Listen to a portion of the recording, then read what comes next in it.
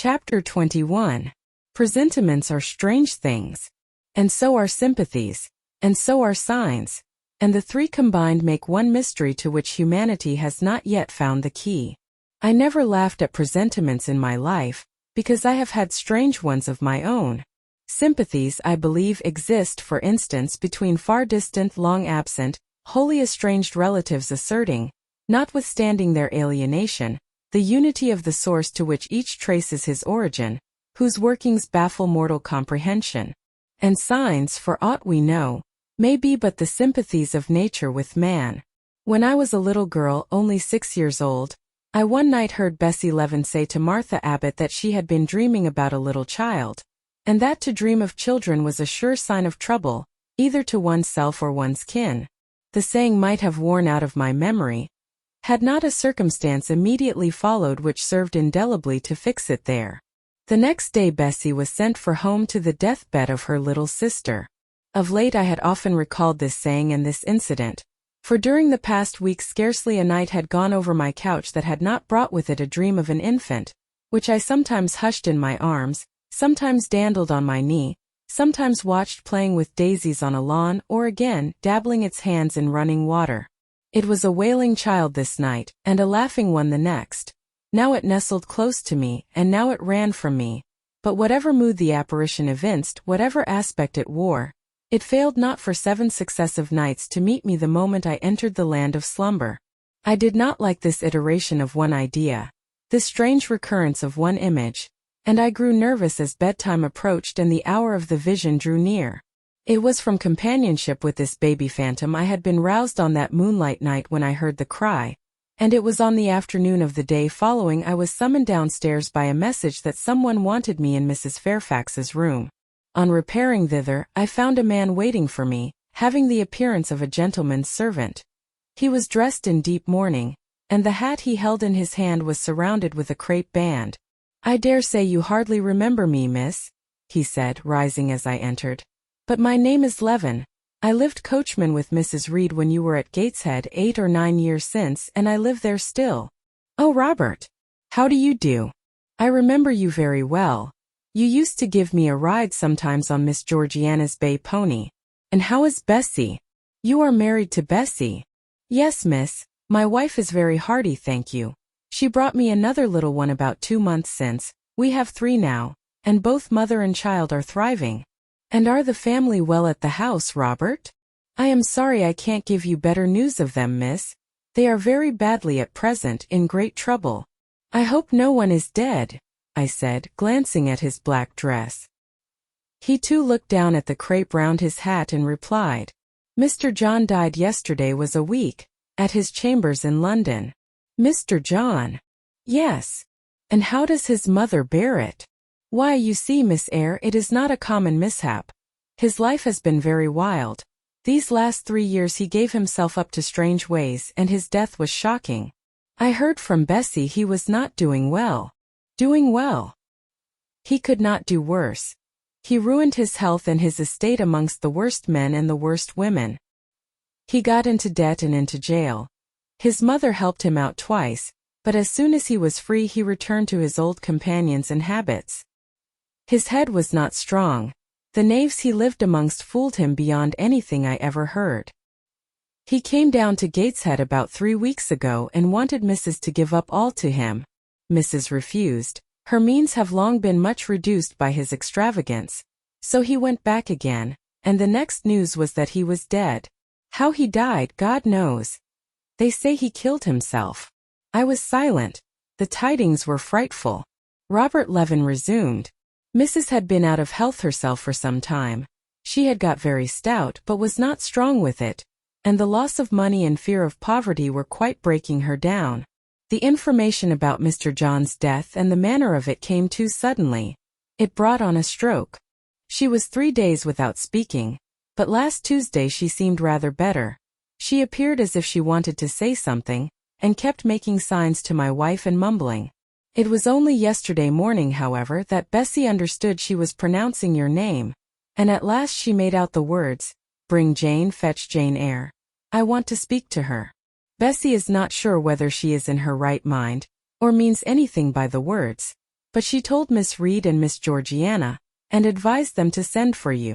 The young ladies put it off at first, but their mother grew so restless and said, "Jane, Jane," so many times that at last they consented. I left Gateshead yesterday, and if you can get ready, miss, I should like to take you back with me early tomorrow morning. Yes, Robert, I shall be ready. It seems to me that I ought to go. I think so too, Mississippi Bessie said she was sure you would not refuse. But I suppose you will have to ask leave before you can get off? Yes, and I will do it now. And having directed him to the servants' hall, and recommended him to the care of John's wife, and the attentions of John himself, I went in search of Mr. Rochester. He was not in any of the lower rooms. He was not in the yard, the stables, or the grounds. I asked Mrs. Fairfax if she had seen him. Yes, she believed he was playing billiards with Miss Ingram. To the billiard room I hastened. The click of balls and the hum of voices resounded thence. Mr. Rochester, Miss Ingram, the two Misses Eshton, and their admirers were all busied in the game. It required some courage to disturb so interesting a party. My errand, however, was one I could not defer, so I approached the master where he stood at Miss Ingram's side. She turned as I drew near and looked at me haughtily. Her eyes seemed to demand, "What can the creeping creature want now?" And when I said in a low voice, "Mr. Rochester," she made a movement as if tempted to order me away. I remember her appearance at the moment. It was very graceful and very striking. She wore a morning robe of sky-blue crepe. A gauzy azure scarf was twisted in her hair. She had been all animation with the game, and irritated pride did not lower the expression of her haughty lineaments. "Does that person want you?" she inquired of Mr. Rochester, and Mr. Rochester turned to see who the person was. He made a curious grimace, one of his strange and equivocal demonstrations, threw down his cue and followed me from the room. "Well, Jane," he said, as he rested his back against the schoolroom door, which he had shut. "If you please, sir, I want leave of absence for a week or two." "What to do?" "Where to go?" "To see a sick lady who has sent for me." "What sick lady?" "Where does she live?" "At Gateshead in Shire." "Shire? That is 100 miles off. Who may she be that sends for people to see her that distance?" "Her name is Reed, sir, Mrs. Reed." "Reed of Gateshead?" "There was a Reed of Gateshead, a magistrate." "It is his widow, sir." "And what have you to do with her? How do you know her?" "Mr. Reed was my uncle, my mother's brother." "The deuce he was! You never told me that before. You always said you had no relations." "None that would own me, sir. Mr. Reed is dead, and his wife cast me off." "Why?" "Because I was poor and burdensome and she disliked me." "But Reed left children. You must have cousins?" Sir George Lynn was talking of a Reed of Gateshead yesterday, who, he said, was one of the various rascals on town, and Ingram was mentioning a Georgiana Reed of the same place, who was much admired for her beauty a season or two ago in London. "John Reed is dead too, sir. He ruined himself and half ruined his family, and is supposed to have committed suicide. The news so shocked his mother that it brought on an apoplectic attack." "And what good can you do her?" "Nonsense, Jane. I would never think of running 100 miles to see an old lady who will perhaps be dead before you reach her. Besides, you say she cast you off." "Yes, sir, but that is long ago, and when her circumstances were very different. I could not be easy to neglect her wishes now." "How long will you stay?" "As short a time as possible, sir." "Promise me only to stay a week." "I had better not pass my word. I might be obliged to break it." "At all events you will come back. You will not be induced under any pretext to take up a permanent residence with her?" "Oh no. I shall certainly return if all be well." "And who goes with you? You don't travel 100 miles alone." "No, sir, she has sent her coachman." "A person to be trusted?" "Yes, sir. He has lived 10 years in the family." Mr. Rochester meditated. "When do you wish to go?" "Early tomorrow morning, sir." "Well, you must have some money. You can't travel without money, and I dare say you have not much. I have given you no salary yet." "How much have you in the world, Jane?" he asked, smiling. I drew out my purse. A meager thing it was. 5 shillings, sir. He took the purse, poured the hoard into his palm, and chuckled over it as if its scantiness amused him. Soon he produced his pocketbook. "Here," said he, offering me a note. It was £50 and he owed me but 15. I told him I had no change. "I don't want change, you know that. Take your wages." I declined accepting more than was my due. He scowled at first. Then, as if recollecting something, he said, Right. Better not give you all now. You would perhaps stay away 3 months if you had £50. There are 10. Is it not plenty?" "Yes, sir, but now you owe me 5. Come back for it then. I am your banker for £40.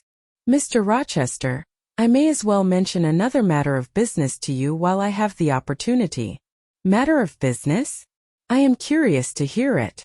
"You have as good as informed me, sir, that you are going shortly to be married?" "Yes, what then?" "In that case, sir, Adele ought to go to school. I am sure you will perceive the necessity of it. To get her out of my bride's way, who might otherwise walk over her rather too emphatically. There's sense in the suggestion, not a doubt of it. Adele, as you say, must go to school, and you of course must march straight to the devil." "I hope not, sir, but I must seek another situation somewhere." "In course," he exclaimed, with a twang of voice and a distortion of features equally fantastic and ludicrous. He looked at me some minutes. "And old Madam Reed or the Misses, her daughters, will be solicited by you to seek a place, I suppose?" "No, sir. I am not on such terms with my relatives as would justify me in asking favors of them, but I shall advertise." "You shall walk up the pyramids of Egypt," he growled. "At your peril you advertise. I wish I had only offered you a sovereign instead of £10. Give me back £9, Jane. I've a use for it." "And so have I, sir," I returned, putting my hands in my purse behind me. I could not spare the money on any account. "Little niggard," said he, refusing me a pecuniary request. "Give me £5, Jane. Not 5 shillings, sir, nor 5 pence. Just let me look at the cash." "No, sir. You are not to be trusted." "Jane." "Sir. Promise me one thing." "I'll promise you anything, sir, that I think I am likely to perform. Not to advertise, and to trust this quest of a situation to me. I'll find you one in time. I shall be glad so to do, sir, if you, in your turn, will promise that I and Adele shall be both safe out of the house before your bride enters it." "Very well. Very well. I'll pledge my word on it. You go tomorrow, then?" "Yes, sir, early. Shall you come down to the drawing-room after dinner?" "No, sir, I must prepare for the journey." "Then you and I must bid good-bye for a little while?" "I suppose so, sir. And how do people perform that ceremony of parting, Jane? Teach me. I'm not quite up to it." "They say farewell or any other form they prefer." "Then say it." "Farewell, Mr. Rochester, for the present." "What must I say?" "The same if you like, sir." "Farewell, Miss Eyre, for the present. Is that all?" "Yes. It seems stingy to my notions and dry and unfriendly. I should like something else. A little addition to the right. If one shook hands, for instance. But no, that would not content me either." "So you'll do no more than say farewell, Jane?" "It is enough, sir. As much goodwill may be conveyed in one hearty word as in many." "Very likely, but it is blank and cool. Farewell." How long is he going to stand with his back against that door? I asked myself. I want to commence my packing. The dinner bell rang, and suddenly away he bolted, without another syllable. I saw him no more during the day, and was off before he had risen in the morning. I reached the lodge at Gateshead about 5 o'clock in the afternoon of the 1st of May. I stepped in there before going up to the hall. It was very clean and neat. The ornamental windows were hung with little white curtains. The floor was spotless. The grate and fire irons were burnished bright, and the fire burnt clear. Bessie sat on the hearth, nursing her last-born, and Robert and his sister played quietly in a corner. "Bless you! I knew you would come," exclaimed Mrs. Levin as I entered. "Yes, Bessie," said I after I had kissed her, "and I trust one am not too late. How is Mrs. Reed?" Alive still, I hope. Yes, she is alive. And more sensible and collected than she was. The doctor says she may linger a week or two yet, but he hardly thinks she will finally recover. Has she mentioned me lately? She was talking of you only this morning and wishing you would come, but she is sleeping now, or was 10 minutes ago, when I was up at the house. She generally lies in a kind of lethargy all the afternoon, and wakes up about 6 or 7.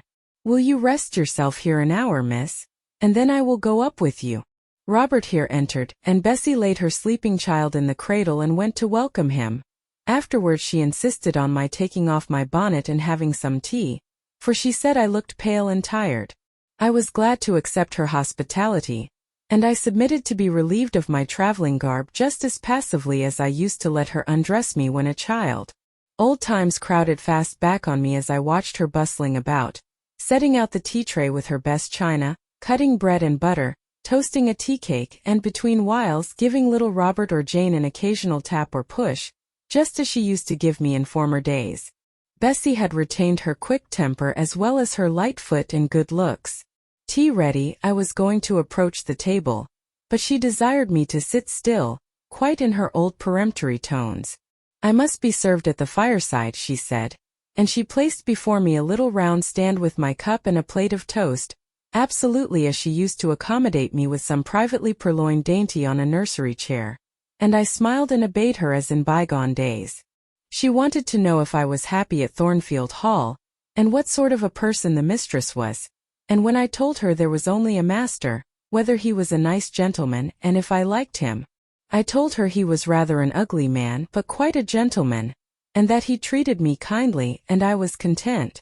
Then I went on to describe to her the gay company that had lately been staying at the house, and to these details Bessie listened with interest. They were precisely of the kind she relished.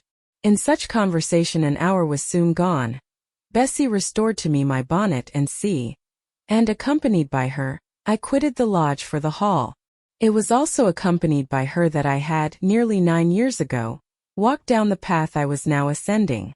On a dark, misty, raw morning in January, I had left a hostile roof with a desperate and embittered heart, a sense of outlawry and almost of reprobation, to seek the chilly harbourage of Lowood, that bourne so far away and unexplored.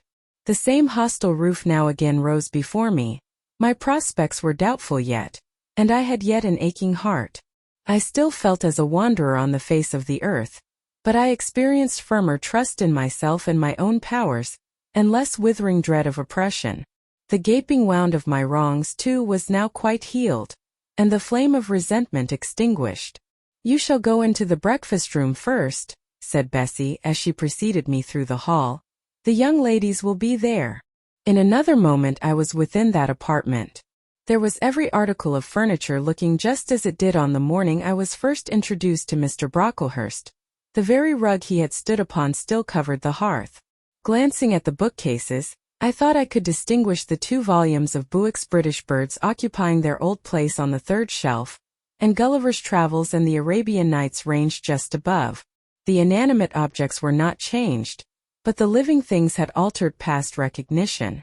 2 young ladies appeared before me, one very tall, almost as tall as Miss Ingram, very thin too, with a sallow face and severe mien.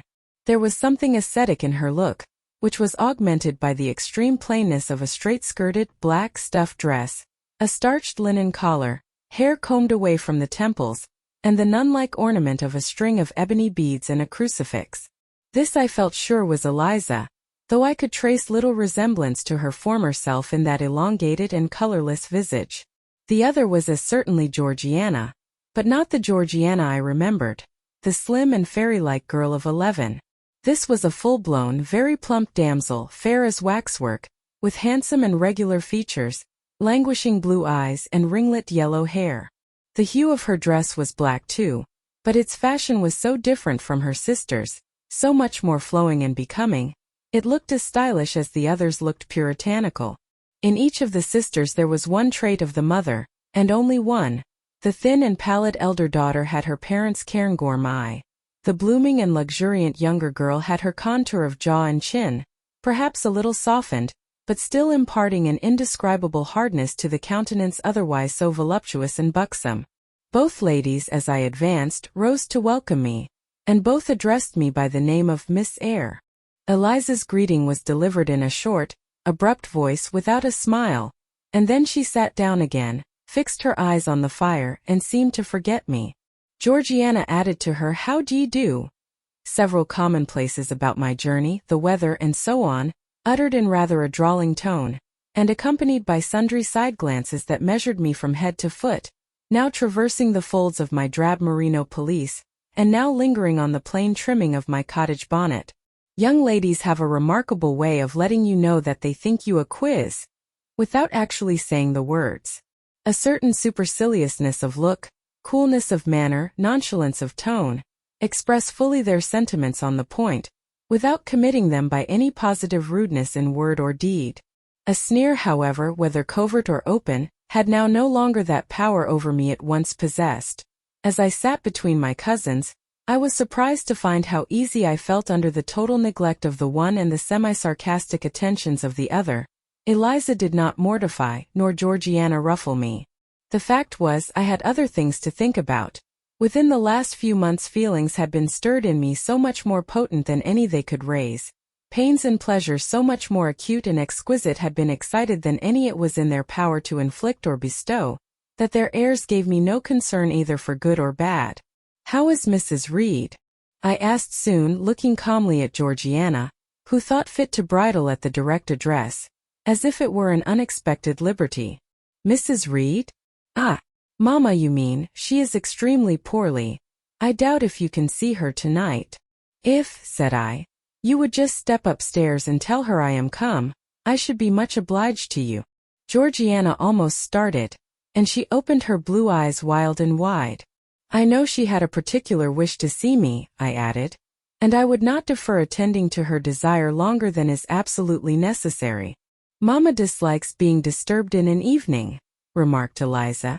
I soon rose, quietly took off my bonnet and gloves, uninvited, and said I would just step out to Bessie, who was, I dared say, in the kitchen, and ask her to ascertain whether Mrs. Reed was disposed to receive me or not tonight. I went, and having found Bessie and dispatched her on my errand, I proceeded to take further measures.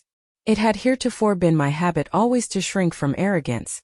Received as I had been today, I should, a year ago, have resolved to quit Gateshead the very next morning. Now it was disclosed to me all at once that that would be a foolish plan. I had taken a journey of 100 miles to see my aunt, and I must stay with her till she was better, or dead. As to her daughter's pride or folly, I must put it on one side, make myself independent of it. So I addressed the housekeeper, asked her to show me a room, told her I should probably be a visitor here for a week or two, had my trunk conveyed to my chamber, and followed it thither myself.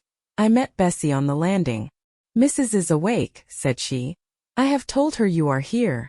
Come and let us see if she will know you."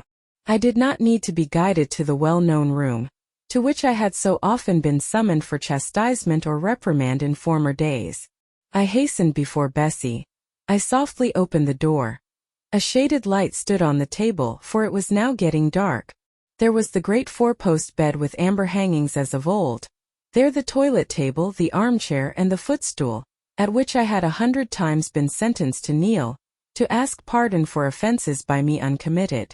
I looked into a certain corner near, half expecting to see the slim outline of a once dreaded switch which used to lurk there, waiting to leap out imp-like and lace my quivering palm or shrinking neck. I approached the bed. I opened the curtains and leant over the high-piled pillows. Well did I remember Mrs. Reed's face, and I eagerly sought the familiar image. It is a happy thing that time quells the longings of vengeance and hushes the promptings of rage and aversion. I had left this woman in bitterness and hate, and I came back to her now with no other emotion than a sort of ruth for her great sufferings, and a strong yearning to forget and forgive all injuries, to be reconciled and clasp hands in amity. The well-known face was there, stern, relentless as ever. There was that peculiar eye which nothing could melt, and the somewhat raised, imperious, despotic eyebrow. How often had it lowered on me menace and hate! And how the recollection of childhood's terrors and sorrows revived as I traced its harsh line now. And yet I stooped down and kissed her. She looked at me. "Is this Jane Eyre?" she said. Yes, Aunt Reed. How are you, dear aunt? I had once vowed that I would never call her aunt again. I thought it no sin to forget and break that vow now. My fingers had fastened on her hand which lay outside the sheet. Had she pressed mine kindly, I should at that moment have experienced true pleasure. But unimpressionable natures are not so soon softened, nor are natural antipathies so readily eradicated. Mrs. Reed took her hand away, and turning her face rather from me, she remarked that the night was warm. Again she regarded me so icily, I felt at once that her opinion of me, her feeling towards me, was unchanged and unchangeable. I knew by her stony eye opaque to tenderness, indissoluble to tears, that she was resolved to consider me bad to the last, because to believe me good would give her no generous pleasure, only a sense of mortification. I felt pain, and then I felt ire, and then I felt a determination to subdue her, to be her mistress in spite both of her nature and her will. My tears had risen just as in childhood. I ordered them back to their source. I brought a chair to the bedhead. I sat down and leaned over the pillow. You sent for me, I said, and I am here, and it is my intention to stay till I see how you get on. Oh, of course. You have seen my daughters. Yes. Well, you may tell them I wish you to stay till I can talk some things over with you I have on my mind. Tonight it is too late, and I have a difficulty in recalling them. But there was something I wished to say, let me see. The wandering look and changed utterance told what wreck had taken place in her once vigorous frame. Turning restlessly, she drew the bedclothes round her. My elbow, resting on a corner of the quilt, fixed it down. She was at once irritated. Sit up, said she. Don't annoy me with holding the clothes fast. Are you Jane Eyre? I am Jane Eyre. I have had more trouble with that child than anyone would believe. Such a burden to be left on my hands, and so much annoyance as she caused me, daily and hourly, with her incomprehensible disposition, and her sudden starts of temper, and her continual unnatural watchings of one's movements. I declare she talked to me once like something mad or like a fiend. No child ever spoke or looked as she did. I was glad to get her away from the house. What did they do with her at Lowood? The fever broke out there and many of the pupils died. She, however, did not die, but I said she did. I wish she had died. A strange wish, Mrs. Reed. Why do you hate her so? I had a dislike to her mother always, for she was my husband's only sister, and a great favorite with him. He opposed the family's disowning her when she made her low marriage, and when news came of her death, he wept like a simpleton. He would send for the baby, though I entreated him rather to put it out to nurse and pay for its maintenance. I hated it the first time I set my eyes on it. A sickly, whining, pining thing. It would wail in its cradle all night long, not screaming heartily like any other child, but whimpering and moaning. Reed pitied it, and he used to nurse it and notice it as if it had been his own, more indeed than he ever noticed his own at that age. He would try to make my children friendly to the little beggar. The darlings could not bear it, and he was angry with them when they showed their dislike. In his last illness, he had it brought continually to his bedside, and but an hour before he died, he bound me by vow to keep the creature. I would as soon have been charged with a pauper brat out of a workhouse, but he was weak, naturally weak. John does not at all resemble his father, and I am glad of it. John is like me and like my brothers. He is quite a Gibson. Oh, I wish he would cease tormenting me with letters for money. I have no more money to give him. We are getting poor. I must send away half the servants and shut up part of the house, or let it off. I can never submit to do that. Yet how are we to get on? 2/3 of my income goes in paying the interest of mortgages. John gambles dreadfully and always loses, poor boy. He is beset by sharpers. John is sunk and degraded. His look is frightful. I feel ashamed for him when I see him. She was getting much excited. I think I had better leave her now, said I to Bessie, who stood on the other side of the bed. Perhaps you had, miss, but she often talks in this way towards night. In the morning she is calmer. I rose. Stop, exclaimed Mrs. Reed. There is another thing I wish to say. He threatens me. He continually threatens me with his own death or mine. And I dream sometimes that I see him laid out with a great wound in his throat, or with a swollen and blackened face. I am come to a strange pass. I have heavy troubles. What is to be done? How is the money to be had? Bessie now endeavored to persuade her to take a sedative draught. She succeeded with difficulty. Soon after, Mrs. Reed grew more composed, and sank into a dozing state. I then left her. More than 10 days elapsed before I had again any conversation with her. She continued either delirious or lethargic, and the doctor forbade everything which could painfully excite her. Meantime, I got on as well as I could with Georgiana and Eliza. They were very cold indeed at first. Eliza would sit half the day sewing, reading, or writing, and scarcely utter a word either to me or her sister. Georgiana would chatter nonsense to her canary bird by the hour, and take no notice of me. But I was determined not to seem at a loss for occupation or amusement. I had brought my drawing materials with me, and they served me for both. Provided with a case of pencils and some sheets of paper, I used to take a seat apart from them, near the window, and busy myself in sketching fancy vignettes, representing any scene that happened momentarily to shape itself in the ever-shifting kaleidoscope of imagination. A glimpse of sea between two rocks, the rising moon and a ship crossing its disk, a group of reeds and water flags and a naiad's head, crowned with lotus flowers rising out of them, an elf sitting in a hedge sparrow's nest under a wreath of hawthorn bloom.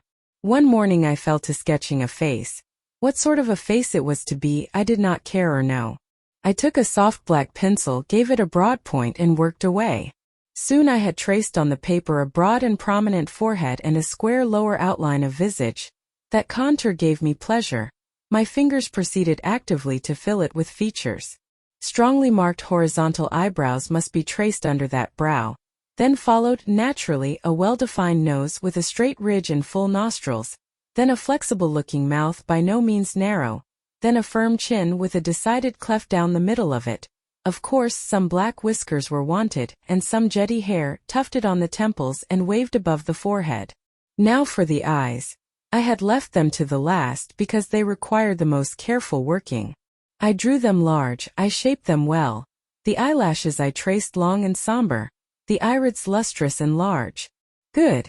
But not quite the thing, I thought as I surveyed the effect. They want more force and spirit, and I wrought the shades blacker that the lights might flash more brilliantly.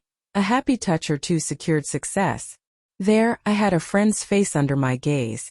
And what did it signify that those young ladies turned their backs on me? I looked at it. I smiled at the speaking likeness. I was absorbed and content. "Is that a portrait of someone you know?" asked Eliza, who had approached me unnoticed. I responded that it was merely a fancy head, and hurried it beneath the other sheets. Of course I lied. It was, in fact, a very faithful representation of Mr. Rochester. But what was that to her, or to anyone but myself? Georgiana also advanced to look. The other drawings pleased her much, but she called that an ugly man. They both seemed surprised at my skill. I offered to sketch their portraits, and each in turn sat for a pencil outline. Then Georgiana produced her album.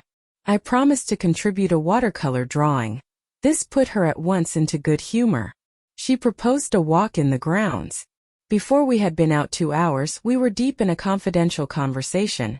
She had favored me with a description of the brilliant winter she had spent in London 2 seasons ago, of the admiration she had there excited, the attention she had received, and I even got hints of the titled conquest she had made. In the course of the afternoon and evening these hints were enlarged on, various soft conversations were reported, and sentimental scenes represented, and in short, a volume of a novel of fashionable life was that day improvised by her for my benefit. The communications were renewed from day to day. They always ran on the same theme, herself, her loves and woes. It was strange she never once adverted either to her mother's illness, or her brother's death, or the present gloomy state of the family prospects. Her mind seemed wholly taken up with reminiscences of past gaiety, and aspirations after dissipations to come. She passed about 5 minutes each day in her mother's sick room, and no more. Eliza still spoke little. She had evidently no time to talk. I never saw a busier person than she seemed to be, yet it was difficult to say what she did, or rather to discover any result of her diligence. She had an alarm to call her up early. I know not how she occupied herself before breakfast, but after that meal she divided her time into regular portions, and each hour had its allotted task. 3 times a day she studied a little book which I found on inspection was a common prayer book. I asked her once what was the great attraction of that volume, and she said, "The rubric." 3 hours she gave to stitching with gold thread, the border of a square crimson cloth, almost large enough for a carpet. In answer to my inquiries after the use of this article, she informed me it was a covering for the altar of a new church lately erected near Gateshead. 2 hours she devoted to her diary, 2 to working by herself in the kitchen garden, and 1 to the regulation of her accounts. She seemed to want no company, no conversation. I believe she was happy in her way. This routine sufficed for her, and nothing annoyed her so much as the occurrence of any incident which forced her to vary its clockwork regularity. She told me one evening, when more disposed to be communicative than usual, that John's conduct and the threatened ruin of the family had been a source of profound affliction to her. But she had now, she said, settled her mind and formed her resolution. Her own fortune she had taken care to secure, and when her mother died, and it was wholly improbable, she tranquilly remarked that she should either recover or linger long, she would execute a long-cherished project, seek a retirement where punctual habits would be permanently secured from disturbance, and place safe barriers between herself and a frivolous world. I asked if Georgiana would accompany her. Of course not. Georgiana and she had nothing in common. They never had had. She would not be burdened with her society for any consideration. Georgiana should take her own course, and she, Eliza, would take hers. Georgiana, when not unburdening her heart to me, spent most of her time in lying on the sofa, fretting about the dullness of the house, and wishing over and over again that her Aunt Gibson would send her an invitation up to town. It would be so much better, she said, if she could only get out of the way for a month or 2 till all was over. I did not ask what she meant by all being over, but I suppose she referred to the expected decease of her mother, and the gloomy sequel of funeral rites. Eliza generally took no more notice of her sister's indolence and complaints than if no such murmuring, lounging object had been before her. One day, however, as she put away her account book and unfolded her embroidery, she suddenly took her up thus: "Georgiana, a more vain and absurd animal than you was certainly never allowed to cumber the earth. You had no right to be born, for you make no use of life. Instead of living for, in and with yourself as a reasonable being ought, you seek only to fasten your feebleness on some other person's strength. If no one can be found willing to burden her or himself with such a fat, weak, puffy, useless thing, you cry out that you are ill-treated, neglected, miserable. Then too existence for you must be a scene of continual change and excitement, or else the world is a dungeon. You must be admired, you must be courted, you must be flattered. You must have music, dancing, and society, or you languish, you die away. Have you no sense to devise a system which will make you independent of all efforts, and all wills but your own? Take one day, share it into sections, to each section apportion its task. Leave no stray unemployed quarters of an hour, 10 minutes, 5 minutes, include all. Do each piece of business in its turn with method, with rigid regularity. The day will close almost before you are aware it has begun, and you are indebted to no one for helping you to get rid of one vacant moment. You have had to seek no one's company, conversation, sympathy, forbearance. You have lived, in short, as an independent being ought to do. Take this advice, the first and last I shall offer you. Then you will not want me or anyone else, happen what may. Neglect it. Go on as heretofore, craving, whining, and idling, and suffer the results of your idiocy, however bad and insufferable they may be. I tell you this plainly, and listen, for though I shall no more repeat what I am now about to say, I shall steadily act on it. After my mother's death, I wash my hands of you. From the day her coffin is carried to the vault in Gateshead Church, you and I will be as separate as if we had never known each other. You need not think that because we chance to be born of the same parents, I shall suffer you to fasten me down by even the feeblest claim. I can tell you this, If the whole human race, ourselves excepted, were swept away, and we two stood alone on the earth, I would leave you in the old world and betake myself to the new." She closed her lips. "You might have spared yourself the trouble of delivering that tirade," answered Georgiana. "Everybody knows you are the most selfish, heartless creature in existence, and I know your spiteful hatred towards me. I have had a specimen of it before in the trick you played me about Lord Edwin Vere. You could not bear me to be raised above you, to have a title, to be received into circles where you dare not show your face, and so you acted the spy and informer, and ruined my prospects forever." Georgiana took out her handkerchief and blew her nose for an hour afterwards. Eliza sat cold, impassible, and assiduously industrious. True generous feeling is made small account of by some, but here were two natures rendered, the one intolerably acrid, the other despicably savorless for the want of it. Feeling without judgment is a washy draught indeed, but judgment untempered by feeling is too bitter and husky a morsel for human deglutition. It was a wet and windy afternoon. Georgiana had fallen asleep on the sofa over the perusal of a novel. Eliza was gone to attend a Saint's Day service at the new church, for in matters of religion she was a rigid formalist. No weather ever prevented the punctual discharge of what she considered her devotional duties. Fair or foul, she went to church thrice every Sunday, and as often on weekdays as there were prayers. I bethought myself to go upstairs and see how the dying woman sped, who lay there almost unheeded. The very servants paid her but a remittent attention. The hired nurse, being little looked after, would slip out of the room whenever she could. Bessie was faithful, but she had her own family to mind, and could only come occasionally to the hall. I found the sick room unwatched as I had expected. No nurse was there. The patient lay still and seemingly lethargic, her livid face sunk in the pillows.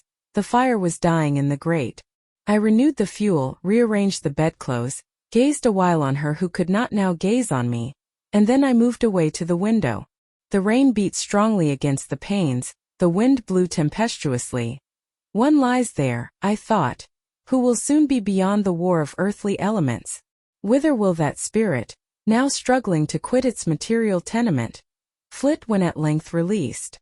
In pondering the great mystery, I thought of Helen Burns, recalled her dying words, her faith, her doctrine of the equality of disembodied souls.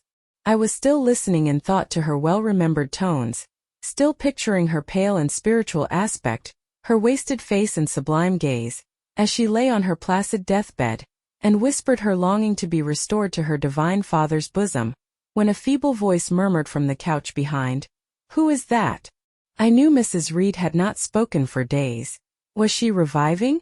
I went up to her. "It is I, Aunt Reed." "Who I?" was her answer. "Who are you?" Looking at me with surprise and a sort of alarm, but still not wildly. "You are quite a stranger to me. Where is Bessie?" "She is at the lodge, Aunt." "Aunt," she repeated. "Who calls me Aunt? You are not one of the Gibsons, and yet I know you. That face and the eyes and forehead are quite familiar to me. You are like Jane Eyre." I said nothing. I was afraid of occasioning some shock by declaring my identity. "Yet," said she, "I am afraid it is a mistake. My thoughts deceive me. I wish to see Jane Eyre, and I fancy a likeness where none exists. Besides, in 8 years she must be so changed." I now gently assured her that I was the person she supposed and desired me to be, and seeing that I was understood, and that her senses were quite collected, I explained how Bessie had sent her husband to fetch me from Thornfield. "I am very ill, I know," she said ere long. "I was trying to turn myself a few minutes since, and find I cannot move a limb. It is as well I should ease my mind before I die. What we think little of in health, burdens us at such an hour as the present is to me. Is the nurse here? Or is there no one in the room but you?" I assured her we were alone. "Well, I have twice done you a wrong which I regret now. One was in breaking the promise which I gave my husband to bring you up as my own child. The other—" She stopped. "After all, it is of no great importance perhaps," she murmured to herself, "and then I may get better, and to humble myself so to her is painful."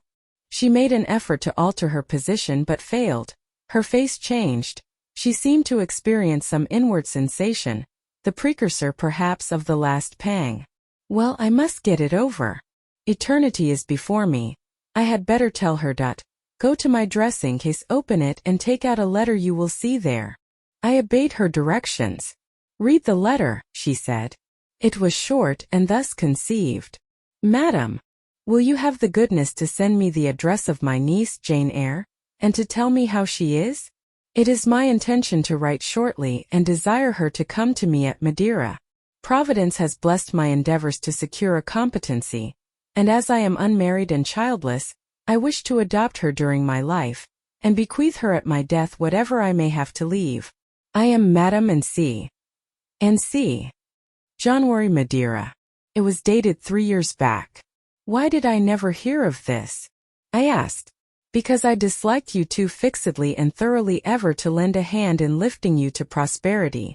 I could not forget your conduct to me, Jane, the fury with which you once turned on me, the tone in which you declared you abhorred me the worst of anybody in the world, the unchildlike look and voice with which you affirmed that the very thought of me made you sick, and asserted that I had treated you with miserable cruelty. I could not forget my own sensations when you thus started up and poured out the venom of your mind. I felt fear as if an animal that I had struck or pushed had looked up at me with human eyes and cursed me in a man's voice. Bring me some water. Oh, make haste. Dear Mrs. Reed, said I, as I offered her the draught she required. Think no more of all this, let it pass away from your mind. Forgive me for my passionate language. I was a child then. 8-9 years have passed since that day. She heeded nothing of what I said. But when she had tasted the water and drawn breath, she went on thus. I tell you I could not forget it, and I took my revenge. For you to be adopted by your uncle, and placed in a state of ease and comfort, was what I could not endure. I wrote to him. I said I was sorry for his disappointment, but Jane Eyre was dead. She had died of typhus fever at Lowood. Now act as you please. Write and contradict my assertion, expose my falsehood as soon as you like. You were born, I think, to be my torment. My last hour is racked by the recollection of a deed which, but for you, I should never have been tempted to commit. If you could but be persuaded to think no more of it, and to regard me with kindness and forgiveness. You have a very bad disposition, said she, and one to this day I feel it impossible to understand. How for 9 years you could be patient and quiescent under any treatment, and in the 10th break out all fire and violence, I can never comprehend. My disposition is not so bad as you think. I am passionate but not vindictive. Many a time as a little child, I should have been glad to love you if you would have let me, and I long earnestly to be reconciled to you now. Kiss me, aunt. I approached my cheek to her lips. She would not touch it. She said I oppressed her by leaning over the bed, and again demanded water. As I laid her down, for I raised her and supported her on my arm while she drank, I covered her ice-cold and clammy hand with mine. The feeble fingers shrank from my touch, the glazing eyes shunned my gaze. Love me then or hate me as you will, I said at last. You have my full and free forgiveness. Ask now for God's and be at peace. Poor suffering woman. It was too late for her to make now the effort to change her habitual frame of mind. Living she had ever hated me, dying she must hate me still. The nurse now entered and Bessie followed. I yet lingered half an hour longer, hoping to see some sign of amity, but she gave none. She was fast relapsing into stupor, nor did her mind again rally. At 12 o'clock that night she died. I was not present to close her eyes, nor were either of her daughters. They came to tell us the next morning that all was over. She was by that time laid out. Eliza and I went to look at her. Georgiana, who had burst out into loud weeping, said she dared not go.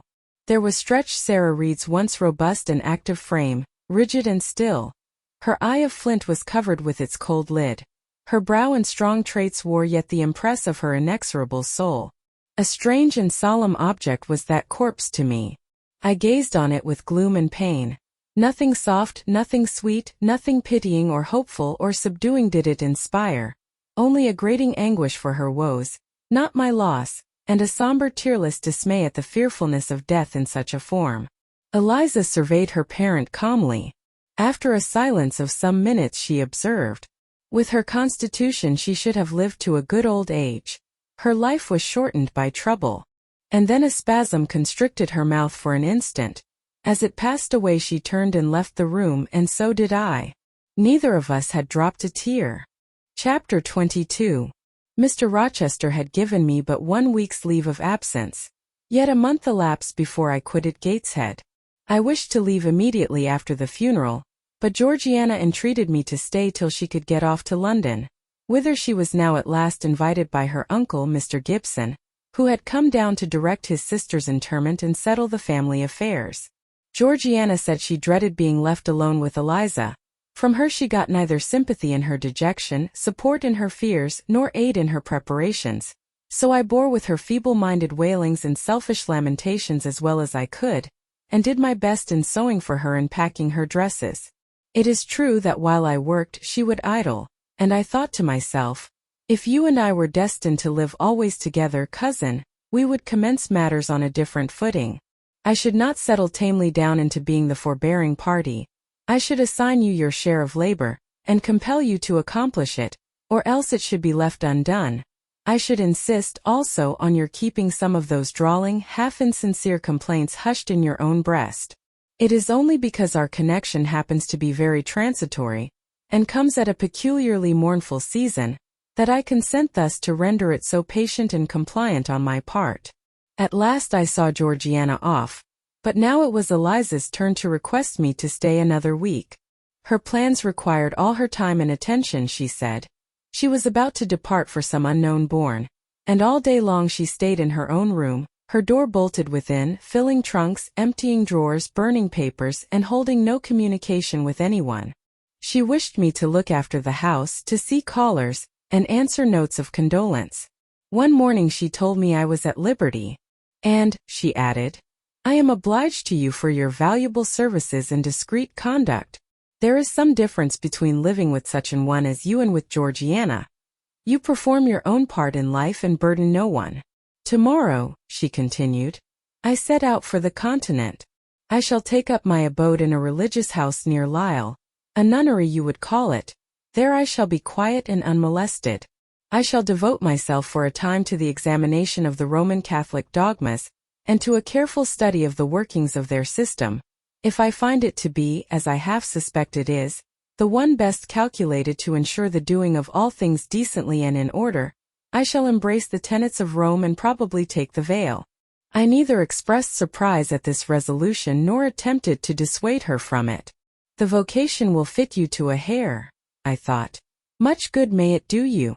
When we parted, she said, Goodbye, cousin Jane Eyre. I wish you well. You have some sense. I then returned, You are not without sense, cousin Eliza. But what you have, I suppose, in another year will be walled up alive in a French convent. However, it is not my business, and so it suits you I don't much care. You are in the right, said she. And with these words we each went our separate way.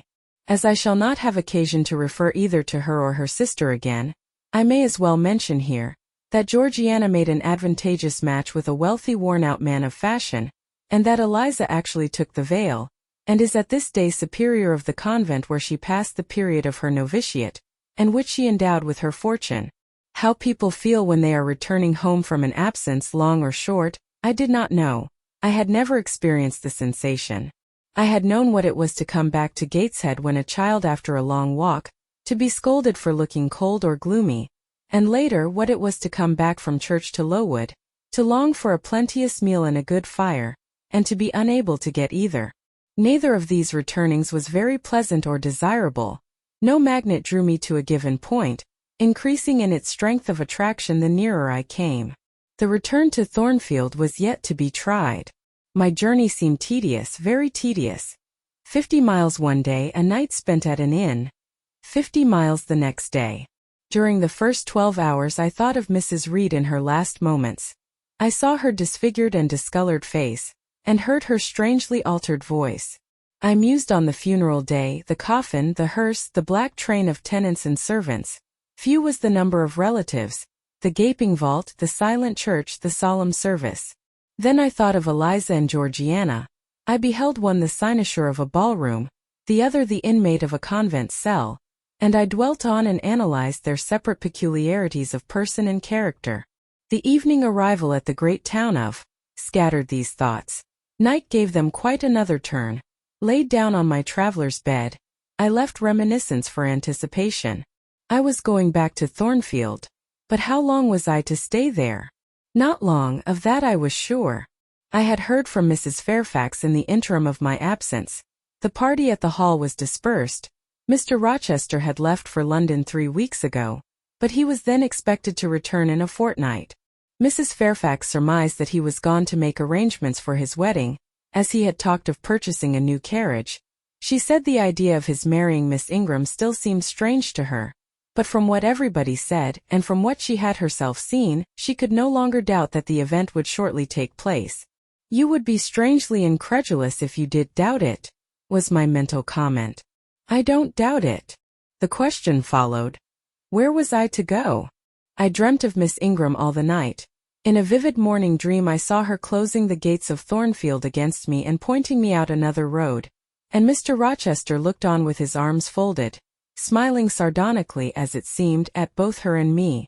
I had not notified to Mrs. Fairfax the exact day of my return, for I did not wish either car or carriage to meet me at Millcote.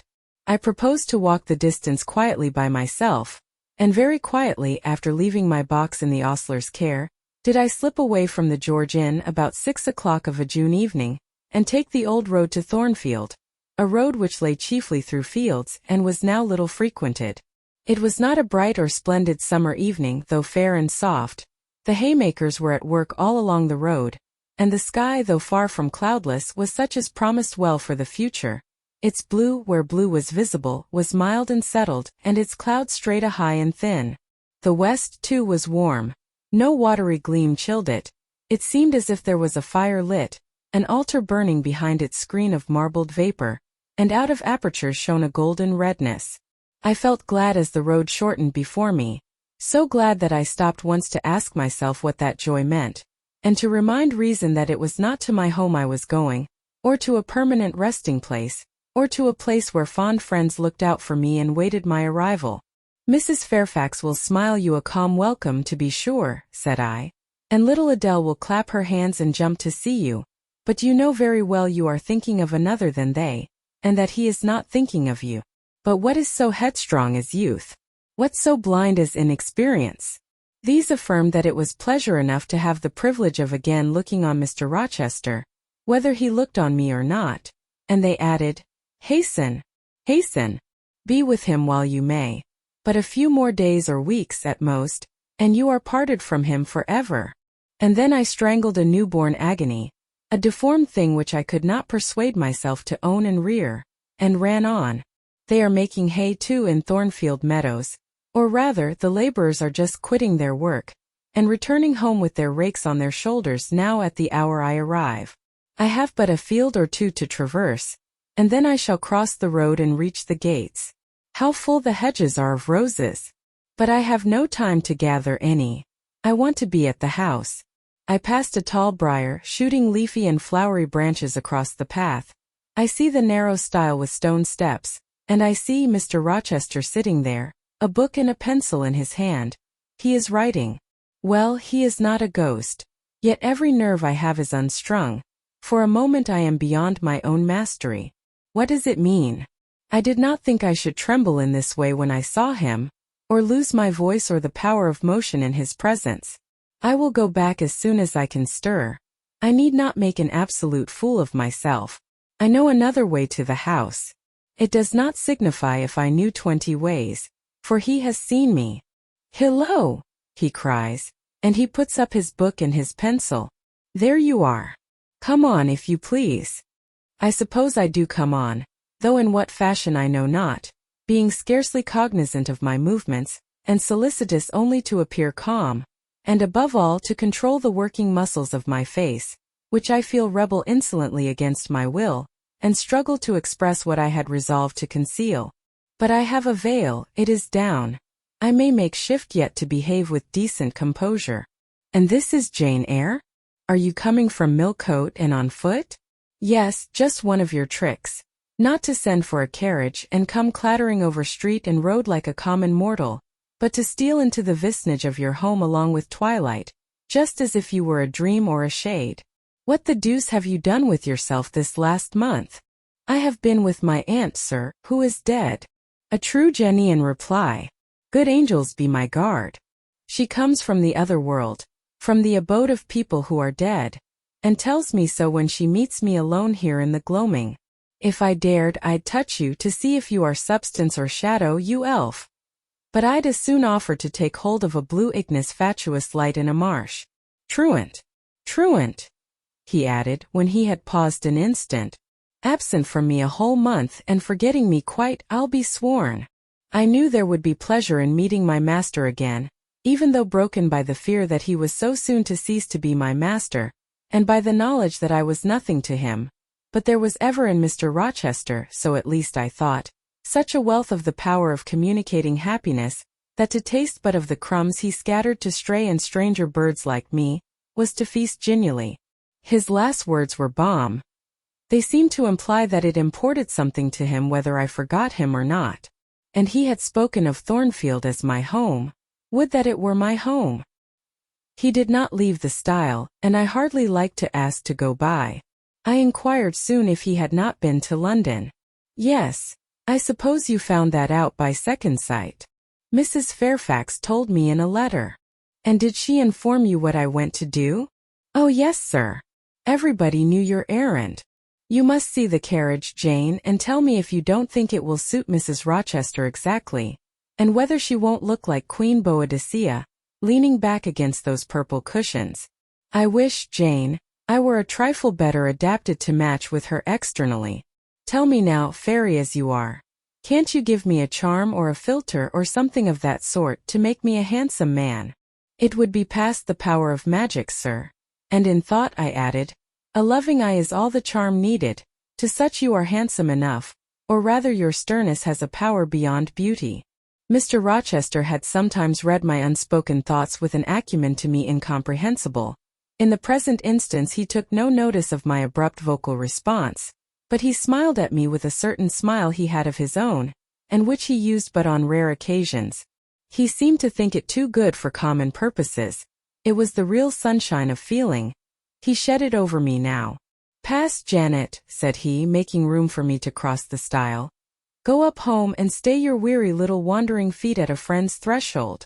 All I had now to do was to obey him in silence. No need for me to colloquize further. I got over the stile without a word, and meant to leave him calmly. An impulse held me fast. A force turned me round. I said, or something in me said for me and in spite of me. Thank you, Mr. Rochester, for your great kindness. I am strangely glad to get back again to you. And wherever you are is my home, my only home.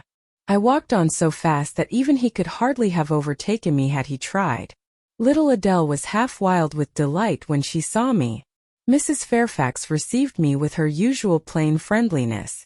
Leah smiled, and even Sophie bid me bonsoir with glee. This was very pleasant.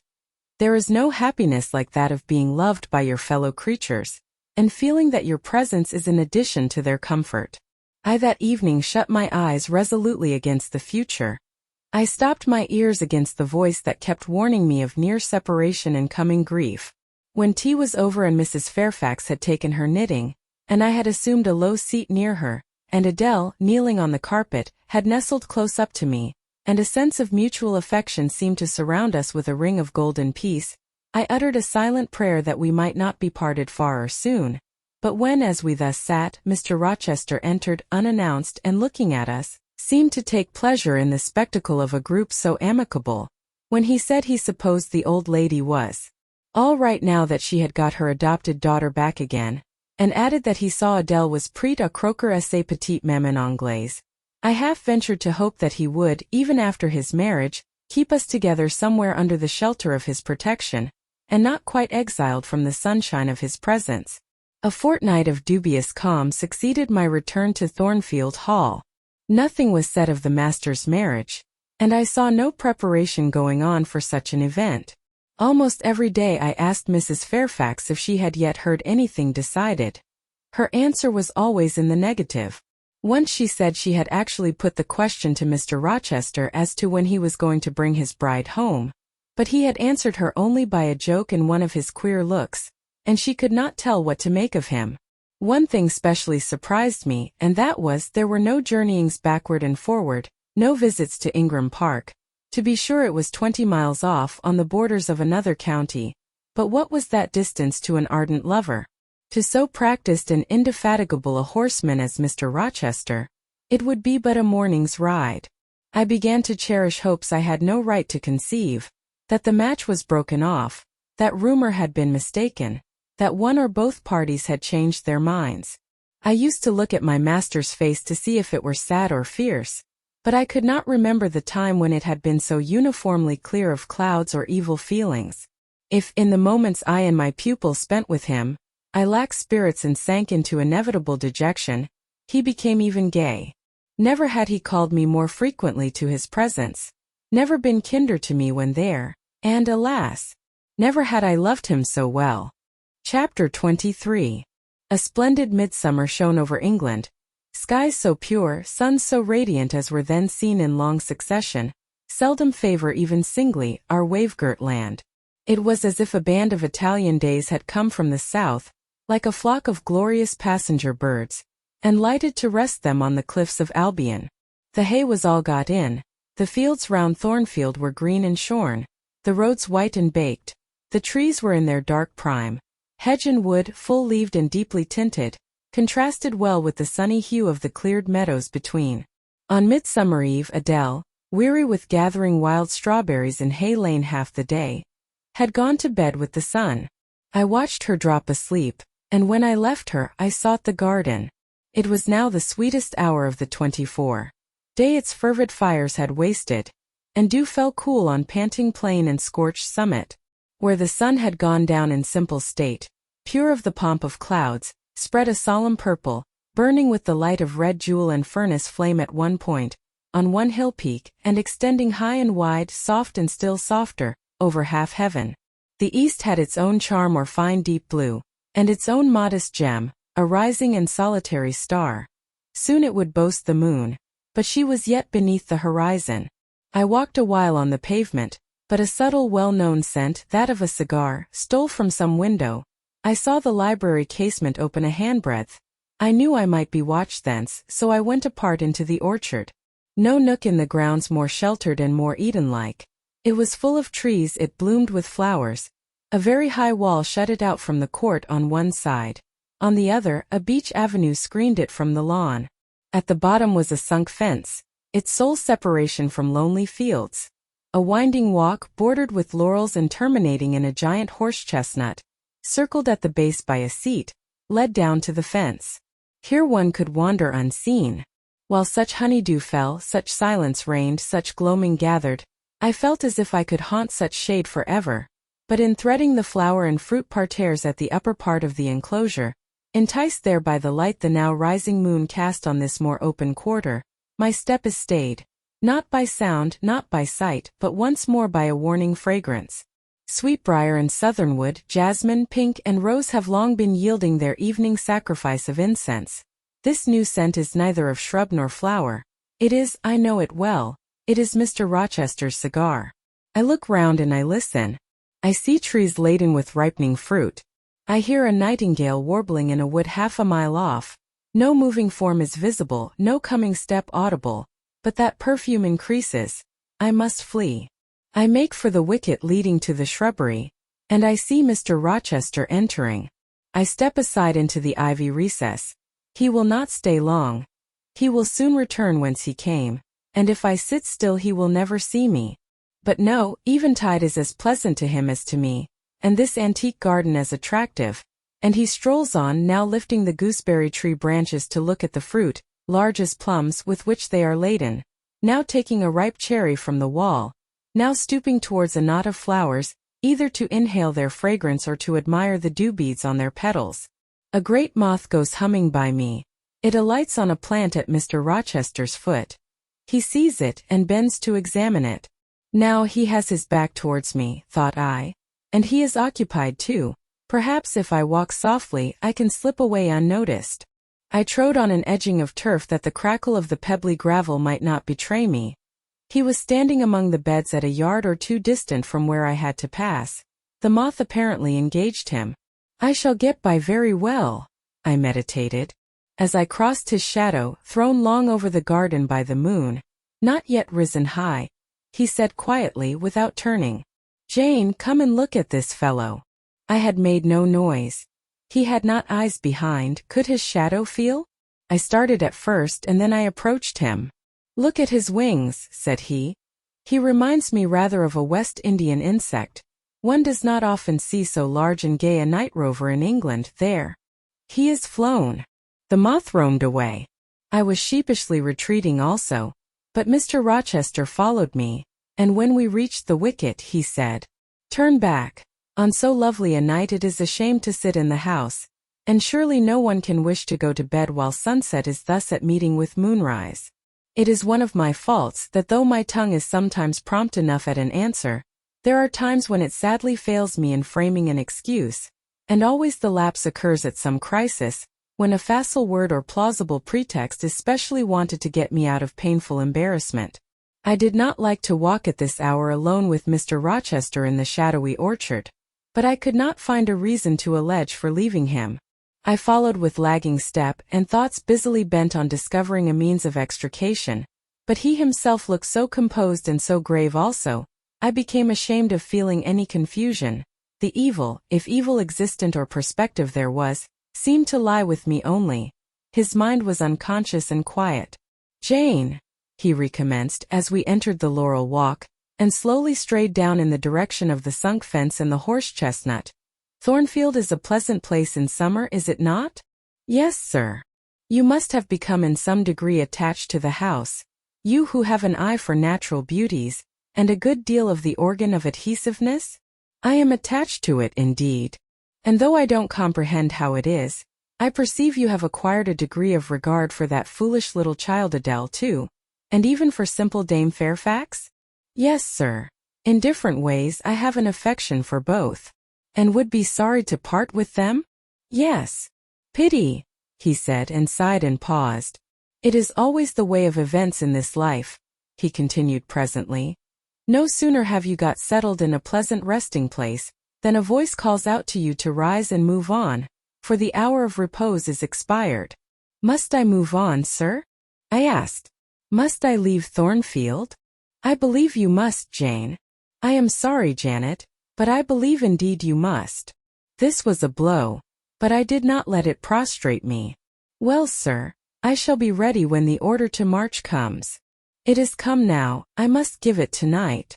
"Then you are going to be married, sir?" Exactly precise ly. With your usual acuteness, you have hit the nail straight on the head. "Soon, sir." "Very soon, that is, Miss Eyre. And you'll remember, Jane, the first time I or rumor plainly intimated to you that it was my intention to put my old bachelor's neck into the sacred noose, to enter into the holy estate of matrimony, to take Miss Ingram to my bosom. In short, she's an extensive armful. But that's not to the point. One can't have too much of such a very excellent thing as my beautiful Blanche. Well, as I was saying, listen to me, Jane. You're not turning your head to look after more moths, are you? That was only a lady clock, child, flying away home. I wish to remind you that it was you who first said to me, with that discretion I respect in you, with that foresight, prudence, and humility which befit your responsible and dependent position, that in case I married Miss Ingram, both you and little Adele had better trot forthwith. I pass over the sort of slur conveyed in this suggestion on the character of my beloved. Indeed, when you are far away, Janet, I'll try to forget it. I shall notice only its wisdom, which is such that I have made it my law of action. Adele must go to school, and you, Miss Eyre, must get a new situation. Yes, sir, I will advertise immediately, and meantime I suppose, I suppose I may stay here till I find another shelter to betake myself to. But I stopped, feeling it would not do to risk a long sentence, for my voice was not quite under command. "In about a month I hope to be a bridegroom," continued Mr. Rochester, "and in the interim I shall myself look out for employment and an asylum for you." "Thank you, sir. I am sorry to give—" "Oh, no need to apologize. I consider that when a dependent does her duty as well as you have done yours, she has a sort of claim upon her employer for any little assistance he can conveniently render her. Indeed, I have already, through my future mother-in-law, heard of a place that I think will suit. It is to undertake the education of the 5 daughters of Mrs. Dionysius Ogle of Bitternut Lodge, Connaught, Ireland. You'll like Ireland, I think. They're such warm-hearted people there, they say. It is a long way off, sir. No matter. A girl of your sense will not object to the voyage or the distance. Not the voyage, but the distance. And then the sea is a barrier. From what, Jane? From England and from Thornfield. And, well, from you, sir.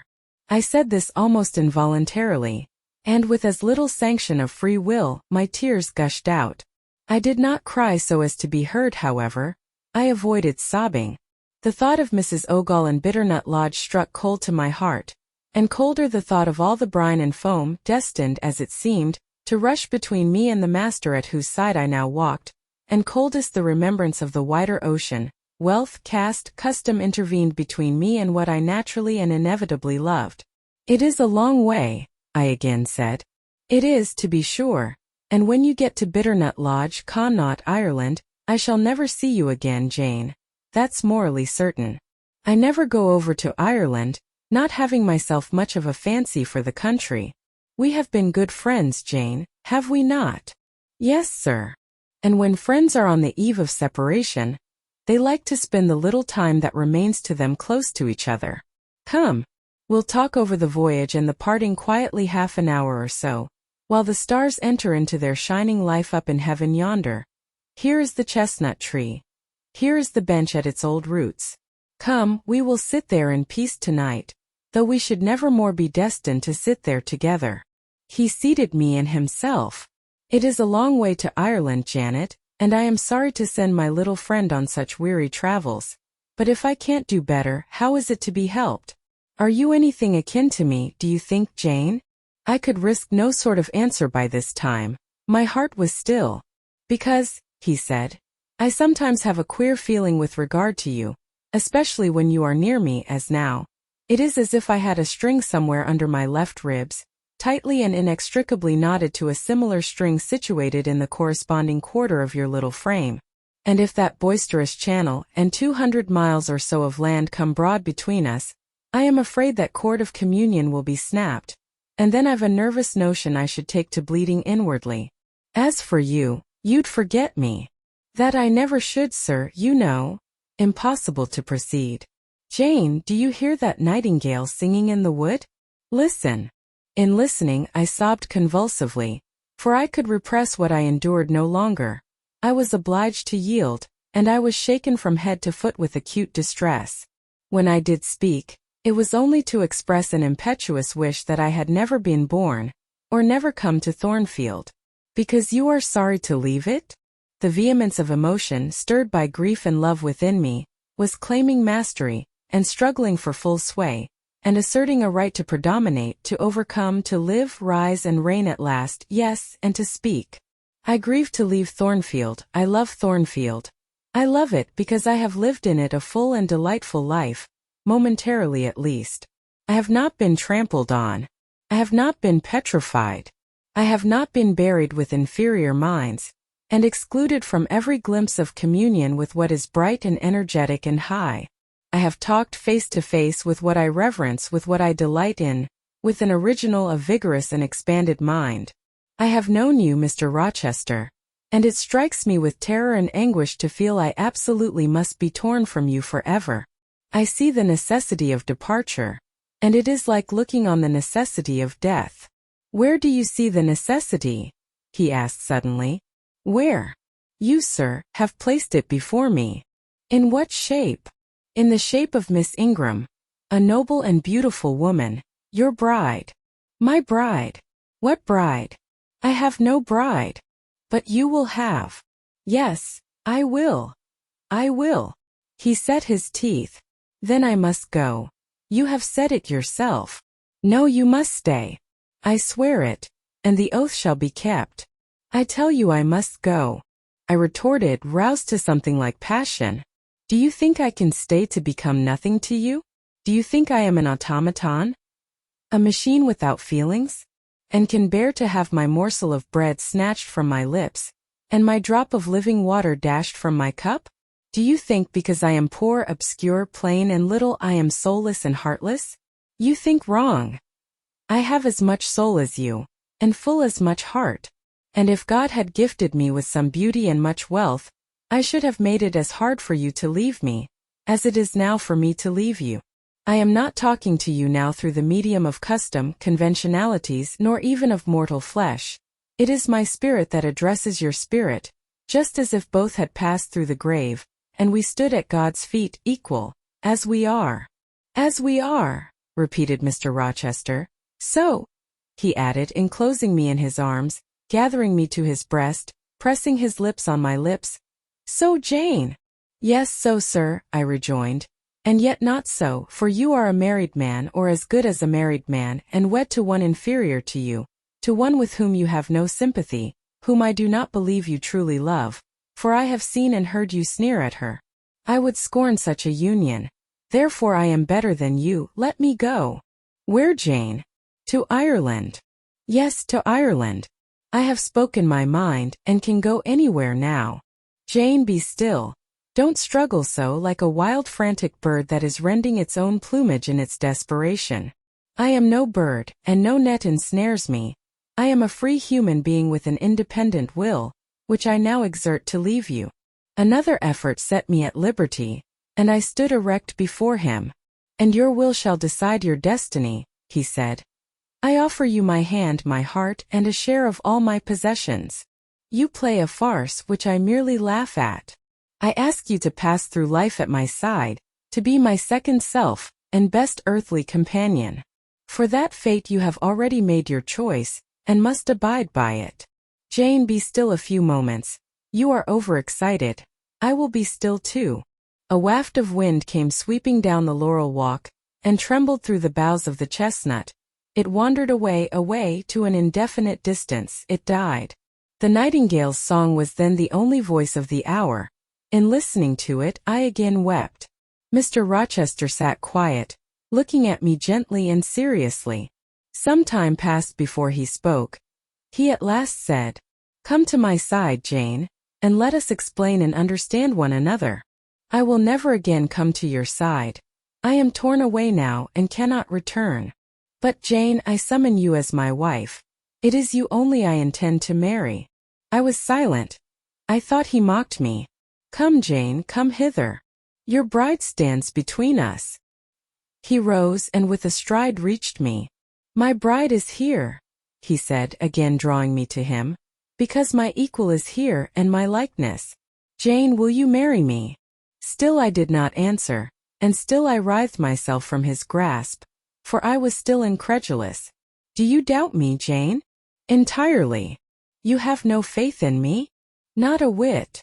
"Am I a liar in your eyes?" he asked passionately. "Little skeptic, you shall be convinced. What love have I for Miss Ingram? None, and that you know. What love has she for me? None, as I have taken pains to prove. I caused a rumor to reach her that my fortune was not a third of what was supposed, and after that I presented myself to see the result. It was coldness both from her and her mother. I could not marry Miss Ingram. You strange, you almost unearthly thing. I love as my own flesh. You, poor and obscure and small and plain as you are, I entreat to accept me as a husband." "What, me?" I ejaculated, beginning in his earnestness, and especially in his incivility, to credit his sincerity. "Me who have not a friend in the world but you, if you are my friend, not a shilling but what you have given me? You, Jane, I must have you for my own, entirely my own. Will you be mine? Say yes quickly. Mr. Rochester, let me look at your face. Turn to the moonlight." "Why?" "Because I want to read your countenance. Turn. There. You will find it scarcely more legible than a crumpled, scratched page. Read on. Only make haste, for I suffer." His face was very much agitated and very much flushed, and there were strong workings in the features, and strange gleams in the eyes. "Oh, Jane, you torture me," he exclaimed, with that searching and yet faithful and generous look, You torture me. How can I do that? If you are true and your offer real, my only feelings to you must be gratitude and devotion. They cannot torture. Gratitude, he ejaculated and added wildly, Jane, accept me quickly. Say Edward, give me my name Edward, I will marry you. Are you in earnest? Do you truly love me? Do you sincerely wish me to be your wife? I do. And if an oath is necessary to satisfy you, I swear it. Then, sir, I will marry you. Edward, my little wife. Dear Edward. Come to me entirely now, said he, and added in his deepest tone, speaking in my ear as his cheek was laid on mine, make my happiness, I will make yours. God pardon me, he subjoined ere long, and man meddle not with me. I have her and will hold her. There is no one to meddle, sir. I have no kindred to interfere. No, that is the best of it, he said. And if I had loved him less I should have thought his accent and look of exultation savage, but sitting by him, roused from the nightmare of parting, called to the paradise of union, I thought only of the bliss given me to drink in so abundant a flow. Again and again he said, Are you happy, Jane? And again I answered, Yes. After which he murmured, It will atone, it will atone. Have I not found her friendless and cold and comfortless? Will I not guard and cherish and solace her? Is there not love in my heart, and constancy in my resolves? It will expiate at God's tribunal. I know my Maker sanctions what I do. For the world's judgment, I wash my hands thereof. For man's opinion, I defy it. But what had befallen the night? The moon was not yet set, and we were all in shadow. I could scarcely see my master's face, near as I was. And what ailed the chestnut tree? It writhed and groaned, while wind roared in the laurel walk and came sweeping over us. We must go in, said Mr. Rochester. The weather changes. I could have sat with thee till morning, Jane. And so, thought I, could I with you. I should have said so, perhaps, but a livid, vivid spark leapt out of a cloud at which I was looking, and there was a crack, a crash, and a close rattling peal. And I thought only of hiding my dazzled eyes against Mr. Rochester's shoulder. The rain rushed down. He hurried me up the walk, through the grounds and into the house, but we were quite wet before we could pass the threshold.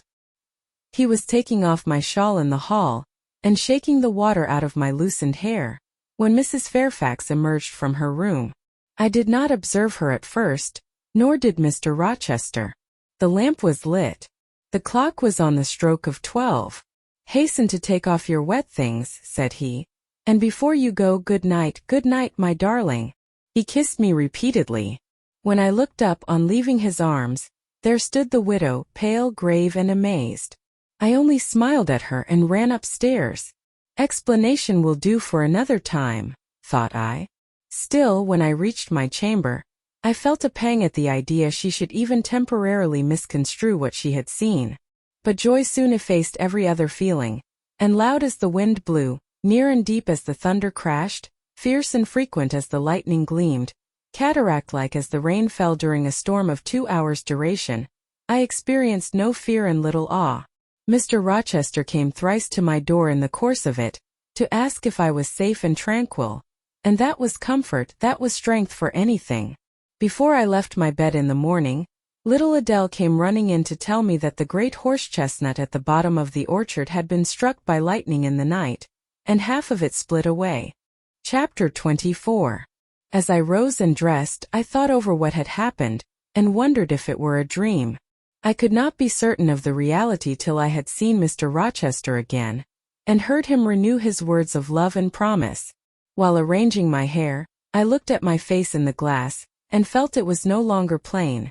There was hope in its aspect and life in its color, and my eyes seemed as if they had beheld the fount of fruition, and borrowed beams from the lustrous ripple. I had often been unwilling to look at my master, because I feared he could not be pleased at my look, but I was sure I might lift my face to his now, and not cool his affection by its expression. I took a plain but clean and light summer dress from my drawer and put it on. It seemed no attire had ever so well become me, because none had I ever worn in so blissful a mood. I was not surprised, when I ran down into the hall, To see that a brilliant June morning had succeeded to the tempest of the night, and to feel through the open glass door the breathing of a fresh and fragrant breeze. Nature must be gladsome when I was so happy. A beggar woman and her little boy, pale, ragged objects both, were coming up the walk, and I ran down and gave them all the money I happened to have in my purse, some 3 or 4 shillings. Good or bad, they must partake of my jubilee. The rooks cawed and blither birds sang. But nothing was so merry or so musical as my own rejoicing heart. Mrs. Fairfax surprised me by looking out of the window with a sad countenance, and saying gravely, "Miss Eyre, will you come to breakfast?" During the meal she was quiet and cool, but I could not undeceive her then. I must wait for my master to give explanations, and so must she. I ate what I could, and then I hastened upstairs. I met Adele leaving the schoolroom. "Where are you going?" "It is time for lessons. Mr. Rochester has sent me away to the nursery." "Where is he?" "In there," pointing to the apartment she had left, and I went in, and there he stood. "Come and bid me good morning," said he. I gladly advanced, and it was not merely a cold word now, or even a shake of the hand that I received, but an embrace and a kiss. It seemed natural. It seemed genial to be so well loved, so caressed by him. "Jane, you look blooming and smiling and pretty," said he. "Truly pretty this morning. Is this my pale little elf? Is this my mustard seed? This little sunny-faced girl with the dimpled cheek and rosy lips, the satin-smooth hazel hair, and the radiant hazel eyes." I had green eyes, reader, but you must excuse the mistake. For him they were new-dyed, I suppose. "It is Jane Eyre, sir. Soon to be Jane Rochester," he added. "In 4 weeks, Janet, not a day more. Do you hear that?" I did, and I could not quite comprehend it. It made me giddy. The feeling the announcement sent through me was something stronger than was consistent with joy, something that smote and stunned. It was, I think, almost fear. "You blushed, and now you are white, Jane. What is that for?" "Because you gave me a new name, Jane Rochester, and it seems so strange." "Yes, Mrs. Rochester," said he. "Young Mrs. Rochester, Fairfax Rochester's girl bride." "It can never be, sir. It does not sound likely. Human beings never enjoy complete happiness in this world. I was not born for a different destiny to the rest of my species. To imagine such a lot befalling me is a fairy tale, a daydream, which I can and will realize. I shall begin today. This morning I wrote to my banker in London to send me certain jewels he has in his keeping, heirlooms for the ladies of Thornfield. In a day or 2 I hope to pour them into your lap. For every privilege, every attention shall be yours that I would accord a peer's daughter, if about to marry her."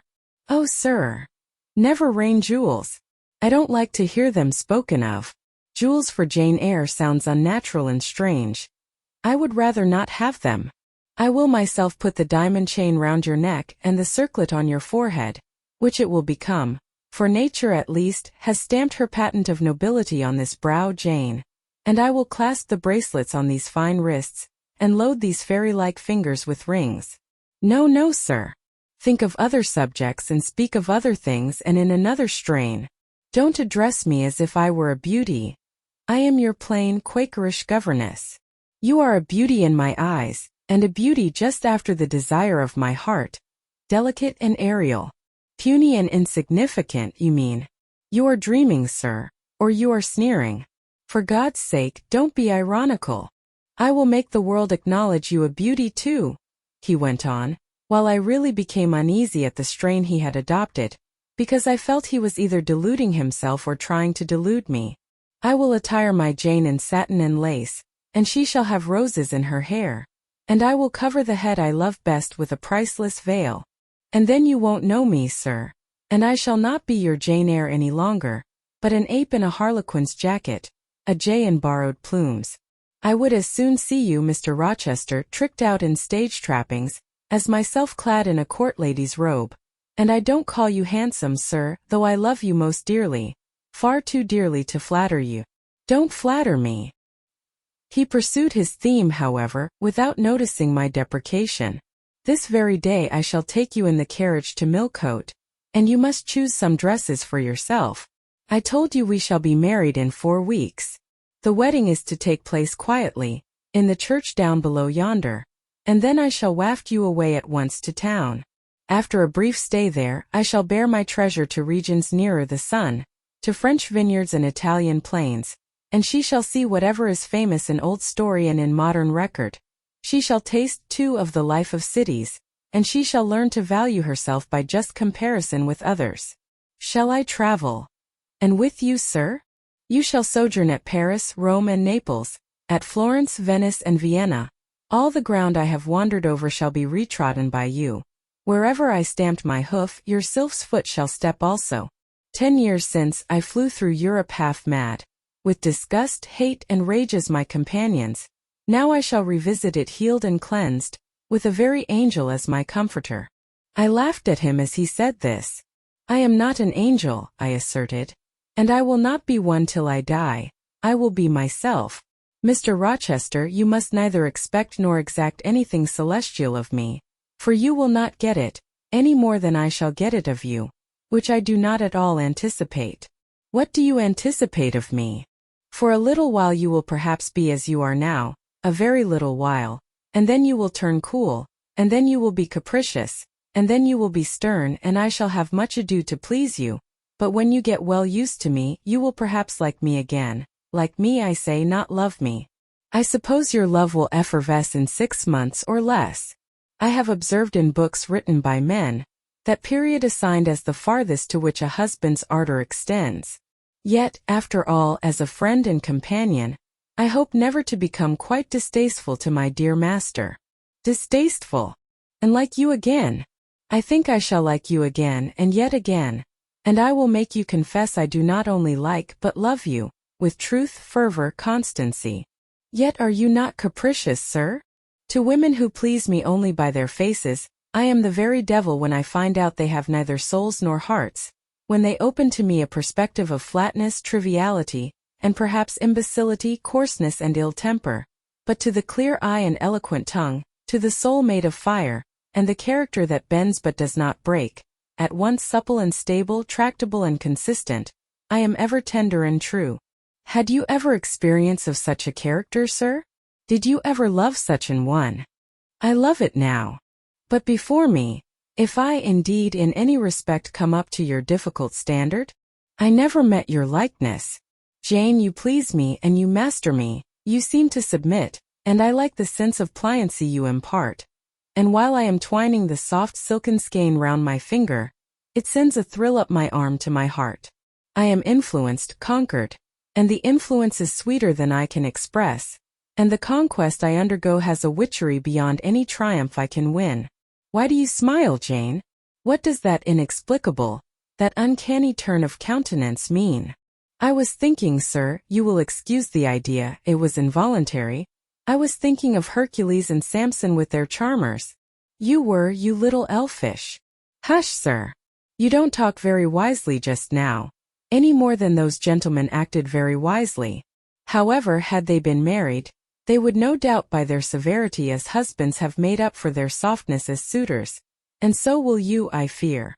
I wonder how you will answer me a year hence, should I ask a favor it does not suit your convenience or pleasure to grant. Ask me something now, Janet, the least thing. I desire to be entreated.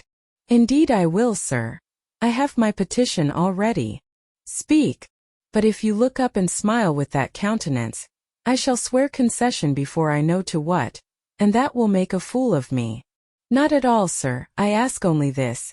Don't send for the jewels and don't crown me with roses. You might as well put a border of gold lace round that plain pocket handkerchief you have there. I might as well gild refined gold. I know it, your request is granted then for the time. I will remand the order I dispatched to my banker. But you have not yet asked for anything. You have prayed a gift to be withdrawn. Try again. Well then, sir, have the goodness to gratify my curiosity, which is much piqued on one point. He looked disturbed. What? What? He said hastily. Curiosity is a dangerous petition. It is well I have not taken a vow to accord every request. But there can be no danger in complying with this, sir. Utter it, Jane. But I wish that instead of a mere inquiry into perhaps a secret, It was a wish for half my estate. Now King Ahasuerus, what do I want with half your estate? Do you think I am a usurer seeking good investment in land? I would much rather have all your confidence. You will not exclude me from your confidence if you admit me to your heart. You are welcome to all my confidence that is worth having, Jane. But for God's sake, don't desire a useless burden. Don't long for poison. Don't turn out a downright Eve on my hands. Why not, sir? You have just been telling me how much you like to be conquered, and how pleasant over-persuasion is to you. Don't you think I had better take advantage of the confession, and begin and coax and entreat, even cry and be sulky if necessary, for the sake of a mere essay of my power? I dare you to any such experiment. Encroach, presume, and the game is up. Is it, sir? You soon give in. How stern you look now. Your eyebrows have become as thick as my finger, and your forehead resembles what, in some very astonishing poetry, I once saw styled, a blue-piled thunder loft. That will be your married look, sir, I suppose. If that will be your married look, I, as a Christian, will soon give up the notion of consorting with a mere sprite or salamander. But what had you to ask, thing? Out with it. There, you are less than civil now, and I like rudeness a great deal better than flattery. I had rather be a thing than an angel. This is what I have to ask. Why did you take such pains to make me believe you wished to marry Miss Ingram? Is that all? Thank God it is no worse. And now he unknit his black brows, looked down smiling at me and stroked my hair, as if well pleased at seeing a danger averted. I think I may confess, he continued, even although I should make you a little indignant, Jane, and I have seen what a fire spirit you can be when you are indignant. You glowed in the cool moonlight last night, when you mutinied against fate, and claimed your rank as my equal. Janet, by the by, it was you who made me the offer. Of course I did. But to the point, if you please, sir, Miss Ingram. Well, I feigned courtship of Miss Ingram, because I wished to render you as madly in love with me as I was with you, and I knew jealousy would be the best ally I could call in for the furtherance of that end. Excellent. Now you are small, not one whit bigger than the end of my little finger. It was a burning shame and a scandalous disgrace to act in that way. Did you think nothing of Miss Ingram's feelings, sir? Her feelings are concentrated in one pride, and that needs humbling. Were you jealous, Jane?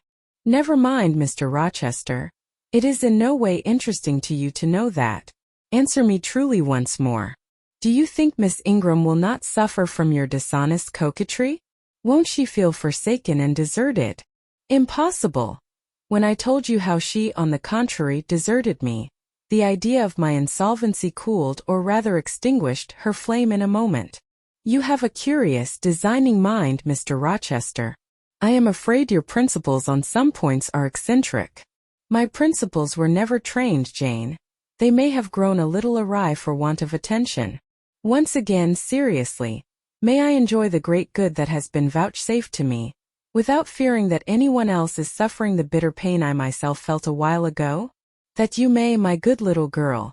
There is not another being in the world has the same pure love for me as yourself, for I lay that pleasant unction to my soul, Jane, a belief in your affection. I turned my lips to the hand that lay on my shoulder. I loved him very much, more than I could trust myself to say, more than words had power to express. Ask something more, he said presently. It is my delight to be entreated and to yield.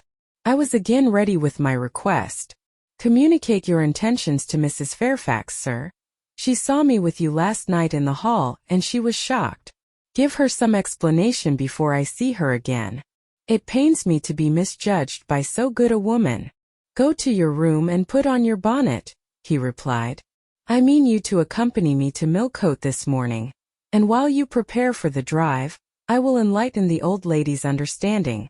Did she think, Janet, you had given the world for love, and considered it well lost? I believe she thought I had forgotten my station and yours, sir. Station. Station.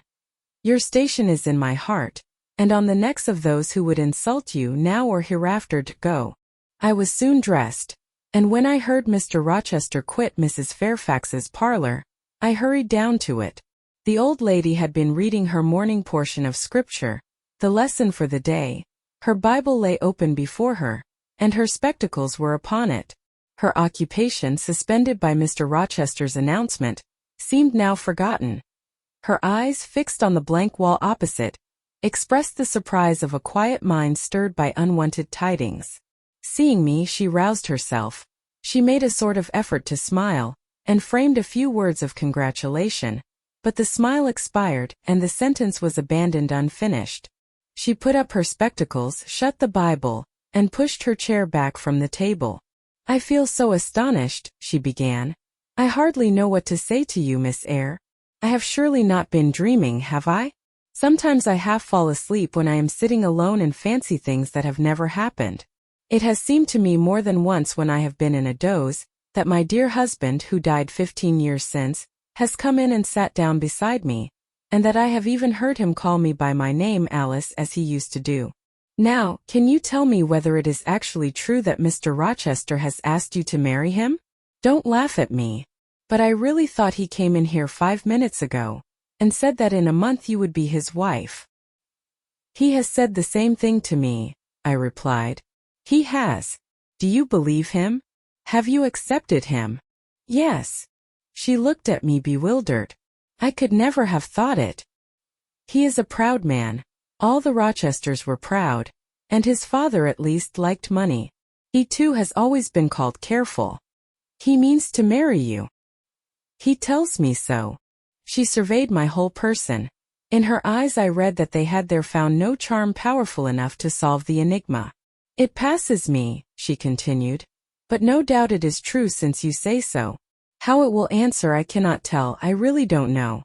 Equality of position and fortune is often advisable in such cases, and there are 20 years of difference in your ages. He might almost be your father." "No, indeed, Mrs. Fairfax," exclaimed I, nettled. "He is nothing like my father. No one who saw us together would suppose it for an instant. Mr. Rochester looks as young, and is as young as some men at 25. Is it really for love he is going to marry you?" she asked. I was so hurt by her coldness and skepticism that the tears rose to my eyes. "I am sorry to grieve you," pursued the widow, "but you are so young and so little acquainted with men, I wished to put you on your guard. It is an old saying that all is not gold that glitters, and in this case I do fear there will be something found to be different to what either you or I expect." "Why? Am I a monster?" I said. "Is it impossible that Mr. Rochester should have a sincere affection for me? No, you are very well, and much improved of late, and Mr. Rochester, I dare say, is fond of you. I have always noticed that you were a sort of pet of his. There are times when, for your sake, I have been a little uneasy at his marked preference, and have wished to put you on your guard, but I did not like to suggest even the possibility of wrong. I knew such an idea would shock, perhaps offend you, and you were so discreet and so thoroughly modest and sensible, I hoped you might be trusted to protect yourself. Last night I cannot tell you what I suffered when I sought all over the house, and could find you nowhere, nor the master either, and then at 12 o'clock saw you come in with him." "Well, never mind that now," I interrupted impatiently. "It is enough that all was right." "I hope all will be right in the end," she said. "But believe me, you cannot be too careful. Try and keep Mr. Rochester at a distance. Distrust yourself as well as him. Gentlemen in his station are not accustomed to marry their governesses." I was growing truly irritated. Happily Adele ran in. Let me go to Millcote too," she cried. "Mr. Rochester won't, though there is so much room in the new carriage. Beg him to let me go, mademoiselle." "That I will, Adele." And I hastened away with her, glad to quit my gloomy monitress. The carriage was ready. They were bringing it round to the front, and my master was pacing the pavement, Pilot following him backwards and forwards. "Adele may accompany us, may she not, sir?" I told her no. "I'll have no brats. I'll have only you. Do let her go, Mr. Rochester, if you please. It would be better." "Not it. She will be a restraint." He was quite peremptory both in look and voice. The chill of Mrs. Fairfax's warnings, and the damp of her doubts were upon me. Something of unsubstantiality and uncertainty had beset my hopes. I half lost the sense of power over him. I was about mechanically to obey him, without further remonstrance. But as he helped me into the carriage, he looked at my face. "What is the matter?" he asked. "All the sunshine is gone. Do you really wish the bairn to go? Will it annoy you if she is left behind?" "I would far rather she went, sir." "Then off for your bonnet and back like a flash of lightning," cried he to Adele. She obeyed him with what speed she might.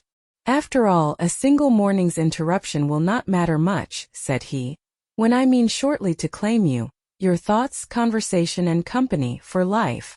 Adele, when lifted in, commenced kissing me, by way of expressing her gratitude for my intercession. She was instantly stowed away into a corner on the other side of him. She then peeped round to where I sat. So stern a neighbor was too restrictive. To him in his present fractious mood, she dared whisper no observations, nor ask of him any information. "Let her come to me," I entreated. "She will perhaps trouble you, sir. There is plenty of room on this side." He handed her over as if she had been a lapdog. "I'll send her to school yet," he said, but now he was smiling. Adele heard him, and asked if she was to go to school sans mademoiselle? "Yes," he replied, "absolutely sans mademoiselle, for I am to take mademoiselle to the moon, and there I shall seek a cave in one of the white valleys among the volcano tops, and mademoiselle shall live with me there, and only me. She will have nothing to eat, you will starve her," observed Adele. "I shall gather manna for her morning and night. The plains and hillsides in the moon are bleached with manna, Adele. She will want to warm herself. What will she do for a fire? Fire rises out of the lunar mountains. When she is cold, I'll carry her up to a peak, and lay her down on the edge of a crater. Oh, Chuel y Sarah Mal, poo comfortable. And her clothes they will wear out. How can she get new ones?" Mr. Rochester professed to be puzzled. Said he. "What would you do, Adele? Cudgel your brains for an expedient. How would a white or a pink cloud answer for a gown, do you think? And one could cut a pretty enough scarf out of a rainbow. She is far better as she is," concluded Adele after musing some time. "Besides, she would get tired of living with only you in the moon. If I were mademoiselle, I would never consent to go with you. She has consented. She has pledged her word. But you can't get her there. There is no road to the moon. It is all air, and neither you nor she can fly. Adele, look at that field."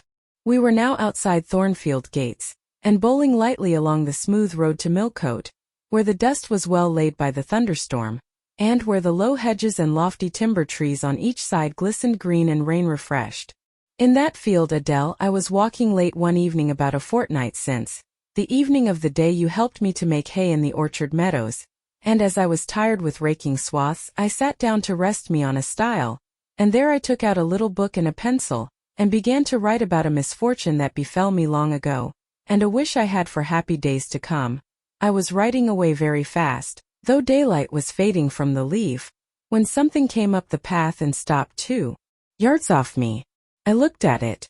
It was a little thing with a veil of gossamer on its head. I beckoned it to come near me. It stood soon at my knee.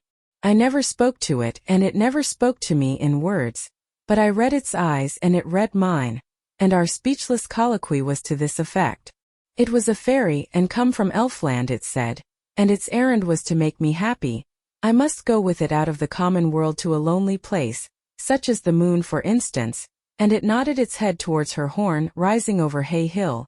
It told me of the alabaster cave and silver vale where we might live. I said I should like to go, but reminded it, as you did me, that I had no wings to fly. "Oh," returned the fairy, "that does not signify. Here is a talisman will remove all difficulties," and she held out a pretty gold ring. "Put it," she said, "on the 4th finger of my left hand, and I am yours and you are mine, and we shall leave earth and make our own heaven yonder." She nodded again at the moon. "The ring, Adele, is in my breeches pocket, under the disguise of a sovereign, but I mean soon to change it to a ring again. But what has mademoiselle to do with it? I don't care for the fairy. You said it was mademoiselle you would take to the moon." Mademoiselle is a fairy, he said, whispering mysteriously. Whereupon I told her not to mind his badinage, and she on her part evinced a fund of genuine French skepticism, denominating Mr. Rochester un vrai mente, and assuring him that she made no account whatever of his conte de fées, and that du reste Illinois n'y avait pas de fées quan me m'il y en avait. She was sure they would never appear to him, nor ever give him rings, or offer to live with him in the moon. The hour spent at Millcote was a somewhat harassing one to me. Mr. Rochester obliged me to go to a certain silk warehouse. There I was ordered to choose half a dozen dresses. I hated the business. I begged leave to defer it. No, it should be gone through with now. By dint of entreaties expressed in energetic whispers, I reduced the half-dozen to 2. These, however, he vowed he would select himself. With anxiety I watched his eye rove over the gay stores. He fixed on a rich silk of the most brilliant amethyst dye, and a superb pink satin. I told him in a new series of whispers that he might as well buy me a gold gown and a silver bonnet at once. I should certainly never venture to wear his choice. With infinite difficulty, for he was stubborn as a stone, I persuaded him to make an exchange in favor of a sober black satin and pearl gray silk. It might pass for the present, he said, but he would yet see me glittering like a parterre. Glad was I to get him out of the silk warehouse, and then out of a jeweler's shop. The more he bought me, the more my cheek burned with a sense of annoyance and degradation. As we re-entered the carriage and I sat back feverish and fagged, I remembered what, in the hurry of events dark and bright, I had wholly forgotten, the letter of my uncle John Eyre to Mrs. Reed. His intention to adopt me and make me his legatee.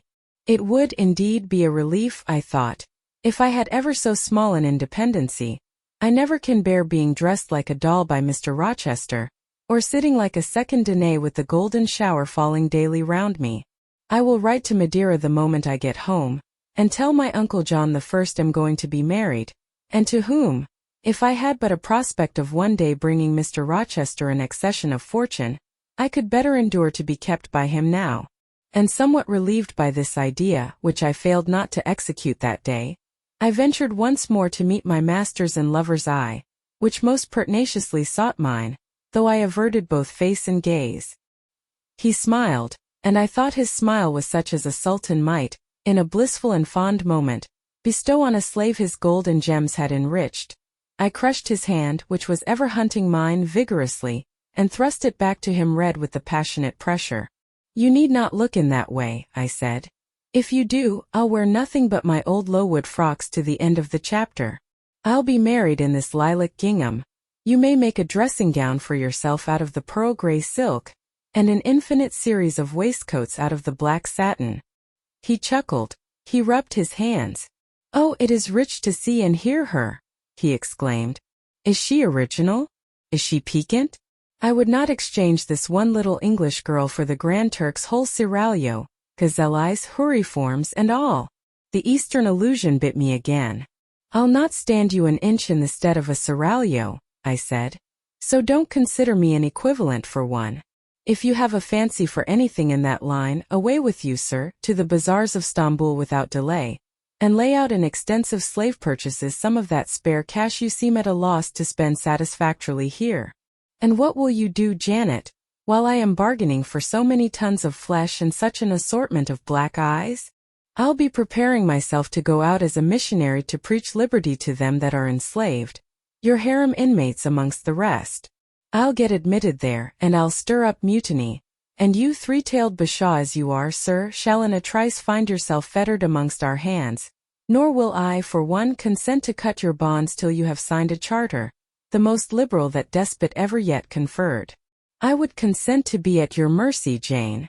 I would have no mercy, Mr. Rochester, if you supplicated for it with an eye like that. While you looked so, I should be certain that whatever charter you might grant under coercion, your first act, when released, would be to violate its conditions. Why, Jane, what would you have? I fear you will compel me to go through a private marriage ceremony, besides that performed at the altar. You will stipulate, I see, for peculiar terms. What will they be? I only want an easy mind, sir, not crushed by crowded obligations. Do you remember what you said of Celine Varens? Of the diamonds, the cashmeres you gave her? I will not be your English Celine Varens. I shall continue to act as Adele's governess. By that I shall earn my board and lodging, and £30 a year besides. I'll furnish my own wardrobe out of that money, and you shall give me nothing but— well, but what? Your regard. And if I give you mine in return, that debt will be quit. Well, for cool native impudence and pure innate pride, you haven't your equal, said he. We were now approaching Thornfield. Will it please you to dine with me today? He asked as we re-entered the gates. No, thank you, sir. And what for? No, thank you, if one may inquire. I never have dined with you, sir, and I see no reason why I should now. Till what? You delight in half-phrases. Till I can't help it.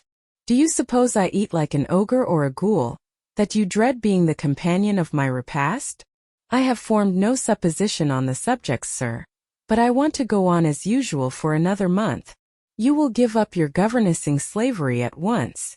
Indeed, begging your pardon, sir, I shall not. I shall just go on with it as usual.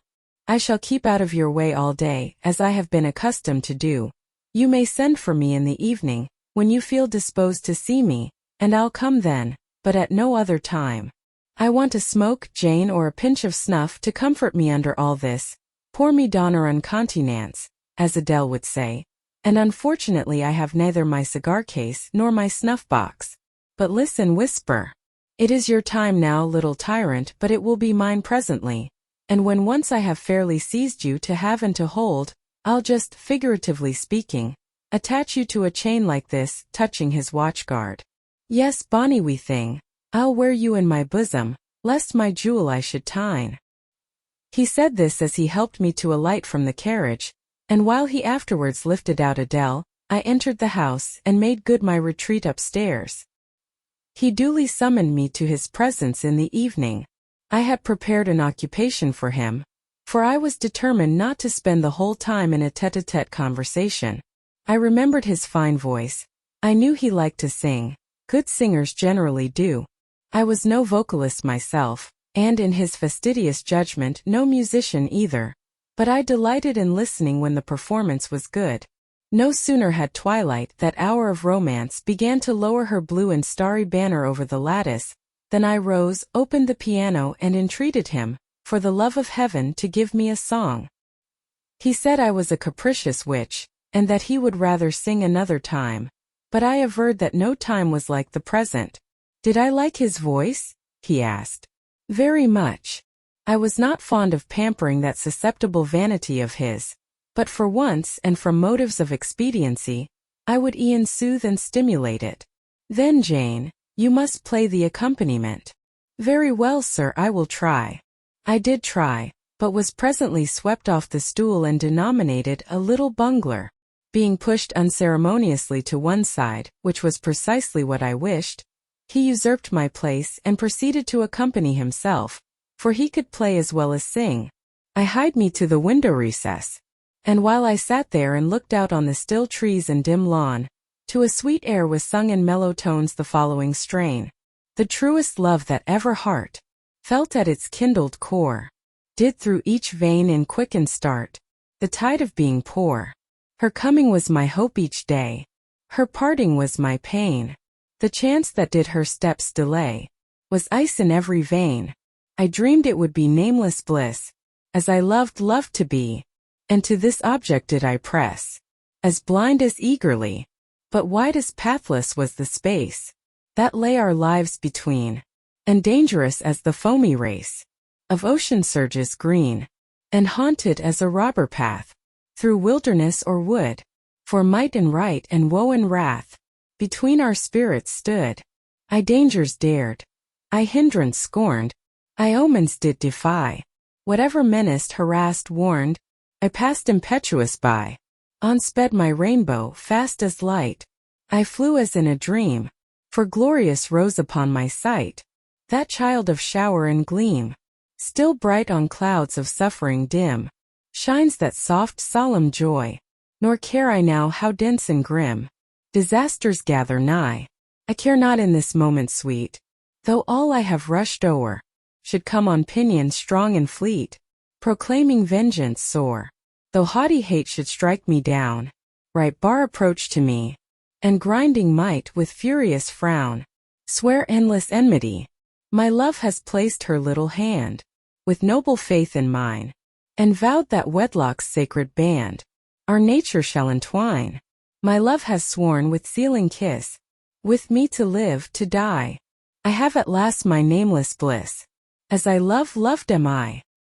He rose and came towards me, and I saw his face all kindled, and his full falcon eye flashing, and tenderness and passion in every lineament. I quailed momentarily, then I rallied. Soft scene, daring demonstration I would not have, and I stood in peril of both. A weapon of defense must be prepared. I wetted my tongue. As he reached me, I asked with asperity, whom he was going to marry now? That was a strange question to be put by his darling Jane. Indeed, I considered it a very natural and necessary one. He had talked of his future wife dying with him. What did he mean by such a pagan idea? I had no intention of dying with him. He might depend on that. Oh, all he longed, all he prayed for, was that I might live with him. Death was not for such as I. Indeed it was. I had as good a right to die when my time came as he had, but I should bide that time, and not be hurried away in a suttee. Would I forgive him for the selfish idea, and prove my pardon by a reconciling kiss? No, I would rather be excused. Here I heard myself apostrophized as a hard little thing, and it was added, any other woman would have been melted to marrow at hearing such stanzas crooned in her praise. I assured him I was naturally hard, very flinty, and that he would often find me so, and that, moreover, I was determined to show him divers rugged points in my character before the ensuing 4 weeks elapsed. He should know fully what sort of a bargain he had made, while there was yet time to rescind it. Would I be quiet and talk rationally? I would be quiet if he liked, and as to talking rationally, I flattered myself I was doing that now. He fretted, pished and pshawed. Very good, I thought. You may fume and fidget as you please, but this is the best plan to pursue with you, I am certain. I like you more than I can say, but I'll not sink into a bathos of sentiment, and with this needle of repartee I'll keep you from the edge of the gulf too, and moreover maintain by its pungent aid that distance between you and myself most conducive to our real mutual advantage. From less to more, I worked him up to considerable irritation. Then after he had retired in dudgeon, quite to the other end of the room, I got up and saying, I wish you good night, sir. In my natural and wonted respectful manner, I slipped out by the side door and got away. The system thus entered on, I pursued during the whole season of probation, and with the best success. He was kept, to be sure, rather cross and crusty, but on the whole I could see he was excellently entertained, and that a lamb-like submission and turtle-dove sensibility, while fostering his despotism more, would have pleased his judgment, satisfied his common sense, and even suited his taste less. In other people's presence I was, as formerly, deferential and quiet, any other line of conduct being uncalled for. It was only in the evening conferences I thus thwarted and afflicted him. He continued to send for me punctually the moment the clock struck 7, though when I appeared before him now, he had no such honeyed terms as love and darling on his lips. The best words at my service were provoking puppet, malicious elf, sprite, changeling, and sea. For caresses too I now got grimaces, for a pressure of the hand a pinch on the arm, for a kiss on the cheek a severe tweak of the ear. It was all right. At present I decidedly preferred these fierce favors to anything more tender. Mrs. Fairfax, I saw, approved me. Her anxiety on my account vanished, therefore I was certain I did well. Meantime, Mr. Rochester affirmed I was wearing him to skin and bone, and threatened awful vengeance for my present conduct at some period fast coming. I laughed in my sleeve at his menaces. I can keep you in reasonable check now, I reflected, and I don't doubt to be able to do it hereafter.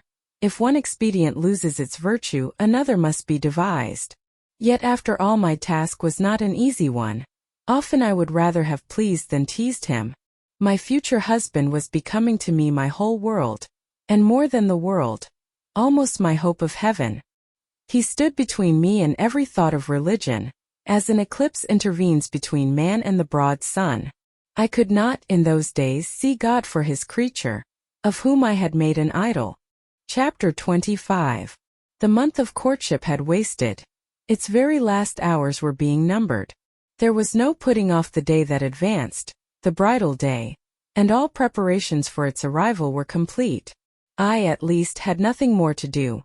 There were my trunks, packed, locked, corded, ranged in a row along the wall of my little chamber. Tomorrow at this time they would be far on their road to London, and so should I be, or rather not I but one Jane Rochester, a person whom as yet I knew not. The cards of address alone remained to nail on. They lay for little squares in the drawer. Mr. Rochester had himself written the direction, Mrs. Rochester, Hotel London, on each. I could not persuade myself to affix them or to have them affixed. Mrs. Rochester. She did not exist. She would not be born till tomorrow, some time after 8 a.m., and I would wait to be assured she had come into the world alive before I assigned to her all that property.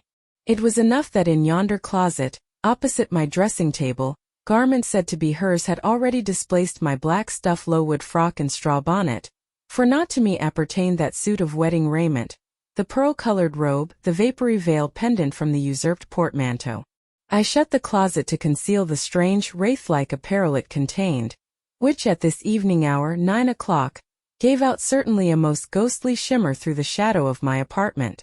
I will leave you by yourself, white dream, I said. I am feverish.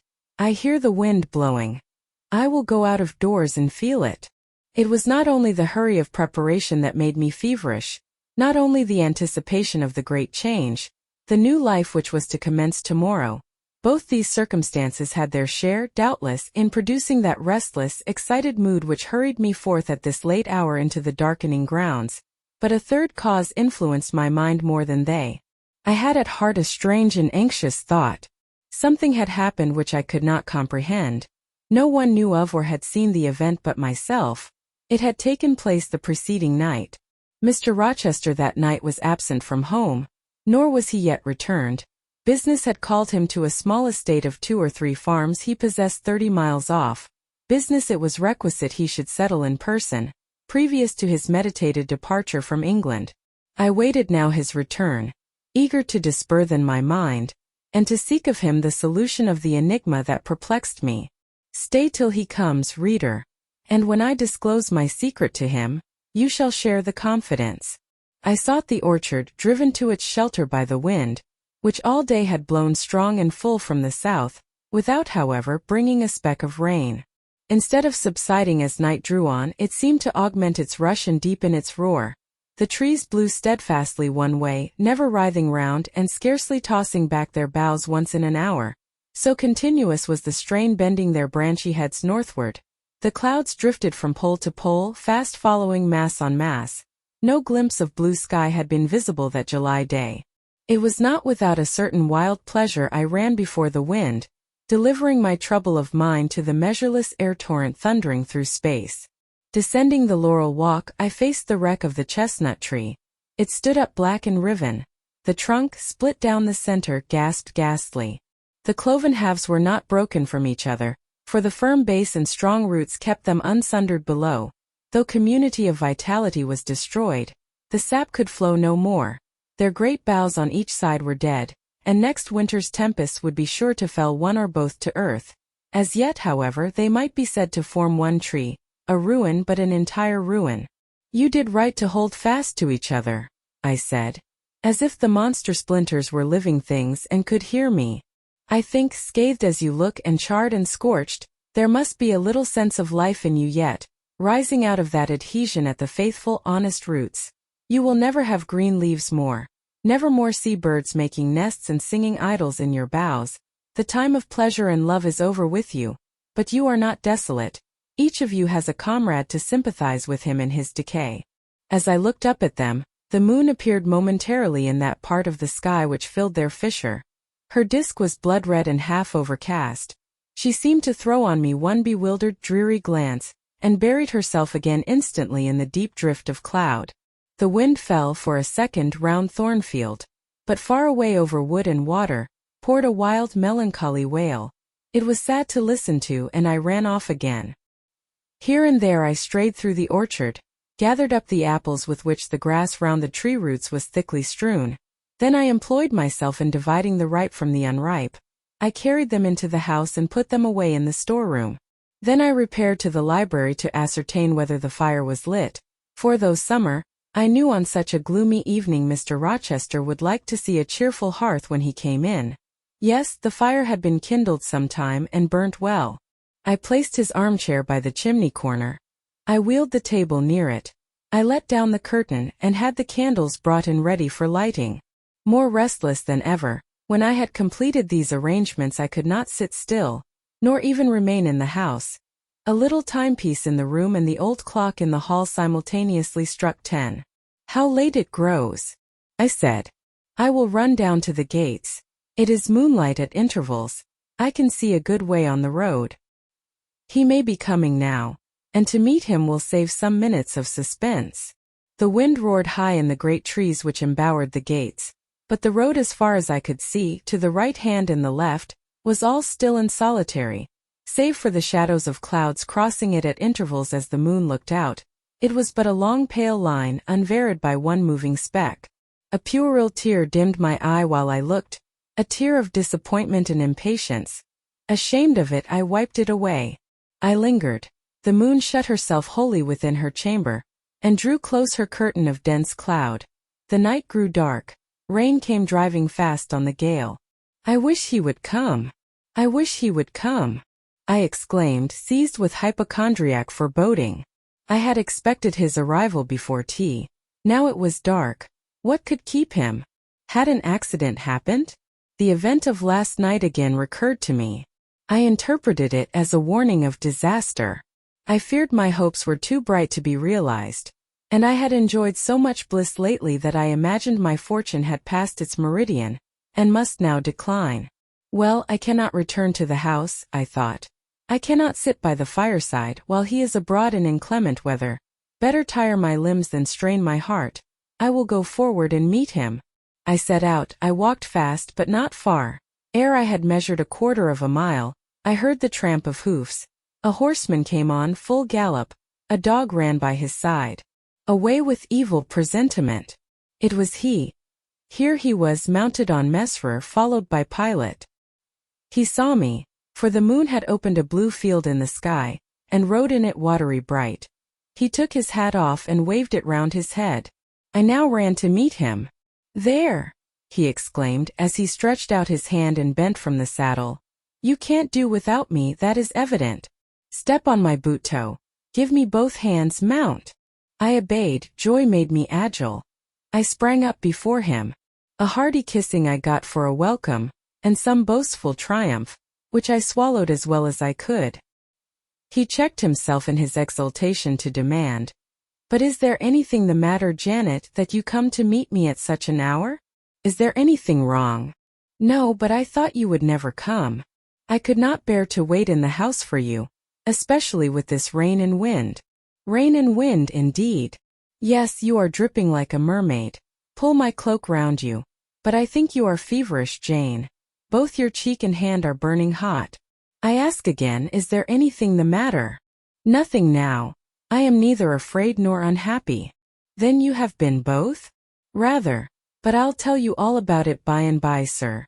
And I dare say you will only laugh at me for my pains." "I'll laugh at you heartily when tomorrow is past. Till then I dare not. My prize is not certain. This is you, who have been as slippery as an eel this last month, and as thorny as a briar rose?" I could not lay a finger anywhere but I was pricked. "And now I seem to have gathered up a stray lamb in my arms. You wandered out of the fold to seek your shepherd, did you, Jane? I wanted you, but don't boast. Here we are at Thornfield. Now let me get down." He landed me on the pavement. As John took his horse and he followed me into the hall, he told me to make haste and put something dry on, and then return to him in the library, and he stopped me as I made for the staircase, to extort a promise that I would not be long. Nor was I long. In 5 minutes I rejoined him. I found him at supper. "Take a seat and bear me company, Jane. Please God, it is the last meal but one you will eat at Thornfield Hall for a long time." I sat down near him, but told him I could not eat. Is it because you have the prospect of a journey before you, Jane? Is it the thoughts of going to London that takes away your appetite? I cannot see my prospects clearly tonight, sir. And I hardly know what thoughts I have in my head. Everything in life seems unreal. Except me. I am substantial enough, touch me. You, sir, are the most phantom-like of all. You are a mere dream. He held out his hand, laughing. Is that a dream? Said he, placing it close to my eyes. He had a rounded, muscular and vigorous hand, as well as a long, strong arm. Yes, though I touch it, it is a dream, said I, as I put it down from before my face. Sir, have you finished supper? Yes, Jane. I rang the bell and ordered away the tray. When we were again alone, I stirred the fire, and then took a low seat at my master's knee. It is near midnight, I said. Yes, but remember, Jane, you promised to wake with me the night before my wedding. I did, and I will keep my promise for an hour or two at least. I have no wish to go to bed. Are all your arrangements complete? All, sir. And on my part likewise, he returned. I have settled everything, and we shall leave Thornfield tomorrow within half an hour after our return from church. Very well, sir. With what an extraordinary smile you uttered that word. Very well, Jane. What a bright spot of color you have on each cheek. And how strangely your eyes glitter. Are you well? I believe I am. Believe. What is the matter? Tell me what you feel. I could not, sir. No words could tell you what I feel. I wish this present hour would never end. Who knows with what fate the next may come charged? This is hypochondria, Jane. You have been overexcited or overfatigued. Do you, sir, feel calm and happy? Calm? No, but happy to the heart's core. I looked up at him to read the signs of bliss in his face. It was ardent and flushed. Give me your confidence, Jane, he said. Relieve your mind of any weight that oppresses it by imparting it to me. What do you fear? That I shall not prove a good husband. It is the idea farthest from my thoughts. Are you apprehensive of the new sphere you are about to enter? Of the new life into which you are passing? No. You puzzle me, Jane. Your look and tone of sorrowful audacity perplex and pain me. I want an explanation. Then, sir, listen. You were from home last night. I was, I know that, and you hinted a while ago at something which had happened in my absence. Nothing probably of consequence, but in short it has disturbed you. Let me hear it. Mrs. Fairfax has said something, perhaps? Or you have overheard the servants talk. Your sensitive self-respect has been wounded. No, sir. It struck 12. I waited till the timepiece had concluded its silver chime, and the clock its hoarse, vibrating stroke, and then I proceeded. All day yesterday I was very busy and very happy in my ceaseless bustle, for I am not, as you seem to think, troubled by any haunting fears about the new sphere, etc. I think it a glorious thing to have the hope of living with you because I love you. No, sir, don't caress me now, let me talk undisturbed. Yesterday I trusted well in Providence, and believed that events were working together for your good and mine. It was a fine day, if you recollect. The calmness of the air and sky forbade apprehensions respecting your safety or comfort on your journey. I walked a little while on the pavement after tea, thinking of you, and I beheld you in imagination so near me, I scarcely missed your actual presence. I thought of the life that lay before me, your life, sir, an existence more expansive and stirring than my own, as much more so as the depths of the sea to which the brook runs are than the shallows of its own straight channel. I wondered why moralists call this world a dreary wilderness. For me it blossomed like a rose. Just at sunset, the air turned cold and the sky cloudy. I went in, Sophie called me upstairs to look at my wedding dress, which they had just brought, and under it in the box I found your present, the veil which in your princely extravagance you sent for from London, resolved, I suppose, since I would not have jewels, to cheat me into accepting something as costly. I smiled as I unfolded it, and devised how I would tease you about your aristocratic tastes, and your efforts to mask your plebeian bride in the attributes of a peeress. I thought how I would carry down to you the square of unembroidered blonde I had myself prepared as a covering for my low-born head, and ask if that was not good enough for a woman who could bring her husband neither fortune, beauty, nor connections. I saw plainly how you would look, and heard your impetuous Republican answers, and your haughty disavowal of any necessity on your part to augment your wealth, or elevate your standing, by marrying either a purse or a coronet. How well you read me, you witch! Interposed Mr. Rochester. But what did you find in the veil besides its embroidery? Did you find poison or a dagger, that you look so mournful now? No, no, sir, besides the delicacy and richness of the fabric, I found nothing save Fairfax Rochester's pride, and that did not scare me, because I am used to the sight of the demon. But, sir, as it grew dark, the wind rose. It blew yesterday evening, not as it blows now, wild and high, but with a sullen moaning sound far more eerie. I wished you were at home. I came into this room, and the sight of the empty chair and fireless hearth chilled me. For some time after I went to bed, I could not sleep. A sense of anxious excitement distressed me. The gale still rising seemed to my ear to muffle a mournful undersound. Whether in the house or abroad I could not at first tell, but it recurred, doubtful yet doleful at every lull. At last I made out it must be some dog howling at a distance. I was glad when it ceased. On sleeping, I continued in dreams the idea of a dark and gusty night. I continued also the wish to be with you, and experienced a strange, regretful consciousness of some barrier dividing us. During all my first sleep I was following the windings of an unknown road. Total obscurity environed me. Rain pelted me. I was burdened with the charge of a little child. A very small creature, too young and feeble to walk, and which shivered in my cold arms and wailed piteously in my ear. I thought, sir, that you were on the road a long way before me, and I strained every nerve to overtake you, and made effort on effort to utter your name and entreat you to stop, but my movements were fettered, and my voice still died away inarticulate, while you, I felt, withdrew farther and farther every moment. And these dreams weigh on your spirits now, Jane, when I am close to you. Little nervous subject. Forget visionary woe, and think only of real happiness. You say you love me, Janet. Yes, I will not forget that, and you cannot deny it. Those words did not die inarticulate on your lips. I heard them clear and soft. A thought too solemn perhaps, but sweet as music. I think it is a glorious thing to have the hope of living with you, Edward, because I love you. Do you love me, Jane? Repeat it. I do, sir, I do with my whole heart. Well, he said after some minutes' silence, it is strange, but that sentence has penetrated my breast painfully. Why?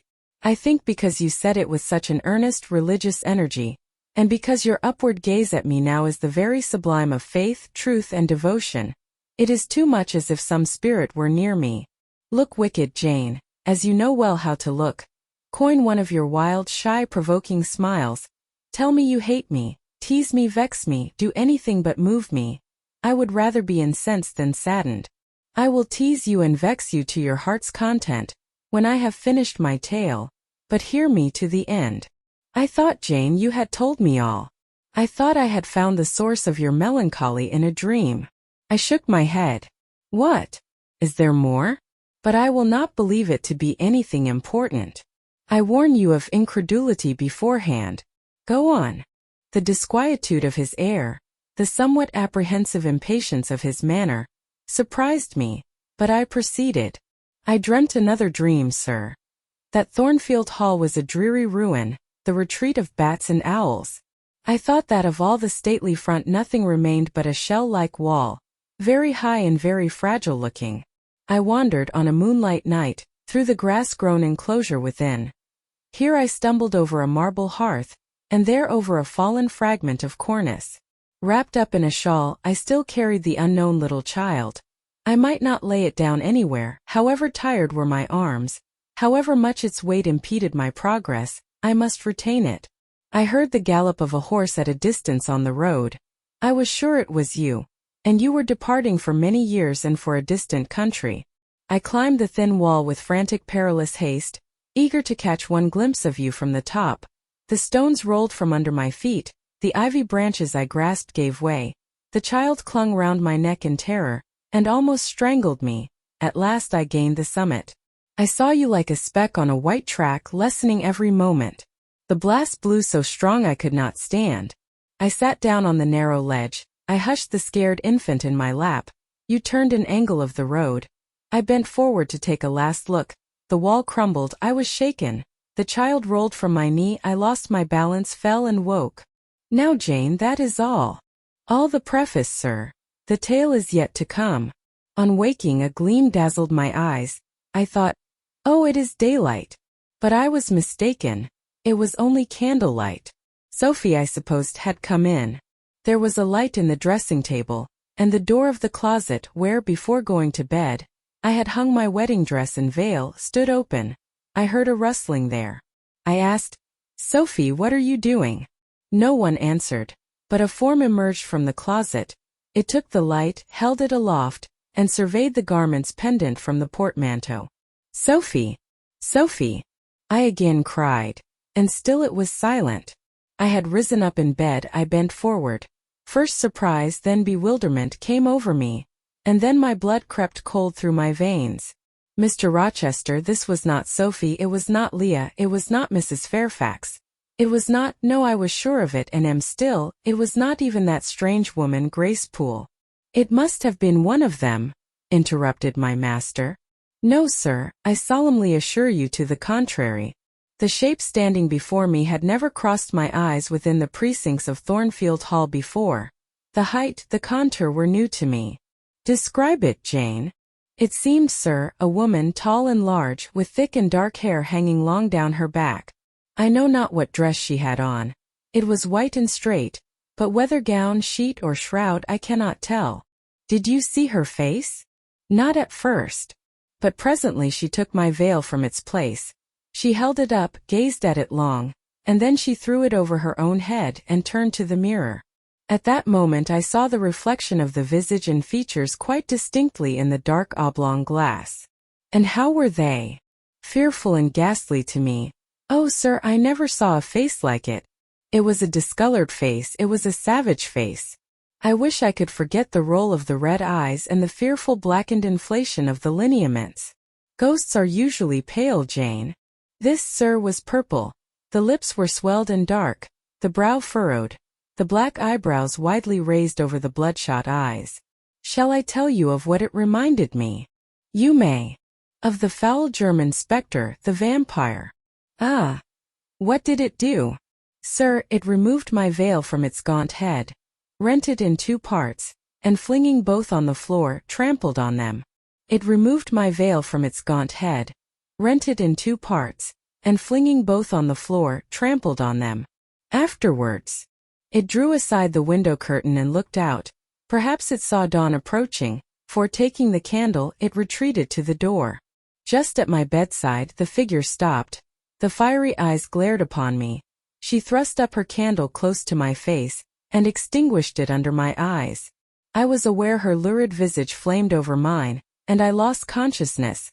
For the second time in my life, only the second time, I became insensible from terror. Who was with you when you revived? No one, sir, but the broad day. I rose, bathed my head and face in water, drank a long draught, felt that though enfeebled I was not ill, and determined that to none but you would I impart this vision. Now, sir, tell me who and what that woman was. The creature of an overstimulated brain, that is certain. I must be careful of you, my treasure. Nerves like yours were not made for rough handling. Sir, depend on it, my nerves were not in fault. The thing was real. The transaction actually took place. And your previous dreams, were they real too? Is Thornfield Hall a ruin? Am I severed from you by insuperable obstacles? Am I leaving you without a tear, without a kiss, without a word? Not yet. Am I about to do it? Why, the day is already commenced which is to bind us indissolubly, and when we are once united, there shall be no recurrence of these mental terrors. I guarantee that. Mental terrors, sir? I wish I could believe them to be only such. I wish it more now than ever, since even you cannot explain to me the mystery of that awful visitant. And since I cannot do it, Jane, it must have been unreal. But, sir, when I said so to myself on rising this morning, and when I looked round the room to gather courage and comfort from the cheerful aspect of each familiar object in full daylight, there on the carpet, I saw what gave the distinct lie to my hypothesis, the veil torn from top to bottom in two halves. I felt Mr. Rochester start and shudder. He hastily flung his arms round me. "Thank God," he exclaimed, "that if anything malignant did come near you last night, it was only the veil that was harmed. Oh, to think what might have happened!"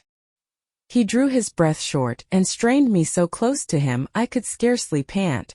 After some minutes' silence he continued cheerily, "Now, Janet, I'll explain to you all about it. It was half dream, half reality. A woman did, I doubt not, enter your room, and that woman must have been Grace Poole. You call her a strange being yourself. From all you know, you have reason so to call her. What did she do to me? What to Mason? In a state between sleeping and waking, you noticed her entrance and her actions, but feverish, almost delirious as you were, you ascribed to her a goblin appearance different from her own. The long disheveled hair, the swelled black face, the exaggerated stature were figments of imagination, results of nightmare. The spiteful tearing of the veil was real, and it is like her. I see you would ask why I keep such a woman in my house. When we have been married a year and a day, I will tell you, but not now. Are you satisfied, Jane? Do you accept my solution of the mystery?" I reflected, and in truth it appeared to me the only possible one. Satisfied I was not, but to please him I endeavored to appear so. Relieved I certainly did feel, so I answered him with a contented smile. And now, as it was long past 1, I prepared to leave him. "Does not Sophie sleep with Adele in the nursery?" he asked as I lit my candle. "Yes, sir. And there is room enough in Adele's little bed for you. You must share it with her tonight, Jane. It is no wonder that the incident you have related should make you nervous, and I would rather you did not sleep alone. Promise me to go to the nursery." "I shall be very glad to do so, sir. And fasten the door securely on the inside. Wake Sophie when you go upstairs, under pretense of requesting her to rouse you in good time tomorrow, for you must be dressed and have finished breakfast before 8. And now no more somber thoughts. Chase dull care away, Janet. Don't you hear to what soft whispers the wind has fallen? And there is no more beating of rain against the window panes. Look here." He lifted up the curtain. "It is a lovely night." It was. Half heaven was pure and stainless. The clouds, now trooping before the wind, which had shifted to the west, were filing off eastward in long silvered columns. The moon shone peacefully. "Well," said Mr. Rochester, gazing inquiringly into my eyes, "how is my Janet now?" "The night is serene, sir, and so am I. And you will not dream of separation and sorrow tonight, but of happy love and blissful union." This prediction was but half fulfilled. I did not indeed dream of sorrow, but as little did I dream of joy, for I never slept at all. With little Adele in my arms, I watched the slumber of childhood, so tranquil, so passionless, so innocent, and waited for the coming day. All my life was awake and astir in my frame, and as soon as the sun rose I rose too. I remember Adele clung to me as I left her. I remember I kissed her as I loosened her little hands from my neck, and I cried over her with strange emotion, and quitted her because I feared my sobs would break her still sound repose. She seemed the emblem of my past life, and I was now to array myself to meet the dread but adored type of my unknown future day. Chapter 26. Sophie came at 7 to dress me. She was very long indeed in accomplishing her task, so long that Mr. Rochester, grown I suppose impatient of my delay, sent up to ask why I did not come. She was just fastening my veil, the plain square of blonde after all, to my hair with a brooch. I hurried from under her hands as soon as I could. "Stop," she cried in French. "Look at yourself in the mirror. You have not taken one peep." So I turned at the door. I saw a robed and veiled figure, so unlike my usual self that it seemed almost the image of a stranger. "Jane!" called a voice, and I hastened down. I was received at the foot of the stairs by Mr. Rochester. "Lingerer," he said. "My brain is on fire with impatience, and you tarry so long." He took me into the dining room, surveyed me keenly all over, pronounced me fair as a lily, and not only the pride of his life, but the desire of his eyes, and then telling me he would give me but 10 minutes to eat some breakfast, he rang the bell. One of his lately hired servants, a footman, answered it. Is John getting the carriage ready? Yes, sir. Is the luggage brought down? They are bringing it down, sir. Go you to the church, see if Mr. Wood, the clergyman, and the clerk are there. Return and tell me. The church, as the reader knows, was but just beyond the gates. The footman soon returned. Mr. Wood is in the vestry, sir, putting on his surplice. And the carriage? The horses are harnessing. We shall not want it to go to church, but it must be ready the moment we return. All the boxes and luggage arranged and strapped on, and the coachman in his seat. Yes, sir. Jane, are you ready? I rose. There were no groomsmen, no bridesmaids, no relatives to wait for or marshal. None but Mr. Rochester and I. Mrs. Fairfax stood in the hall as we passed. I would fain have spoken to her, but my hand was held by a grasp of iron. I was hurried along by a stride I could hardly follow, and to look at Mr. Rochester's face was to feel that not a second of delay would be tolerated for any purpose. I wonder what other bridegroom ever looked as he did, so bent up to a purpose, so grimly resolute, or who, under such steadfast brows, ever revealed such flaming and flashing eyes. I know not whether the day was fair or foul. In descending the drive I gazed neither on sky nor earth. My heart was with my eyes, and both seemed migrated into Mr. Rochester's frame. I wanted to see the invisible thing on which, as we went along, he appeared to fasten a glance fierce and fell. I wanted to feel the thoughts whose force he seemed breasting and resisting. At the churchyard wicket he stopped. He discovered I was quite out of breath. Am I cruel in my love? He said. Delay an instant. Lean on me, Jane. And now I can recall the picture of the grey old house of God rising calm before me, of a rook wheeling round the steeple, of a ruddy morning sky beyond. I remember something, too, of the green grave mounds, and I have not forgotten either two figures of strangers straying amongst the low hillocks and reading the mementos graven on the few mossy headstones. I noticed them because, as they saw us, they passed round to the back of the church, and I doubted not they were going to enter by the side aisle door and witness the ceremony. By Mr. Rochester they were not observed. He was earnestly looking at my face, from which the blood had, I dare say, momentarily fled, for I felt my forehead dewy, and my cheeks and lips cold. When I rallied, which I soon did, he walked gently with me up the path to the porch. We entered the quiet and humble temple. The priest waited in his white surplice at the lowly altar, the clerk beside him. All was still. Two shadows only moved in a remote corner. My conjecture had been correct. The strangers had slipped in before us, and they now stood by the vault of the Rochesters, their backs towards us, viewing through the rails the old time-stained marble tomb, where a kneeling angel guarded the remains of Damer de Rochester, slain at Marston Moor in the time of the Civil Wars, and of Elizabeth, his wife. Our place was taken at the communion rails. Hearing a cautious step behind me, I glanced over my shoulder. One of the strangers, a gentleman evidently, was advancing up the chancel. The service began. The explanation of the intent of matrimony was gone through, and then the clergyman came a step further forward, and, bending slightly towards Mr. Rochester, went on. I require and charge you both, as ye will answer at the dreadful day of judgment, when the secrets of all hearts shall be disclosed, that if either of you know any impediment why ye may not lawfully be joined together in matrimony, ye do now confess it. For be ye well assured that so many as are coupled together otherwise than God's word doth allow, are not joined together by God, neither is their matrimony lawful. He paused, as the custom is. When is the pause after that sentence ever broken by reply? Not, perhaps, once in 100 years.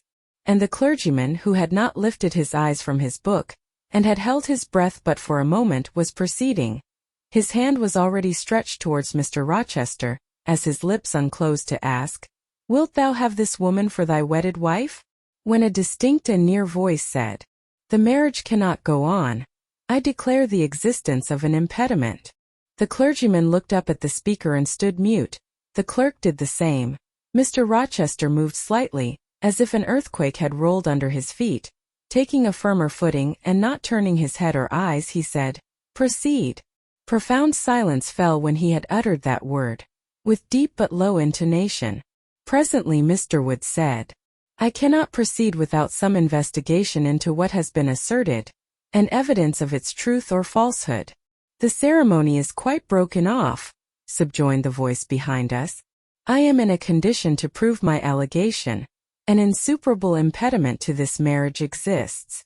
Mr. Rochester heard but heeded not. He stood stubborn and rigid, making no movement but to possess himself of my hand. What a hot and strong grasp he had!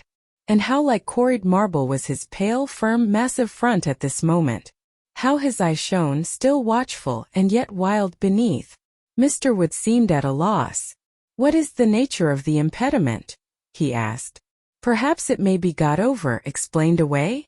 "Hardly," was the answer. "I have called it insuperable, and I speak advisedly." The speaker came forward and leaned on the rails. He continued, uttering each word distinctly, calmly, steadily, but not loudly.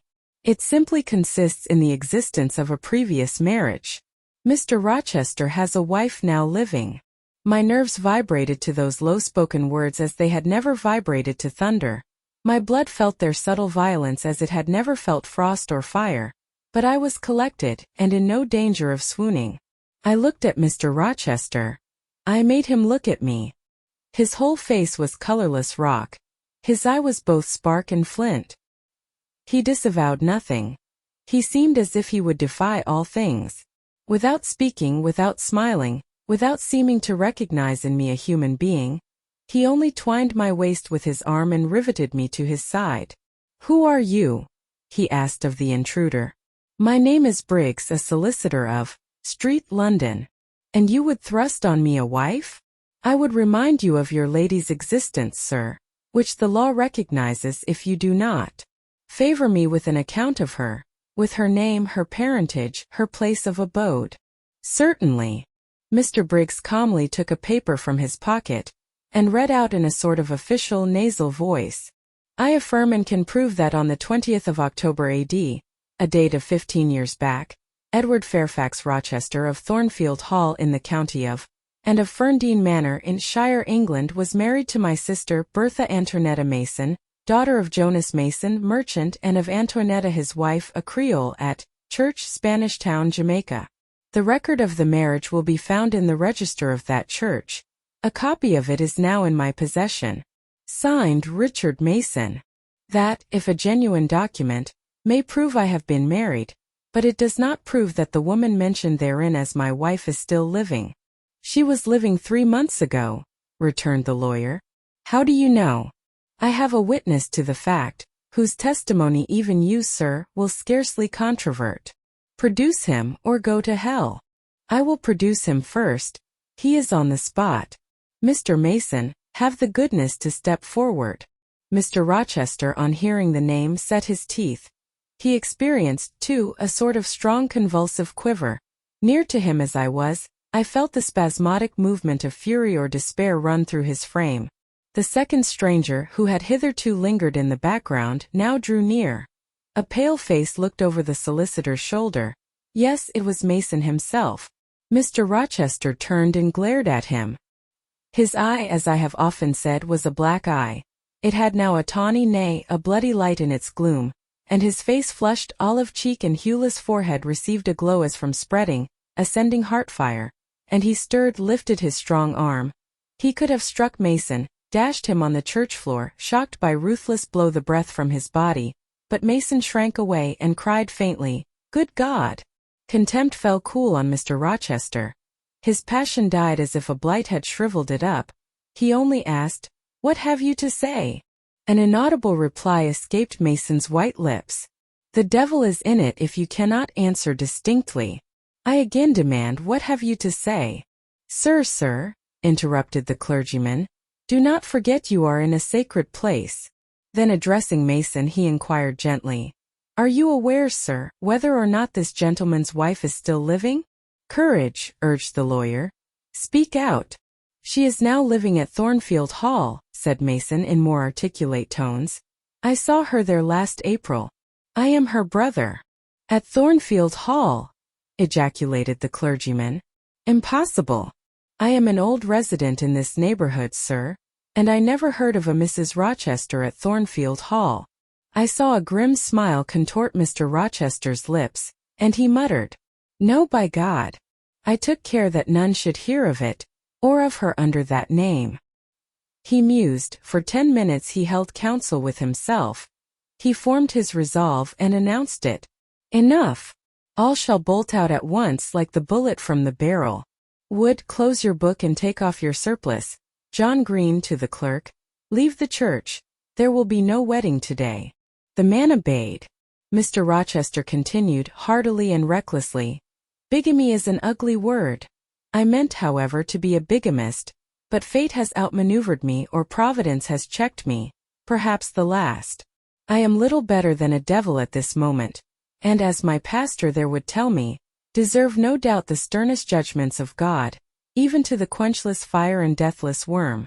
Gentlemen, my plan is broken up. What this lawyer and his client say is true. I have been married, and the woman to whom I was married lives. You say you never heard of a Mrs. Rochester at the house up yonder, Wood, but I dare say you have many a time inclined your ear to gossip about the mysterious lunatic kept there under watch and ward. Some have whispered to you that she is my bastard half-sister. Some my cast-off mistress. I now inform you that she is my wife, whom I married 15 years ago, Bertha Mason by name, sister of this resolute personage who is now, with his quivering limbs and white cheeks, showing you what a stout heart men may bear. Cheer up, Dick. Never fear me. I'd almost as soon strike a woman as you. Bertha Mason is mad, and she came of a mad family, idiots and maniacs through 3 generations. Her mother, the Creole, was both a madwoman and a drunkard, as I found out after I had wed the daughter, for they were silent on family secrets before. Bertha, like a dutiful child, copied her parent in both points. I had a charming partner, pure, wise, modest. You can fancy I was a happy man. I went through rich scenes. Oh, my experience has been heavenly if you only knew it. But I owe you no further explanation. Briggs, Wood, Mason, I invite you all to come up to the house and visit Mrs. Poole's patient, and my wife. You shall see what sort of a being I was cheated into espousing, and judge whether or not I had a right to break the compact, and seek sympathy with something at least human. This girl," he continued, looking at me, "knew no more than you would of the disgusting secret.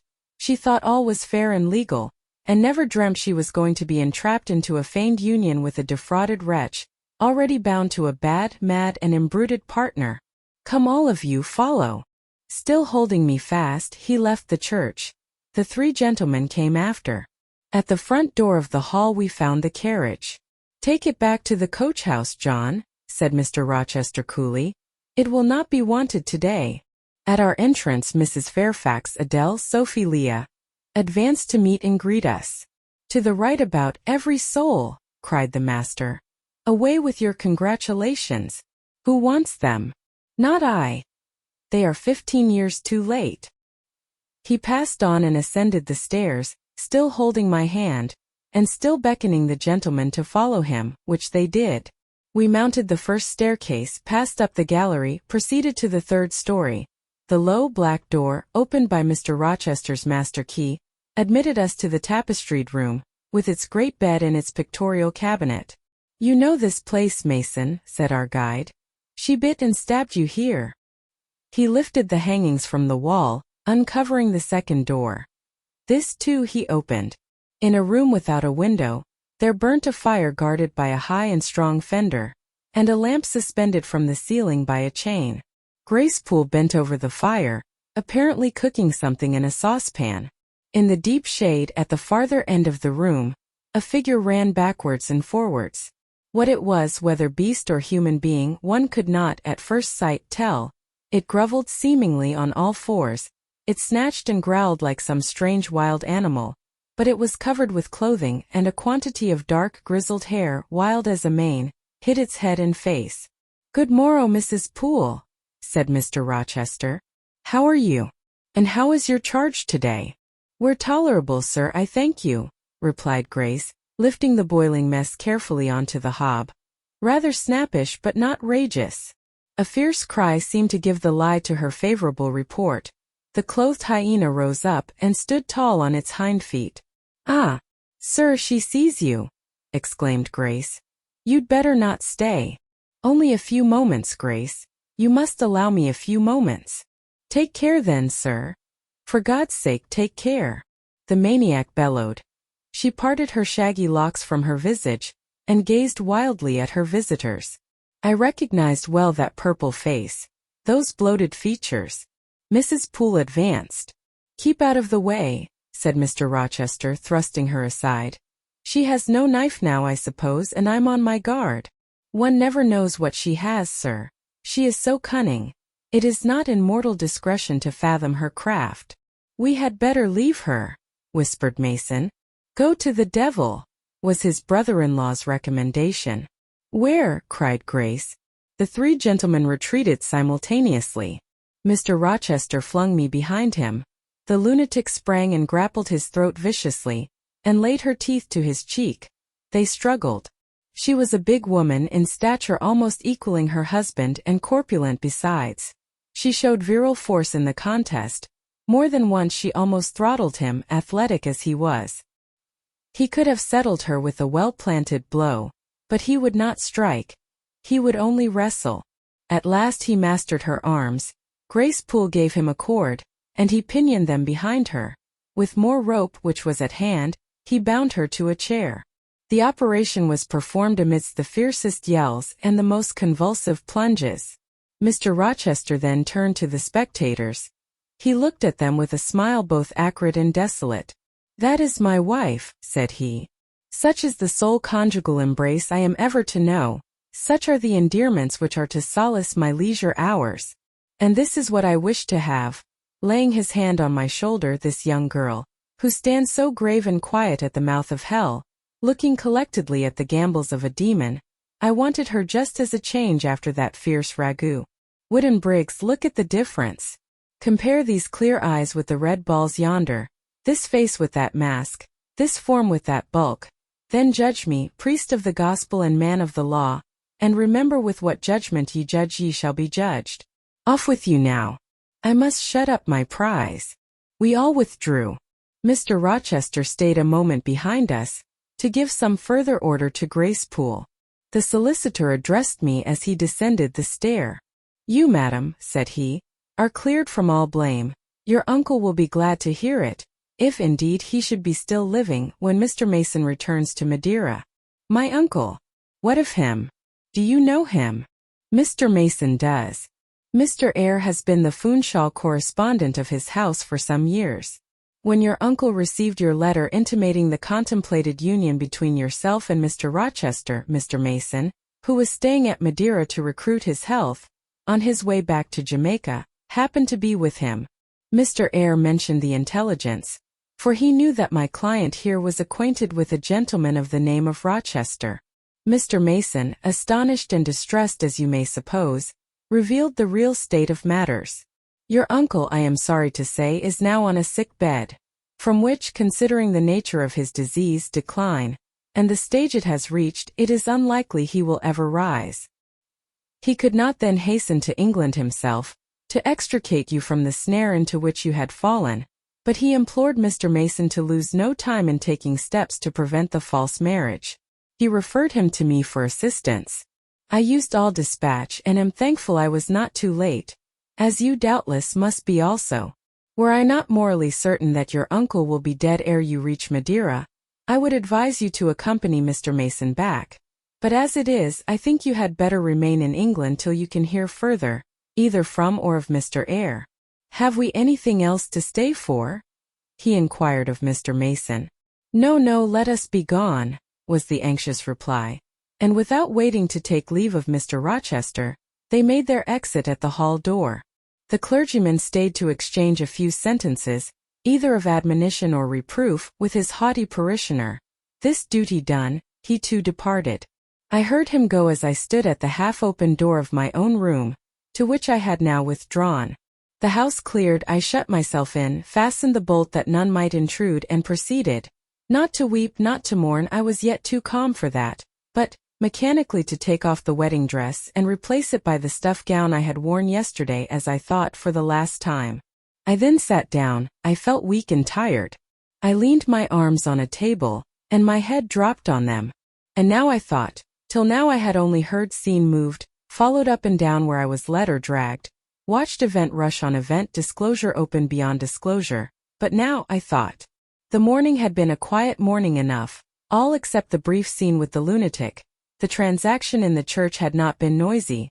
There was no explosion of passion, no loud altercation, no dispute, no defiance or challenge, no tears, no sobs. A few words had been spoken, a calmly pronounced objection to the marriage made, some stern, short questions put by Mr. Rochester, answers, explanations given, evidence adduced. An open admission of the truth had been uttered by my master. Then, the living proof had been seen. The intruders were gone, and all was over. I was in my own room as usual, just myself without obvious change. Nothing had smitten me or scathed me or maimed me. And yet where was the Jane Eyre of yesterday? Where was her life? Where were her prospects? Jane Eyre, who had been an ardent, expectant woman, almost a bride, was a cold, solitary girl again.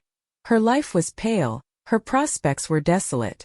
A Christmas frost had come at midsummer. A white December storm had whirled over June.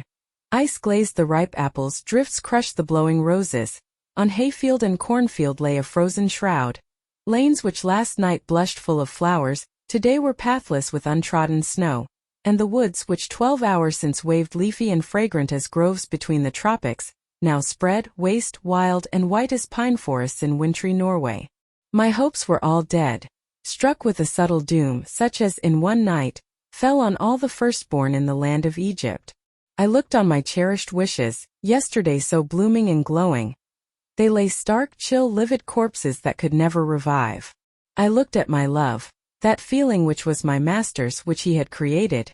It shivered in my heart like a suffering child in a cold cradle.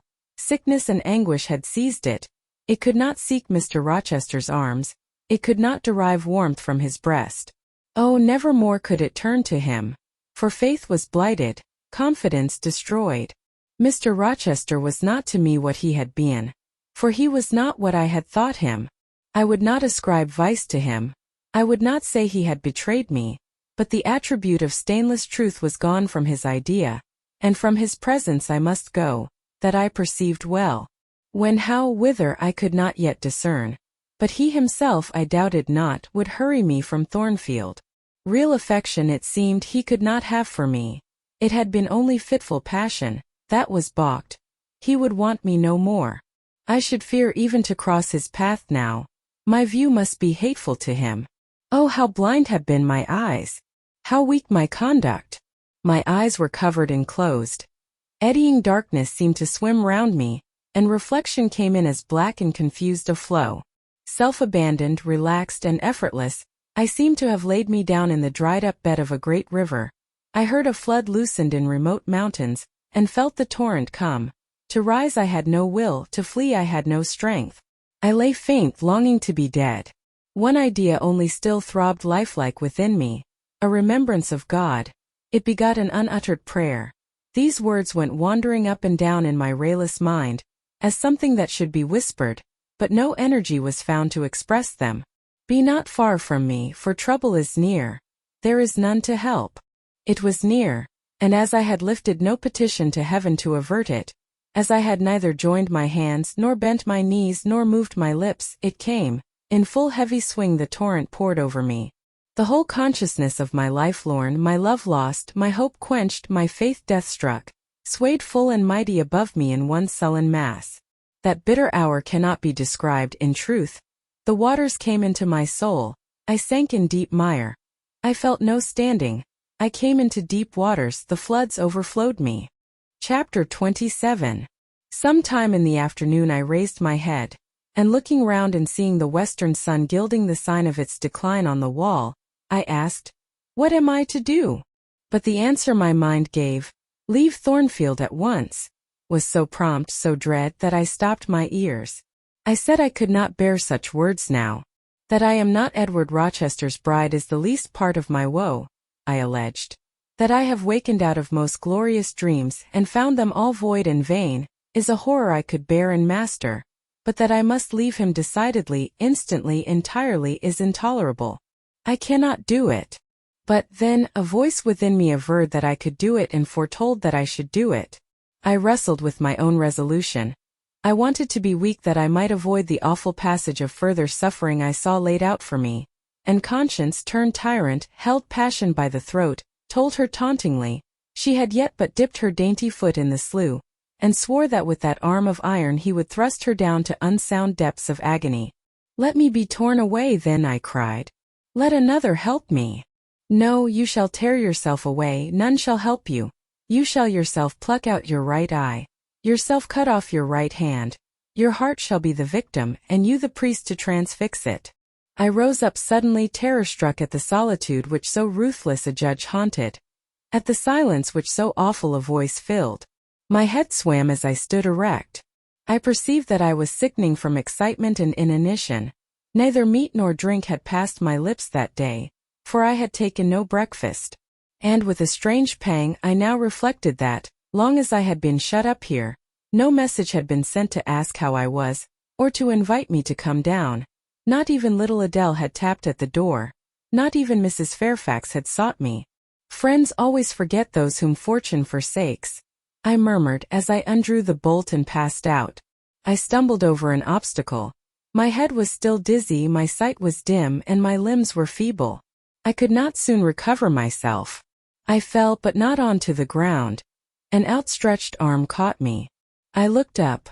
I was supported by Mr. Rochester, who sat in a chair across my chamber threshold. You come out at last, he said. Well, I have been waiting for you long and listening. Yet not one movement have I heard, nor one sob. 5 minutes more of that death-like hush, and I should have forced the lock like a burglar.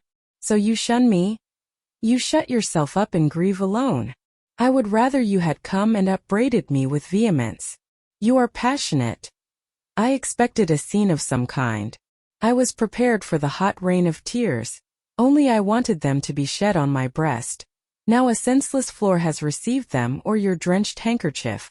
But I err. You have not wept at all. I see a white cheek and a faded eye, but no trace of tears. I suppose then your heart has been weeping blood? Well, Jane, not a word of reproach? Nothing bitter? Nothing poignant? Nothing to cut a feeling or sting a passion? You sit quietly where I have placed you, and regard me with a weary, passive look.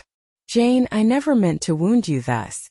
If the man who had but one little ewe lamb that was dear to him as a daughter, that ate of his bread and drank of his cup, and lay in his bosom, had by some mistake slaughtered it at the shambles, he would not have rued his bloody blunder more than I now rue mine. Will you ever forgive me? Reader, I forgave him at the moment and on the spot.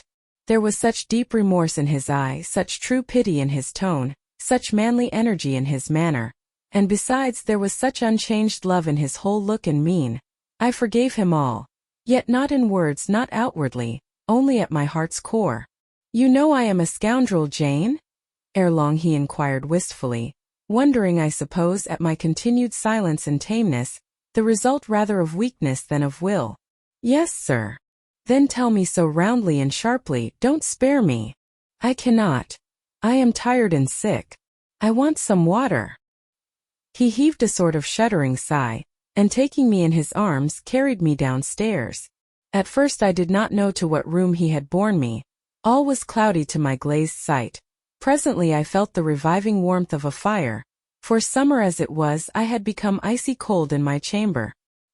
He put wine to my lips. I tasted it and revived. Then I ate something he offered me and was soon myself. I was in the library sitting in his chair, he was quite near.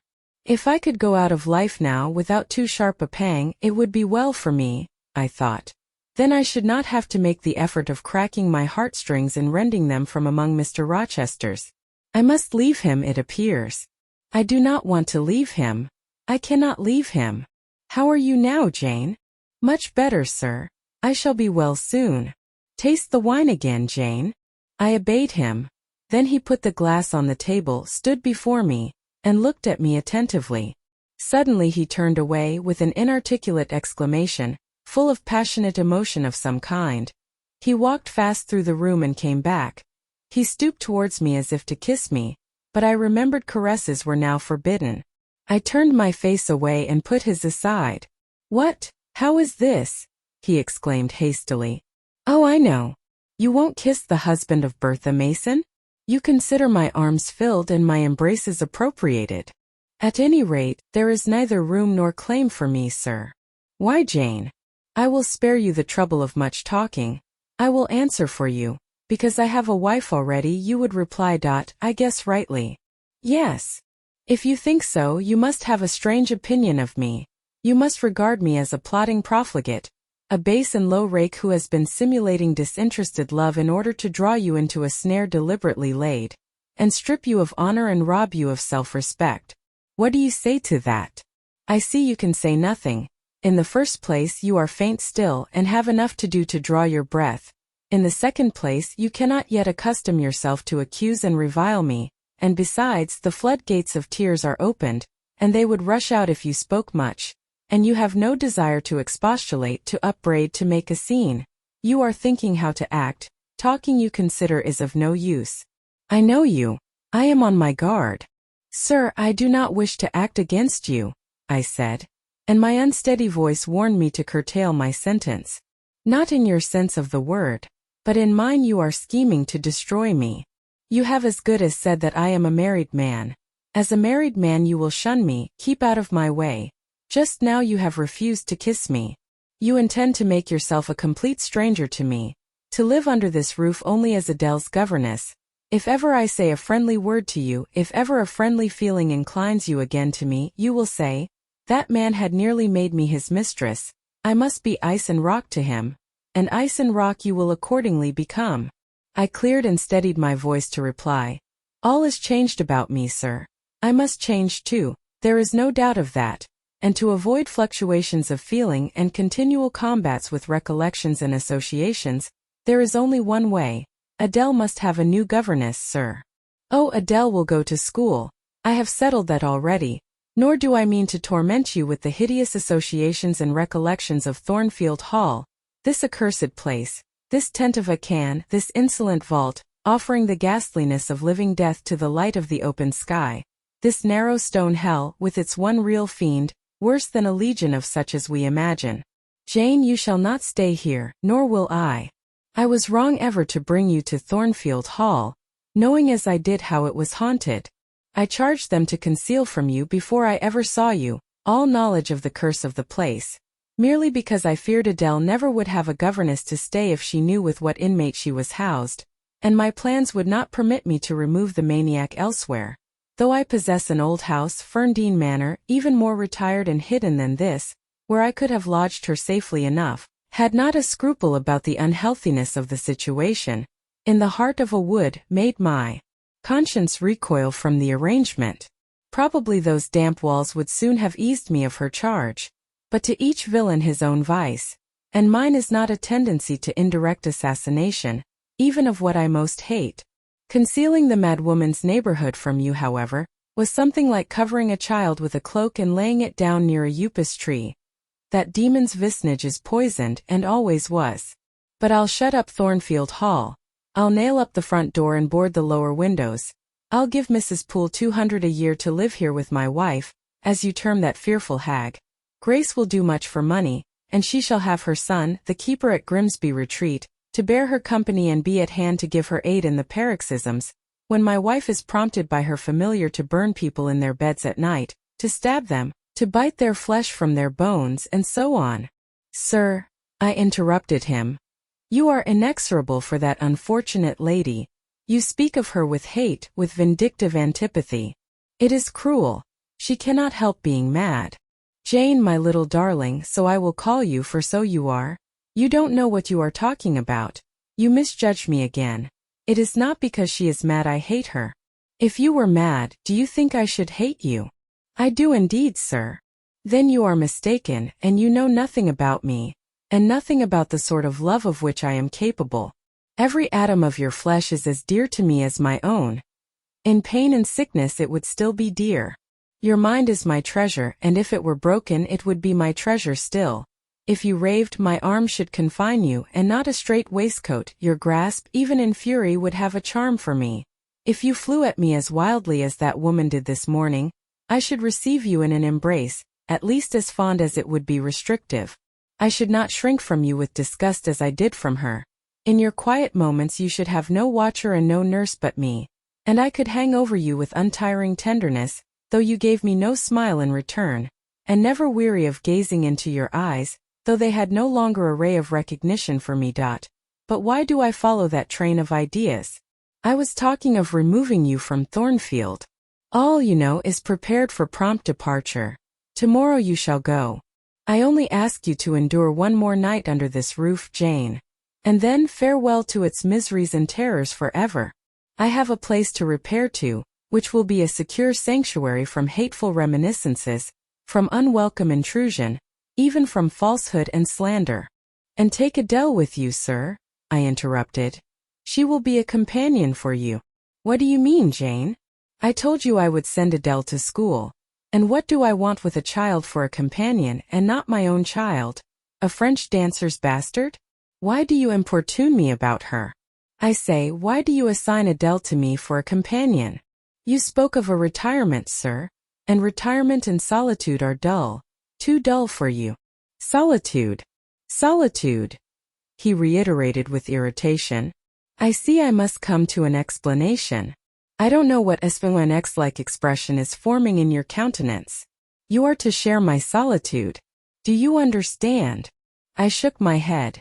It required a degree of courage, excited as he was becoming, even to risk that mute sign of dissent. He had been walking fast about the room, and he stopped, as if suddenly rooted to one spot. He looked at me long and hard. I turned my eyes from him, fixed them on the fire, and tried to assume and maintain a quiet, collected aspect. Now for the hitch in Jane's character, he said at last, speaking more calmly than from his look I had expected him to speak. The reel of silk has run smoothly enough so far, but I always knew there would come a knot and a puzzle. Here it is. Now for vexation and exasperation and endless trouble. By God! I long to exert a fraction of Samson's strength, and break the entanglement like tow. He recommenced his walk but soon again stopped, and this time just before me. Jane! Will you hear reason? He stooped and approached his lips to my ear. Because if you won't, I'll try violence. His voice was hoarse, his look that of a man who is just about to burst an insufferable bond and plunge headlong into wild license. I saw that in another moment, and with one impetus of frenzy more, I should be able to do nothing with him. The present, the passing second of time, was all I had in which to control and restrain him. A movement of repulsion, flight, fear would have sealed my doom, and his. But I was not afraid, not in the least. I felt an inward power, a sense of influence which supported me. The crisis was perilous, but not without its charm, such as the Indian perhaps feels when he slips over the rapid in his canoe. I took hold of his clenched hand, loosened the contorted fingers, and said to him soothingly, "Sit down. I'll talk to you as long as you like, and hear all you have to say, whether reasonable or unreasonable." He sat down, but he did not get leave to speak directly. I had been struggling with tears for some time. I had taken great pains to repress them, because I knew he would not like to see me weep. Now, however, I considered it well to let them flow as freely and as long as they liked. If the flood annoyed him, so much the better. So I gave way and cried heartily. Soon I heard him earnestly entreating me to be composed. I said I could not while he was in such a passion. But I am not angry, Jane. I only love you too well, and you had steeled your little pale face with such a resolute, frozen look I could not endure it. Hush now and wipe your eyes. His softened voice announced that he was subdued, so I in my turn became calm. Now he made an effort to rest his head on my shoulder, but I would not permit it. Then he would draw me to him. No. Jane! Jane! He said in such an accent of bitter sadness it thrilled along every nerve I had. You don't love me then? It was only my station and the rank of my wife that you valued? Now that you think me disqualified to become your husband, you recoil from my touch as if I were some toad or ape. These words cut me. Yet what could I do or I say? I ought probably to have done or said nothing, But I was so tortured by a sense of remorse at thus hurting his feelings, I could not control the wish to drop bomb where I had wounded. "I do love you," I said, "more than ever, but I must not show or indulge the feeling, and this is the last time I must express it." "The last time, Jane? What? Do you think you can live with me and see me daily, and yet, if you still love me, be always cold and distant?" "No, sir, that I am certain I could not, and therefore I see there is but one way, but you will be furious if I mention it." "Oh, mention it. If I storm, you have the art of weeping." "Mr. Rochester, I must leave you." "For how long, Jane?" "For a few minutes while you smooth your hair, which is somewhat disheveled, and bathe your face, which looks feverish. I must leave Adele in Thornfield. I must part with you for my whole life. I must begin a new existence among strange faces and strange scenes." "Of course I told you you should. I pass over the madness about parting from me." "You mean you must become a part of me. As to the new existence, it is all right. You shall yet be my wife. I am not married. You shall be Mrs. Rochester, both virtually and nominally. I shall keep only to you so long as you and I live. You shall go to a place I have in the south of France, a whitewashed villa on the shores of the Mediterranean. There you shall live a happy and guarded and most innocent life. Never fear that I wish to lure you into error, to make you my mistress." "Why did you shake your head? Jane, you must be reasonable, or in truth I shall again become frantic." His voice and hand quivered. His large nostrils dilated. His eye blazed. Still I dared to speak. "Sir, your wife is living. That is a fact acknowledged this morning by yourself. If I lived with you as you desire, I should then be your mistress. To say otherwise is sophistical, is false. Jane, I am not a gentle-tempered man. You forget that. I am not long-enduring. I am not cool and dispassionate. Out of pity to me and yourself, put your finger on my pulse. Feel how it throbs and beware." He bared his wrist and offered it to me. The blood was forsaking his cheek and lips. They were growing livid. I was distressed on all hands. To agitate him thus deeply, by a resistance he so abhorred, was cruel. To yield was out of the question. I did what human beings do instinctively when they are driven to utter extremity, looked for aid to one higher than man. The words "God help me" burst involuntarily from my lips. "I am a fool," cried Mr. Rochester suddenly. "I keep telling her I am not married, and do not explain to her why. I forget she knows nothing of the character of that woman, or of the circumstances attending my infernal union with her. Oh, I am certain Jane will agree with me in opinion, when she knows all that I know. Just put your hand in mine, Janet, that I may have the evidence of touch as well as sight, to prove you are near me, and I will in a few words show you the real state of the case. Can you listen to me?" "Yes, sir, for hours if you will. I ask only minutes. Jane, did you ever hear or know that I was not the eldest son of my house, that I had once a brother older than I? I remember Mrs. Fairfax told me so once. And did you ever hear that my father was an avaricious, grasping man? I have understood something to that effect. Well, Jane being so, it was his resolution to keep the property together. He could not bear the idea of dividing his estate and leaving me a fair portion. All, he resolved, should go to my brother Roland. Yet as little could he endure that a son of his should be a poor man. I must be provided for by a wealthy marriage. He sought me a partner betimes. Mr. Mason, a West India planter and merchant, was his old acquaintance. He was certain his possessions were real and vast. He made inquiries. Mr. Mason, he found, had a son and daughter, and he learned from him that he could and would give the latter a fortune of £30,000. That sufficed. When I left college, I was sent out to Jamaica, to espouse a bride already courted for me. My father said nothing about her money, but he told me Miss Mason was the boast of Spanish Town for her beauty, and this was no lie. I found her a fine woman in the style of Blanche Ingram, tall, dark, and majestic. Her family wished to secure me because I was of a good race, and so did she. They showed her to me in parties, splendidly dressed. I seldom saw her alone, and had very little private conversation with her.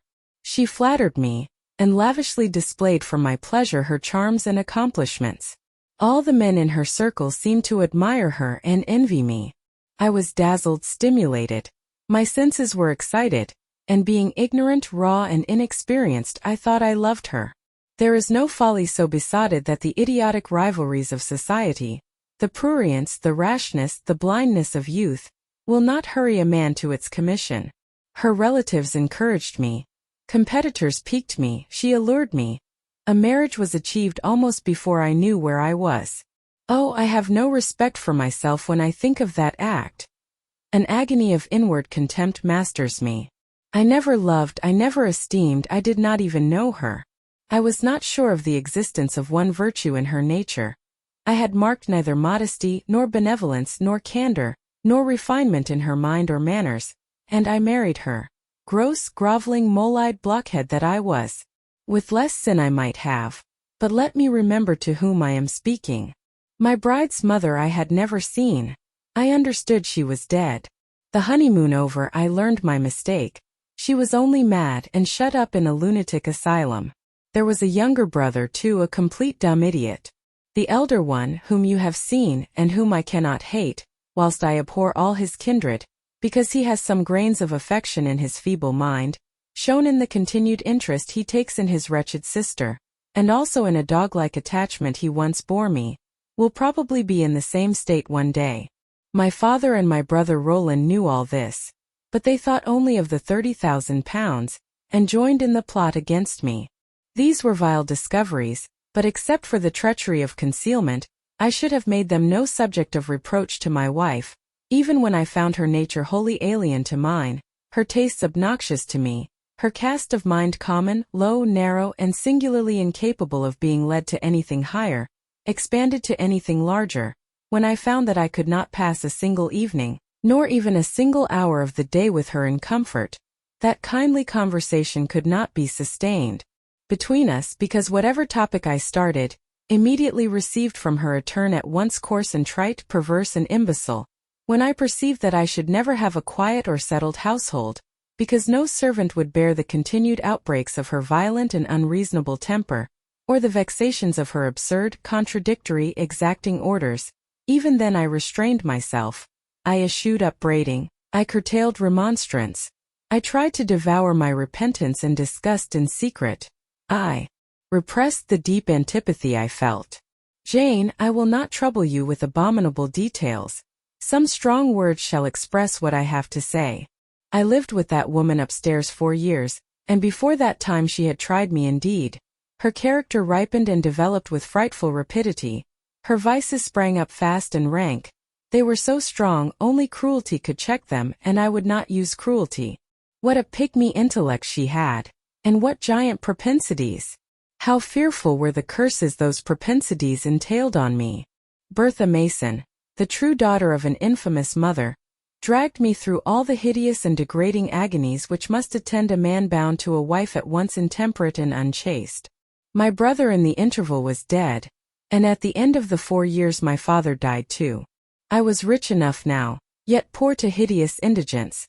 A nature the most gross, impure, depraved I ever saw, was associated with mine, and called by the law and by society a part of me. And I could not rid myself of it by any legal proceedings, for the doctors now discovered that my wife was mad. Her excesses had prematurely developed the germs of insanity. Jane, you don't like my narrative. You look almost sick. Shall I defer the rest to another day? No, sir, finish it now, I pity you.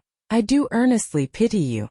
Pity, Jane, from some people is a noxious and insulting sort of tribute, which one is justified in hurling back in the teeth of those who offer it. But that is the sort of pity native to callous, selfish hearts. It is a hybrid egotistical pain at hearing of woes, crossed with ignorant contempt for those who have endured them. But that is not your pity, Jane. It is not the feeling of which your whole face is full at this moment, with which your eyes are now almost overflowing, with which your heart is heaving, with which your hand is trembling in mine. Your pity, my darling, is the suffering mother of love. Its anguish is the very natal pang of the divine passion. I accept it, Jane. Let the daughter have free advent. My arms wait to receive her. Now, sir, proceed. What did you do when you found she was mad? Jane, I approached the verge of despair. A remnant of self-respect was all that intervened between me and the gulf. In the eyes of the world, I was doubtless covered with grimy dishonor, but I resolved to be clean in my own sight, and to the last I repudiated the contamination of her crimes, and wrenched myself from connection with her mental defects. Still, society associated my name and person with hers. I yet saw her and heard her daily. Something of her breath, mixed with the air I breathed, and besides, I remembered I had once been her husband. That recollection was then, and is now, inexpressibly odious to me. Moreover, I knew that while she lived I could never be the husband of another and better wife, and though 5 years my senior, her family and her father had lied to me even in the particular of her age. She was likely to live as long as I, being as robust in frame as she was infirm in mind.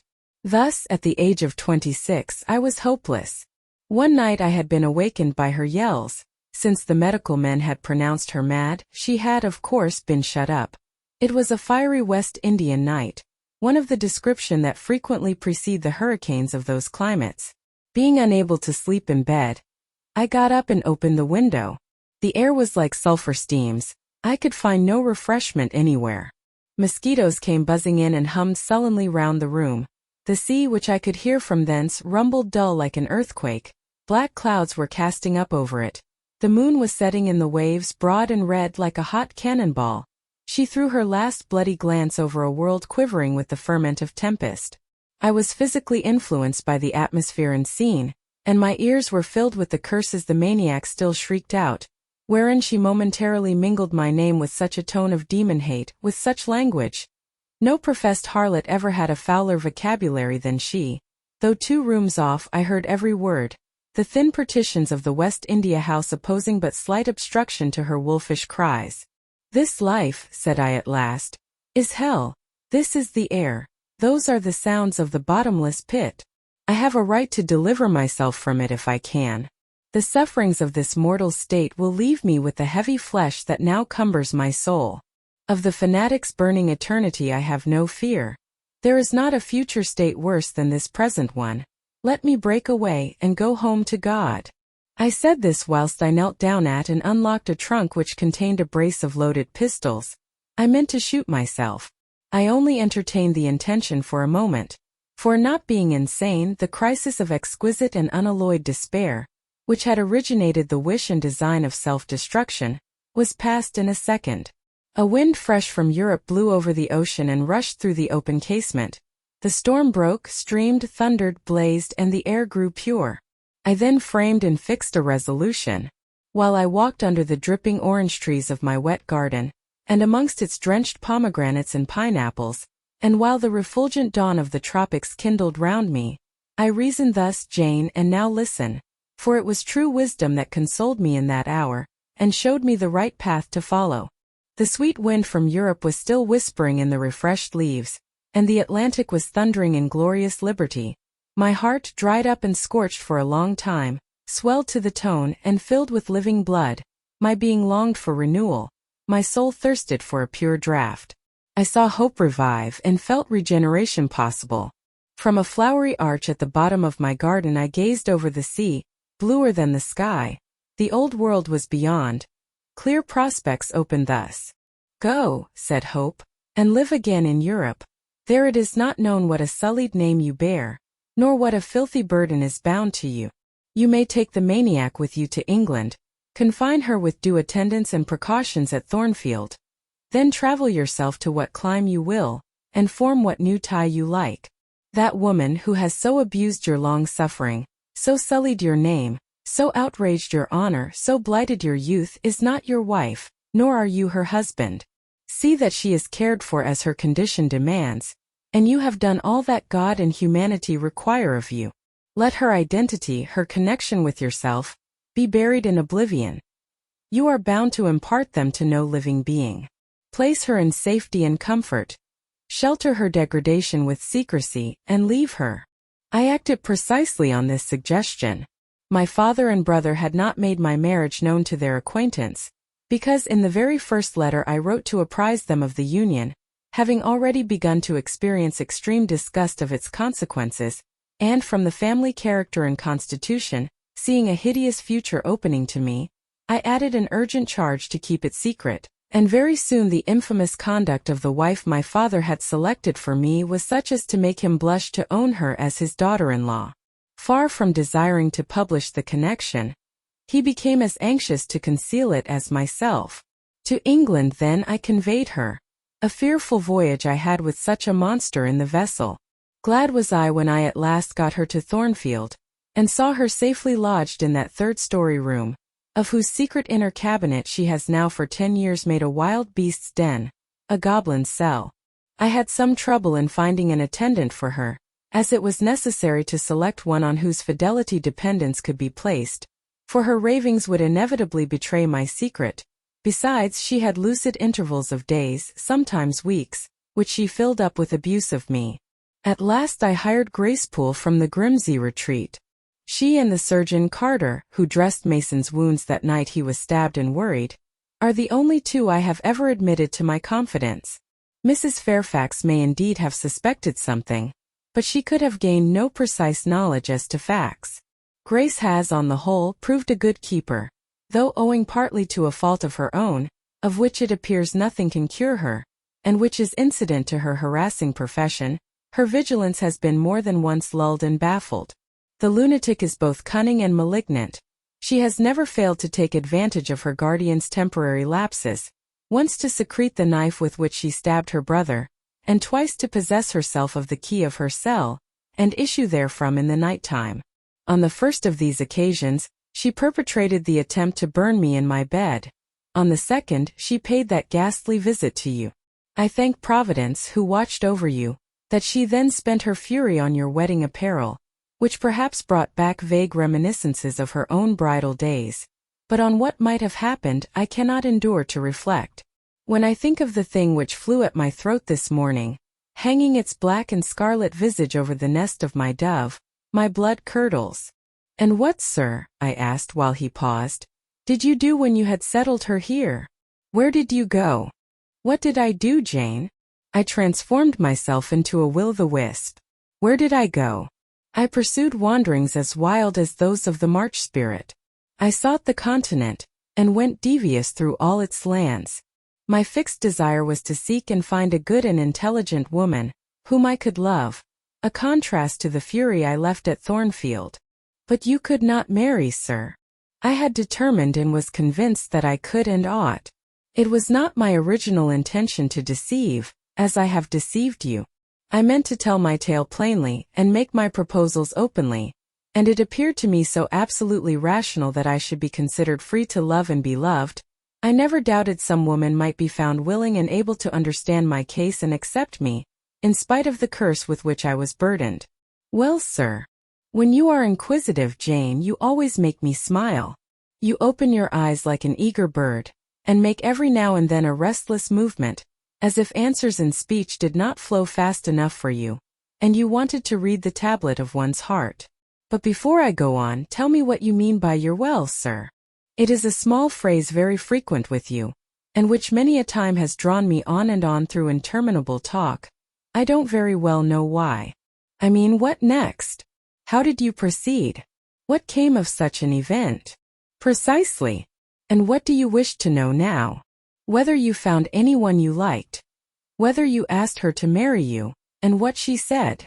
I can tell you whether I found anyone I liked, and whether I asked her to marry me, but what she said is yet to be recorded in the book of fate.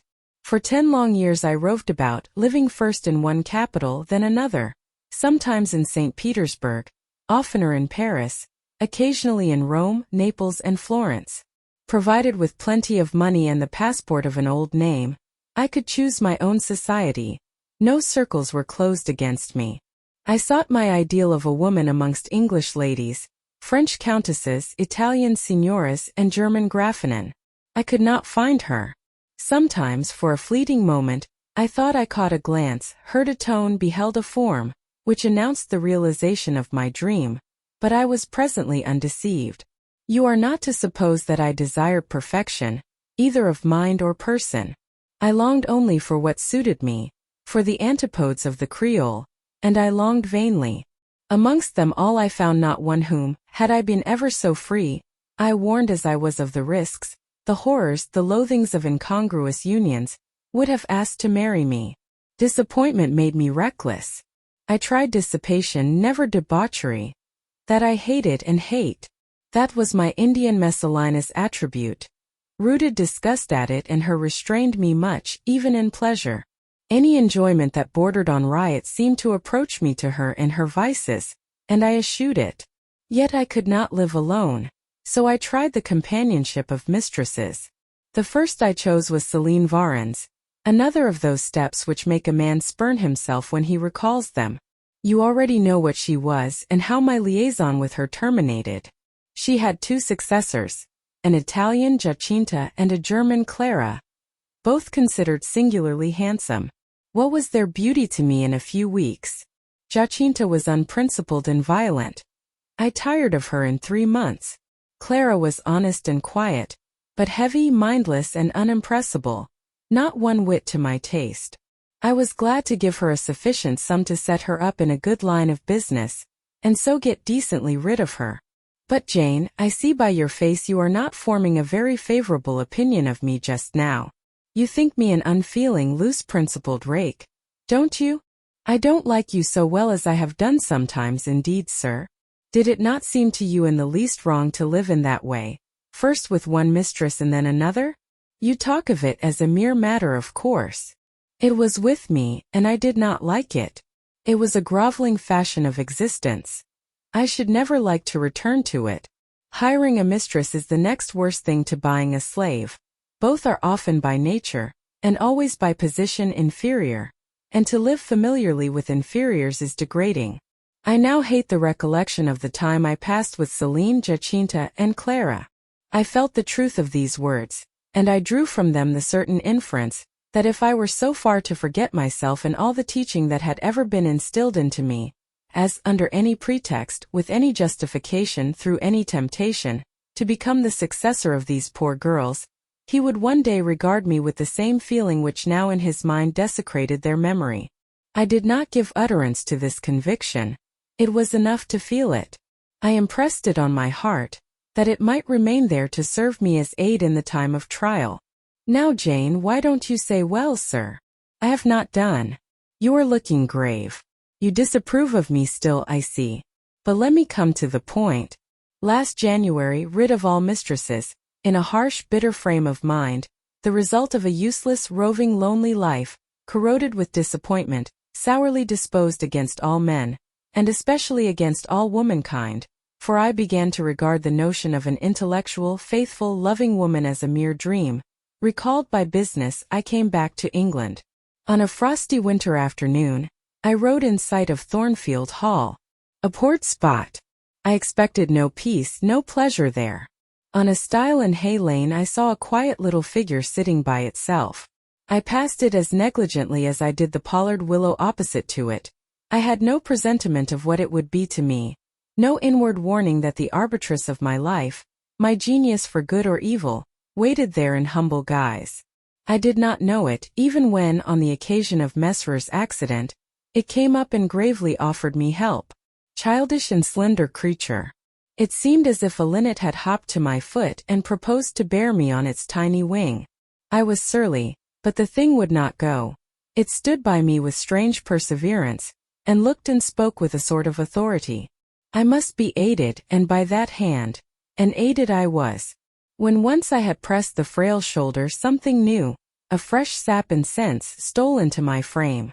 It was well I had learnt that this elf must return to me, that it belonged to my house down below, or I could not have felt it pass away from under my hand, and seen it vanish behind the dim hedge, without singular regret. I heard you come home that night, Jane, though probably you were not aware that I thought of you or watched for you. The next day I observed you, myself unseen, for half an hour, while you played with Adele in the gallery. It was a snowy day, I recollect, and you could not go out of doors. I was in my room, the door was ajar. I could both listen and watch. Adele claimed your outward attention for a while, yet I fancied your thoughts were elsewhere. But you were very patient with her, my little Jane. You talked to her and amused her a long time. When at last she left you, You lapsed at once into deep reverie. You betook yourself slowly to pace the gallery. Now and then, in passing a casement, you glanced out at the thick falling snow. You listened to the sobbing wind, and again you paced gently on and dreamed. I think those day visions were not dark. There was a pleasurable illumination in your eye occasionally, a soft excitement in your aspect, which told of no bitter, bilious hypochondriac brooding. Your look revealed rather the sweet musings of youth when its spirit follows on willing wings the flight of hope up and on to an ideal heaven. The voice of Mrs. Fairfax, speaking to a servant in the hall, wakened you. And how curiously you smiled to and at yourself, Janet. There was much sense in your smile. It was very shrewd, and seemed to make light of your own abstraction. It seemed to say, "My fine visions are all very well, but I must not forget they are absolutely unreal. I have a rosy sky and a green flowery Eden in my brain, but without, I am perfectly aware, lies at my feet a rough track to travel, and around me gather black tempests to encounter." You ran downstairs and demanded of Mrs. Fairfax some occupation, the weekly house accounts to make up, or something of that sort, I think it was. I was vexed with you for getting out of my sight. Impatiently I waited for evening, when I might summon you to my presence. An unusual to me, a perfectly new character I suspected was yours. I desired to search it deeper and know it better. You entered the room with a look and air at once shy and independent. You were quaintly dressed, much as you are now. I made you talk. Ere long I found you full of strange contrasts. Your garb and manner were restricted by rule. Your air was often diffident, and altogether that of one refined by nature, but absolutely unused to society, and a good deal afraid of making herself disadvantageously conspicuous by some solecism or blunder. Yet when addressed, you lifted a keen, a daring, and a glowing eye to your interlocutor's face. There was penetration and power in each glance you gave. When plied by close questions, you found ready and round answers. Very soon you seemed to get used to me. I believe you felt the existence of sympathy between you and your grim and cross master Jane, for it was astonishing to see how quickly a certain pleasant ease tranquilized your manner. Snarl as I would, you showed no surprise, fear, annoyance, or displeasure at my moroseness. You watched me, and now and then smiled at me with a simple yet sagacious grace I cannot describe. I was at once content and stimulated with what I saw. I liked what I had seen and wished to see more. Yet for a long time I treated you distantly, and sought your company rarely. I was an intellectual epicure, and wished to prolong the gratification of making this novel and piquant acquaintance. Besides, I was for a while troubled with a haunting fear that if I handled the flower freely its bloom would fade. The sweet charm of freshness would leave it. I did not then know that it was no transitory blossom, but rather the radiant resemblance of one, cut in an indestructible gem. Moreover, I wished to see whether you would seek me if I shunned you, but you did not. You kept in the schoolroom as still as your own desk and easel. If by chance I met you, you passed me as soon, and with as little token of recognition, as was consistent with respect. Your habitual expression in those days, Jane, was a thoughtful look, not despondent, for you were not sickly, but not buoyant, for you had little hope and no actual pleasure. I wondered what you thought of me, or if you ever thought of me, and resolved to find this out. I resumed my notice of you. There was something glad in your glance and genial in your manner when you conversed. I saw you had a social heart. It was the silent schoolroom, it was the tedium of your life, that made you mournful. I permitted myself the delight of being kind to you. Kindness stirred emotion soon. Your face became soft in expression, your tones gentle. I liked my name pronounced by your lips in a grateful, happy accent. I used to enjoy a chance meeting with you, Jane, at this time. There was a curious hesitation in your manner. You glanced at me with a slight trouble, a hovering doubt. You did not know what my caprice might be, whether I was going to play the master and be stern, or the friend and be benignant. I was now too fond of you often to simulate the first whim, and when I stretched my hand out cordially, such bloom and light and bliss rose to your young, wistful features. I had much ado often to avoid straining you then and there to my heart. Don't talk any more of those days, sir, I interrupted, furtively dashing away some tears from my eyes. His language was torture to me, for I knew what I must do, and do soon, And all these reminiscences and these revelations of his feelings only made my work more difficult. "No, Jane," he returned. "What necessity is there to dwell on the past, when the present is so much surer, the future so much brighter?" I shuddered to hear the infatuated assertion. "You see now how the case stands, do you not?" he continued.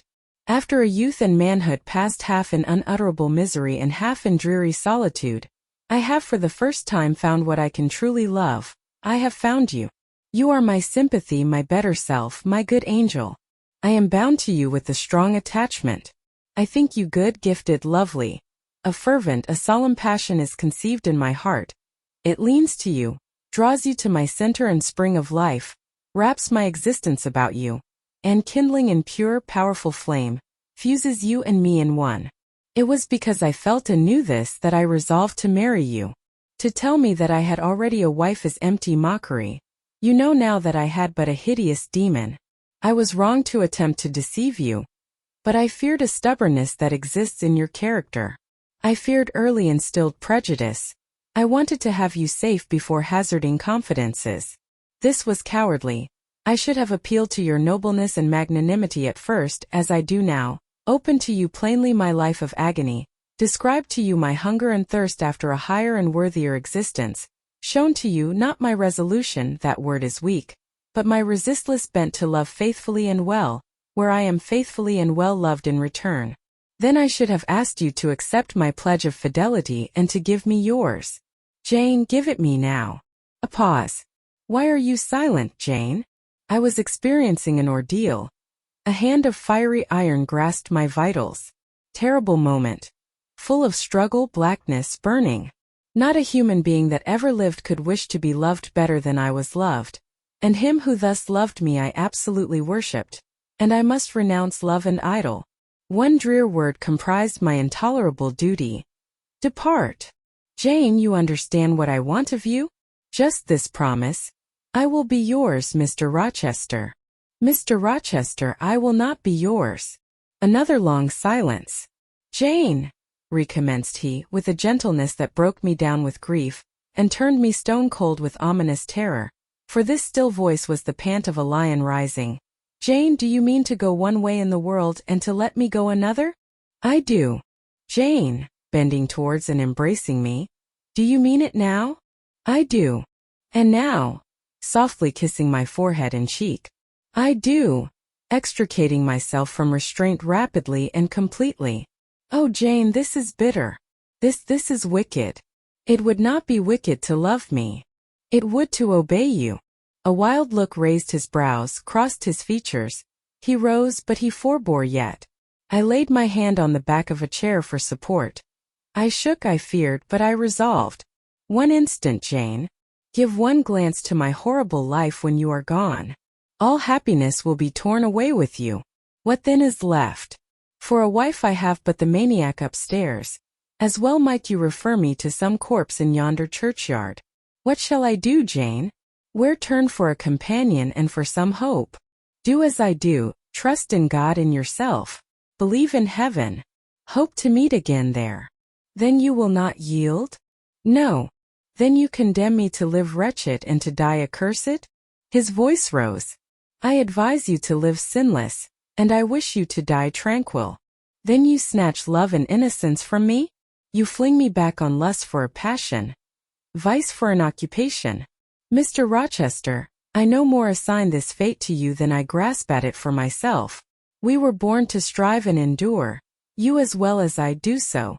You will forget me before I forget you. You make me a liar by such language. You sully my honor. I declared I could not change. You tell me to my face I shall change soon. And what a distortion in your judgment, what a perversity in your ideas, is proved by your conduct. Is it better to drive a fellow creature to despair than to transgress a mere human law, no man being injured by the breach? For you have neither relatives nor acquaintances whom you need fear to offend by living with me. This was true, and while he spoke my very conscience and reason turned traitors against me, and charged me with crime in resisting him. They spoke almost as loud as feeling, and that clamored wildly. Oh, comply, it said. Think of his misery, think of his danger, look at his state when left alone. Remember his headlong nature.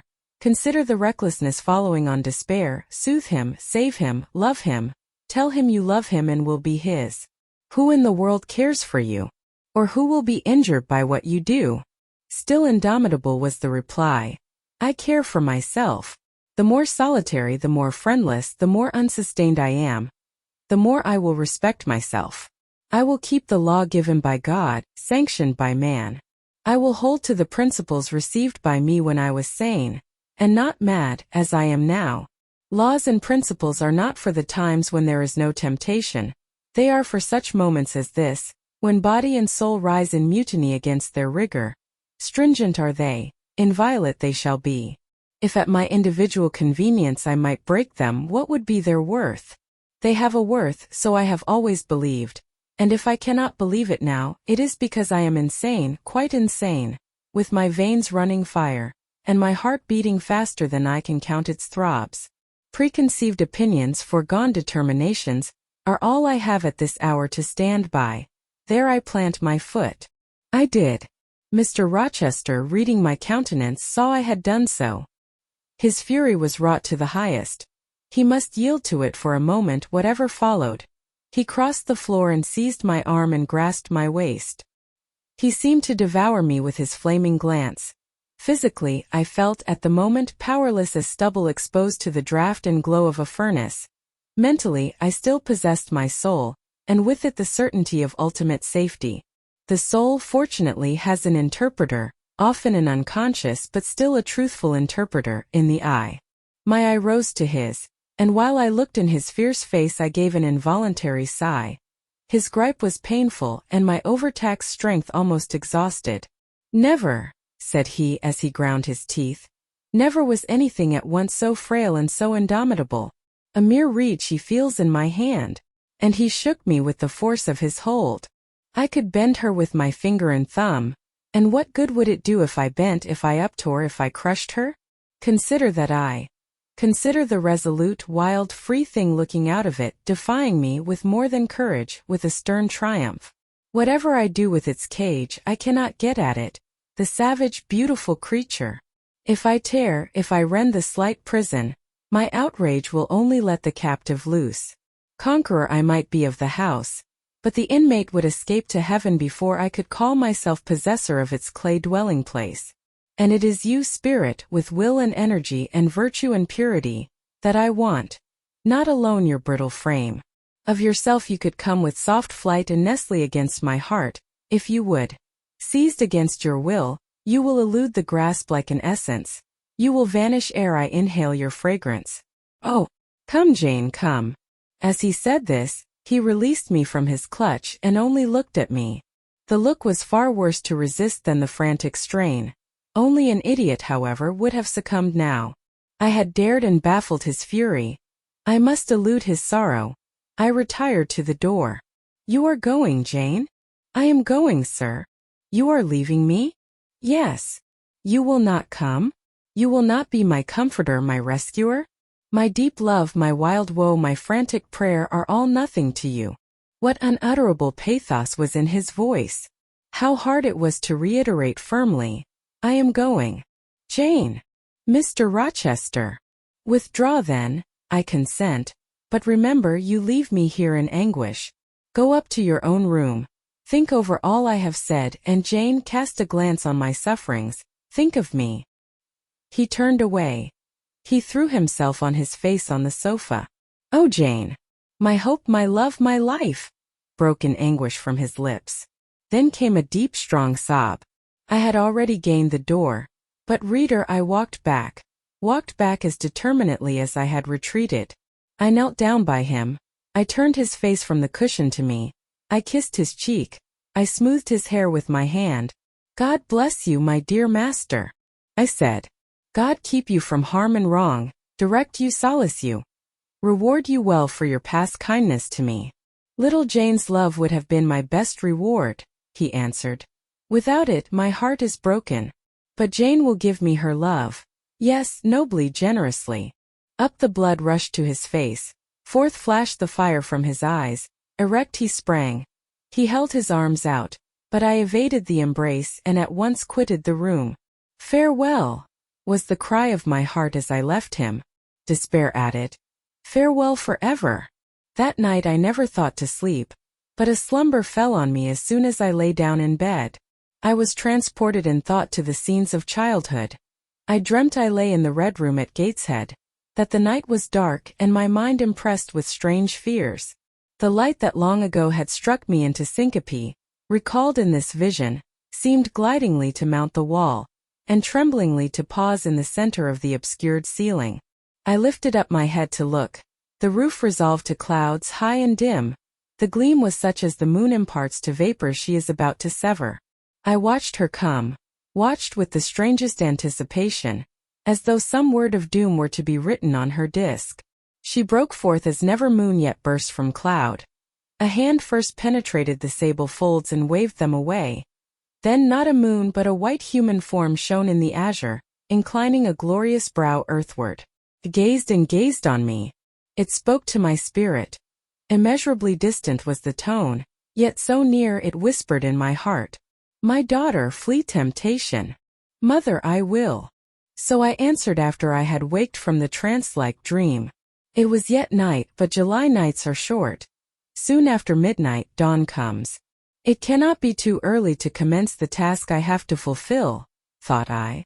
I rose, I was dressed, for I had taken off nothing but my shoes. I knew where to find in my drawers some linen, a locket, a ring. In seeking these articles, I encountered the beads of a pearl necklace Mr. Rochester had forced me to accept a few days ago. I left that, it was not mine. It was the visionary bride's who had melted in air. The other articles I made up in a parcel, my purse containing 20 shillings, it was all I had. I put in my pocket. I tied on my straw bonnet, pinned my shawl, took the parcel and my slippers, which I would not put on yet, and stole from my room. "Farewell, kind Mrs. Fairfax," I whispered as I glided past her door. "Farewell, my darling Adele," I said as I glanced towards the nursery. No thought could be admitted of entering to embrace her. I had to deceive a fine ear. For aught I knew it might now be listening. I would have got past Mr. Rochester's chamber without a pause, but my heart momentarily stopping its beat at that threshold, my foot was forced to stop also. No sleep was there. The inmate was walking restlessly from wall to wall, and again he sighed while I listened. There was a heaven, a temporary heaven, in this room for me if I chose. I had but to go in and to say, "Mr. Rochester, I will love you and live with you through life till death," and a fount of rapture would spring to my lips. I thought of this. That kind master, who could not sleep now, was waiting with impatience for day. He would send for me in the morning. I should be gone. He would have me sought for vainly. He would feel himself forsaken, his love rejected. He would suffer, perhaps grow desperate. I thought of this too. My hand moved towards the lock. I caught it back and glided on. Drearily I wound my way downstairs. I knew what I had to do and I did it mechanically. I sought the key of the side door in the kitchen. I sought, too, a phial of oil and a feather. I oiled the key and the lock.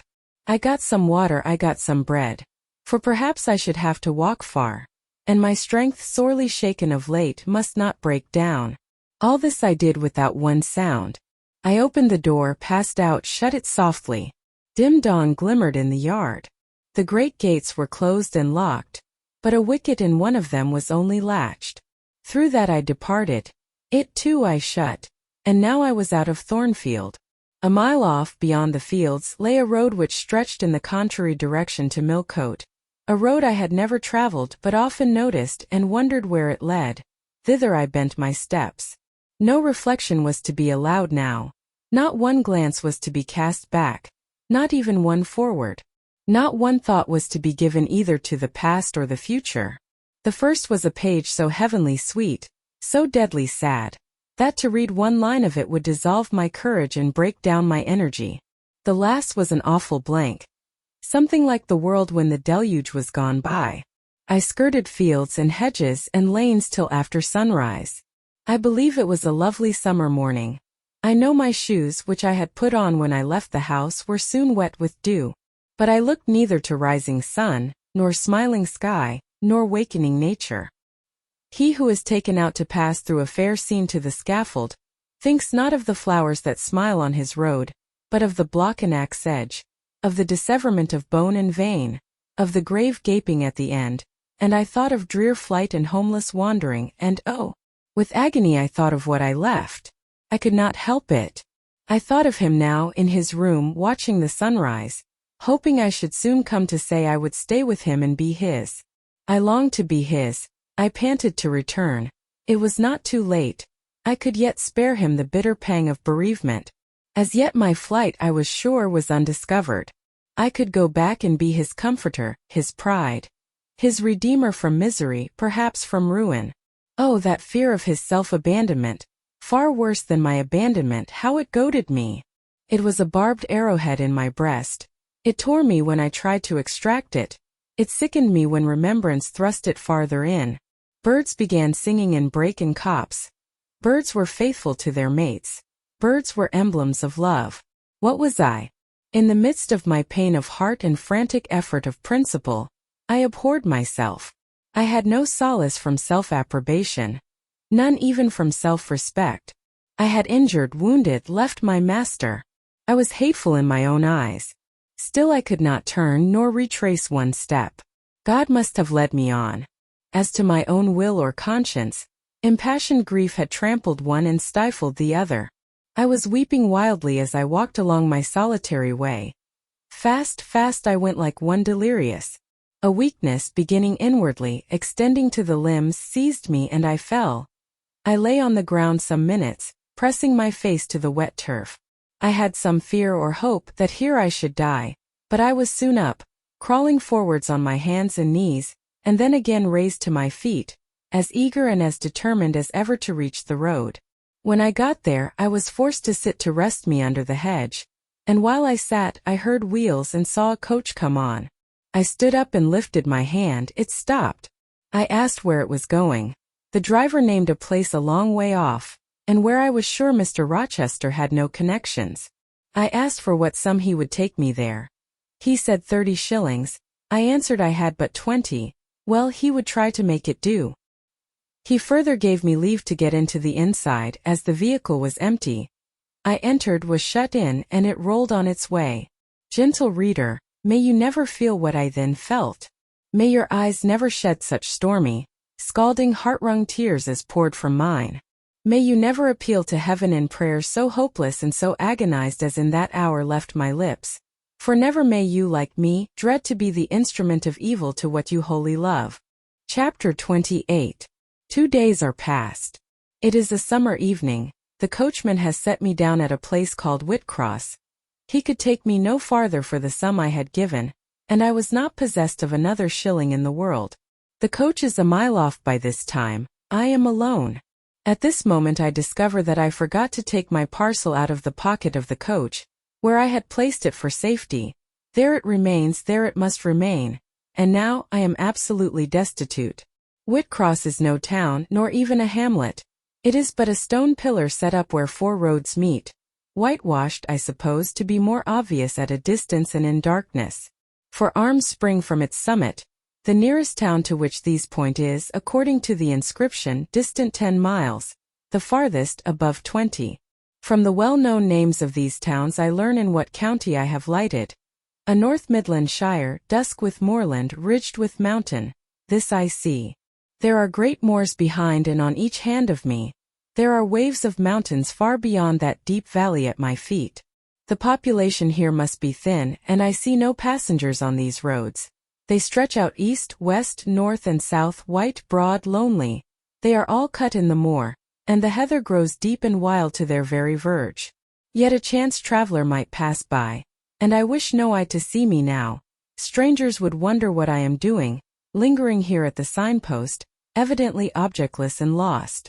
I might be questioned. I could give no answer but what would sound incredible and excite suspicion. Not a tie holds me to human society at this moment. Not a charm or hope calls me where my fellow creatures are. None that saw me would have a kind thought or a good wish for me. I have no relative but the universal mother, Nature. I will seek her breast and ask repose. I struck straight into the heath. I held on to a hollow I saw deeply furrowing the brown moorside. I waded knee-deep in its dark growth. I turned with its turnings, and finding a moss-blackened granite crag in a hidden angle, I sat down under it. High banks of moor were about me. The crag protected my head. The sky was over that. Some time passed before I felt tranquil even here. I had a vague dread that wild cattle might be near, or that some sportsman or poacher might discover me. If a gust of wind swept the waste, I looked up, fearing it was the rush of a bull. If a plover whistled, I imagined it a man. Finding my apprehensions unfounded, however, and calmed by the deep silence that reigned as evening declined at nightfall, I took confidence. As yet I had not thought. I had only listened, watched, dreaded. Now I regained the faculty of reflection. What was I to do? Where to go? Oh, intolerable questions when I could do nothing and go nowhere. When a long way must yet be measured by my weary, trembling limbs before I could reach human habitation, when cold charity must be entreated before I could get a lodging, reluctant sympathy importuned, almost certain repulse incurred, before my tale could be listened to or one of my wants relieved. I touched the heath. It was dry, and yet warm with the heat of the summer day. I looked at the sky, it was pure. A kindly star twinkled just above the chasm ridge. The dew fell, but with propitious softness. No breeze whispered. Nature seemed to me benign and good. I thought she loved me, outcast as I was. And I, who from man could anticipate only mistrust, rejection, insult, clung to her with filial fondness. Tonight at least I would be her guest, as I was her child. My mother would lodge me without money and without price. I had one morsel of bread yet, the remnant of a roll I had bought in a town we passed through at noon with a stray penny, my last coin. I saw ripe bilberries gleaming here and there like jet beads in the heath. I gathered a handful and ate them with the bread. My hunger, sharp before, was, if not satisfied, appeased by this hermit's meal. I said my evening prayers at its conclusion, and then chose my couch. I said my evening prayers. Beside the crag the heath was very deep. When I lay down my feet were buried in it. Rising high on each side, it left only a narrow space for the night air to invade. I folded my shawl double, and spread it over me for a coverlet. A low mossy swell was my pillow. Thus lodged I was not, at least at the commencement of the night, cold. My rest might have been blissful enough, only a sad heart broke it. It plained of its gaping wounds, its inward bleeding, its riven cords. It trembled for Mr. Rochester and his doom. It bemoaned him with bitter pity. It demanded him with ceaseless longing. And impotent as a bird with both wings broken, it still quivered its shattered pinions in vain attempts to seek him. Worn out with this torture of thought, I rose to my knees. Night was come, and her planets were risen. A safe, still night, too serene for the companionship of fear.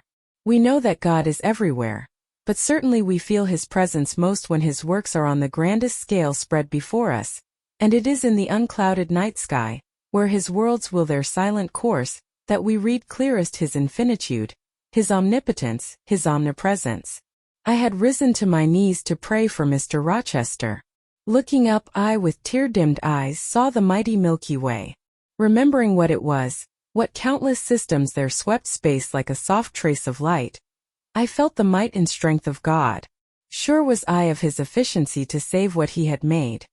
Convinced I grew that neither earth should perish, nor one of the souls it treasured. I turned my prayer to thanksgiving. The source of life was also the Savior of spirits. Mr. Rochester was safe. He was God's, and by God would he be guarded. I again nestled to the breast of the hill, and ere long in sleep forgot sorrow. But next day want came to me pale and bare. Long after the little birds had left their nests, long after bees had come in the sweet prime of day to gather the heath honey before the dew was dried, when the long morning shadows were curtailed, and the sun filled earth and sky, I got up and I looked round me. What a still, hot, perfect day. What a golden desert this spreading moor. Everywhere sunshine. I wished I could live in it and on it. I saw a lizard run over the crag. I saw a bee busy among the sweet bilberries. I would fain at the moment have become bee or lizard, that I might have found fitting nutriment, permanent shelter here. But I was a human being, and had a human being's wants. I must not linger where there was nothing to supply them. I rose. I looked back at the bed I had left. Hopeless of the future, I wished but this, that my Maker had that night thought good to require my soul of me while I slept, and that this weary frame, absolved by death from further conflict with fate, had now but to decay quietly, and mingle in peace with the soil of this wilderness. Life, however, was yet in my possession, with all its requirements and pains and responsibilities. The burden must be carried, the want provided for, the suffering endured, the responsibility fulfilled. I set out. Whitcross regained, I followed a road which led from the sun, now fervent and high. By no other circumstance had I will to decide my choice. I walked a long time, and when I thought I had nearly done enough, and might conscientiously yield to the fatigue that almost overpowered me, might relax this forced action, and sitting down on a stone I saw near, submit resistlessly to the apathy that clogged heart and limb, I heard a bell chime, a church bell.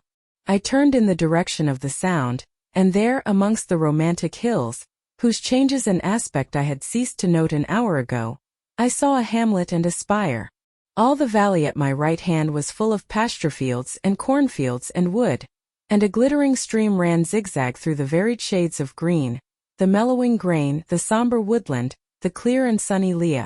Recalled by the rumbling of wheels to the road before me, I saw a heavily laden wagon laboring up the hill, and not far beyond were 2 cows and their drover. Human life and human labor were near. I must struggle on, strive to live and bend to toil like the rest. About 2:00 p.m. I entered the village. At the bottom of its one street there was a little shop with some cakes of bread in the window. I coveted a cake of bread. With that refreshment I could perhaps regain a degree of energy. Without it, it would be difficult to proceed. The wish to have some strength and some vigor returned to me as soon as I was amongst my fellow beings. I felt it would be degrading to faint with hunger on the causeway of a hamlet. Had I nothing about me I could offer in exchange for one of these rolls? I considered. I had a small silk handkerchief tied round my throat. I had my gloves. I could hardly tell how men and women in extremities of destitution proceeded. I did not know whether either of these articles would be accepted. Probably they would not, but I must try. I entered the shop. A woman was there. Seeing a respectably dressed person, a lady as she supposed, she came forward with civility. How could she serve me? I was seized with shame. My tongue would not utter the request I had prepared.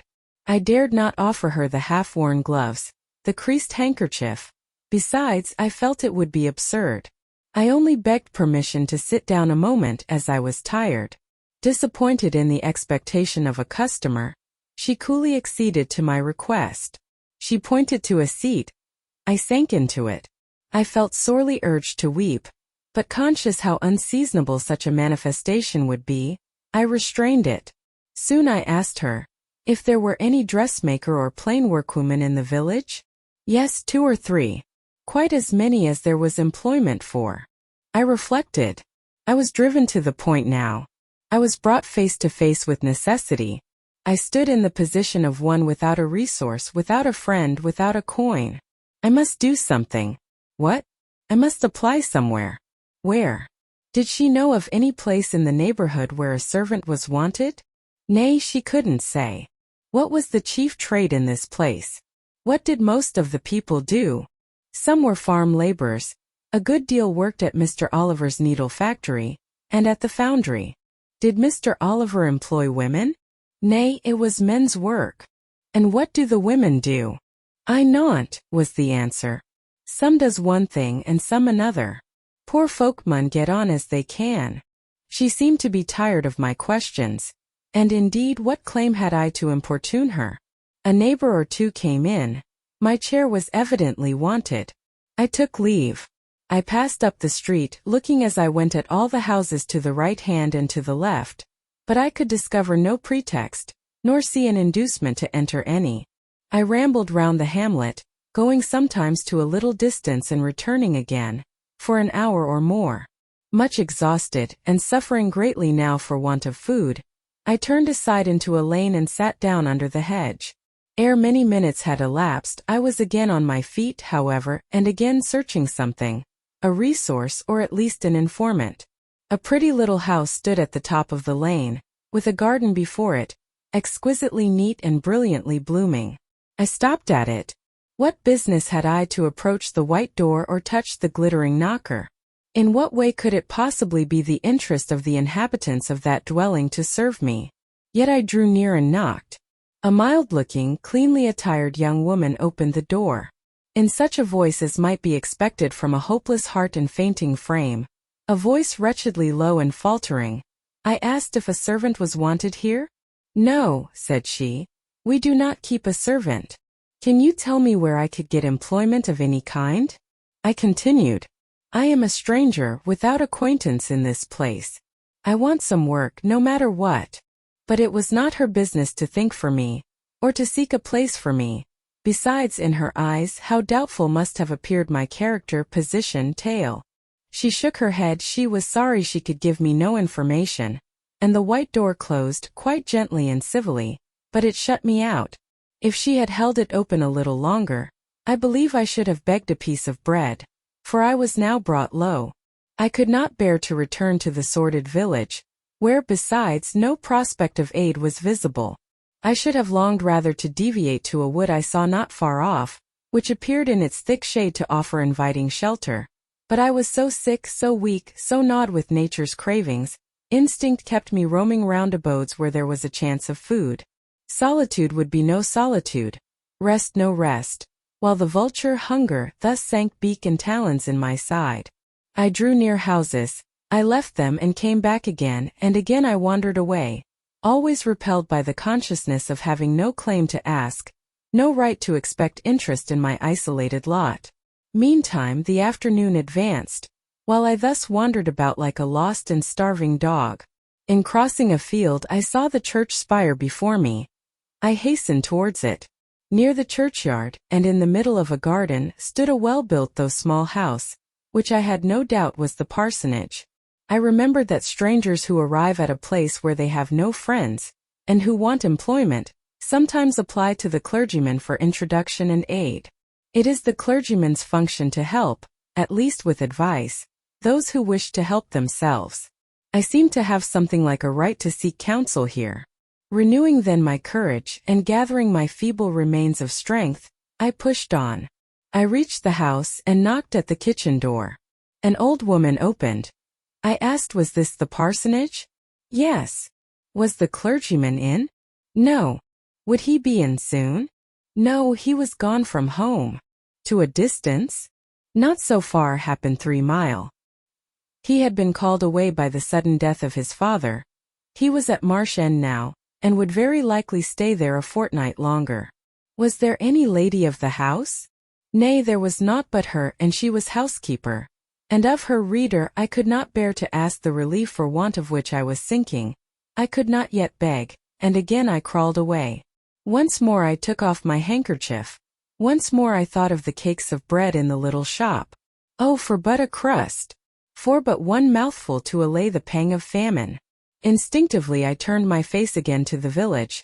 I found the shop again, and I went in. And though others were there besides the woman, I ventured the request. Would she give me a roll for this handkerchief? She looked at me with evident suspicion. Nay, she never sold stuff that way. Almost desperate, I asked for half a cake. She again refused. How could she tell where I had got the handkerchief? She said. Would she take my gloves? No. What could she do with them? Reader, it is not pleasant to dwell on these details. Some say there is enjoyment in looking back to painful experience past. But at this day I can scarcely bear to review the times to which I allude. The moral degradation, blent with the physical suffering, form too distressing a recollection ever to be willingly dwelt on. I blamed none of those who repulsed me. I felt it was what was to be expected, and what could not be helped. An ordinary beggar is frequently an object of suspicion, a well-dressed beggar inevitably so.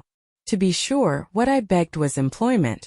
But whose business was it to provide me with employment? Not certainly that of persons who saw me then for the first time, and who knew nothing about my character.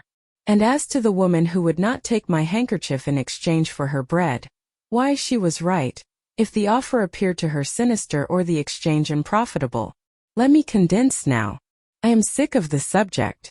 A little before dark I passed a farmhouse, at the open door of which the farmer was sitting, eating his supper of bread and cheese. I stopped and said, "Will you give me a piece of bread? For I am very hungry." He cast on me a glance of surprise, but without answering, he cut a thick slice from his loaf and gave it to me. I imagine he did not think I was a beggar, but only an eccentric sort of lady, who had taken a fancy to his brown loaf. As soon as I was out of sight of his house, I sat down and ate it. I could not hope to get a lodging under a roof, and sought it in the wood I have before alluded to. But my night was wretched, my rest broken. The ground was damp, the air cold. Besides, intruders passed near me more than once, and I had again and again to change my quarters. No sense of safety or tranquility befriended me. Towards morning it rained. The whole of the following day was wet. Do not ask me, reader, to give a minute account of that day. As before I sought work, as before I was repulsed, as before I starved, but once did food pass my lips. At the door of a cottage I saw a little girl about to throw a mess of cold porridge into a pig trough. "Will you give me that?" I asked. "Will you give me that?" I asked. She stared at me. "Mother," she exclaimed, "there is a woman wants me to give her these porridge." "Well, lass," replied a voice within, "give it her if she's a beggar. Pig doesn't want it." The girl emptied the stiffened mold into my hand, and I devoured it ravenously.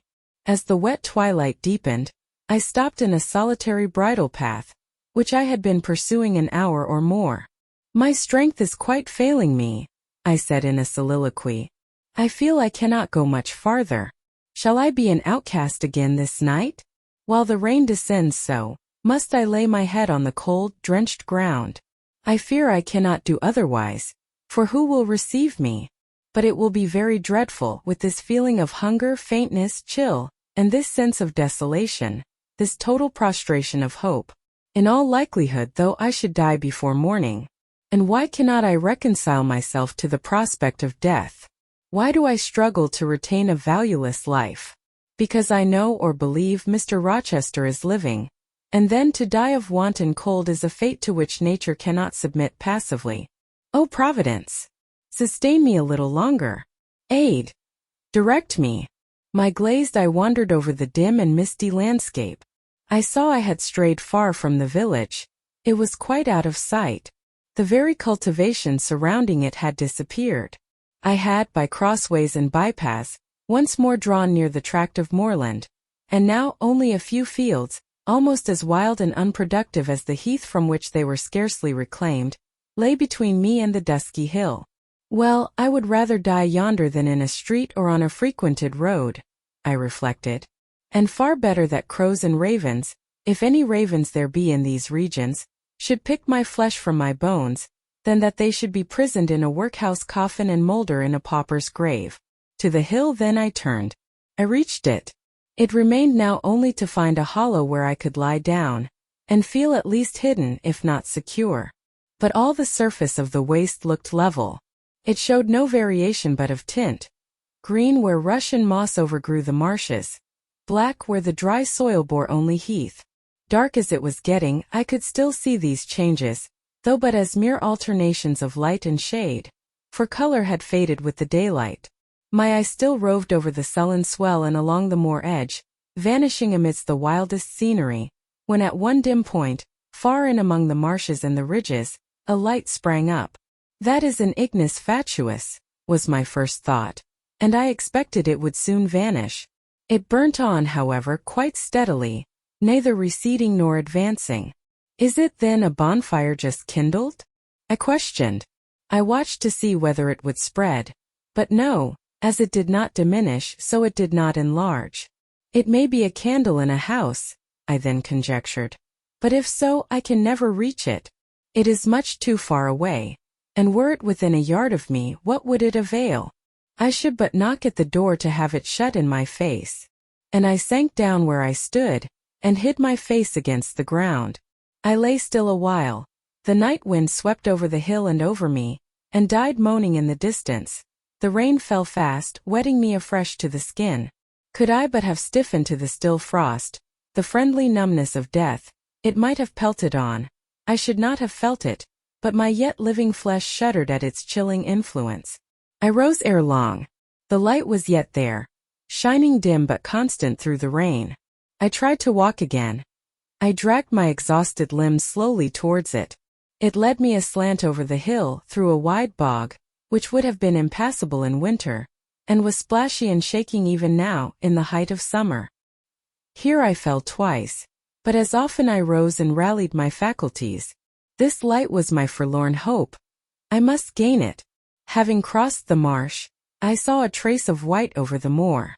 I approached it. It was a road or a track.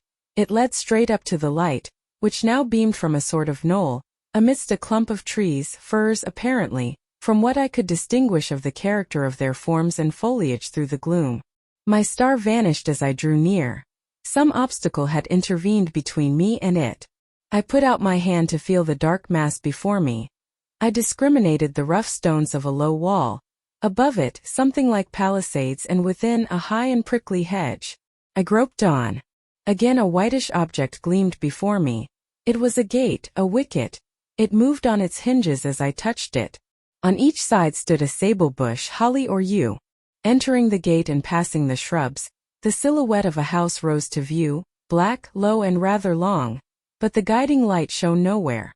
All was obscurity. Were the inmates retired to rest? I feared it must be so. In seeking the door, I turned an angle.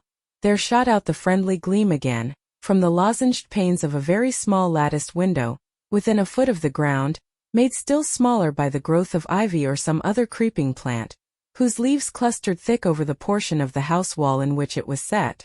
The aperture was so screened and narrow, that curtain or shutter had been deemed unnecessary, and when I stooped down and put aside the spray of foliage shooting over it, I could see all within. I could see clearly a room with a sanded floor, clean scoured, a dresser of walnut, with pewter plates ranged in rows, reflecting the redness and radiance of a glowing peat fire. I could see a clock, a white deal table, some chairs. The candle, whose ray had been my beacon, burnt on the table, and by its light an elderly woman, somewhat rough-looking but scrupulously clean like all about her, was knitting a stocking. I noticed these objects cursorily only. In them there was nothing extraordinary. A group of more interest appeared near the hearth, sitting still amidst the rosy peace and warmth suffusing it. Two young, graceful women, ladies in every point, sat, one in a low rocking chair, the other on a lower stool. Both wore deep mourning of crepe and bombazine, which somber garb singularly set off very fair necks and faces. A large old pointer dog rested its massive head on the knee of one girl. In the lap of the other was cushioned a black cat. A strange place was this humble kitchen for such occupants. Who were they? They could not be the daughters of the elderly person at the table, for she looked like a rustic, and they were all delicacy and cultivation. I had nowhere seen such faces as theirs, and yet, as I gazed on them, I seemed intimate with every lineament. I cannot call them handsome, they were too pale and grave for the word. As they each bent over a book, they looked thoughtful almost to severity. A stand between them supported a second candle and two great volumes, to which they frequently referred, comparing them, seemingly, with the smaller books they held in their hands, like people consulting a dictionary to aid them in the task of translation. This scene was as silent as if all the figures had been shadows and the firelit apartment a picture. So hushed was it, I could hear the cinders fall from the grate, the clock tick in its obscure corner, and I even fancied I could distinguish the click-click of the woman's knitting needles. When, therefore, a voice broke the strange stillness at last, it was audible enough to me. "Listen, Diana," said one of the absorbed students. "Franz and old Daniel are together in the night time, and Franz is telling a dream from which he has awakened in terror. Listen." And in a low voice she read something, of which not one word was intelligible to me, for it was in an unknown tongue, neither French nor Latin. Whether it were Greek or German I could not tell. "That is strong," she said when she had finished. "I relish it." The other girl, who had lifted her head to listen to her sister, repeated, while she gazed at the fire, a line of what had been read. At a later day, I knew the language and the book. Therefore, I will here quote the line, though when I first heard it, it was only like a stroke on sounding brass to me, conveying no meaning. De trat herveer einer, en zussen we die stern en nacht. Good, good, she exclaimed, while her dark and deep eyes sparkled. There you have a dim and mighty archangel fitly set before you. The line is worth 100 pages of fustian. Ich wage die Gedanken in der Schale means Zorns und die Werke mit dem Gewicht means Grimms. I like it. Both were again silent.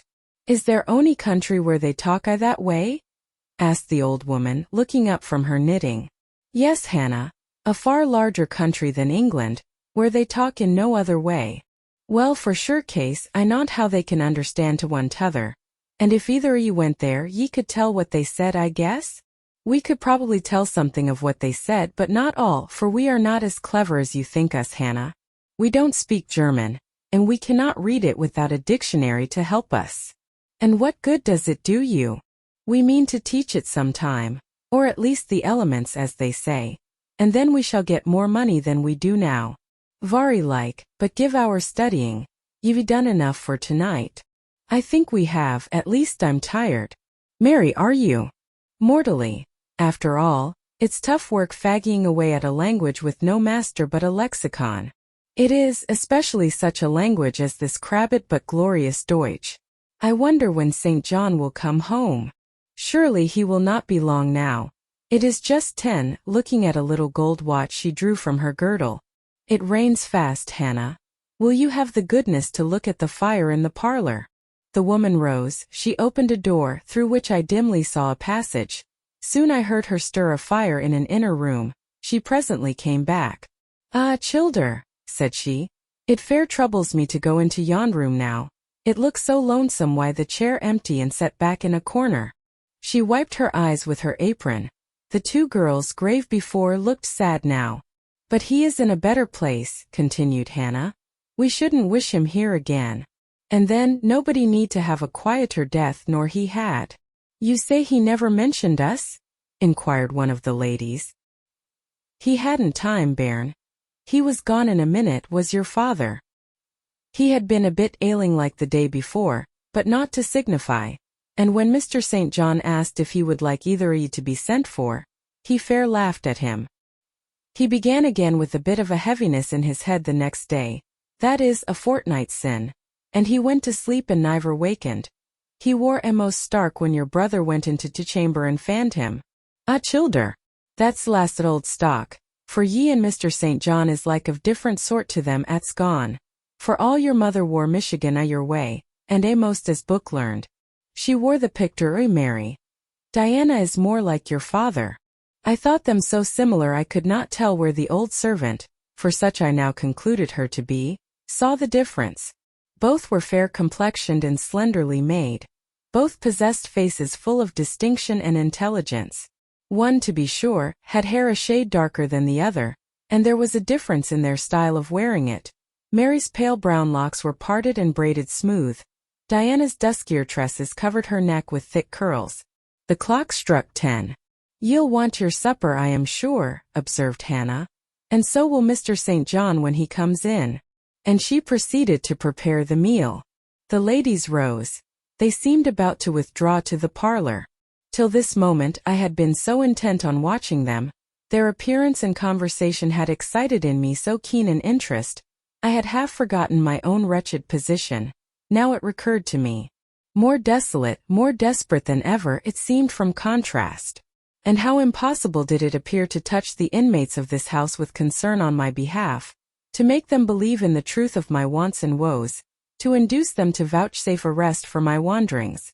As I groped out the door and knocked at it hesitatingly, I felt that last idea to be a mere chimera. Hannah opened. What do you want? She inquired in a voice of surprise, as she surveyed me by the light of the candle she held. May I speak to your mistresses? I said. You had better tell me what you have to say to them. Where do you come from? I am a stranger. What is your business here at this hour? I want a night's shelter in an outhouse or anywhere, and a morsel of bread to eat. Distrust, the very feeling I dreaded, appeared in Hannah's face. I'll give you a piece of bread, she said after a pause. But we can't take in a vagrant to lodge. It isn't likely. Do let me speak to your mistresses. No, not I. What can they do for you? You should not be roving about now. It looks very ill. But where shall I go if you drive me away? What shall I do? Oh, I'll warrant you know where to go and what to do. Mind you don't do wrong, that's all. Here is a penny. Now go. A penny cannot feed me, and I have no strength to go farther. Don't shut the door. Oh, don't, for God's sake. I must, the rain is driving in. Tell the young ladies. Let me see them. Indeed I will not. You are not what you ought to be, or you wouldn't make such a noise. Move off. But I must die if I am turned away. Not you. I'm feared you have some ill plans, Agate, that bring you about folks' houses at this time o' night. If you've any followers, housebreakers or such like, anywhere near, you may tell them we are not by ourselves in the house. We have a gentleman and dogs and guns. Here the honest but inflexible servant clapped the door to and bolted it within. This was the climax. A pang of exquisite suffering, a throe of true despair, rent and heaved my heart. Worn out indeed I was. Not another step could I stir. I sank on the wet doorstep. I groaned, I wrung my hands, I wept in utter anguish. Oh, this spectre of death! Oh, this last hour approaching in such horror! Alas, this isolation, this banishment from my kind! Not only the anchor of hope, but the footing of fortitude was gone, at least for a moment, but the last I soon endeavored to regain. I can but die, I said, and I believe in God. Let me try to wait His will in silence. These words I not only thought but uttered, and thrusting back all my misery into my heart, I made an effort to compel it to remain there, dumb and still. All men must die, said a voice quite close at hand, but all are not condemned to meet a lingering and premature doom, such as yours would be if you perished here of want. Who or what speaks? I asked, terrified at the unexpected sound, and incapable now of deriving from any occurrence a hope of aid. A form was near. What form? The pitch-dark night and my enfeebled vision prevented me from distinguishing. With a loud long knock, the newcomer appealed to the door. "Is it you, Mr. St. John?" cried Hannah. "Yes, yes, open quickly. Well, how wet and cold you must be, such a wild night as it is. Come in, your sisters are quite uneasy about you, and I believe there are bad folks about. There has been a beggar woman. I declare she is not gone yet. Lay down there. Get up. For shame. Move off, I say. Hush, Hannah. I have a word to say to the woman. You have done your duty in excluding. Now let me do mine in admitting her. I was near, and listened to both you and her. I think this is a peculiar case. I must at least examine into it. Young woman, rise and pass before me into the house. Hush, Hannah. I have a word to say to the woman. With difficulty I obeyed him. Presently I stood within that clean, bright kitchen, on the very hearth, trembling, sickening, conscious of an aspect in the last degree ghastly, wild, and weather-beaten. The two ladies, their brother, Mr. St. John, the old servant, were all gazing at me. St. John, who is it? I heard one ask. I cannot tell. I found her at the door, was the reply. She does look white, said Hannah. As white as clay or death, was responded.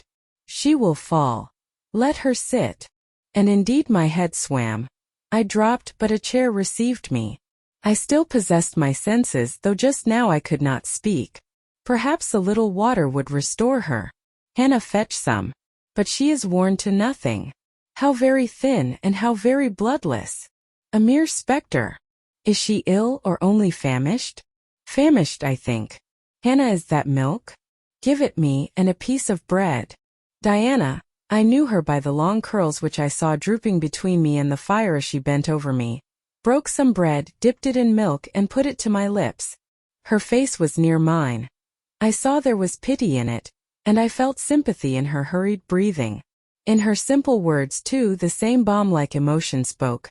Try to eat. Yes, try, repeated Mary gently, and Mary's hand removed my sodden bonnet and lifted my head. I tasted what they offered me, Feebly at first, eagerly soon. Not too much at first, restrain her, said the brother. She has had enough. And he withdrew the cup of milk and the plate of bread. A little more, St. John. Look at the avidity in her eyes. No more at present, sister. Try if she can speak now. Ask her her name. I felt I could speak, and I answered, My name is Jane Eyre. Anxious as ever to avoid discovery, I had before resolved to assume an alias. And where do you live? Where are your friends? I was silent. Can we send for anyone you know? I shook my head. What account can you give of yourself?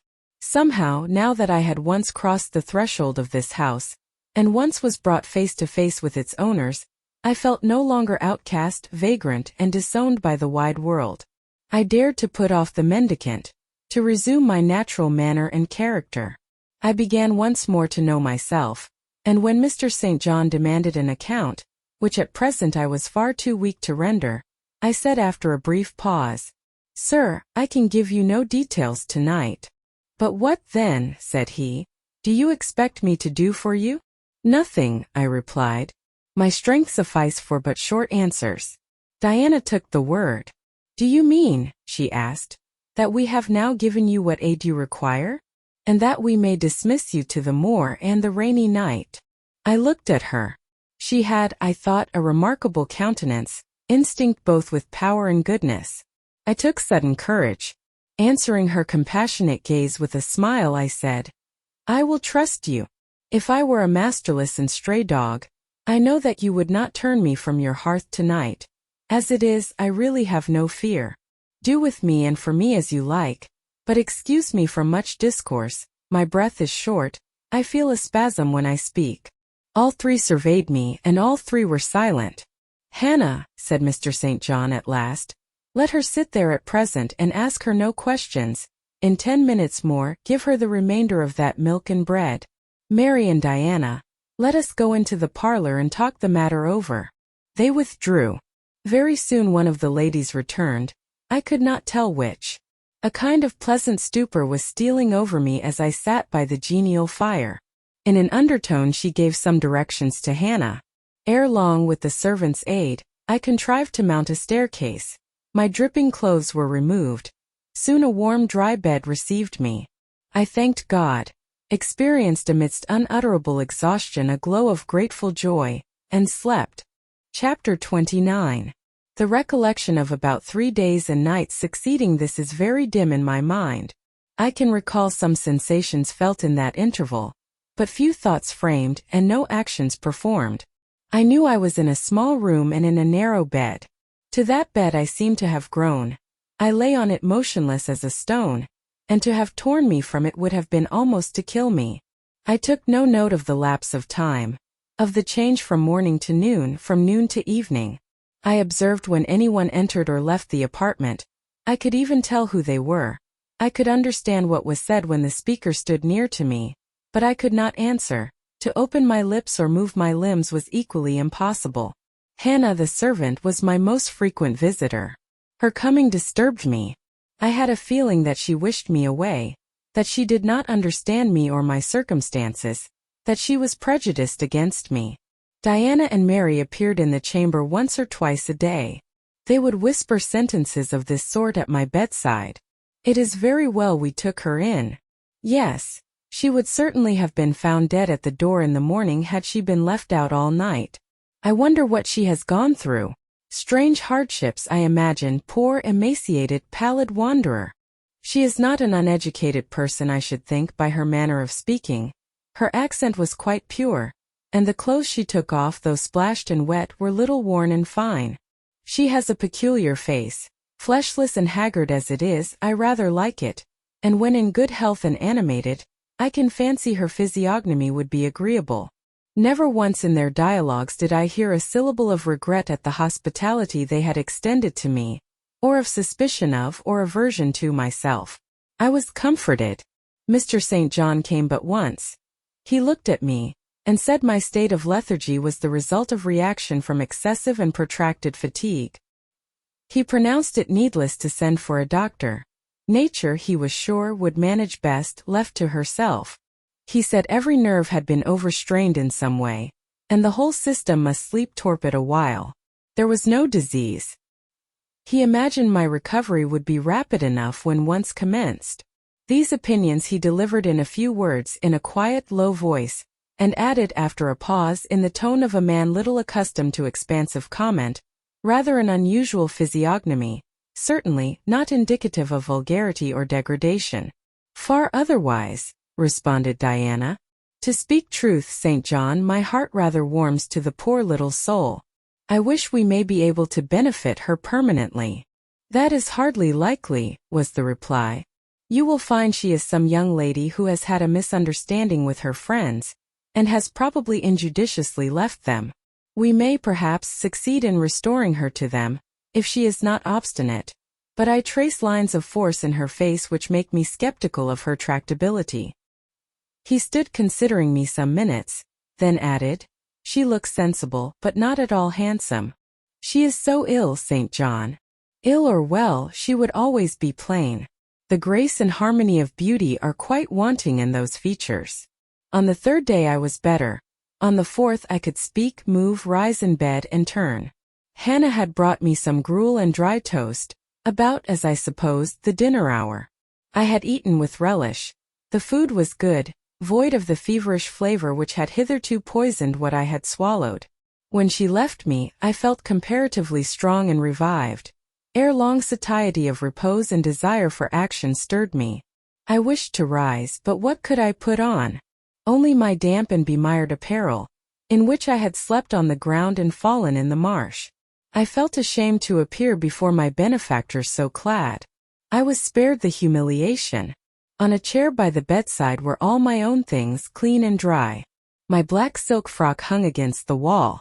The traces of the bog were removed from it, the creases left by the wet smoothed out. It was quite decent. My very shoes and stockings were purified and rendered presentable. There were the means of washing in the room, and a comb and brush to smooth my hair. After a weary process and resting every 5 minutes, I succeeded in dressing myself. My clothes hung loose on me, for I was much wasted, but I covered deficiencies with a shawl, and once more clean and respectable looking. No speck of the dirt, no trace of the disorder I so hated, and which seemed so to degrade me, left. I crept down a stone staircase with the aid of the banisters, to a narrow low passage, and found my way presently to the kitchen. It was full of the fragrance of new bread, and the warmth of a generous fire. Hannah was baking. Prejudices, it is well known, are most difficult to eradicate from the heart whose soil has never been loosened or fertilized by education. They grow there, firm as weeds among stones. Hannah had been cold and stiff indeed at the first. Latterly she had begun to relent a little, and when she saw me come in tidy and well-dressed, she even smiled. "What, you have got up," she said. "You are better then. You may sit you down in my chair on the hearthstone if you will." She pointed to the rocking chair. I took it. She bustled about, examining me every now and then with the corner of her eye. Turning to me, as she took some loaves from the oven, she asked bluntly, "Did you ever go a-begging afore you came here?" I was indignant for a moment, but remembering that anger was out of the question, and that I had indeed appeared as a beggar to her, I answered quietly, but still not without a certain marked firmness, "You are mistaken in supposing me a beggar. I am no beggar, any more than yourself or your young ladies." After a pause she said, "I done not understand that. You've like no house nor no brass, I guess?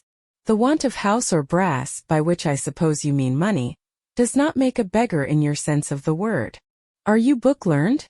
she inquired presently. "Yes, very. But you've never been to a boarding school?" "I was at a boarding school 8 years. She opened her eyes wide. "Whatever cannot ye keep yourself for, then?" "I have kept myself, and I trust shall keep myself again." "What are you going to do with these gooseberries?" I inquired as she brought out a basket of the fruit. "Mak' 'em into pies. Give them to me and I'll pick them." "Nay, I do not want ye to do naught. But I must do something. Let me have them." She consented, and she even brought me a clean towel to spread over my dress, lest, as she said, I should mucky it. You've not been used to servants' work, I see by your hands, she remarked. Happen you've been a dressmaker? No, you are wrong. And now, never mind what I have been. Don't trouble your head further about me, but tell me the name of the house where we are. Some calls it Marsh End, and some calls it Moor House. And the gentleman who lives here is called Mr. St. John? Nay, he doesn't live here. He is only staying a while. When he is at home, he is in his own parish at Morton. That village a few miles off? Aye. And what is he? He is a parson. I remembered the answer of the old housekeeper at the parsonage, when I had asked to see the clergyman. This, then, was his father's residence? Aye, old Mr. Rivers lived here, and his father and grandfather and great-grandfather afore him.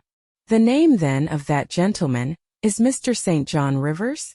Aye, St. John is like his Kirsten name. And his sisters are called Diana and Mary Rivers? Yes. Their father is dead? Dead 3 weeks sin of a stroke. They have no mother? The mistress has been dead this mony a year. Have you lived with the family long? I've lived here 30 year. I nursed them all 3. That proves you must have been an honest and faithful servant. I will say so much for you, though you have had the incivility to call me a beggar. She again regarded me with a surprised stare.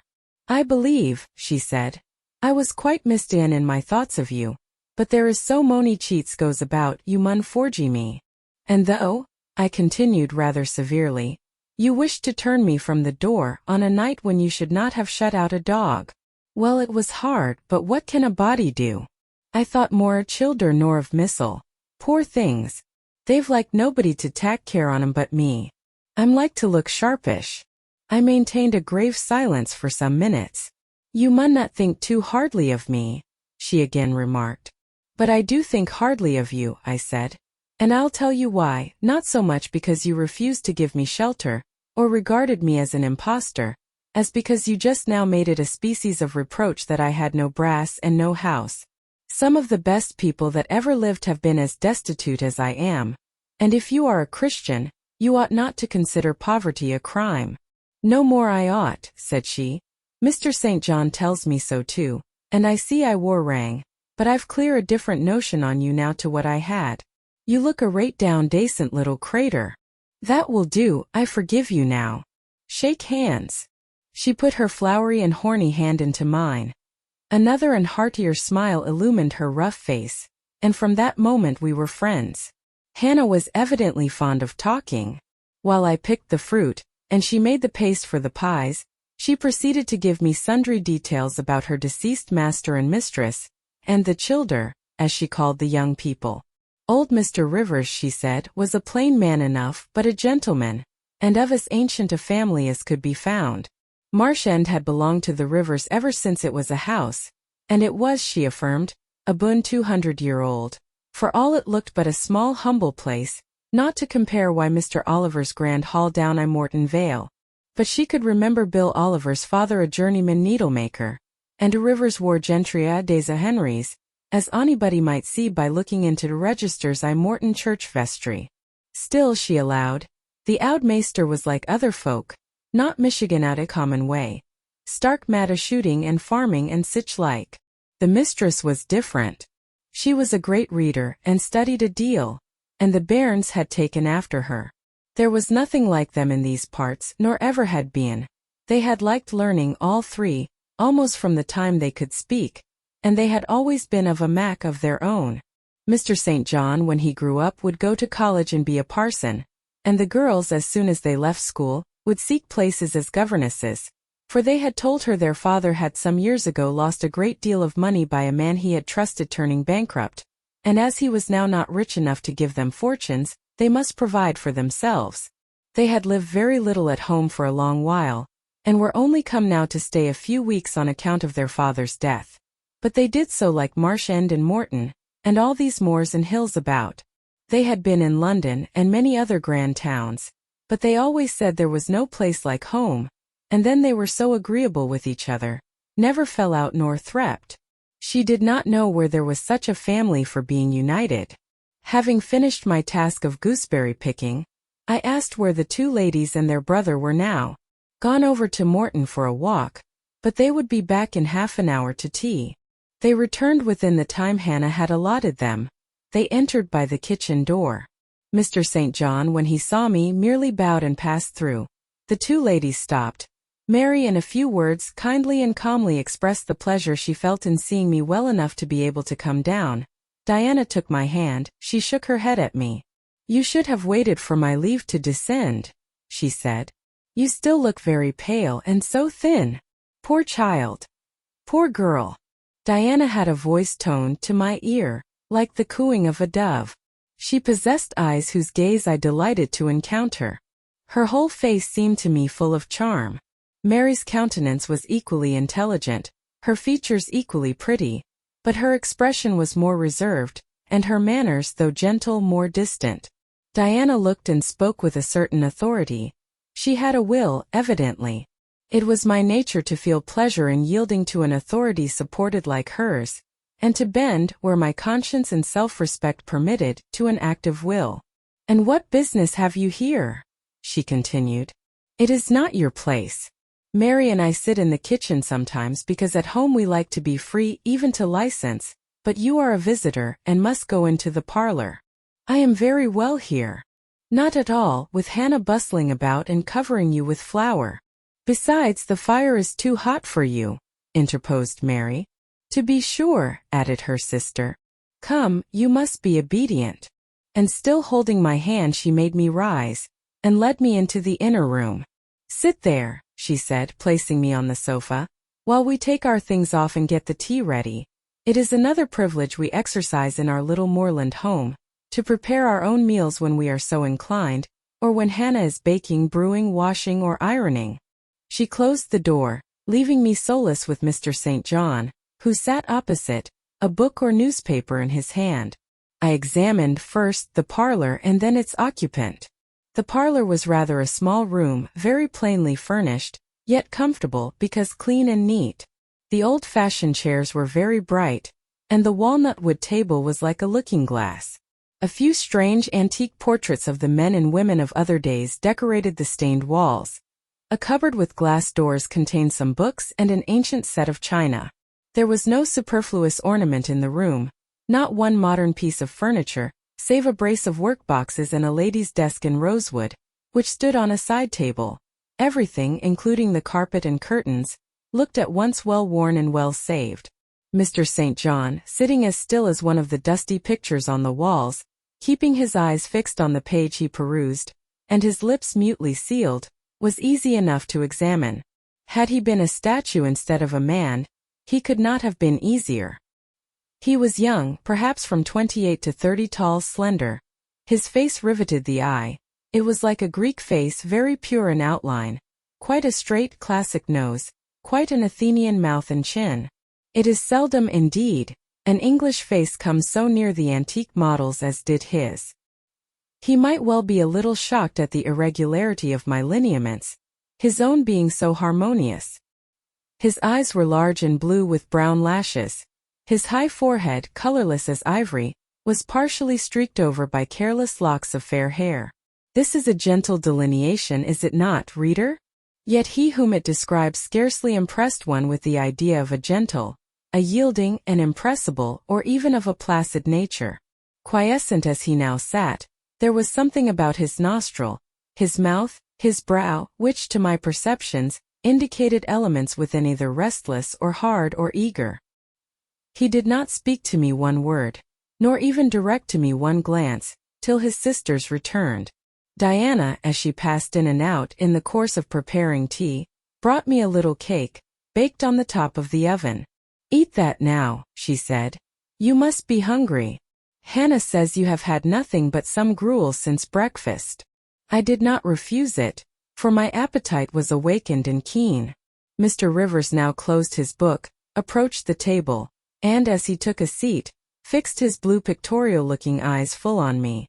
There was an unceremonious directness, a searching, decided steadfastness in his gaze now, which told that intention and not diffidence had hitherto kept it averted from the stranger. "You are very hungry," he said. "I am, sir. It is my way. It always was my way by instinct, ever to meet the brief with brevity, the direct with plainness. It is well for you that a low fever has forced you to abstain for the last 3 days. There would have been danger in yielding to the cravings of your appetite at first. Now you may eat, though still not immoderately. I trust one shall not eat long at your expense, sir, was my very clumsily contrived, unpolished answer. No, he said coolly. When you have indicated to us the residence of your friends, we can write to them, and you may be restored to home. That, I must plainly tell you, is out of my power to do, being absolutely without home and friends. The 3 looked at me, but not distrustfully. I felt there was no suspicion in their glances. There was more of curiosity. I speak particularly of the young ladies. St. John's eyes, though clear enough in a literal sense, in a figurative one were difficult to fathom. He seemed to use them rather as instruments to search other people's thoughts, than as agents to reveal his own, the which combination of keenness and reserve was considerably more calculated to embarrass than to encourage. Do you mean to say, he asked, that you are completely isolated from every connection? I do. Not a tie links me to any living thing. Not a claim do I possess to admittance under any roof in England. A most singular position at your age. Here I saw his glance directed to my hands, which were folded on the table before me. I wondered what he sought there. His words soon explained the quest. You have never been married? You are a spinster. Diana laughed. Why, she can't be above 17 or 18 years old, St. John, said she. I am near 19, but I am not married. No. I felt a burning glow mount to my face, for bitter and agitating recollections were awakened by the allusion to marriage. They all saw the embarrassment and the emotion. Diana and Mary relieved me by turning their eyes elsewhere than to my crimson visage, but the colder and sterner brother continued to gaze, till the trouble he had excited forced out tears as well as color. Where did you last reside? He now asked. You are too inquisitive, St. John, murmured Mary in a low voice, but he leaned over the table and required an answer by a second firm and piercing look. The name of the place where, and of the person with whom I lived, is my secret, I replied concisely. Which, if you like, you have, in my opinion, a right to keep, both from St. John and every other questioner, remarked Diana. Yet if I know nothing about you or your history, I cannot help you, he said. And you need help, do you not? I need it, and I seek it so far, sir, that some true philanthropist will put me in the way of getting work which I can do, and the remuneration for which will keep me, if but in the barest necessaries of life. I know not whether I am a true philanthropist, yet I am willing to aid you to the utmost of my power in a purpose so honest. First, then, tell me what you have been accustomed to do, and what you can do. I had now swallowed my tea. I was mightily refreshed by the beverage, as much so as a giant with wine. It gave new tone to my unstrung nerves, and enabled me to address this penetrating young judge steadily. Mr. Rivers, I said, turning to him and looking at him as he looked at me, openly and without diffidence, you and your sisters have done me a great service, the greatest man can do his fellow being. You have rescued me by your noble hospitality from death. This benefit conferred gives you an unlimited claim on my gratitude, and a claim to a certain extent on my confidence. I will tell you as much of the history of the wanderer you have harbored, as I can tell without compromising my own peace of mind, my own security, moral and physical, and that of others. I am an orphan, the daughter of a clergyman.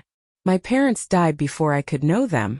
I was brought up a dependent, educated in a charitable institution.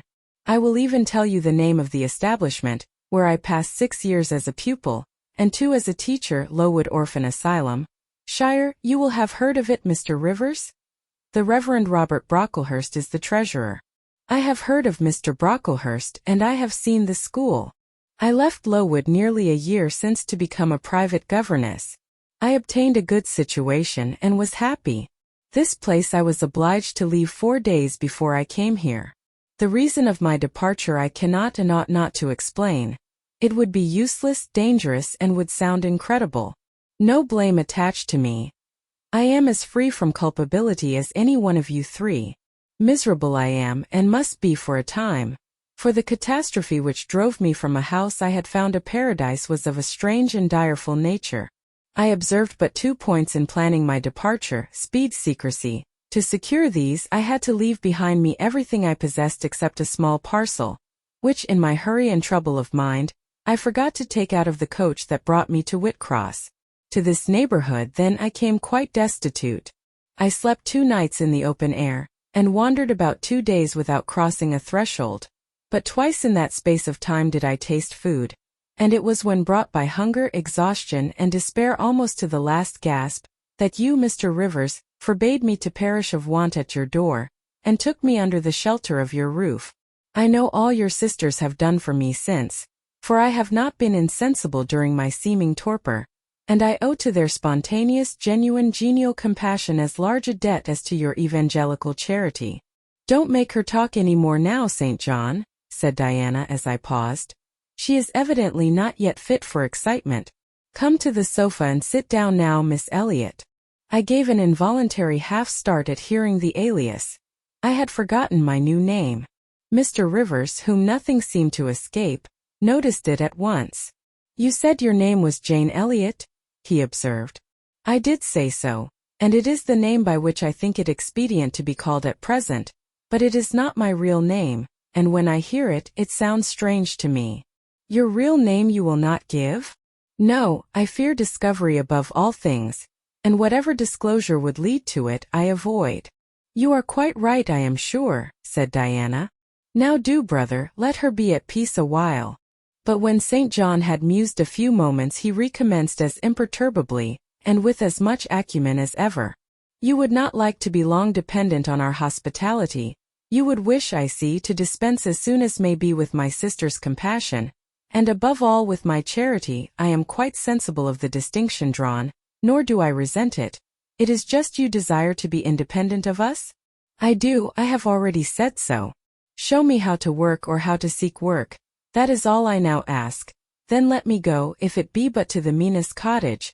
But till then allow me to stay here. I dread another essay of the horrors of homeless destitution. Indeed you shall stay here, said Diana, putting her white hand on my head. You shall, repeated Mary, in the tone of undemonstrative sincerity which seemed natural to her. My sisters, you see, have a pleasure in keeping you, said Mr. St. John, as they would have a pleasure in keeping and cherishing a half-frozen bird some wintry wind might have driven through their casement. I feel more inclination to put you in the way of keeping yourself, and shall endeavor to do so, but observe my sphere is narrow. I am but the incumbent of a poor country parish. My aid must be of the humblest sort. And if you are inclined to despise the day of small things, seek some more efficient succor than such as I can offer. She has already said that she is willing to do anything honest she can do, answered Diana for me. And you know, St. John, she has no choice of helpers. She is forced to put up with such crusty people as you. I will be a dressmaker. I will be a plain workwoman. I will be a servant, a nurse girl, if I can be no better, I answered. Right, said Mr. St. John quite coolly. If such is your spirit, I promise to aid you in my own time and way. He now resumed the book with which he had been occupied before tea. I soon withdrew, for I had talked as much and sat up as long as my present strength would permit. Chapter 30. The more I knew of the inmates of Moor House, the better I liked them. In a few days I had so far recovered my health that I could sit up all day, and walk out sometimes. I could join with Diana and Mary in all their occupations, converse with them as much as they wished, and aid them when and where they would allow me. There was a reviving pleasure in this intercourse, of a kind now tasted by me for the first time, the pleasure arising from perfect congeniality of tastes, sentiments, and principles. I liked to read what they liked to read. What they enjoyed delighted me, what they approved I reverenced. They loved their sequestered home. I, too, in the grey small antique structure, with its low roof, its latticed casements, its mouldering walls, its avenue of aged firs, all grown aslant under the stress of mountain winds, its garden dark with yew and holly, and where no flowers but of the hardiest species would bloom, found a charm both potent and permanent. They clung to the purple moors behind and around their dwelling, to the hollow vale into which the pebbly bridle path leading from their gate descended, and which wound between fernbanks first, and then amongst a few of the wildest little pasture fields that ever bordered a wilderness of heath, or gave sustenance to a flock of grey moorland sheep, with their little mossy-faced lambs. They clung to this scene, I say, with a perfect enthusiasm of attachment. I could comprehend the feeling, and share both its strength and truth. I saw the fascination of the locality. I felt the consecration of its loneliness. My eye feasted on the outline of swell and sweep, on the wild coloring communicated to ridge and dell by moss, by heath bell, by flower-sprinkled turf, by brilliant bracken and mellow granite crag. These details were just to me what they were to them, so many pure and sweet sources of pleasure.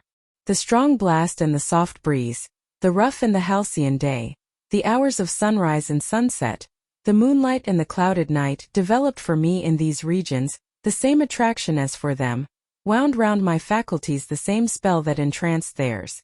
Indoors we agreed equally well. They were both more accomplished and better read than I was, but with eagerness I followed in the path of knowledge they had trodden before me. I devoured the books they lent me. Then it was full satisfaction to discuss with them in the evening what I had perused during the day. Thought fitted thought. Opinion met opinion. We coincided, in short, perfectly. If in our trio there was a superior and a leader, it was Diana. Physically, she far excelled me. She was handsome, she was vigorous. In her animal spirits there was an affluence of life and certainty of flow, such as excited my wonder, while it baffled my comprehension. I could talk a while when the evening commenced, but the first gush of vivacity and fluency gone, I was fain to sit on a stool at Diana's feet, to rest my head on her knee, and listen alternately to her and Mary, while they sounded thoroughly the topic on which I had but touched. Diana offered to teach me German. I liked to learn of her. I saw the part of instructress pleased and suited her. That of scholar pleased and suited me no less. Our natures dovetailed. Mutual affection of the strongest kind was the result. They discovered I could draw. Their pencils and color boxes were immediately at my service. My skill, greater in this one point than theirs, surprised and charmed them. Mary would sit and watch me by the hour together. Then she would take lessons, and a docile, intelligent, assiduous pupil she made. Thus occupied and mutually entertained, days passed like hours and weeks like days. As to Mr. St. John, the intimacy which had arisen so naturally and rapidly between me and his sisters did not extend to him. One reason of the distance yet observed between us was, that he was comparatively seldom at home. A large proportion of his time appeared devoted to visiting the sick and poor among the scattered population of his parish. No weather seemed to hinder him in these pastoral excursions. Rain or fair, he would, when his hours of morning study were over, take his hat, and followed by his father's old pointer, Carlo, go out on his mission of love or duty. I scarcely know in which light he regarded it. Sometimes, when the day was very unfavorable, his sisters would expostulate. He would then say with a peculiar smile, more solemn than cheerful, "And if I let a gust of wind or a sprinkling of rain turn me aside from these easy tasks, what preparation would such sloth be for the future I proposed to myself?" Diana and Mary's general answer to this question was a sigh, and some minutes of apparently mournful meditation. But besides his frequent absences, there was another barrier to friendship with him. He seemed of a reserved, and abstracted, and even of a brooding nature. Zealous in his ministerial labors, blameless in his life and habits, he yet did not appear to enjoy that mental serenity, that inward content, which should be the reward of every sincere Christian and practical philanthropist. Often of an evening when he sat at the window, his desk and papers before him, he would cease reading or writing, rest his chin on his hand, and deliver himself up to I know not what course of thought, but that it was perturbed and exciting might be seen in the frequent flash and changeful dilation of his eye. I think, moreover, that nature was not to him that treasury of delight it was to his sisters. He expressed once, and but once in my hearing, a strong sense of the rugged charm of the hills, and an inborn affection for the dark roof and hoary walls he called his home, but there was more of gloom than pleasure in the tone and words in which the sentiment was manifested, and never did he seem to roam the moors for the sake of their soothing silence, never seek out or dwell upon the thousand peaceful delights they could yield. Incommunicative as he was, Some time elapsed before I had an opportunity of gauging his mind. I first got an idea of its caliber when I heard him preach in his own church at Morton. I wish I could describe that sermon, but it is past my power. I cannot even render faithfully the effect it produced on me. It began calm, and indeed, as far as delivery and pitch of voice went, it was calm to the end. An earnestly felt, yet strictly restrained zeal breathed soon in the distinct accents, and prompted the nervous language. This grew to force, compressed, condensed, controlled. The heart was thrilled, the mind astonished by the power of the preacher. Neither were softened. Throughout there was a strange bitterness, an absence of consolatory gentleness. Stern allusions to Calvinistic doctrines, election, predestination, reprobation were frequent, and each reference to these points sounded like a sentence pronounced for doom. When he had done, instead of feeling better, calmer, more enlightened by his discourse, I experienced an inexpressible sadness, for it seemed to me, I know not whether equally so to others, that the eloquence to which I had been listening had sprung from a depth where lay turbid dregs of disappointment, where moved troubling impulses of insatiate yearnings and disquieting aspirations. I was sure St. John Rivers, pure-lived, conscientious, zealous as he was, had not yet found that peace of God which passeth all understanding. He had no more found it, I thought, than had I with my concealed and racking regrets for my broken idol and lost Elysium, regrets to which I have latterly avoided referring, but which possessed me and tyrannized over me ruthlessly. Meantime a month was gone. Diana and Mary were soon to leave Moor House, and return to the far different life and scene which awaited them, as governesses in a large, fashionable south of England city, where each held a situation in families by whose wealthy and haughty members they were regarded only as humble dependents, and who neither knew nor sought out their innate excellences, and appreciated only their acquired accomplishments as they appreciated the skill of their cook, or the taste of their waiting woman.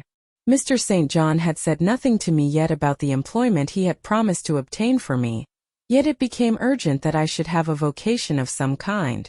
One morning, being left alone with him a few minutes in the parlor, I ventured to approach the window recess, which his table, chair, and desk consecrated as a kind of study, and I was going to speak, though not very well knowing in what words to frame my inquiry, for it is at all times difficult to break the ice of reserve glassing over such natures as his, when he saved me the trouble by being the first to commence a dialogue. Looking up as I drew near, "You have a question to ask of me?" he said. "Yes. I wish to know whether you have heard of any service I can offer myself to undertake? I found or devised something for you 3 weeks ago, but as you seemed both useful and happy here, as my sisters had evidently become attached to you, and your society gave them unusual pleasure, I deemed it inexpedient to break in on your mutual comfort till their approaching departure from Marsh End should render yours necessary." "And they will go in 3 days now?" I said. "Yes, and when they go, I shall return to the parsonage at Morton. Hannah will accompany me, and this old house will be shut up." I waited a few moments, expecting he would go on with the subject first broached, but he seemed to have entered another train of reflection. His look denoted abstraction from me and my business. I was obliged to recall him to a theme which was of necessity one of close and anxious interest to me. "What is the employment you had in view, Mr. Rivers? I hope this delay will not have increased the difficulty of securing it." "Oh no, since it is an employment which depends only on me to give, and you to accept." He again paused. There seemed a reluctance to continue. I grew impatient.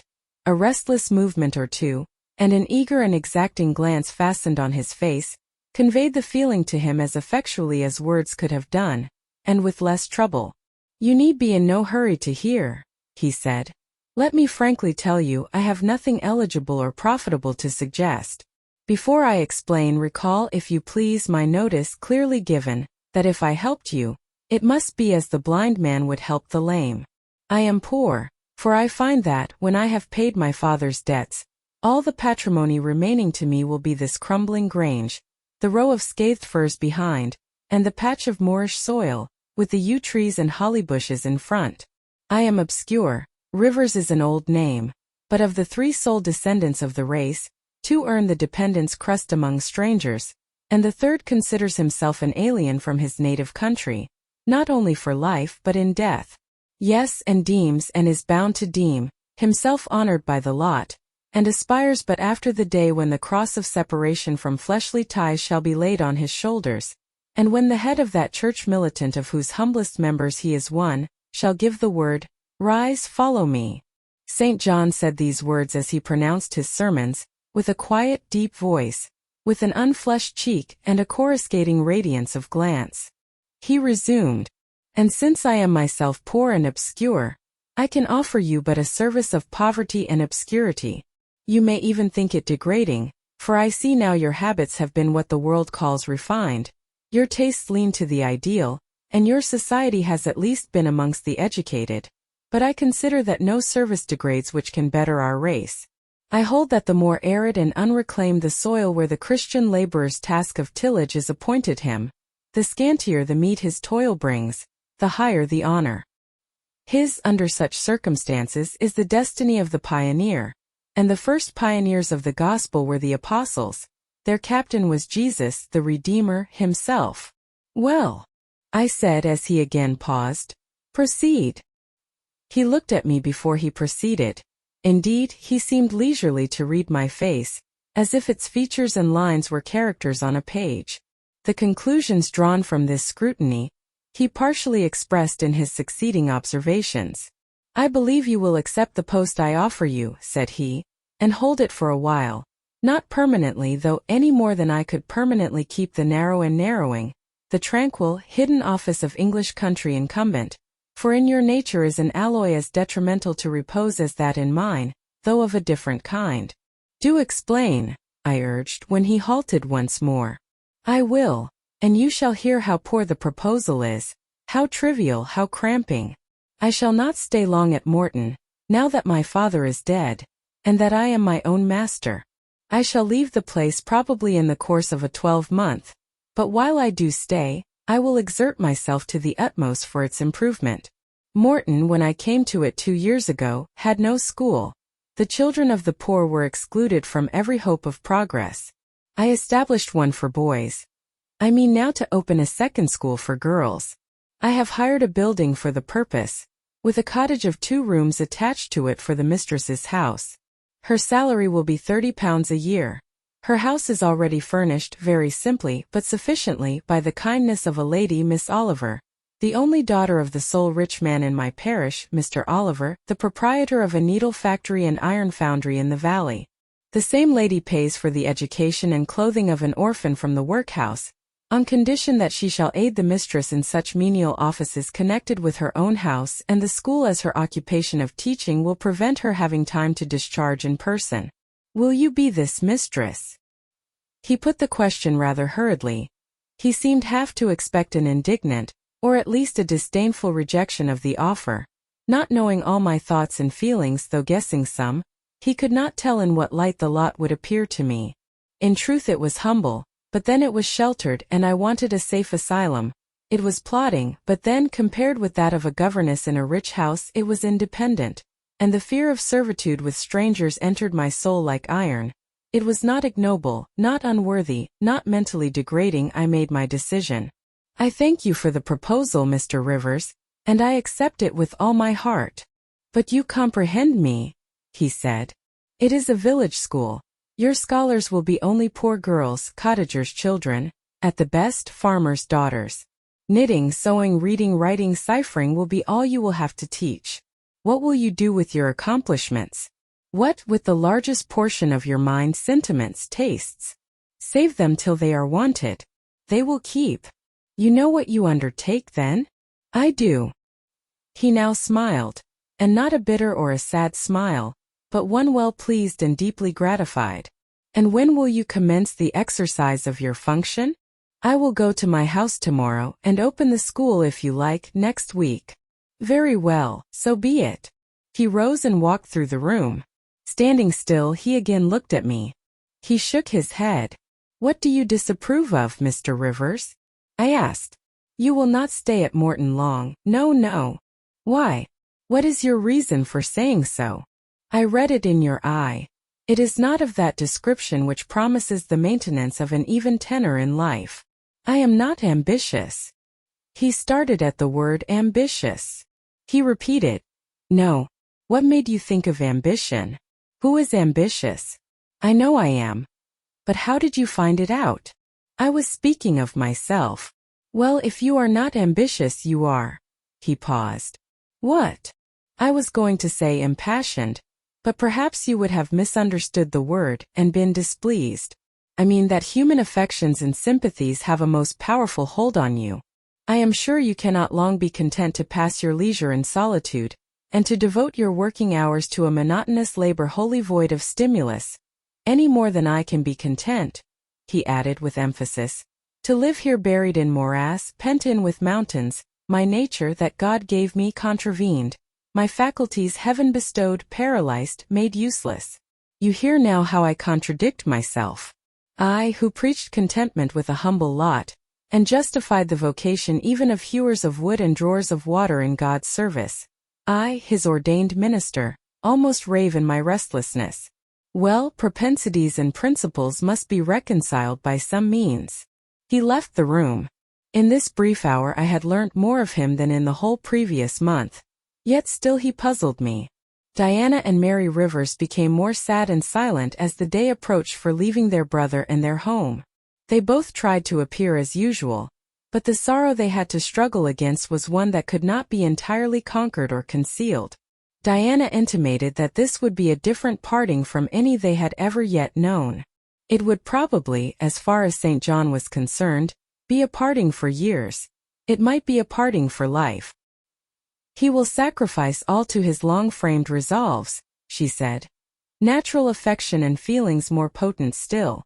St. John looks quiet, Jane, but he hides a fever in his vitals. You would think him gentle, yet in some things he is inexorable as death, and the worst of it is my conscience will hardly permit me to dissuade him from his severe decision. Certainly, I cannot for a moment blame him for it. It is right, noble Christian. Yet it breaks my heart.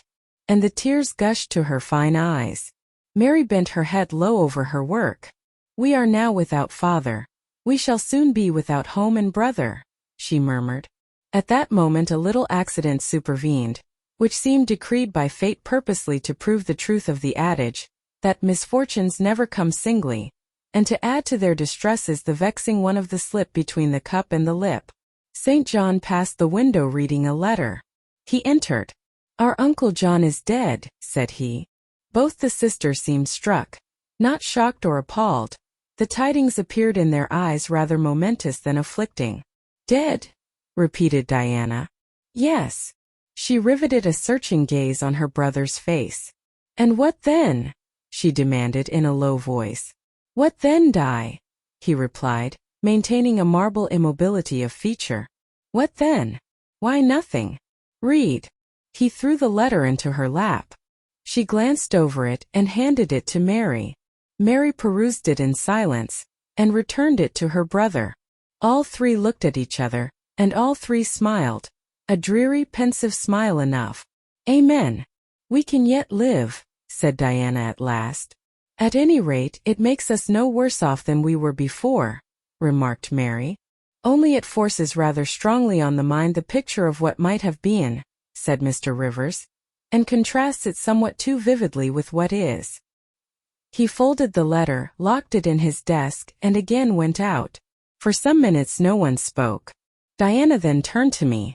Jane, you will wonder at us and our mysteries, she said, and think us hard-hearted beings not to be more moved at the death of so near a relation as an uncle, but we have never seen him or known him. He was my mother's brother. My father and he quarreled long ago. It was by his advice that my father risked most of his property in the speculation that ruined him. Mutual recrimination passed between them. They parted in anger, and were never reconciled. My uncle engaged afterwards in more prosperous undertakings. It appears he realized a fortune of £20,000. He was never married, and had no near kindred but ourselves and one other person, not more closely related than we. My father always cherished the idea that he would atone for his error by leaving his possessions to us. That letter informs us that he has bequeathed every penny to the other relation, with the exception of 30 guineas, to be divided between St. John, Diana, and Mary Rivers, for the purchase of 3 mourning rings. He had a right, of course, to do as he pleased, and yet a momentary damp is cast on the spirits by the receipt of such news. Mary and I would have esteemed ourselves rich with £1,000 each, and to St. John such a sum would have been valuable, for the good it would have enabled him to do. This explanation given, the subject was dropped, and no further reference made to it by either Mr. Rivers or his sisters. The next day I left Marsh End for Morton. The day after, Diana and Mary quitted it for distant B. In a week, Mr. Rivers and Hannah repaired to the parsonage, and so the old Grange was abandoned. Chapter 31.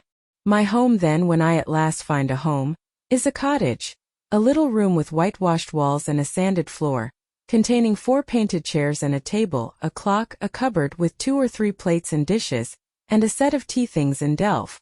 Above, a chamber of the same dimensions as the kitchen, with a deal bedstead and chest of drawers, small yet too large to be filled with my scanty wardrobe, though the kindness of my gentle and generous friends has increased that, by a modest stock of such things as are necessary. It is evening. I have dismissed, with the fee of an orange, the little orphan who serves me as a handmaid. I am sitting alone on the hearth. This morning the village school opened. I had 20 scholars, but 3 of the number can read. None write or cipher. Several knit and a few sew a little. They speak with the broadest accent of the district. At present, they and I have a difficulty in understanding each other's language. Some of them are unmannered, rough, intractable as well as ignorant, but others are docile, have a wish to learn, and evince a disposition that pleases me. I must not forget that these coarsely clad little peasants are of flesh and blood as good as the scions of gentlest genealogy, and that the germs of native excellence, refinement, intelligence, kind feeling, are as likely to exist in their hearts as in those of the best born. My duty will be to develop these germs. Surely I shall find some happiness in discharging that office. Much enjoyment I do not expect in the life opening before me, yet it will doubtless, if I regulate my mind, and exert my powers as I ought, yield me enough to live on from day to day. Was I very gleeful, settled, content, during the hours I passed in yonder bare, humble schoolroom this morning and afternoon? Not to deceive myself, I must reply, no, I felt desolate to a degree. I felt, yes, idiot that I am, I felt degraded. I doubted I had taken a step which sank instead of raising me in the scale of social existence. I was weakly dismayed at the ignorance, the poverty, the coarseness of all I heard and saw round me. But let me not hate and despise myself too much for these feelings. I know them to be wrong. That is a great step gained. I shall strive to overcome them. Tomorrow, I trust, I shall get the better of them partially, and in a few weeks perhaps they will be quite subdued. In a few months it is possible, the happiness of seeing progress, and a change for the better in my scholars may substitute gratification for disgust. Meantime let me ask myself one question, which is better? To have surrendered to temptation, listened to passion, made no painful effort, no struggle, but to have sunk down in the silken snare, fallen asleep on the flowers covering it, wakened in a southern clime amongst the luxuries of a pleasure villa, to have been now living in France Mr. Rochester's mistress, delirious with his love half my time, for he would, yes, he would have loved me well for a while. He did love me, no one will ever love me so again. I shall never more know the sweet homage given to beauty, youth and grace, for never to anyone else shall I seem to possess these charms. He was fond and proud of me. It is what no man besides will ever be. But where am I wandering, and what am I saying, and above all feeling? Whether is it better, I ask, to be a slave in a fool's paradise at Marseilles, fevered with delusive bliss one hour, suffocating with the bitterest tears of remorse and shame the next, or to be a village schoolmistress, free and honest, in a breezy mountain nook in the healthy heart of England? Yes, I feel now that I was right when I adhered to principle and law, and scorned and crushed the insane promptings of a frenzied moment. God directed me to a correct choice. I thank His providence for the guidance. Having brought my eventide musings to this point, I rose, went to my door, and looked at the sunset of the harvest day, and at the quiet fields before my cottage, which with the school was distant half a mile from the village. The birds were singing their last strains. The air was mild, the dew was balm. While I looked, I thought myself happy, and was surprised to find myself ere long weeping. And why? For the doom which had reft me from adhesion to my master. For him I was no more to see. For the desperate grief and fatal fury, consequences of my departure, which might now perhaps be dragging him from the path of right, too far to leave hope of ultimate restoration thither. At this thought I turned my face aside from the lovely sky of eve and lonely vale of Morton. I say lonely, for in that bend of it visible to me there was no building apparent save the church and the parsonage, half hid in trees, and quite at the extremity the roof of Vale Hall, where the rich Mr. Oliver and his daughter lived. I hid my eyes and leant my head against the stone frame of my door. But soon a slight noise near the wicket which shut in my tiny garden from the meadow beyond it made me look up. A dog, old Carlo, Mr. Rivers' pointer, as I saw in a moment, was pushing the gate with his nose, and St. John himself leant upon it with folded arms. His brow knit, his gaze, grave almost to displeasure, fixed on me. I asked him to come in. "No, I cannot stay. I have only brought you a little parcel my sisters left for you. I think it contains a color box, pencils, and paper." I approached to take it. A welcome gift it was. He examined my face, I thought, with austerity as I came near. The traces of tears were doubtless very visible upon it. "Have you found your first day's work harder than you expected?" he asked. "Oh no. On the contrary, I think in time I shall get on with my scholars very well. But perhaps your accommodations, your cottage, your furniture, have disappointed your expectations? They are, in truth, scanty enough, but—" I interrupted. "My cottage is clean and weatherproof, my furniture sufficient and commodious. All I see has made me thankful, not despondent. I am not absolutely such a fool and sensualist as to regret the absence of a carpet, a sofa and silver plate. Besides, 5 weeks ago I had nothing. I was an outcast, a beggar, a vagrant. Now I have acquaintance, a home, a business. I wonder at the goodness of God, the generosity of my friends, the bounty of my lot. I do not repine. But you feel solitude and oppression? The little house there behind you is dark and empty. I have hardly had time yet to enjoy a sense of tranquility, much less to grow impatient under one of loneliness. Very well. I hope you feel the content you express. At any rate, your good sense will tell you that it is too soon yet to yield to the vacillating fears of Lot's wife. What you had left before I saw you, of course I do not know, but I counsel you to resist firmly every temptation which would incline you to look back. Pursue your present career steadily, for some months at least." "It is what I mean to do," I answered. St. John continued. "It is hard work to control the workings of inclination and turn the bent of nature, but that it may be done, I know from experience. God has given us in a measure the power to make our own fate, and when our energies seem to demand a sustenance they cannot get, when our will strains after a path we may not follow, we need neither starve from inanition nor stand still in despair. We have but to seek another nourishment for the mind, as strong as the forbidden food it longed to taste, and perhaps purer, and to hew out for the adventurous foot a road as direct and broad as the one fortune has blocked up against us, if rougher than it. A year ago I was myself intensely miserable, because I thought I had made a mistake in entering the ministry. Its uniform duties wearied me to death. I burnt for the more active life of the world, for the more exciting toils of a literary career, for the destiny of an artist, author, orator, anything rather than that of a priest. Yes, the heart of a politician, of a soldier, of a votary of glory, a lover of renown, a luster after power, beat under my curate's surplice. I considered. My life was so wretched, it must be changed or I must die. After a season of darkness and struggling, light broke and relief fell. My cramped existence all at once spread out to a plain without bounds. My powers heard a call from heaven to rise, gather their full strength, spread their wings and mount beyond ken. God had an errand for me, to bear which afar, to deliver it well, skill and strength, courage and eloquence, the best qualifications of soldier, statesman and orator were all needed, for these all center in the good missionary. A missionary I resolved to be. From that moment my state of mind changed. The fetters dissolved and dropped from every faculty, leaving nothing of bondage but its galling soreness, which time only can heal. My father indeed imposed the determination, but since his death I have not a legitimate obstacle to contend with.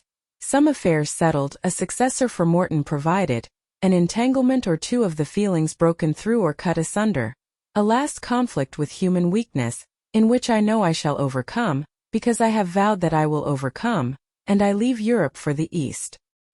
He said this in his peculiar, subdued yet emphatic voice, looking when he had ceased speaking not at me but at the setting sun, at which I looked too. Both he and I had our backs towards the path leading up the field to the wicket. We had heard no step on that grass-grown track. The water running in the vale was the one lulling sound of the hour and scene. We might well then start when a gay voice, sweet as a silver bell, exclaimed, "Good evening, Mr. Rivers." "And good evening, old Carlo. Your dog is quicker to recognize his friends than you are, sir. He pricked his ears and wagged his tail when I was at the bottom of the field, and you have your back towards me now." It was true. Though Mr. Rivers had started at the first of those musical accents, as if a thunderbolt had split a cloud over his head, he stood yet, at the close of the sentence, in the same attitude in which the speaker had surprised him, his arm resting on the gate, his face directed towards the west.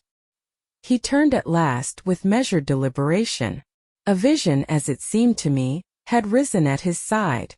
There appeared within 3 feet of him, a form clad in pure white, a youthful graceful form, full yet fine in contour, and when after bending to caress Carlo, it lifted up its head, and threw back a long veil, there bloomed under his glance a face of perfect beauty. Perfect beauty is a strong expression, but I do not retrace or qualify it. As sweet features as ever the temperate clime of Albion molded, as pure hues of rose and lily as ever her humid gales and vapory skies generated and screened, justified in this instance the term. No charm was wanting, no defect was perceptible. The young girl had regular and delicate lineaments, eyes shaped and colored as we see them in lovely pictures, large and dark and full, the long and shadowy eyelash which encircles a fine eye with so soft a fascination, the penciled brow which gives such clearness, the white smooth forehead which adds such repose to the livelier beauties of tint and ray, the cheek oval, fresh and smooth, the lips fresh too, ruddy, healthy, sweetly formed, the even and gleaming teeth without flaw, the small dimpled chin, the ornament of rich, plenteous tresses, all advantages in short which combined realize the ideal of beauty were fully hers. I wondered as I looked at this fair creature. I admired her with my whole heart. Nature had surely formed her in a partial mood, and forgetting her usual stinted stepmother dole of gifts, had endowed this, her darling, with a grandame's bounty. What did St. John Rivers think of this earthly angel? I naturally asked myself that question as I saw him turn to her and look at her, and as naturally, I sought the answer to the inquiry in his countenance. He had already withdrawn his eye from the Peri, and was looking at a humble tuft of daisies which grew by the wicket. "A lovely evening, but late for you to be out alone," he said, as he crushed the snowy heads of the closed flowers with his foot. "Oh, I only came home from S." She mentioned the name of a large town some 20 miles distant. "This afternoon. Papa told me you had opened your school, and that the new mistress was come, and so I put on my bonnet after tea, and ran up the valley to see her. This is she?" pointing to me. "It is," said St. John. "Do you think you shall like Morton?" she asked of me, with a direct and naive simplicity of tone and manner, pleasing if childlike. "I hope I shall. I have many inducements to do so. Did you find your scholars as attentive as you expected?" "Quite." "Do you like your house?" "Very much." "Have I furnished it nicely?" "Very nicely indeed." "And made a good choice of an attendant for you and Alice Wood?" "You have indeed. She is teachable and handy." This then, I thought, is Miss Oliver the heiress, favored it seems in the gifts of fortune, as well as in those of nature. What happy combination of the planets presided over her birth, I wonder. "I shall come up and help you to teach sometimes," she added. "It will be a change for me to visit you now and then, and I like a change. Mr. Rivers, I have been so gay during my stay at S. Last night, or rather this morning, I was dancing till 2 o'clock. The T regiment are stationed there since the riots, and the officers are the most agreeable men in the world. They put all our young knife grinders and scissor merchants to shame." It seemed to me that Mr. St. John's under lip protruded, and his upper lip curled a moment. His mouth certainly looked a good deal compressed, and the lower part of his face unusually stern and square, as the laughing girl gave him this information. He lifted his gaze too from the daisies and turned it on her. An unsmiling, a searching, a meaning gaze it was. She answered it with a second laugh, and laughter well became her youth, her roses, her dimples, her bright eyes. As he stood, mute and grave, she again fell to caressing Carlo. "Poor Carlo loves me," said she. "He is not stern and distant to his friends, and if he could speak, he would not be silent." As she patted the dog's head, bending with native grace before his young and austere master, I saw a glow rise to that master's face. I saw his solemn eye melt with sudden fire, and flicker with resistless emotion. Flushed and kindled thus, he looked nearly as beautiful for a man as she for a woman. His chest heaved once as if his large heart, weary of despotic constriction, had expanded despite the will, and made a vigorous bound for the attainment of liberty. But he curbed it, I think, as a resolute rider would curb a rearing steed. He responded neither by word nor movement to the gentle advances made him. "Papa says you never come to see us now," continued Miss Oliver, looking up. "You are quite a stranger at Vale Hall. He is alone this evening and not very well. Will you return with me and visit him?" "It is not a seasonable hour to intrude on Mr. Oliver," answered St. John. "Not a seasonable hour. But I declare it is. It is just the hour when Papa most wants company, when the works are closed and he has no business to occupy him. Now, Mr. Rivers, do come. Why are you so very shy and so very somber?" She filled up the hiatus his silence left by a reply of her own. "I forgot," she exclaimed, shaking her beautiful curled head, as if shocked at herself. "I am so giddy and thoughtless. Do excuse me. It had slipped my memory that you have good reasons to be indisposed for joining in my chatter. Diana and Mary have left you, and Morehouse is shut up, and you are so lonely. I'm sure I pity you. Do come and see Papa." "Not tonight, Miss Rosamond, not tonight." Mr. St. John spoke almost like an automaton. Himself only knew the effort it cost him thus to refuse. "Well, if you are so obstinate, I will leave you, for I dare not stay any longer. The dew begins to fall. Good evening." She held out her hand. He just touched it. "Good evening," he repeated, in a voice low and hollow as an echo. She turned but in a moment returned. "Are you well?" she asked. Well might she put the question. His face was blanched as her gown. "Quite well," he enunciated, and with a bow he left the gate. She went one way. He another. She turned twice to gaze after him as she tripped fairy-like down the field. He, as he strode firmly across, never turned at all. This spectacle of another's suffering and sacrifice wrapped my thoughts from exclusive meditation on my own. Diana Rivers had designated her brother inexorable as death. She had not exaggerated. Chapter 32. I continued the labors of the village school as actively and faithfully as I could. It was truly hard work at first. Some time elapsed before, with all my efforts, I could comprehend my scholars and their nature. Wholly untaught, with faculties quite torpid, they seemed to me hopelessly dull, and at first sight all dull alike, but I soon found I was mistaken. There was a difference amongst them as amongst the educated, and when I got to know them and they me, this difference rapidly developed itself. Their amazement at me, my language, my rules and ways once subsided, I found some of these heavy-looking, gaping rustics wake up into sharp-witted girls enough.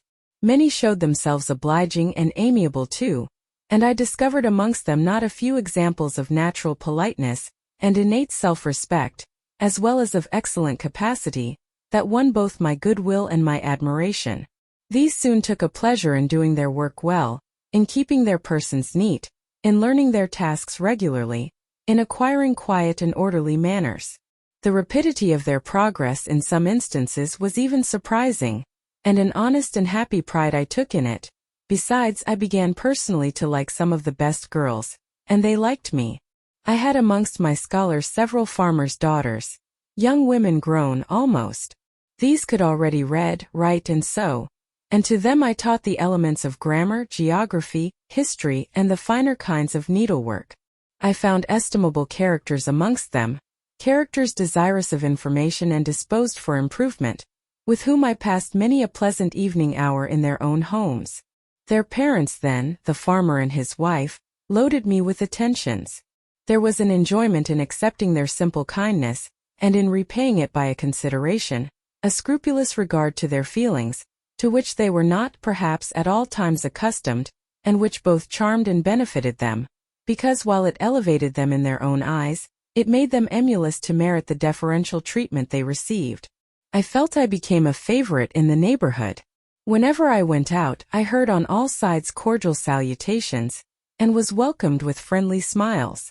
To live amidst general regard, though it be but the regard of working people, is like sitting in sunshine calm and sweet. Serene inward feelings bud and bloom under the ray. At this period of my life my heart far oftener swelled with thankfulness than sank with dejection.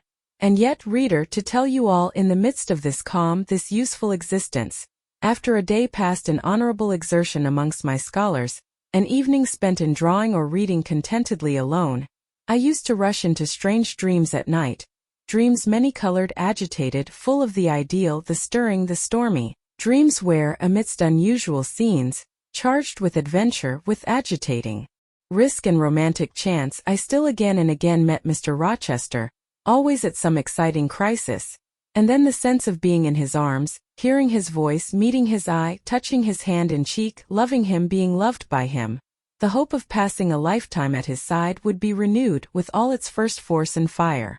Then I awoke. Then I recalled where I was and how situated.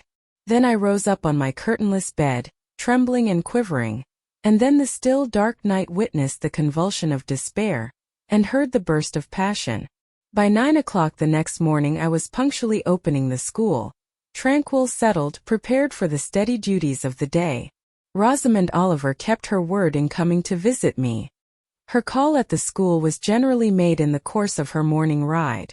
She would canter up to the door on her pony, followed by a mounted livery servant.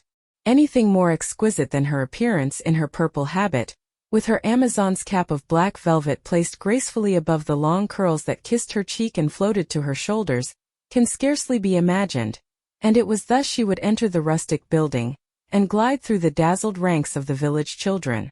She generally came at the hour when Mr. Rivers was engaged in giving his daily catechizing lesson.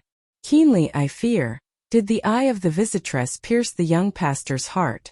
A sort of instinct seemed to warn him of her entrance, even when he did not see it, and when he was looking quite away from the door, if she appeared at it, his cheek would glow, and his marble-seeming features, though they refused to relax, changed indescribably, and in their very quiescence became expressive of a repressed fervor, stronger than working muscle or darting glance could indicate. Of course she knew her power. Indeed he did not, because he could not conceal it from her. In spite of his Christian stoicism, when she went up and addressed him, and smiled gaily, encouragingly, even fondly in his face, his hand would tremble and his eye burn. He seemed to say with his sad and resolute look, if he did not say it with his lips, "I love you and I know you prefer me. It is not despair of success that keeps me dumb. If I offered my heart, I believe you would accept it. But that heart is already laid on a sacred altar. The fire is arranged round it. It will soon be no more than a sacrifice consumed." And then she would pout like a disappointed child. A pensive cloud would soften her radiant vivacity. She would withdraw her hand hastily from his, and turn in transient petulance from his aspect, at once so heroic and so martyr-like. St. John, no doubt, would have given the world to follow, recall, retain her, when she thus left him. But he would not give one chance of heaven, nor relinquish, for the Elysium of her love, one hope of the true eternal paradise. Besides, he could not bind all that he had in his nature, the rover, the aspirant, the poet, the priest, in the limits of a single passion. He could not. He would not renounce his wild field of mission warfare for the parlors and the peace of Vale Hall. I learnt so much from himself in an inroad I once, despite his reserve, had the daring to make on his confidence. Miss Oliver already honored me with frequent visits to my cottage. I had learnt her whole character, which was without mystery or disguise. She was coquettish but not heartless, exacting but not worthlessly selfish. She had been indulged from her birth, but was not absolutely spoilt. She was hasty but good-humored, vain she could not help it, when every glance in the glass showed her such a flush of loveliness, but not affected, liberal-handed, innocent of the pride of wealth, ingenuous, sufficiently intelligent, gay, lively and unthinking. She was very charming, in short, even to a cool observer of her own sex like me, but she was not profoundly interesting or thoroughly impressive. A very different sort of mind was hers from that, for instance, of the Sisters of St. John. Still, I liked her almost as I liked my pupil Adele, except that, for a child whom we have watched over and taught, a closer affection is engendered than we can give an equally attractive adult acquaintance. She had taken an amiable caprice to me. She said I was like Mr. Rivers, only certainly, she allowed, not 1/10 so handsome, though I was a nice neat little soul enough, but he was an angel. I was however good, clever, composed and firm like him. I was a lusus naturae, she affirmed, as a village schoolmistress. She was sure my previous history, if known, would make a delightful romance. One evening, while with her usual childlike activity, and thoughtless yet not offensive inquisitiveness, she was rummaging the cupboard and the table drawer of my little kitchen, she discovered first 2 French books, a volume of Schiller, a German grammar and dictionary, and then my drawing materials and some sketches, including a pencil head of a pretty little cherub-like girl, one of my scholars, and sundry views from nature, taken in the Vale of Morton and on the surrounding moors. She was first transfixed with surprise, and then electrified with delight. Had I done these pictures? Did I know French and German? What a love, what a miracle I was! I drew better than her master in the first school in S. Would I sketch a portrait of her to show to Papa? With pleasure, I replied, and I felt a thrill of artist delight at the idea of copying from so perfect and radiant a model. She had then on a dark blue silk dress, her arms and her neck were bare. Her only ornament was her chestnut tresses, which waved over her shoulders with all the wild grace of natural curls. I took a sheet of fine cardboard, and drew a careful outline. I promised myself the pleasure of coloring it, and as it was getting late then, I told her she must come and sit another day. She made such a report of me to her father, that Mr. Oliver himself accompanied her next evening, a tall, massive-featured, middle-aged and grey-headed man, at whose side his lovely daughter looked like a bright flower near a hoary turret.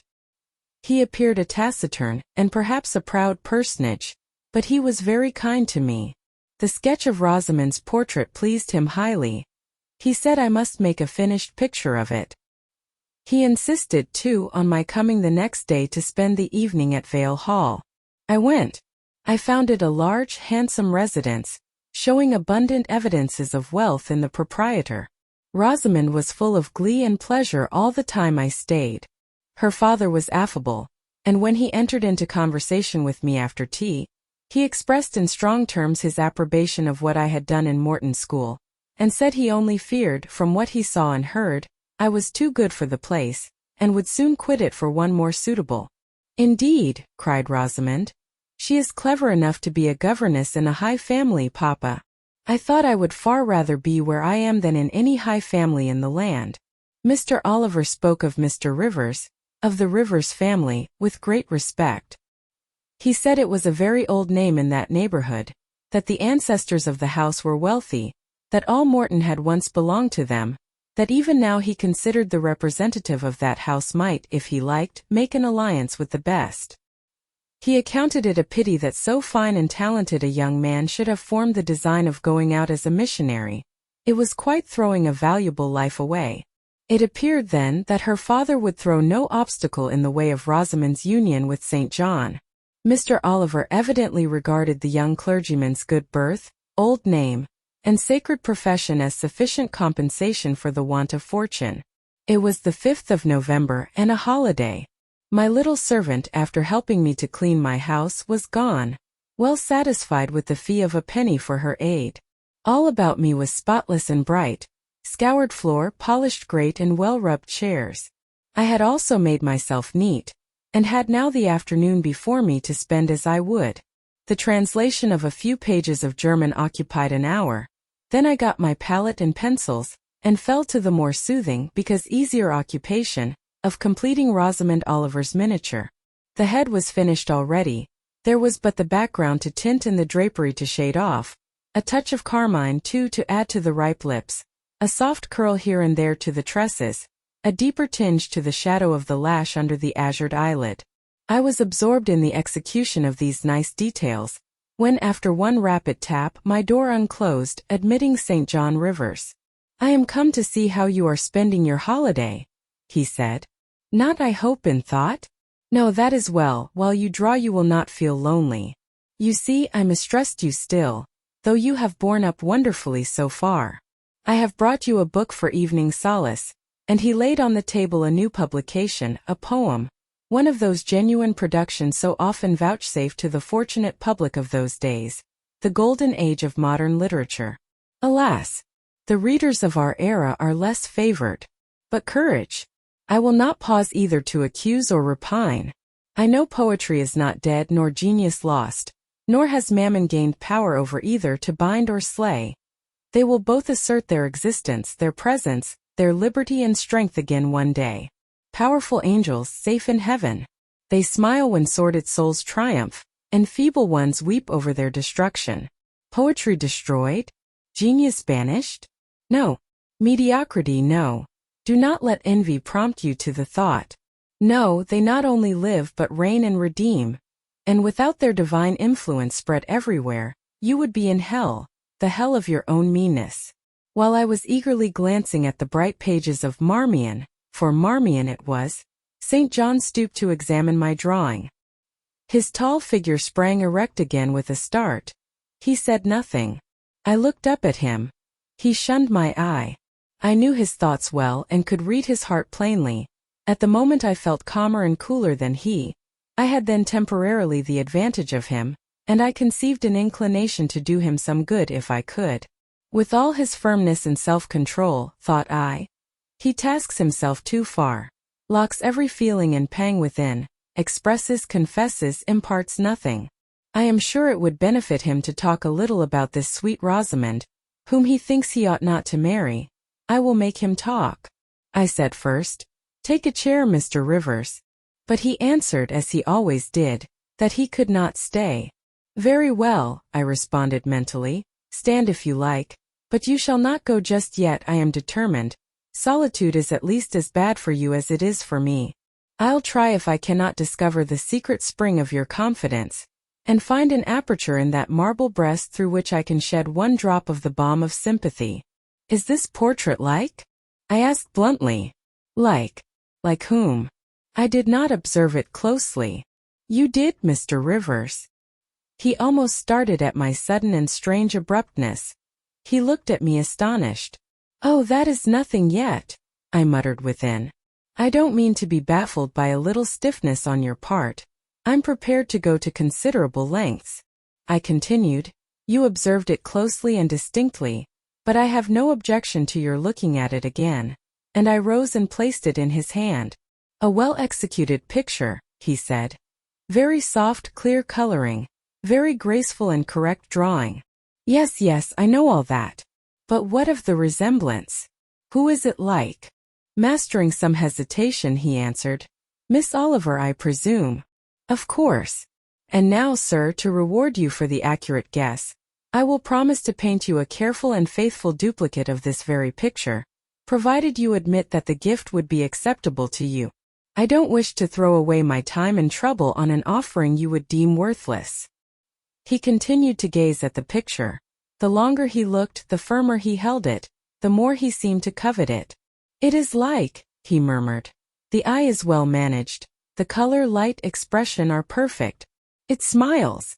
Would it comfort, or would it wound you to have a similar painting? Tell me that. When you are at Madagascar, or at the Cape, or in India, would it be a consolation to have that memento in your possession?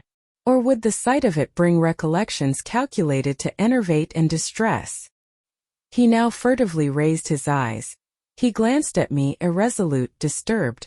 He again surveyed the picture. That I should like to have it is certain. Whether it would be judicious or wise is another question. Since I had ascertained that Rosamond really preferred him, and that her father was not likely to oppose the match, I, less exalted in my views than St. John, had been strongly disposed in my own heart to advocate their union. It seemed to me that, should he become the possessor of Mr. Oliver's large fortune, he might do as much good with it as if he went and laid his genius out to wither, and his strength to waste, under a tropical sun. With this persuasion I now answered. As far as I can see, it would be wiser and more judicious if you were to take to yourself the original at once. By this time he had sat down. He had laid the picture on the table before him, and with his brow supported on both hands, hung fondly over it. I discerned he was now neither angry nor shocked at my audacity. I saw even that to be thus frankly addressed on a subject he had deemed unapproachable, to hear it thus freely handled, was beginning to be felt by him as a new pleasure, an unhoped-for relief. Reserved people often really need the frank discussion of their sentiments and griefs more than the expansive. The sternest-seeming stoic is human after all, and to burst with boldness and goodwill into the silent sea of their souls is often to confer on them the first of obligations. "She likes you, I am sure," said I as I stood behind his chair, "and her father respects you. Moreover, she is a sweet girl, rather thoughtless, but you would have sufficient thought for both yourself and her. You ought to marry her." "Does she like me?" he asked. "Certainly. Better than she likes anyone else. She talks of you continually. There is no subject she enjoys so much or touches upon so often." "It is very pleasant to hear this," he said. "Very, go on for another quarter of an hour." And he actually took out his watch and laid it upon the table to measure the time. "But where is the use of going on," I asked, "when you are probably preparing some iron blow of contradiction, or forging a fresh chain to fetter your heart? Don't imagine such hard things. Fancy me yielding and melting as I am doing, human love rising like a freshly opened fountain in my mind and overflowing with sweet inundation all the field I have so carefully and with such labor prepared, so assiduously sown with the seeds of good intentions, of self-denying plans. And now it is deluged with a nectarous flood, the young germs swamped, delicious poison cankering them. Now I see myself stretched on an ottoman in the drawing-room at Vale Hall at my bride Rosamond Oliver's feet. She is talking to me with her sweet voice, gazing down on me with those eyes your skillful hand has copied so well, smiling at me with these coral lips. She is mine, I am hers. This present life and passing world suffice to me. Hush! Say nothing, my heart is full of delight. My senses are entranced. Let the time I marked pass in peace. I humored him, the watch ticked on. He breathed fast and low, I stood silent. Amidst this hush the quartet sped. He replaced the watch, laid the picture down, rose and stood on the hearth. "Now," said he, "that little space was given to delirium and delusion. I rested my temples on the breast of temptation, and put my neck voluntarily under her yoke of flowers. I tasted her cup. The pillow was burning. There is an espy in the garland. The wine has a bitter taste. Her promises are hollow, her offers false. I see and know all this." I gazed at him in wonder. "It is strange," pursued he, "that while I love Rosamond Oliver so wildly, with all the intensity indeed of a first passion, the object of which is exquisitely beautiful, graceful, fascinating, I experience at the same time a calm, unwarped consciousness that she would not make me a good wife, that she is not the partner suited to me, that I should discover this within a year after marriage, and that to 12 months' rapture would succeed a lifetime of regret. This I know. Strange indeed. I could not help ejaculating. While something in me," he went on, "is acutely sensible to her charms, something else is as deeply impressed with her defects. They are such that she could sympathize in nothing I aspired to, cooperate in nothing I undertook. Rosamond a sufferer, a laborer, a female apostle? Rosamond a missionary's wife? No. But you need not be a missionary. You might relinquish that scheme." "Relinquish? What? My vocation? My great work? My foundation laid on earth for a mansion in heaven?" My hopes of being numbered in the band who have merged all ambitions in the glorious one of bettering their race, of carrying knowledge into the realms of ignorance, of substituting peace for war, freedom for bondage, religion for superstition, the hope of heaven for the fear of hell? Must I relinquish that? It is dearer than the blood in my veins. It is what I have to look forward to, and to live for. After a considerable pause, I said, "And Miss Oliver? Are her disappointment and sorrow of no interest to you?" "Miss Oliver is ever surrounded by suitors and flatterers. In less than a month, my image will be effaced from her heart. She will forget me, and will marry probably someone who will make her far happier than I should do." "You speak coolly enough, but you suffer in the conflict. You are wasting away." "No. If I get a little thin, it is with anxiety about my prospects, yet unsettled, my departure continually procrastinated. Only this morning I received intelligence that the successor, whose arrival I have been so long expecting, cannot be ready to replace me for 3 months to come yet, and perhaps the 3 months may extend to 6. You tremble and become flushed whenever Miss Oliver enters the schoolroom." Again the surprised expression crossed his face. He had not imagined that a woman would dare to speak so to a man. For me, I felt at home in this sort of discourse. I could never rest in communication with strong, discreet, and refined minds, whether male or female, till I had passed the outworks of conventional reserve, and crossed the threshold of confidence, and won a place by their heart's very hearthstone. "You are original," said he, "and not timid. There is something brave in your spirit, as well as penetrating in your eye. But allow me to assure you that you partially misinterpret my emotions. You think them more profound and potent than they are. You give me a larger allowance of sympathy than I have a just claim to. When I color, and when I shake before Miss Oliver, I do not pity myself. I scorn the weakness. I know it is ignoble, a mere fever of the flesh. Not, I declare, the convulsion of the soul. That is just as fixed as a rock, firm set in the depths of a restless sea. Know me to be what I am, a cold hard man." I smiled incredulously.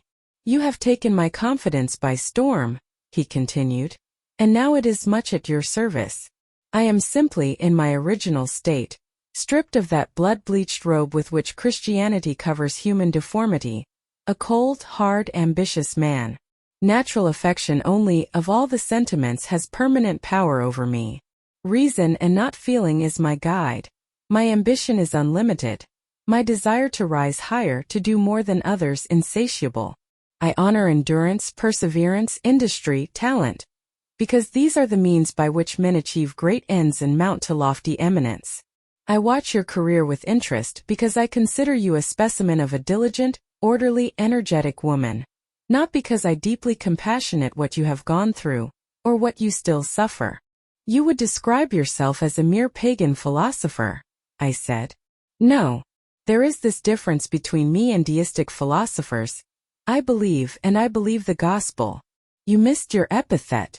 I am not a pagan but a Christian philosopher, a follower of the sect of Jesus.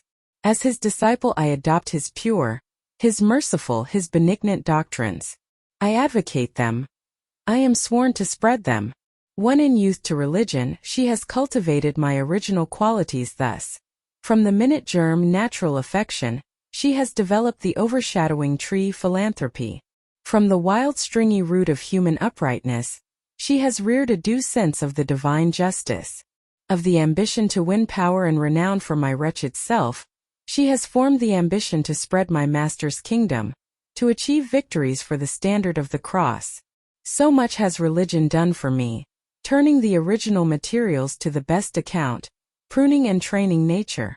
But she could not eradicate nature, nor will it be eradicated till this mortal shall put on immortality." Having said this, he took his hat, which lay on the table beside my pallet. Once more he looked at the portrait. "She is lovely," he murmured. "She is well named the rose of the world indeed. And may I not paint one like it for you? Cui bono? No." He drew over the picture the sheet of thin paper on which I was accustomed to rest my hand in painting, to prevent the cardboard from being sullied. What he suddenly saw on this blank paper, It was impossible for me to tell, but something had caught his eye. He took it up with a snatch. He looked at the edge, then shot a glance at me, inexpressibly peculiar and quite incomprehensible, a glance that seemed to take and make note of every point in my shape, face, and dress, for it traversed all, quick, keen as lightning. His lips parted as if to speak, but he checked the coming sentence, whatever it was. "What is the matter?" I asked. "Nothing in the world," was the reply, and replacing the paper, I saw him dexterously tear a narrow slip from the margin. It disappeared in his glove, and with one hasty nod and "good afternoon," he vanished. "Well," I exclaimed, using an expression of the district, "that caps the globe, however." I, in my turn, scrutinized the paper, but saw nothing on it save a few dingy stains of paint where I had tried the tint in my pencil. I pondered the mystery a minute or two, but finding it insolvable, and being certain it could not be of much moment, I dismissed and soon forgot it. Chapter 33. When Mr. St. John went, it was beginning to snow. The whirling storm continued all night. The next day a keen wind brought fresh and blinding falls. By twilight the valley was drifted up and almost impassable.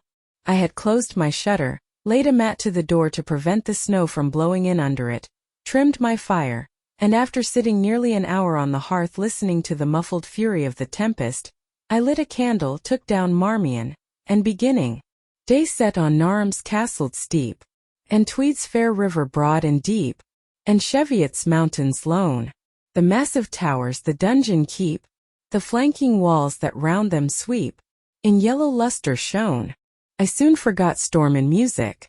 I heard a noise. The wind, I thought, shook the door. No, it was St. John Rivers who, lifting the latch, came in out of the frozen hurricane, the howling darkness, and stood before me, the cloak that covered his tall figure all white as a glacier. I was almost in consternation, so little had I expected any guest from the blocked-up vale that night. "Any ill news?" I demanded. "Has anything happened?" "No." "How very easily alarmed you are," he answered, removing his cloak and hanging it up against the door, towards which he again coolly pushed the mat which his entrance had deranged. He stamped the snow from his boots. "I shall sully the purity of your floor," said he, "but you must excuse me for once." Then he approached the fire. "I have had hard work to get here, I assure you," he observed as he warmed his hands over the flame. "One drift took me up to the waist. Happily the snow is quite soft yet. But why are you come?" I could not forbear saying. "Rather an inhospitable question to put to a visitor, but since you ask it, I answer simply to have a little talk with you. I got tired of my mute books and empty rooms. Besides, since yesterday I have experienced the excitement of a person to whom a tale has been half told, and who is impatient to hear the sequel." He sat down. I recalled his singular conduct of yesterday, and really I began to fear his wits were touched. If he were insane, however, his was a very cool and collected insanity. I had never seen that handsome-featured face of his look more like chiseled marble than it did just now, as he put aside his snow-wet hair from his forehead and let the firelight shine free on his pale brow and cheek as pale, where it grieved me to discover the hollow trace of care or sorrow now so plainly graved. I waited, expecting he would say something I could at least comprehend, but his hand was now at his chin, his finger on his lip. He was thinking. It struck me that his hand looked wasted like his face. A perhaps uncalled for gush of pity came over my heart. I was moved to say, "I wish Diana or Mary would come and live with you. It is too bad that you should be quite alone, and you are recklessly rash about your own health." "Not at all," said he. "I care for myself when necessary. I am well now. What do you see amiss in me?" This was said with a careless, abstracted indifference, which showed that my solicitude was, at least in his opinion, wholly superfluous. I was silenced. He still slowly moved his finger over his upper lip, and still his eye dwelt dreamily on the glowing grate. Thinking it urgent to say something, I asked him presently if he felt any cold draught from the door, which was behind him. "No, no," he responded shortly and somewhat testily. "Well," I reflected, "if you won't talk, you may be still. I'll let you alone now and return to my book." So I snuffed the candle and resumed the perusal of Marmion. He soon stirred. My eye was instantly drawn to his movements. He only took out a morocco pocketbook, thence produced a letter, which he read in silence, folded it, put it back, relapsed into meditation. It was vain to try to read with such an inscrutable fixture before me, nor could I, in impatience, consent to be dumb. He might rebuff me if he liked, but talk I would. Have you heard from Diana and Mary lately? Not since the letter I showed you a week ago. There has not been any change made about your own arrangements? You will not be summoned to leave England sooner than you expected. I fear not, indeed. Such chance is too good to befall me. Baffled so far, I changed my ground. I bethought myself to talk about the school and my scholars. Mary Garrett's mother is better, and Mary came back to the school this morning, and I shall have 4 new girls next week from the foundry close. They would have come today but for the snow. Indeed. Mr. Oliver pays for 2. Does he? He means to give the whole school a treat at Christmas. I know. Was it your suggestion? No. Whose then? His daughter's, I think. It is like her. She is so good-natured. Yes. Again came the blank of a pause. The clock struck 8 strokes. It aroused him. He uncrossed his legs, sat erect, turned to me. Leave your book a moment and come a little nearer the fire, he said. Wondering, and of my wonder finding no end, I complied. Half an hour ago, he pursued, I spoke of my impatience to hear the sequel of a tale. On reflection, I find the matter will be better managed by my assuming the narrator's part, and converting you into a listener. Before commencing, it is but fair to warn you that the story will sound somewhat hackneyed in your ears, but stale details often regain a degree of freshness when they pass through new lips. For the rest, whether trite or novel, it is short. 20 years ago, a poor curate, never mind his name at this moment, fell in love with a rich man's daughter. She fell in love with him and married him against the advice of all her friends, who consequently disowned her immediately after the wedding. Before 2 years passed, the rash pair were both dead, and laid quietly side by side under one slab. I have seen their grave. It formed part of the pavement of a huge churchyard surrounding the grim, soot-black old cathedral of an overgrown manufacturing town in Shire. They left a daughter, which at its very birth Charity received in her lap, cold as that of the snowdrift I almost stuck fast in tonight. Charity carried the friendless thing to the house of its rich maternal relations. It was reared by an aunt-in-law called, I come to names now, Mrs. Reed of Gateshead. You start, did you hear a noise? I dare say it is only a rat scrambling along the rafters of the adjoining schoolroom. It was a barn before I had it repaired and altered, and barns are generally haunted by rats. To proceed. Mrs. Reed kept the orphan 10 years. Whether it was happy or not with her, I cannot say, never having been told. But at the end of that time she transferred it to a place you know, being no other than Lowood School, where you so long resided yourself. It seems her career there was very honorable. From a pupil she became a teacher like yourself. Really it strikes me there are parallel points in her history and yours. She left it to be a governess. There again your fates were analogous. She undertook the education of the ward of a certain Mr. Rochester. Mr. Rivers. I interrupted. I can guess your feelings, he said. But restrain them for a while. I have nearly finished. Hear me to the end. Of Mr. Rochester's character I know nothing, but the one fact that he professed to offer honorable marriage to this young girl, and that at the very altar she discovered he had a wife yet alive, though a lunatic. What his subsequent conduct and proposals were is a matter of pure conjecture, but when an event transpired which rendered inquiry after the governess necessary, it was discovered she was gone. No one could tell when, where, or how. She had left Thornfield Hall in the night. Every research after her course had been vain. The country had been scoured far and wide.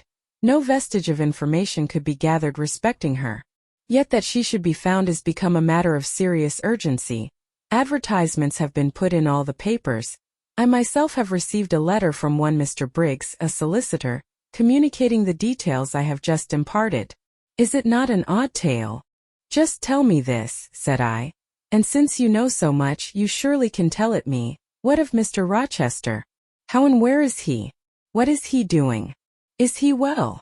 I am ignorant of all concerning Mr. Rochester. The letter never mentions him but to narrate the fraudulent and illegal attempt I have adverted to. You should rather ask the name of the governess, the nature of the event which requires her appearance.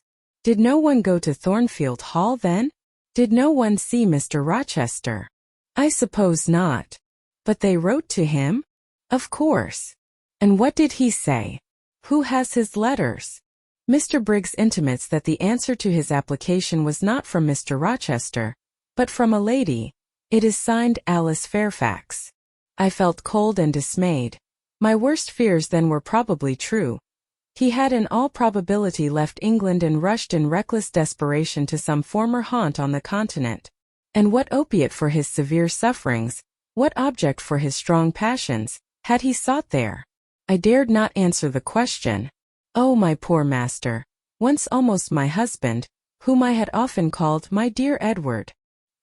He must have been a bad man, observed Mr. Rivers. You don't know him, don't pronounce an opinion upon him, I said with warmth. Very well, he answered quietly, and indeed my head is otherwise occupied than with him. I have my tale to finish. Since you won't ask the governess's name, I must tell it of my own accord. Stay. I have it here. It is always more satisfactory to see important points written down, fairly committed to black and white. And the pocketbook was again deliberately produced, opened, sought through. From one of its compartments was extracted a shabby slip of paper, hastily torn off. I recognized in its texture and its stains of ultramarine, and lake and vermilion, the ravished margin of the portrait cover. He got up, held it close to my eyes, and I read, traced in Indian ink in my own handwriting, the words Jane Eyre, the work doubtless of some moment of abstraction. Briggs wrote to me of a Jane Eyre, he said. The advertisements demanded a Jane Eyre. I knew a Jane Elliot. I confess I had my suspicions, but it was only yesterday afternoon they were at once resolved into certainty. You own the name and renounce the alias. Yes, but where is Mr. Briggs? He perhaps knows more of Mr. Rochester than you do. Briggs is in London. I should doubt his knowing anything at all about Mr. Rochester. It is not in Mr. Rochester he is interested. Meantime you forget essential points in pursuing trifles. You do not inquire why Mr. Briggs sought after you, what he wanted with you. Well, what did he want? Merely to tell you that your uncle Mr. Eyre of Madeira is dead, that he has left you all his property, and that you are now rich, merely that, nothing more. I? Rich?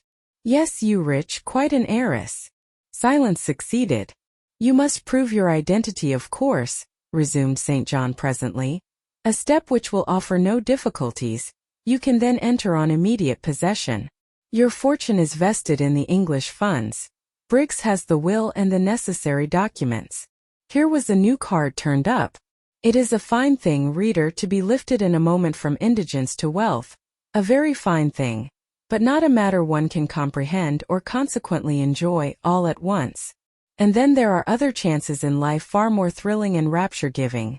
This is solid, an affair of the actual world, nothing ideal about it.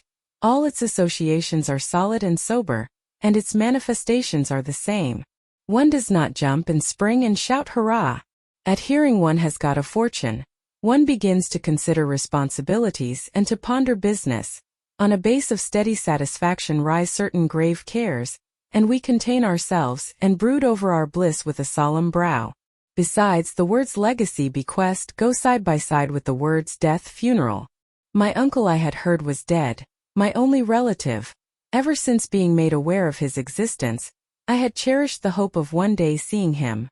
Now I never should. And then this money came only to me. Not to me and a rejoicing family, but to my isolated self. It was a grand boon doubtless, and independence would be glorious. Yes, I felt that thought swelled my heart. You unbend your forehead at last, said Mr. Rivers. I thought Medusa had looked at you, and that you were turning to stone. Perhaps now you will ask how much you are worth. How much am I worth? Oh, a trifle. Nothing of course to speak of, £20,000 I think they say, but what is that? £20,000? Here was a new stunner. I had been calculating on 4,000 or 5,000. This news actually took my breath for a moment. Mr. St. John, whom I had never heard laugh before, laughed now. "Well," said he, "if you had committed a murder and I had told you your crime was discovered, you could scarcely look more aghast. It is a large sum. Don't you think there is a mistake?" "No mistake at all. Perhaps you have read the figures wrong. It may be 2,000. It is written in letters, not figures, 20,000. I again felt rather like an individual of but average gastronomical powers sitting down to feast alone at a table spread with provisions for 100. Mr. Rivers rose now and put his cloak on. "If it were not such a very wild night," he said, "I would send Hannah down to keep you company. You look too desperately miserable to be left alone." But Hannah, poor woman, could not stride the drifts so well as I. Her legs are not quite so long, so I must e'en leave you to your sorrows. Good night. He was lifting the latch. A sudden thought occurred to me. "Stop 1 minute," I cried. "Well, it puzzles me to know why Mr. Briggs wrote to you about me, or how he knew you or could fancy that you, living in such an out-of-the-way place, had the power to aid in my discovery." "Oh, I am a clergyman," he said, "and the clergy are often appealed to about odd matters." Again the latch rattled. "No, that does not satisfy me," I exclaimed, and indeed there was something in the hasty and unexplanatory reply which, instead of allaying, piqued my curiosity more than ever. "It is a very strange piece of business," I added. "I must know more about it. Another time." "No, tonight. Tonight." And as he turned from the door, I placed myself between it and him. He looked rather embarrassed. "You certainly shall not go till you have told me all," I said. "I would rather not just now." "You shall. You must. I would rather Diana or Mary informed you." Of course these objections wrought my eagerness to a climax. Gratified it must be, and that without delay, and I told him so. "But I apprised you that I was a hard man," said he, "difficult to persuade. And I am a hard woman, impossible to put off. And I am a hard woman, impossible to put off. And then," he pursued, "I am cold, no fervor infects me. Whereas I am hot and fire dissolves ice. The blaze there has thawed all the snow from your cloak. By the same token it has streamed on to my floor, and made it like a trampled street. As you hope ever to be forgiven, Mr. Rivers, the high crime and misdemeanor of spoiling a sanded kitchen, tell me what I wish to know." "Well then," he said, "I yield, if not to your earnestness, to your perseverance, as stone is worn by continual dropping. Besides, you must know some day, as well now as later. Your name is Jane Eyre. Of course, that was all settled before. You are not, perhaps, aware that I am your namesake, that I was christened St. John Eyre Rivers?" "No, indeed. I remember now seeing the letter E, comprised in your initials written in books you have at different times lent me, but I never asked for what name it stood. But what then? Surely—" I stopped. I could not trust myself to entertain, much less to express, the thought that rushed upon me, that embodied itself, that in a second stood out a strong solid probability. Circumstances knit themselves, fitted themselves, shot into order. The chain that had been lying hitherto a formless lump of links was drawn out straight. Every ring was perfect, the connection complete. I knew by instinct how the matter stood before St. John had said another word. But I cannot expect the reader to have the same intuitive perception, so I must repeat his explanation. My mother's name was Eyre. She had 2 brothers, one a clergyman who married Miss Jane Reed of Gateshead, the other John Eyre Askew, merchant, late of Funchal, Madeira. Mr. Briggs, being Mr. Eyre's solicitor, wrote to us last August to inform us of our uncle's death, and to say that he had left his property to his brother the clergyman's orphan daughter, overlooking us in consequence of a quarrel never forgiven between him and my father. He wrote again a few weeks since, to intimate that the heiress was lost, and asking if we knew anything of her. A name casually written on a slip of paper has enabled me to find her out. You know the rest. Again he was going, but I set my back against the door. "Do let me speak," I said. Let me have one moment to draw breath and reflect. I paused. He stood before me, hat in hand, looking composed enough. I resumed. Your mother was my father's sister? Yes. My aunt, consequently? He bowed. My Uncle John was your Uncle John? You, Diana, and Mary are his sister's children, as I am his brother's child. Undeniably. You three then are my cousins. Half our blood on each side flows from the same source? We are cousins, yes. I surveyed him. It seemed I had found a brother, one I could be proud of, one I could love, and two sisters whose qualities were such that when I knew them but as mere strangers, they had inspired me with genuine affection and admiration. The two girls on whom, kneeling down on the wet ground, and looking through the low latticed window of Morehouse kitchen, I had gazed with so bitter a mixture of interest and despair, were my near kinswomen, and the young and stately gentleman who had found me almost dying at his threshold was my blood relation. Glorious discovery to a lonely wretch. This was wealth indeed. Wealth to the heart.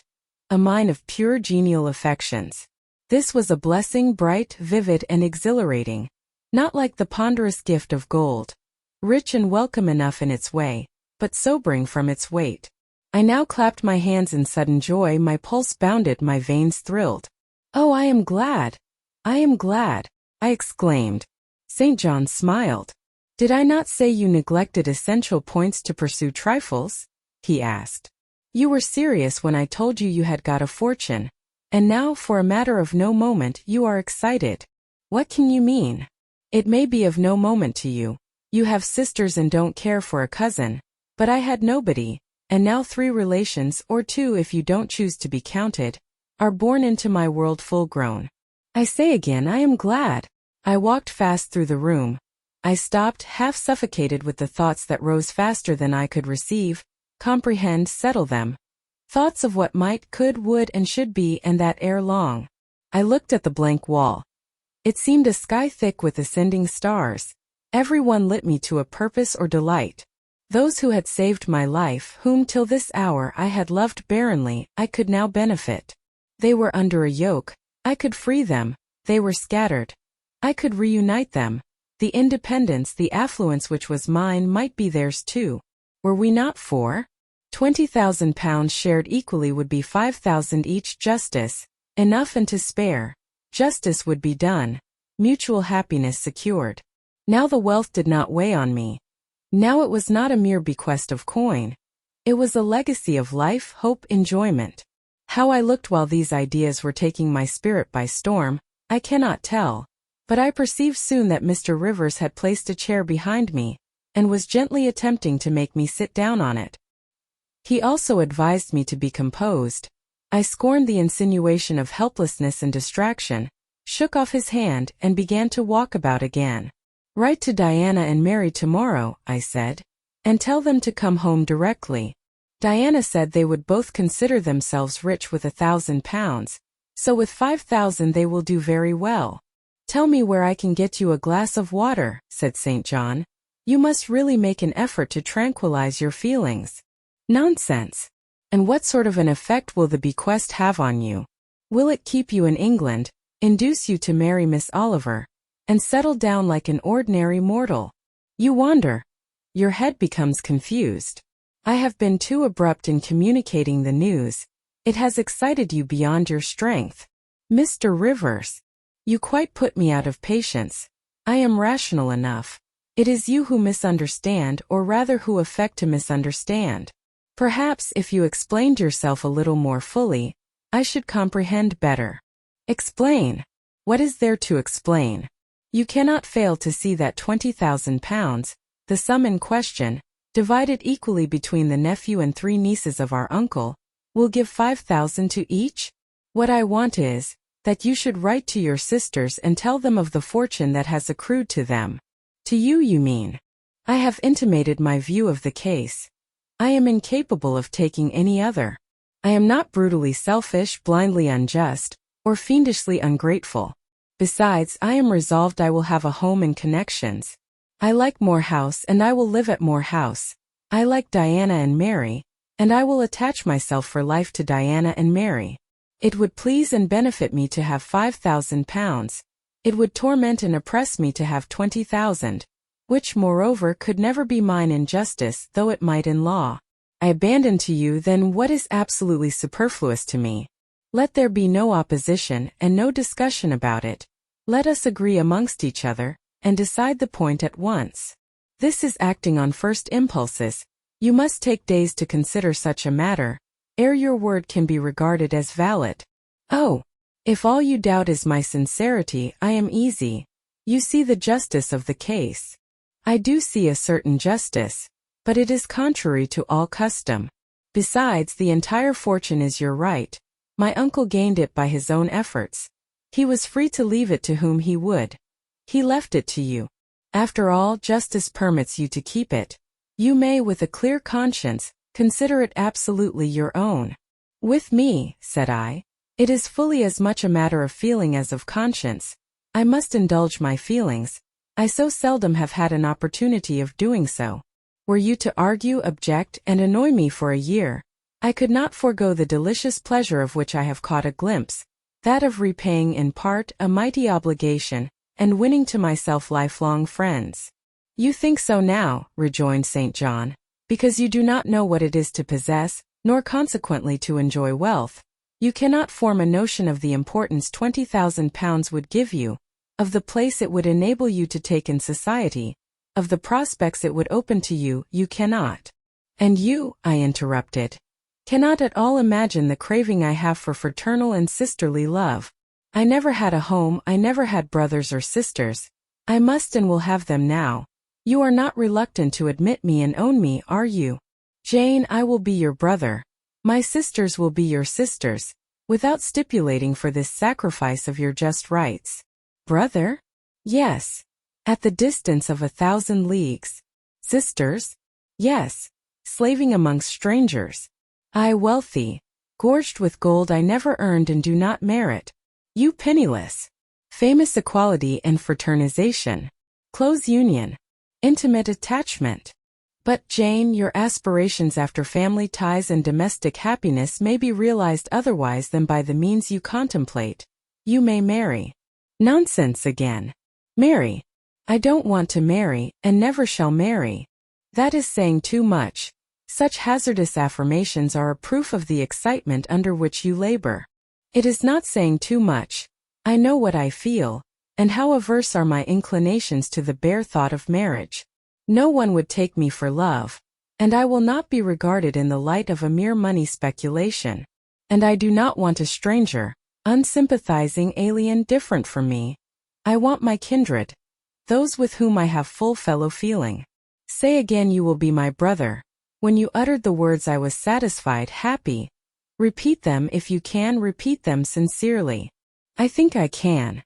I know I have always loved my own sisters, and I know on what my affection for them is grounded. Respect for their worth and admiration of their talents. You too have principle in mind. Your tastes and habits resemble Diana's and Mary's. Your presence is always agreeable to me.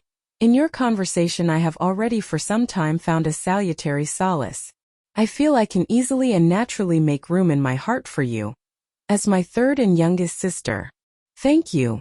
That contents me for tonight. Now you had better go, for if you stay longer, you will perhaps irritate me afresh by some mistrustful scruple. And the school, Miss Eyre? It must now be shut up, I suppose. No. I will retain my post of mistress till you get a substitute. He smiled approbation. We shook hands and he took leave. I need not narrate in detail the further struggles I had, and arguments I used, to get matters regarding the legacy settled as I wished.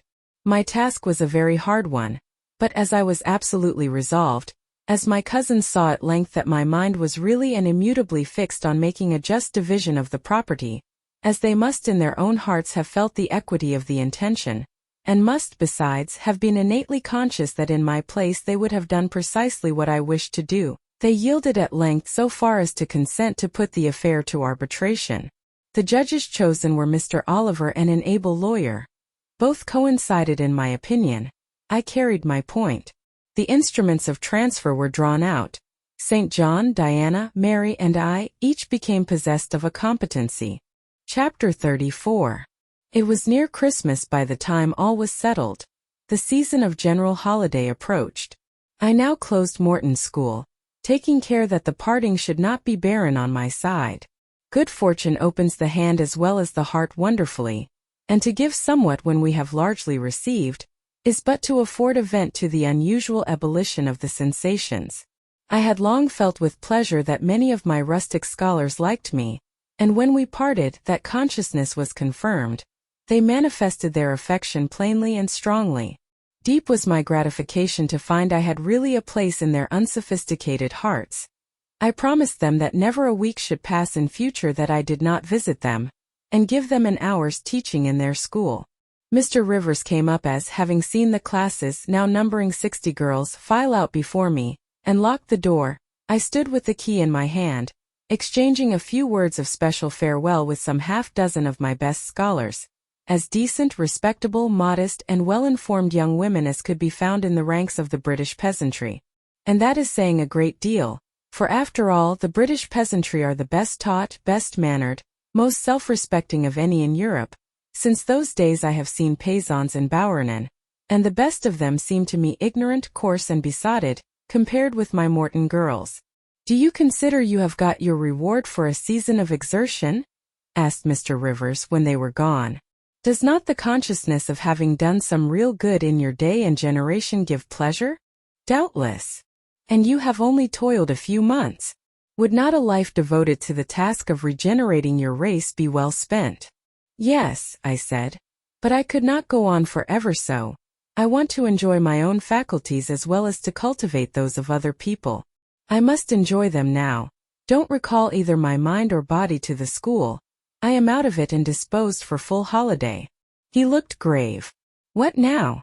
What sudden eagerness is this you evince? What are you going to do?" "To be active as I can. And first I must beg you to set Hannah at liberty, and get somebody else to wait on you." "Do you want her?" "Yes, to go with me to Moor House. Diana and Mary will be at home in a week, and I want to have everything in order against their arrival." "I understand. I thought you were for flying off on some excursion." "It is better so. Hannah shall go with you. Tell her to be ready by tomorrow then, and here is the schoolroom key.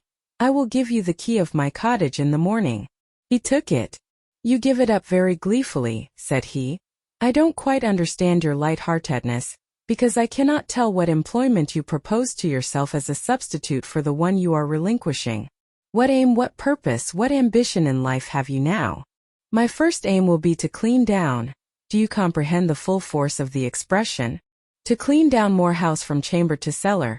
My next to rub it up with beeswax, oil, and an indefinite number of cloths, till it glitters again. My third to arrange every chair, table, bed, carpet with mathematical precision. Afterwards I shall go near to ruin you in coals and peat to keep up good fires in every room. And lastly, the 2 days preceding that on which your sisters are expected will be devoted by Hannah and me to such a beating of eggs, sorting of currants, grating of spices, compounding of Christmas cakes, chopping up of materials for mince pies, and solemnizing of other culinary rites, as words can convey but an inadequate notion of to the uninitiated like you. My purpose, in short, is to have all things in an absolutely perfect state of readiness for Diana and Mary before next Thursday, and my ambition is to give them a beau ideal of a welcome when they come." St. John smiled slightly. Still he was dissatisfied. "It is all very well for the present," said he, "but seriously, I trust that when the first flush of vivacity is over, you will look a little higher than domestic endearments and household joys. The best things the world has." I interrupted. "No, Jane, no, this world is not the scene of fruition. Do not attempt to make it so. Nor of rest, do not turn slothful. I mean, on the contrary, to be busy. Jane, I excuse you for the present. 2 months' grace I allow you for the full enjoyment of your new position, and for pleasing yourself with this late-found charm of relationship. But then I hope you will begin to look beyond Moor House and Morton, and sisterly society, and the selfish calm and sensual comfort of civilized affluence. I hope your energies will then once more trouble you with their strength." I looked at him with surprise. "St. John," I said, I think you are almost wicked to talk so. I am disposed to be as content as a queen, and you try to stir me up to restlessness. To what end? To the end of turning to profit the talents which God has committed to your keeping, and of which he will surely one day demand a strict account. Jane, I shall watch you closely and anxiously. I warn you of that. And try to restrain the disproportionate fervor with which you throw yourself into commonplace home pleasures. Don't cling so tenaciously to ties of the flesh. Save your constancy and ardor for an adequate cause. Forbear to waste them on trite transient objects. Do you hear, Jane? Yes, just as if you were speaking Greek. I feel I have adequate cause to be happy, and I will be happy. Goodbye. Happy at Moor House I was, and hard I worked, and so did Hannah. She was charmed to see how jovial I could be amidst the bustle of a house turned topsy-turvy, how I could brush and dust and clean and cook. And really, after a day or two of confusion worse confounded, it was delightful by degrees to invoke order from the chaos ourselves had made. I had previously taken a journey to S. to purchase some new furniture, my cousins having given me carte blanche to effect what alterations I pleased, and a sum having been set aside for that purpose. The ordinary sitting room and bedrooms I left much as they were, for I knew Diana and Mary would derive more pleasure from seeing again the old homely tables and chairs and beds, than from the spectacle of the smartest innovations. Still some novelty was necessary, to give to their return the piquancy with which I wished it to be invested. Dark handsome new carpets and curtains, an arrangement of some carefully selected antique ornaments in porcelain and bronze, new coverings and mirrors and dressing cases, for the toilet tables answered the end. They looked fresh without being glaring. A spare parlor and bedroom I refurnished entirely, with old mahogany and crimson upholstery. I laid canvas on the passage and carpets on the stairs. When all was finished, I thought Moor House as complete a model of bright modest snugness within, as it was at this season, a specimen of wintry waste and desert dreariness without. The eventful Thursday at length came. They were expected about dark, and ere dusk fires were lit upstairs and below. The kitchen was in perfect trim. Hannah and I were dressed, and all was in readiness. St. John arrived first. I had entreated him to keep quite clear of the house till everything was arranged. And indeed, the bare idea of the commotion, at once sordid and trivial, going on within its walls sufficed to scare him to estrangement. He found me in the kitchen, watching the progress of certain cakes for tea, then baking. Approaching the hearth, he asked if I was at last satisfied with housemaid's work? I answered by inviting him to accompany me on a general inspection of the result of my labors. With some difficulty, I got him to make the tour of the house.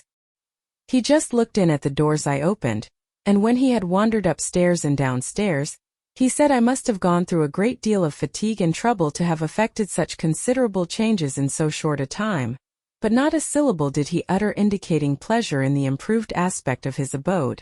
This silence damped me. I thought perhaps the alterations had disturbed some old associations he valued. I inquired whether this was the case. No doubt, in a somewhat crestfallen tone. Not at all.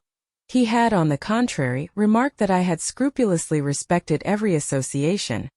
He feared, indeed, I must have bestowed more thought on the matter than it was worth. How many minutes, for instance, had I devoted to studying the arrangement of this very room? By the by, could I tell him where such a book was? I showed him the volume on the shelf. He took it down, and withdrawing to his accustomed window recess, he began to read it. Now I did not like this reader. St. John was a good man, but I began to feel he had spoken truth of himself when he said he was hard and cold. The humanities and amenities of life had no attraction for him, its peaceful enjoyments no charm. Literally, he lived only to aspire, after what was good and great certainly, but still he would never rest, nor approve of others resting round him. As I looked at his lofty forehead, still and pale as a white stone, at his fine lineaments fixed in study, I comprehended all at once that he would hardly make a good husband, that it would be a trying thing to be his wife. I understood, as by inspiration, the nature of his love for Miss Oliver. I agreed with him that it was but a love of the senses. I comprehended how he should despise himself for the feverish influence it exercised over him, how he should wish to stifle and destroy it, how he should mistrust its ever conducting permanently to his happiness or hers. I saw he was of the material from which nature hews her heroes, Christian and pagan, her lawgivers, her statesmen, her conquerors, a steadfast bulwark for great interests to rest upon, but at the fireside too often a cold cumbrous column, gloomy and out of place. This parlor is not his sphere, I reflected. The Himalayan ridge or kaffir bush, even the plague-cursed Guinea coast swamp would suit him better. Well may he eschew the calm of domestic life. It is not his element. There his faculties stagnate. They cannot develop or appear to advantage. It is in scenes of strife and danger, where courage is proved and energy exercised and fortitude tasked, that he will speak and move, the leader and superior. A merry child would have the advantage of him on this hearth. He is right to choose a missionary's career. I see it now. They are coming. They are coming, cried Hannah, throwing open the parlor door. At the same moment old Carlo barked joyfully. Out I ran. It was now dark, but a rumbling of wheels was audible. Hannah soon had a lantern lit. The vehicle had stopped at the wicket. The driver opened the door. First one well-known form, then another, stepped out. In a minute I had my face under their bonnets, in contact first with Mary's soft cheek, then with Diana's flowing curls. They laughed, kissed me, then Hannah patted Carlo, who was half wild with delight, asked eagerly if all was well, and being assured in the affirmative, hastened into the house. They were stiff with their long and jolting drive from Whitcross, and chilled with the frosty night air, but their pleasant countenances expanded to the cheerful firelight. While the driver and Hannah brought in the boxes, they demanded St. John. At this moment he advanced from the parlor. They both threw their arms round his neck at once. He gave each one quiet kiss, said in a low tone a few words of welcome, stood a while to be talked to, and then, intimating that he supposed they would soon rejoin him in the parlor, withdrew there as to a place of refuge. I had lit their candles to go upstairs, but Diana had first to give hospitable orders respecting the driver. This done, both followed me. They were delighted with the renovation and decorations of their rooms, with the new drapery and fresh carpets, and rich tinted china vases. They expressed their gratification ungrudgingly. I had the pleasure of feeling that my arrangements met their wishes exactly, and that what I had done added a vivid charm to their joyous return home. Sweet was that evening. My cousins, full of exhilaration, were so eloquent in narrative and comment, that their fluency covered St. John's taciturnity. He was sincerely glad to see his sisters, but in their glow of fervor and flow of joy he could not sympathize. The event of the day, that is, the return of Diana and Mary, pleased him, but the accompaniments of that event, the glad tumult, the garrulous glee of reception irked him. I saw he wished the calmer morrow was come. In the very meridian of the night's enjoyment, about an hour after tea, a rap was heard at the door. Hannah entered with the intimation that a poor lad was come, at that unlikely time, to fetch Mr. Rivers to see his mother, who was drawing away. Where does she live, Hannah? Clear up at Whitcross Brow, almost 4 miles off, and Moor and Moss all the way. Tell him I will go. I'm sure, sir, you had better not. It's the worst road to travel after dark that can be. There's no track at all over the bog. And then it is such a bitter night, the keenest wind you ever felt. You had better send word, sir, that you will be there in the morning. But he was already in the passage, putting on his cloak, and without one objection, one murmur, he departed. It was then 9 o'clock. He did not return till midnight. Starved and tired enough he was, but he looked happier than when he set out. He had performed an act of duty, made an exertion, felt his own strength to do and deny, and was on better terms with himself. I am afraid the whole of the ensuing week tried his patience. It was Christmas week. We took to no settled employment, but spent it in a sort of merry domestic dissipation. The air of the moors, the freedom of home, the dawn of prosperity, acted on Diana and Mary's spirits like some life-giving elixir. They were gay from morning till noon, and from noon till night. They could always talk, and their discourse, witty, pithy, original, had such charms for me, that I preferred listening to and sharing in it to doing anything else. St. John did not rebuke our vivacity, But he escaped from it. He was seldom in the house. His parish was large, the population scattered, and he found daily business in visiting the sick and poor in its different districts. One morning at breakfast, Diana, after looking a little pensive for some minutes, asked him if his plans were yet unchanged. Unchanged and unchangeable, was the reply. And he proceeded to inform us that his departure from England was now definitively fixed for the ensuing year. And Rosamond Oliver? Suggested Mary, the words seeming to escape her lips involuntarily, for no sooner had she uttered them, than she made a gesture as if wishing to recall them. St. John had a book in his hand. It was his unsocial custom to read at meals. He closed it and looked up. Rosamond Oliver, said he, is about to be married to Mr. Granby, one of the best connected and most estimable residents in S. Grandson and heir to Sir Frederick Granby. I had the intelligence from her father yesterday. His sisters looked at each other and at me. We all three looked at him. He was serene as glass. The match must have been got up hastily, said Diana. They cannot have known each other long. But 2 months. They met in October at the county ball at S. But where there are no obstacles to a union, as in the present case, where the connection is in every point desirable, delays are unnecessary. They will be married as soon as S. place which Sir Frederick gives up to them, can be refitted for their reception. The first time I found St. John alone after this communication, I felt tempted to inquire if the event distressed him, but he seemed so little to need sympathy, that, so far from venturing to offer him more, I experienced some shame at the recollection of what I had already hazarded. Besides, I was out of practice in talking to him. His reserve was again frozen over, and my frankness was congealed beneath it. He had not kept his promise of treating me like his sisters. He continually made little chilling differences between us, which did not at all tend to the development of cordiality. In short, now that I was acknowledged his kinswoman, and lived under the same roof with him, I felt the distance between us to be far greater than when he had known me only as the village schoolmistress. When I remembered how far I had once been admitted to his confidence, I could hardly comprehend his present frigidity. Such being the case, I felt not a little surprised when he raised his head suddenly from the desk over which he was stooping, and said, "You see, Jane, the battle is fought and the victory won." Startled at being thus addressed, I did not immediately reply.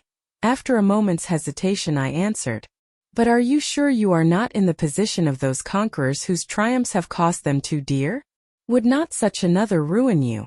"I think not, and if I were, it does not much signify. I shall never be called upon to contend for such another. The event of the conflict is decisive. My way is now clear. I thank God for it." So saying, he returned to his papers and his silence. As our mutual happiness, Diana's, Mary's and mine, settled into a quieter character, and we resumed our usual habits and regular studies, St. John stayed more at home. He sat with us in the same room, sometimes for hours together. While Mary drew, Diana pursued a course of encyclopedic reading she had, to my awe and amazement, undertaken, and I faggied away at German. He pondered a mystic lore of his own, that of some Eastern tongue, the acquisition of which he thought necessary to his plans. Thus engaged, he appeared, sitting in his own recess, quiet and absorbed enough, but that blue eye of his had a habit of leaving the outlandish-looking grammar, and wandering over, and sometimes fixing upon us, his fellow students, with a curious intensity of observation. If caught, it would be instantly withdrawn, yet ever and anon it returned searchingly to our table. I wondered what it meant.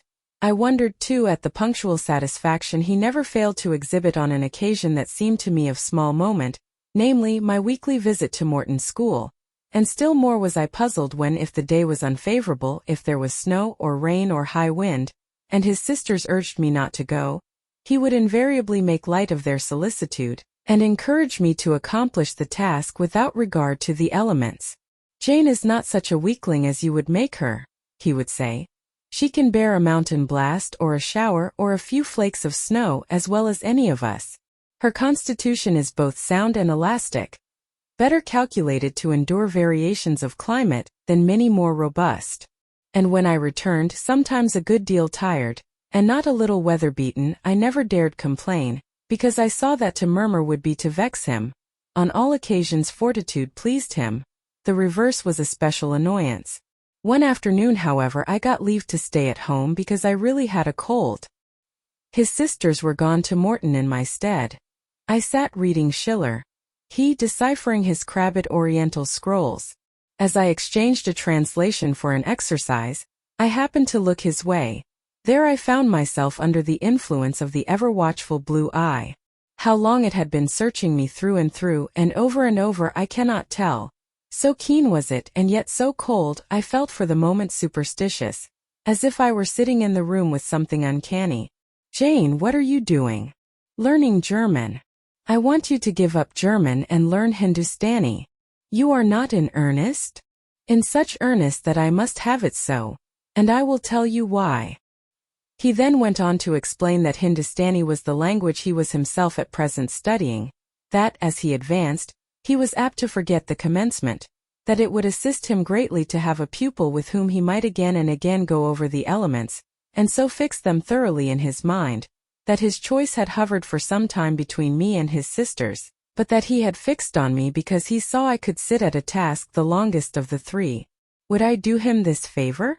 I should not, perhaps, have to make the sacrifice long, as it wanted now barely 3 months to his departure. St. John was not a man to be lightly refused. You felt that every impression made on him, either for pain or pleasure, was deep-graved and permanent. I consented. When Diana and Mary returned, the former found her scholar transferred from her to her brother. She laughed, and both she and Mary agreed that St. John should never have persuaded them to such a step. He answered quietly, "I know it." I found him a very patient, very forbearing, and yet an exacting master. He expected me to do a great deal, and when I fulfilled his expectations, he in his own way fully testified his approbation. By degrees, he acquired a certain influence over me that took away my liberty of mind. His praise and notice were more restraining than his indifference. I could no longer talk or laugh freely when he was by, because a tiresomely importunate instinct reminded me that vivacity, at least in me, was distasteful to him. I was so fully aware that only serious moods and occupations were acceptable, that in his presence every effort to sustain or follow any other became vain. I fell under a freezing spell. When he said go, I went, come, I came, do this, I did it. But I did not love my servitude. I wished many a time he had continued to neglect me. One evening when, at bedtime, his sisters and I stood round him, bidding him good night, he kissed each of them as was his custom, and as was equally his custom, he gave me his hand. Diana, who chanced to be in a frolicsome humor, she was not painfully controlled by his will, for hers in another way was as strong, exclaimed, "St. John! You used to call Jane your third sister, but you don't treat her as such. You should kiss her too." She pushed me towards him. I thought Diana very provoking and felt uncomfortably confused, and while I was thus thinking and feeling, St. John bent his head. His Greek face was brought to a level with mine. His eyes questioned my eyes piercingly. He kissed me. There are no such things as marble kisses or ice kisses, or I should say my ecclesiastical cousin's salute belonged to one of these classes, but there may be experiment kisses, and his was an experiment kiss. When given, he viewed me to learn the result. It was not striking. I am sure I did not blush. Perhaps I might have turned a little pale, for I felt as if this kiss were a seal affixed to my fetters. He never omitted the ceremony afterwards, and the gravity and quiescence with which I underwent it seemed to invest it for him with a certain charm. As for me, I daily wished more to please him, but to do so, I felt daily more and more that I must disown half my nature, stifle half my faculties, wrest my tastes from their original bent, force myself to the adoption of pursuits for which I had no natural vocation. He wanted to train me to an elevation I could never reach. It racked me hourly to aspire to the standard he uplifted. The thing was as impossible as to mold my irregular features to his correct and classic pattern, to give to my changeable green eyes the sea blue tint and solemn luster of his own. Not his ascendancy alone, however, held me in thrall at present. Of late it had been easy enough for me to look sad. A cankering evil sat at my heart and drained my happiness at its source, the evil of suspense. Perhaps you think I had forgotten Mr. Rochester, reader, amidst these changes of place and fortune. Not for a moment. His idea was still with me, because it was not a vapor sunshine could disperse, nor a sand-traced effigy storms could wash away. It was a name graven on a tablet, fated to last as long as the marble it inscribed. The craving to know what had become of him followed me everywhere. When I was at Morton, I re-entered my cottage every evening to think of that, and now at Moor House I sought my bedroom each night to brood over it. In the course of my necessary correspondence with Mr. Briggs about the will, I had inquired if he knew anything of Mr. Rochester's present residence and state of health, but, as St. John had conjectured, he was quite ignorant of all concerning him. I then wrote to Mrs. Fairfax, entreating information on the subject. I had calculated with certainty on this step answering my end. I felt sure it would elicit an early answer. I was astonished when a fortnight passed without reply, but when 2 months wore away, and day after day the post arrived and brought nothing for me, I fell a prey to the keenest anxiety. I wrote again. There was a chance of my first letter having missed. Renewed hope followed renewed effort. It shone like the former for some weeks, then like it faded, flickered. Not a line, not a word reached me. When half a year wasted in vain expectancy, my hope died out, and then I felt dark indeed. A fine spring shone round me which I could not enjoy. Summer approached. Diana tried to cheer me. She said I looked ill and wished to accompany me to the seaside. This St. John opposed. He said I did not want dissipation, I wanted employment. My present life was too purposeless, I required an aim, and I suppose by way of supplying deficiencies, he prolonged still further my lessons in Hindustani, and grew more urgent in requiring their accomplishment. And I, like a fool, never thought of resisting him. I could not resist him. One day I had come to my studies in lower spirits than usual. The ebb was occasioned by a poignantly felt disappointment. Hannah had told me in the morning there was a letter for me, and when I went down to take it, almost certain that the long-looked-for tidings were vouchsafed me at last, I found only an unimportant note from Mr. Briggs on business. The bitter check had wrung from me some tears, and now, as I sat poring over the crabbed characters and flourishing tropes of an Indian scribe, my eyes filled again. St. John called me to his side to read. In attempting to do this my voice failed me. Words were lost in sobs. He and I were the only occupants of the parlor. Diana was practicing her music in the drawing-room, Mary was gardening. It was a very fine May day, clear, sunny, and breezy. My companion expressed no surprise at this emotion, nor did he question me as to its cause. He only said, "We will wait a few minutes, Jane, till you are more composed." And while I smothered the paroxysm with all haste, he sat calm and patient, leaning on his desk, and looking like a physician watching with the eye of science an expected and fully understood crisis in a patient's malady. Having stifled my sobs, wiped my eyes, and muttered something about not being very well that morning, I resumed my task and succeeded in completing it. St. John put away my books and locked his desk and said, "Now, Jane, you shall take a walk, and with me. I will call Diana and Mary. No, I want only one companion this morning, and that must be you. Put on your things, go out by the kitchen door. Take the road towards the head of Marsh Glen. I will join you in a moment. I know no medium. I never in my life have known any medium in my dealings with positive, hard characters, antagonistic to my own, between absolute submission and determined revolt. I have always faithfully observed the one, up to the very moment of bursting, sometimes with volcanic vehemence into the other, and as neither present circumstances warranted, nor my present mood inclined me to mutiny, I observed careful obedience to St. John's directions, and in 10 minutes I was treading the wild track of the glen side by side with him. The breeze was from the west. It came over the hills sweet with scents of heath and rush. The sky was of stainless blue. The stream descending the ravine, swelled with past spring rains, poured along plentiful and clear, catching golden gleams from the sun, and sapphire tints from the firmament. As we advanced and left the track, we trod a soft turf, mossy fine and emerald green, minutely enameled with a tiny white flower, and spangled with a star-like yellow blossom. The hills, meantime, shut us quite in, for the glen towards its head wound to their very core. "Let us rest here," said St. John as we reached the first stragglers of a battalion of rocks, guarding a sort of pass, beyond which the beck rushed down a waterfall, and where still a little farther the mountain shook off turf and flower, had only heath for raiment and crag for gem, where it exaggerated the wild to the savage, and exchanged the fresh for the frowning, where it guarded the forlorn hope of solitude, and a last refuge for silence. I took a seat. St. John stood near me. He looked up the pass and down the hollow. His glance wandered away with the stream, and returned to traverse the unclouded heaven which colored it. He removed his hat, let the breeze stir his hair and kiss his brow. He seemed in communion with the genius of the haunt. With his eye he bade farewell to something.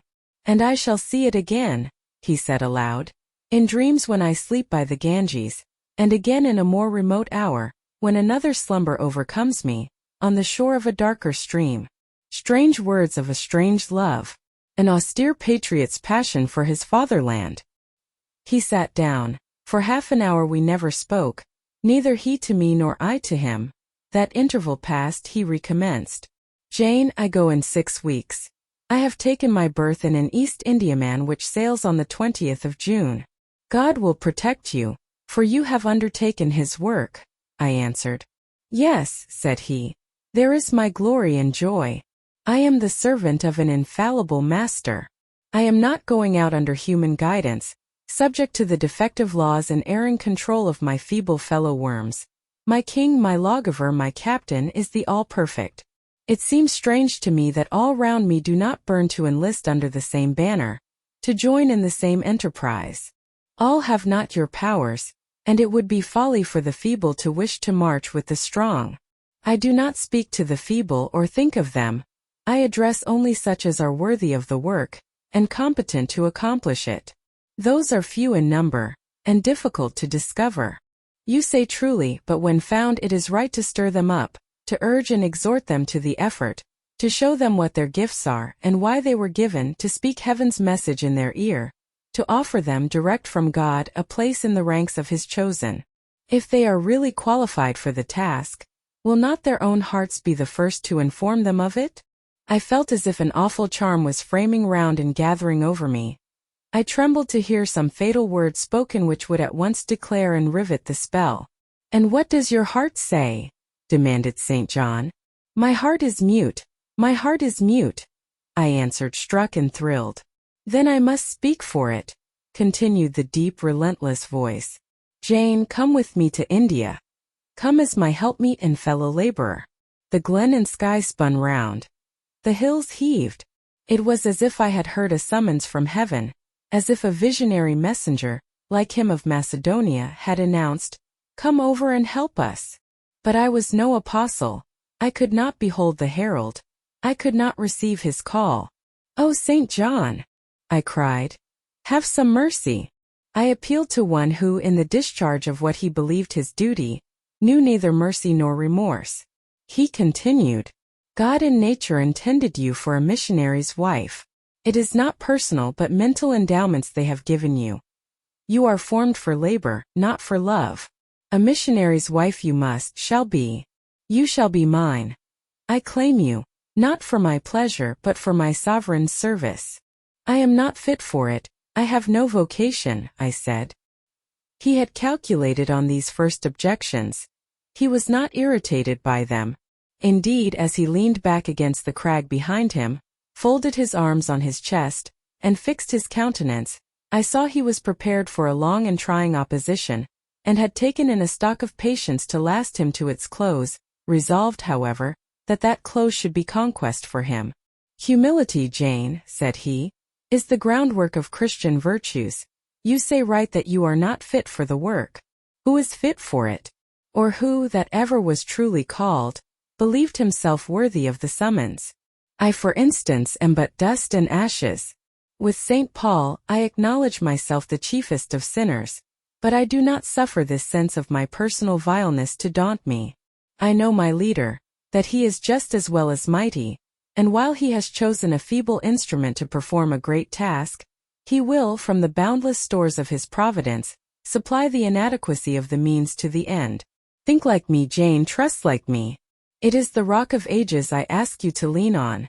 Do not doubt, but it will bear the weight of your human weakness. I do not understand a missionary life. I have never studied missionary labors. There I, humble as I am, can give you the aid you want. I can set you your task from hour to hour, stand by you always, help you from moment to moment. This I could do in the beginning. Soon, for I know your powers, you would be as strong and apt as myself, and would not require my help. But my powers, where are they for this undertaking? I do not feel them. Nothing speaks or stirs in me while you talk. I am sensible of no light kindling, no life quickening, no voice counseling or cheering. Oh, I wish I could make you see how much my mind is at this moment like a rayless dungeon, with one shrinking fear fettered in its depths, the fear of being persuaded by you to attempt what I cannot accomplish. I have an answer for you, hear it? I have watched you ever since we first met. I have made you my study for 10 months. I have proved you in that time by sundry tests. And what have I seen and elicited? In the village school I found you could perform well, punctually, uprightly, labor uncongenial to your habits and inclinations. I saw you could perform it with capacity and tact. You could win while you controlled. In the calm with which you learnt you had become suddenly rich, I read a mind clear of the vice of Demas. Lucre had no undue power over you.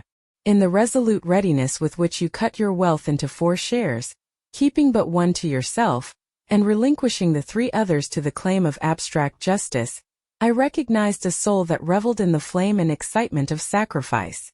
In the tractability with which, at my wish, you forsook a study in which you were interested, and adopted another because it interested me.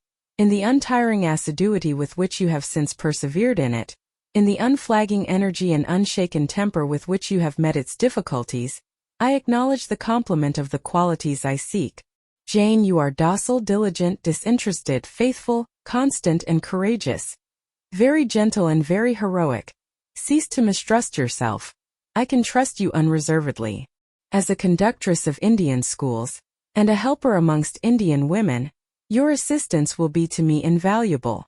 My iron shroud contracted round me, persuasion advanced with slow sure step. Shut my eyes as I would, these last words of his succeeded in making the way, which had seemed blocked up, comparatively clear. My work, which had appeared so vague, so hopelessly diffuse, condensed itself as he proceeded, and assumed a definite form under his shaping hand. He waited for an answer. I demanded a quarter of an hour to think, before I again hazarded a reply. Very willingly, he rejoined, and rising, he strode a little distance up the pass, threw himself down on a swell of heath, and there lay still. He threw himself down on a swell of heath, and there lay still. I can do what he wants me to do. I am forced to see and acknowledge that, I meditated. That is, if life be spared me. But I feel mine is not the existence to be long protracted under an Indian sun. What then? He does not care for that. When my time came to die, he would resign me, in all serenity and sanctity, to the God who gave me. The case is very plain before me. In leaving England I should leave a loved but empty land. Mr. Rochester is not there. And if he were, what can that ever be to me? My business is to live without him now. Nothing so absurd, so weak as to drag on from day to day, as if I were waiting some impossible change in circumstances, which might reunite me to him. Of course, as St. John once said, I must seek another interest in life to replace the one lost. Is not the occupation he now offers me truly the most glorious man can adopt or God assign? Is it not, by its noble cares and sublime results, the one best calculated to fill the void left by uptorn affections and demolished hopes? I believe I must say yes, and yet I shudder. Alas! If I join St. John, I abandon half myself. If I go to India, I go to premature death. And how will the interval between leaving England for India, and India for the grave, be filled? Oh, I know well. That too is very clear to my vision. By straining to satisfy St. John till my sinews ache, I shall satisfy him, to the finest central point and farthest outward circle of his expectations. If I do go with him, if I do make the sacrifice he urges, I will make it absolutely. I will throw all on the altar, heart, vitals, the entire victim.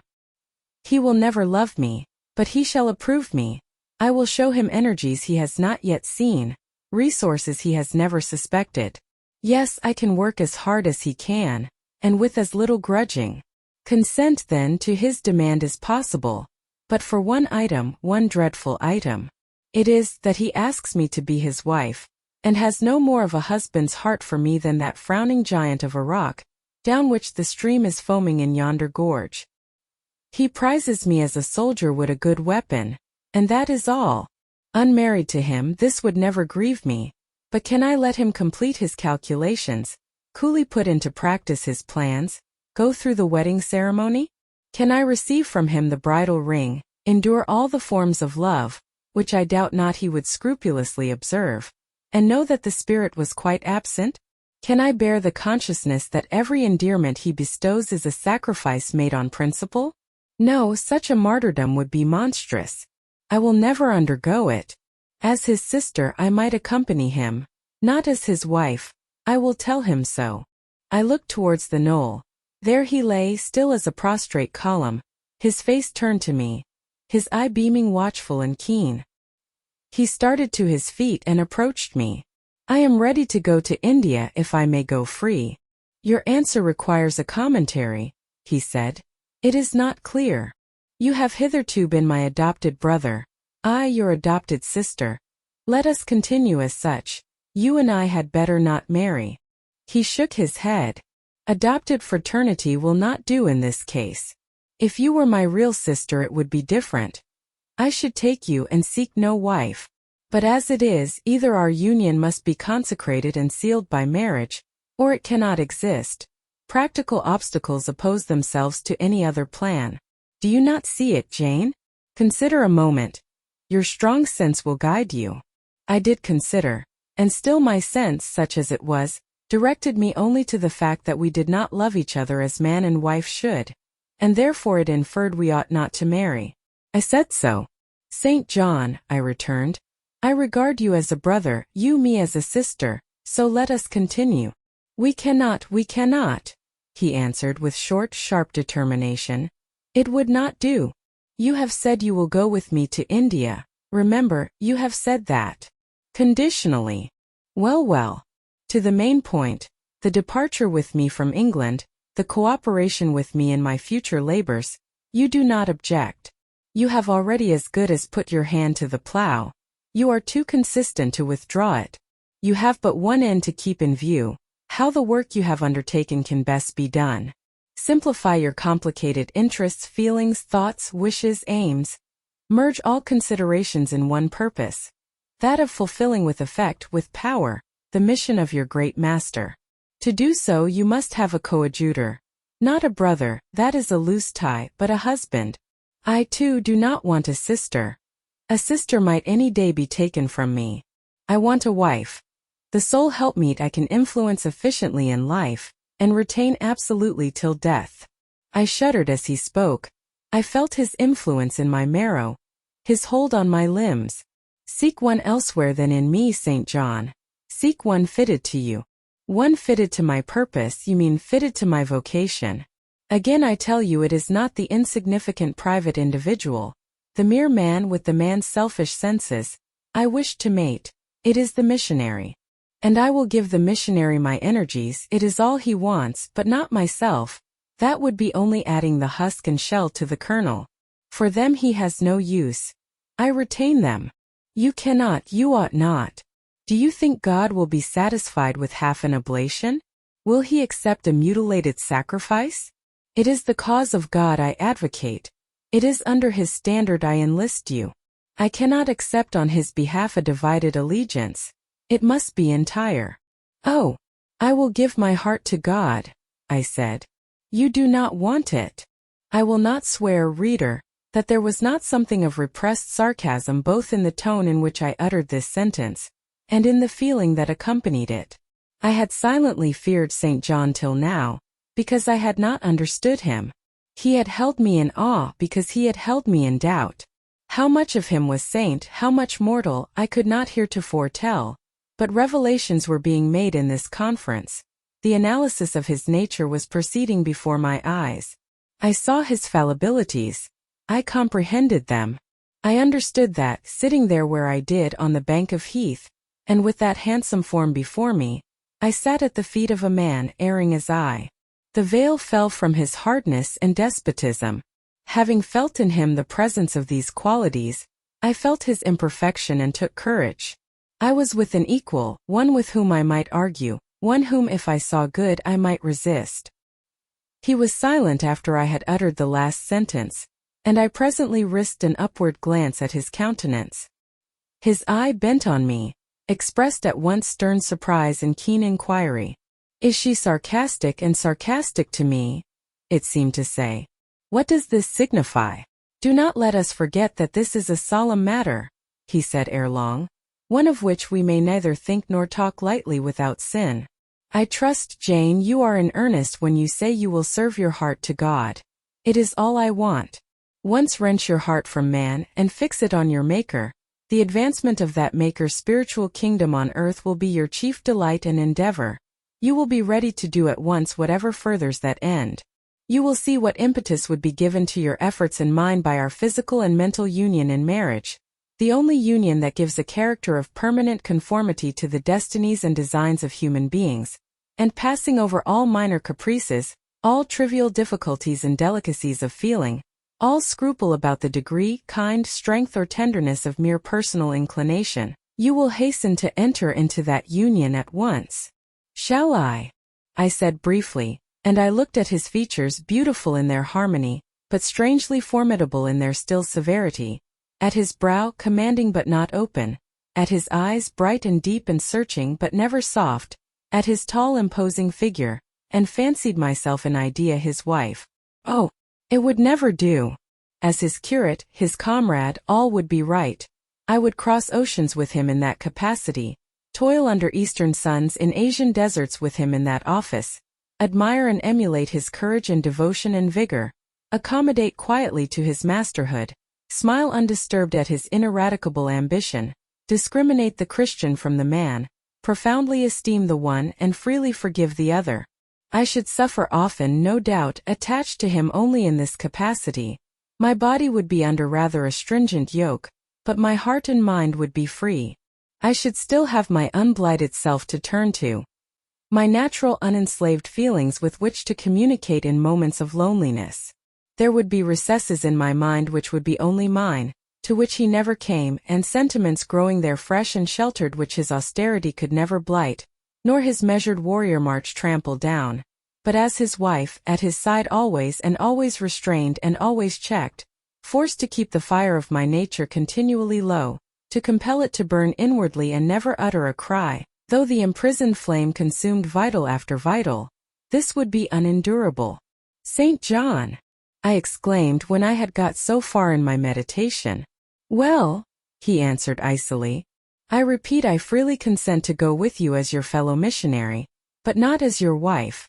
I cannot marry you and become part of you. A part of me you must become, he answered steadily. Otherwise the whole bargain is void. How can I, a man not yet 30, take out with me to India a girl of 19, unless she be married to me? How can we be forever together? Sometimes in solitudes, sometimes amidst savage tribes and unwed. Very well, I said shortly. Under the circumstances, quite as well as if I were either your real sister, or a man and a clergyman like yourself. It is known that you are not my sister. I cannot introduce you as such. To attempt it would be to fasten injurious suspicions on us both. And for the rest, though you have a man's vigorous brain, you have a woman's heart and it would not do. It would do, I affirmed with some disdain. Perfectly well. I have a woman's heart but not where you are concerned. For you I have only a comrade's constancy, a fellow soldier's frankness, fidelity, fraternity if you like, a neophyte's respect and submission to his hierophant. Nothing more, don't fear. It is what I want, he said, speaking to himself. It is just what I want. And there are obstacles in the way. They must be hewn down. Jane, you would not repent marrying me. Be certain of that. We must be married. I repeat it. There is no other way, and undoubtedly enough of love would follow upon marriage to render the union right even in your eyes. I scorn your idea of love. I could not help saying as I rose up and stood before him, leaning my back against the rock. I scorn the counterfeit sentiment you offer.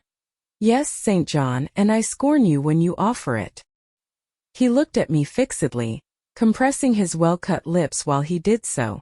Whether he was incensed or surprised or what, it was not easy to tell. He could command his countenance thoroughly. I scarcely expected to hear that expression from you, he said. I think I have done and uttered nothing to deserve scorn. I was touched by his gentle tone, and overawed by his high, calm mien. Forgive me the words, St. John, but it is your own fault that I have been roused to speak so unguardedly. You have introduced a topic on which our natures are at variance, a topic we should never discuss. The very name of love is an apple of discord between us. If the reality were required, what should we do? How should we feel? My dear cousin, abandon your scheme of marriage. Forget it. No, said he. It is a long-cherished scheme and the only one which can secure my great end, but I shall urge you no further at present. Tomorrow I leave home for Cambridge. I have many friends there to whom I should wish to say farewell. I shall be absent a fortnight. Take that space of time to consider my offer, and do not forget that if you reject it, it is not me you deny but God. Through my means, He opens to you a noble career. As my wife only can you enter upon it. Refuse to be my wife, and you limit yourself forever to a track of selfish ease and barren obscurity. Tremble lest in that case you should be numbered with those who have denied the faith, and are worse than infidels. He had done. Turning from me he once more looked to river, looked to hill. But this time his feelings were all pent in his heart. I was not worthy to hear them uttered. As I walked by his side homeward, I read well in his iron silence all he felt towards me, the disappointment of an austere and despotic nature, which has met resistance where it expected submission, the disapprobation of a cool, inflexible judgment, which has detected in another feelings and views in which it has no power to sympathize. In short, as a man, he would have wished to coerce me into obedience. It was only as a sincere Christian he bore so patiently with my perversity, and allowed so long a space for reflection and repentance. That night, after he had kissed his sisters, he thought proper to forget even to shake hands with me, but left the room in silence.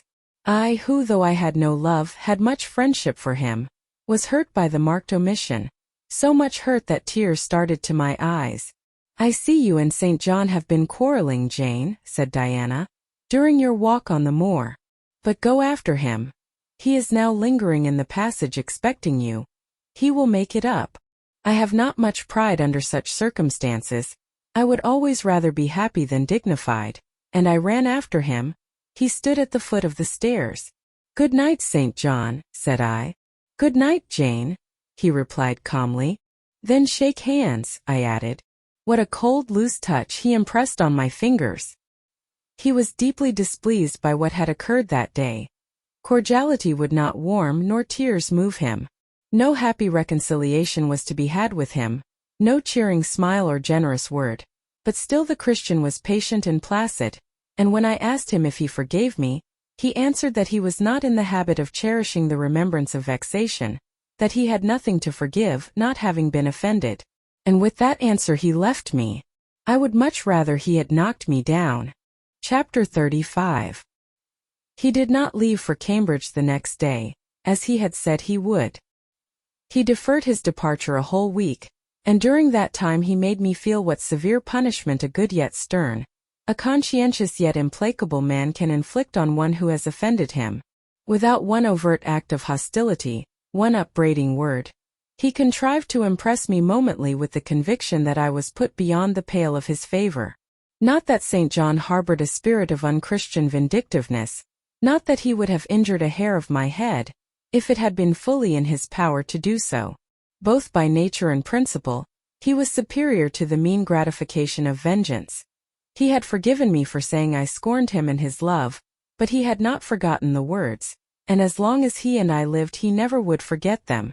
I saw by his look when he turned to me, that they were always written on the air between me and him. Whenever I spoke, they sounded in my voice to his ear, and their echo toned every answer he gave me.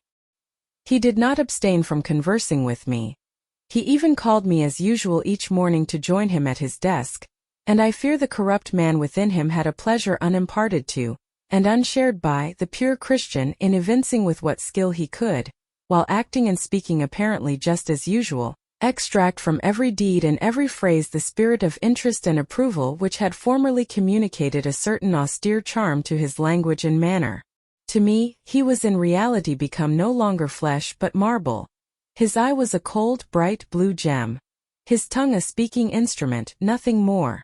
All this was torture to me, refined, lingering torture. It kept up a slow fire of indignation and a trembling trouble of grief, which harassed and crushed me altogether. I felt how, if I were his wife, this good man, pure as the deep sunless source, could soon kill me, without drawing from my veins a single drop of blood, or receiving on his own crystal conscience the faintest stain of crime. Especially I felt this when I made any attempt to propitiate him. No ruth met my ruth.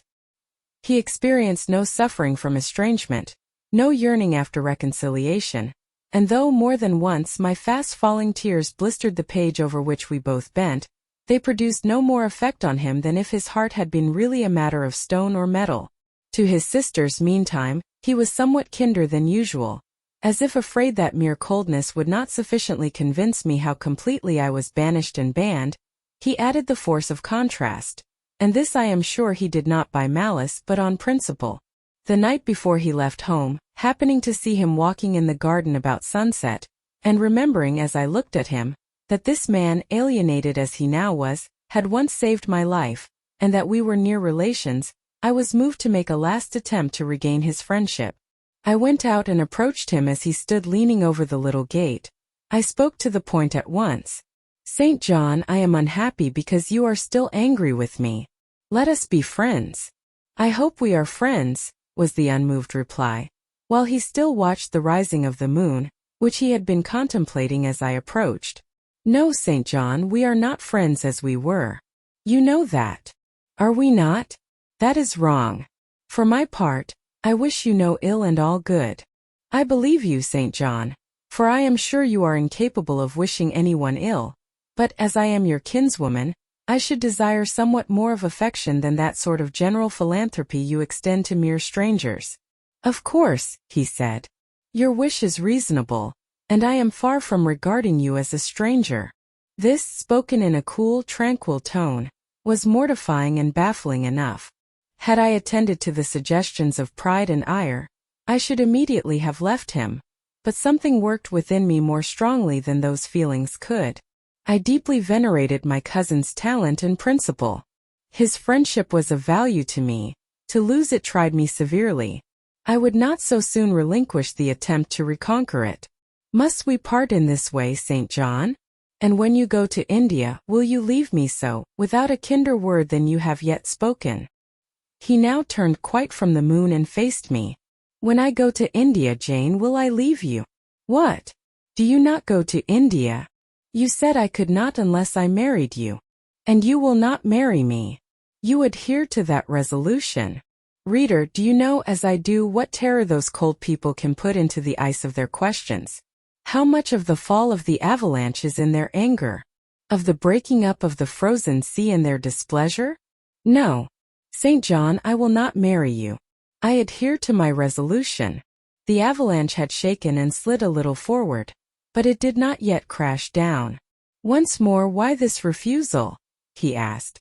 "Formerly," I answered, "because you did not love me. Now I reply, because you almost hate me. If I were to marry you, you would kill me. You are killing me now." His lips and cheeks turned white, quite white. "I should kill you. I am killing you? Your words are such as ought not to be used. Violent, unfeminine, and untrue. They betray an unfortunate state of mind. They merit severe reproof. They would seem inexcusable, but that it is the duty of man to forgive his fellow even until 77 times. I had finished the business now. While earnestly wishing to erase from his mind the trace of my former offense, I had stamped on that tenacious surface another and far deeper impression. I had burnt it in. "Now you will indeed hate me," I said. "It is useless to attempt to conciliate you. I see I have made an eternal enemy of you. A fresh wrong did these words inflict, the worse because they touched on the truth. That bloodless lip quivered to a temporary spasm. I knew the steely ire I had whetted. I was heart-wrung. You utterly misinterpret my words, I said, at once seizing his hand. I have no intention to grieve or pain you, indeed I have not. Most bitterly he smiled. Most decidedly he withdrew his hand from mine. And now you recall your promise and will not go to India at all, I presume? Said he, after a considerable pause. Yes, I will, as your assistant, I answered. A very long silence succeeded. What struggle there was in him between nature and grace in this interval, I cannot tell. Only singular gleams scintillated in his eyes, and strange shadows passed over his face. He spoke at last. I before proved to you the absurdity of a single woman of your age proposing to accompany abroad a single man of mine. I proved it to you in such terms as, I should have thought, would have prevented your ever again alluding to the plan. That you have done so I regret, for your sake. I interrupted him. Anything like a tangible reproach gave me courage at once. Keep to common sense, St. John. You are verging on nonsense. You pretend to be shocked by what I have said. You are not really shocked. For with your superior mind, you cannot be either so dull or so conceited as to misunderstand my meaning. I say again, I will be your curate if you like, but never your wife. Again he turned lividly pale, but, as before, controlled his passion perfectly. He answered emphatically but calmly. A female curate, who is not my wife, would never suit me. With me then it seems you cannot go. But if you are sincere in your offer, I will, while in town, speak to a married missionary, whose wife needs a coadjutor. Your own fortune will make you independent of the Society's aid, and thus you may still be spared the dishonor of breaking your promise and deserting the band you engaged to join. Now I never had, as the reader knows, either given any formal promise or entered into any engagement, and this language was all much too hard and much too despotic for the occasion. I replied, there is no dishonor, no breach of promise, no desertion in the case. I am not under the slightest obligation to go to India, especially with strangers. With you I would have ventured much because I admire, confide in, and as a sister I love you, but I am convinced that, go when and with whom I would, I should not live long in that climate. Ah, you are afraid of yourself, he said, curling his lip. I am. God did not give me my life to throw away, and to do as you wish me would, I begin to think, be almost equivalent to committing suicide.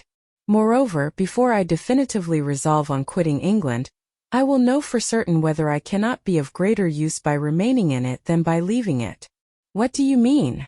It would be fruitless to attempt to explain, but there is a point on which I have long endured painful doubt, and I can go nowhere till by some means that doubt is removed. I know where your heart turns and to what it clings. The interest you cherish is lawless and unconsecrated. Long since you ought to have crushed it. Now you should blush to allude to it.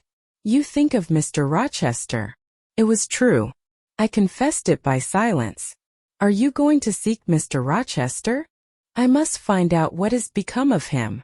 It remains for me then, he said, to remember you in my prayers and to entreat God for you in all earnestness, that you may not indeed become a castaway. I had thought I recognized in you one of the chosen. But God sees not as man sees. His will be done. He opened the gate, passed through it, and straight away down the glen. He was soon out of sight. On re-entering the parlor, I found Diana standing at the window, looking very thoughtful. Diana was a great deal taller than I. She put her hand on my shoulder, and stooping examined my face. Jane, she said, you are always agitated and pale now. I am sure there is something the matter. Tell me what business St. John and you have on hands. I have watched you this half-hour from the window. You must forgive my being such a spy, but for a long time I have fancied I hardly know what. St. John is a strange being. She paused. I did not speak. Soon she resumed. That brother of mine cherishes peculiar views of some sort respecting you, I am sure. He has long distinguished you by a notice and interest he never showed to anyone else. To what end? I wish he loved you. Does he, Jane? I put her cool hand to my hot forehead. No, not one whit. Then why does he follow you so with his eyes, and get you so frequently alone with him, and keep you so continually at his side? Mary and I had both concluded he wished you to marry him. He does. He has asked me to be his wife. Diana clapped her hands. That is just what we hoped and thought. And you will marry him, Jane, won't you? And then he will stay in England. Far from that, Diana. His sole idea in proposing to me is to procure a fitting fellow laborer in his Indian toils. What? He wishes you to go to India? Yes. Madness, she exclaimed. You would not live 3 months there, I am certain. You never shall go. You have not consented, have you, Jane? I have refused to marry him. And have consequently displeased him? She suggested. Deeply. He will never forgive me, I fear. Yet I offered to accompany him as his sister. It was frantic folly to do so, Jane. Think of the task you undertook, one of incessant fatigue where fatigue kills even the strong and you are weak. St. John, you know him, would urge you to impossibilities. With him there would be no permission to rest during the hot hours, and unfortunately I have noticed whatever he exacts, you force yourself to perform. I am astonished you found courage to refuse his hand. You do not love him then, Jane? Not as a husband. Yet he is a handsome fellow. And I am so plain, you see, Di. We should never suit. Plain? You? Not at all. You are much too pretty, as well as too good, to be grilled alive in Calcutta. And again she earnestly conjured me to give up all thoughts of going out with her brother. I must indeed, I said. For when just now I repeated the offer of serving him for a deacon, he expressed himself shocked at my want of decency. He seemed to think I had committed an impropriety in proposing to accompany him unmarried, as if I had not from the first hoped to find in him a brother, and habitually regarded him as such. What makes you say he does not love you, Jane? You should hear himself on the subject. He has again and again explained that it is not himself, but his office he wishes to mate. He has told me I am formed for labor, not for love, which is true, no doubt. But, in my opinion, if I am not formed for love, it follows that I am not formed for marriage. Would it not be strange, Di, to be chained for life to a man who regarded one but as a useful tool? Insupportable, unnatural, out of the question.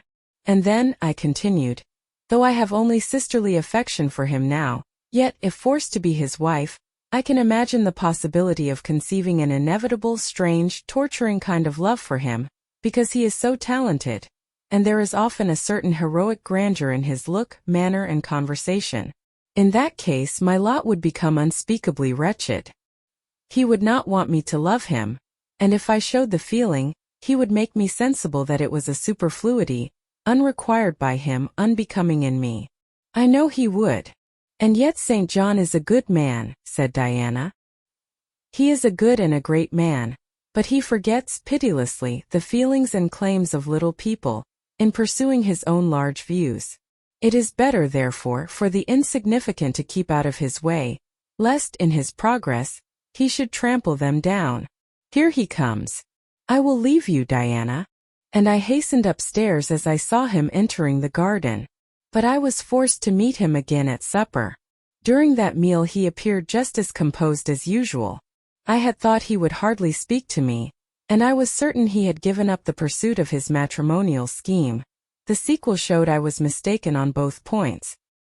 He addressed me precisely in his ordinary manner, or what had of late been his ordinary manner, one scrupulously polite.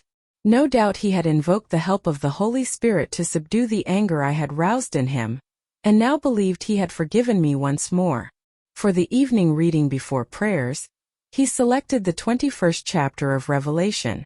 It was at all times pleasant to listen while from his lips fell the words of the Bible.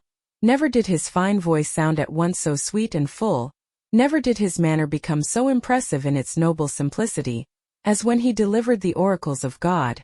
And tonight that voice took a more solemn tone, that manner a more thrilling meaning, as he sat in the midst of his household circle, the May moon shining in through the uncurtained window, and rendering almost unnecessary the light of the candle.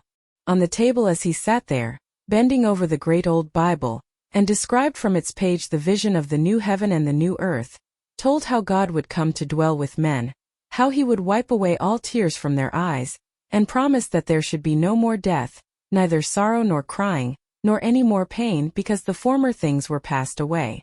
The succeeding words thrilled me strangely as he spoke them, especially as I felt, by the slight, indescribable alteration in sound, that in uttering them, his eye had turned on me. He that overcometh shall inherit all things, and I will be his God, and he shall be my son.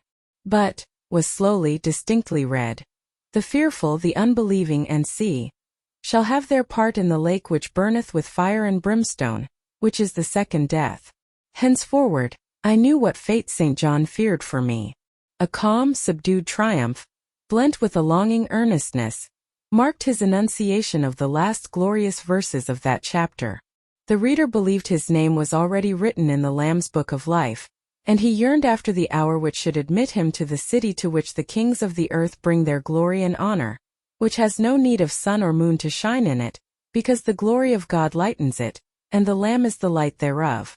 In the prayer following the chapter, all his energy gathered, all his stern zeal woke. He was in deep earnest, wrestling with God, and resolved on a conquest. He supplicated strength for the weak-hearted, guidance for wanderers from the fold, a return, even at the 11th hour, for those whom the temptations of the world and the flesh were luring from the narrow path. He asked, he urged, he claimed the boon of a brand snatched from the burning. Earnestness is ever deeply solemn. First, as I listened to that prayer, I wondered at his. Then when it continued and rose, I was touched by it, and at last awed. He felt the greatness and goodness of his purpose so sincerely. Others who heard him plead for it, could not but feel it too. The prayer over, we took leave of him. He was to go at a very early hour in the morning. Diana and Mary, having kissed him, left the room, in compliance, I think, with a whispered hint from him. I tendered my hand, and wished him a pleasant journey. "Thank you, Jane. As I said, I shall return from Cambridge in a fortnight. That space then is yet left you for reflection. If I listened to human pride, I should say no more to you of marriage with me. But I listen to my duty, and keep steadily in view my first aim, to do all things to the glory of God. My Master was long-suffering, so will I be. I cannot give you up to perdition as a vessel of wrath. Repent, resolve while there is yet time. Remember, we are bid to work while it is day, warned that the night cometh when no man shall work. Remember the fate of Dives, who had his good things in this life. God give you strength to choose that better part which shall not be taken from you." He laid his hand on my head as he uttered the last words. He had spoken earnestly, mildly. His look was not, indeed, that of a lover beholding his mistress, but it was that of a pastor recalling his wandering sheep, or better, of a guardian angel watching the soul for which he is responsible. All men of talent, whether they be men of feeling or not, whether they be zealots or aspirants or despots, provided only they be sincere, have their sublime moments when they subdue and rule. I felt veneration for St. John, veneration so strong that its impetus thrust me at once to the point I had so long shunned. I was tempted to cease struggling with him, to rush down the torrent of his will into the gulf of his existence, and there lose my own. I was almost as hard beset by him now as I had been once before, in a different way by another. I was a fool both times. To have yielded then would have been an error of principle. To have yielded now would have been an error of judgment. So I think at this hour, when I look back to the crisis through the quiet medium of time, I was unconscious of folly at the instant. I stood motionless under my Hierophant's touch. My refusals were forgotten, my fears overcome, my wrestlings paralyzed. The impossible, my marriage with St. John, was fast becoming the possible. All was changing utterly with a sudden sweep. Religion called, angels beckoned, God commanded. Life rolled together like a scroll. Death's gates opening showed eternity beyond. It seemed that for safety and bliss there, all here might be sacrificed in a second. The dim room was full of visions. "Could you decide now?" asked the missionary. The inquiry was put in gentle tones. He drew me to him as gently. Oh, that gentleness! How far more potent is it than force! I could resist St. John's wrath. I grew pliant as a reed under his kindness. Yet I knew all the time if I yielded now, I should not the less be made to repent some day of my former rebellion. His nature was not changed by 1 hour of solemn prayer. It was only elevated. I could decide if I were but certain, I answered. Were I but convinced that it is God's will I should marry you, I could vow to marry you here and now, come afterwards what would. My prayers are heard, ejaculated St. John. He pressed his hand firmer on my head as if he claimed me. He surrounded me with his arm almost as if he loved me. I say almost, I knew the difference, for I had felt what it was to be loved, but like him I had now put love out of the question and thought only of duty. I contended with my inward dimness of vision, before which clouds yet rolled. I sincerely, deeply, fervently longed to do what was right, and only that. Show me the path. I entreated of heaven. I was excited more than I had ever been, and whether what followed was the effect of excitement the reader shall judge. All the house was still, for I believe all except St. John and myself were now retired to rest. The one candle was dying out. The room was full of moonlight. My heart beat fast and thick. I heard its throb.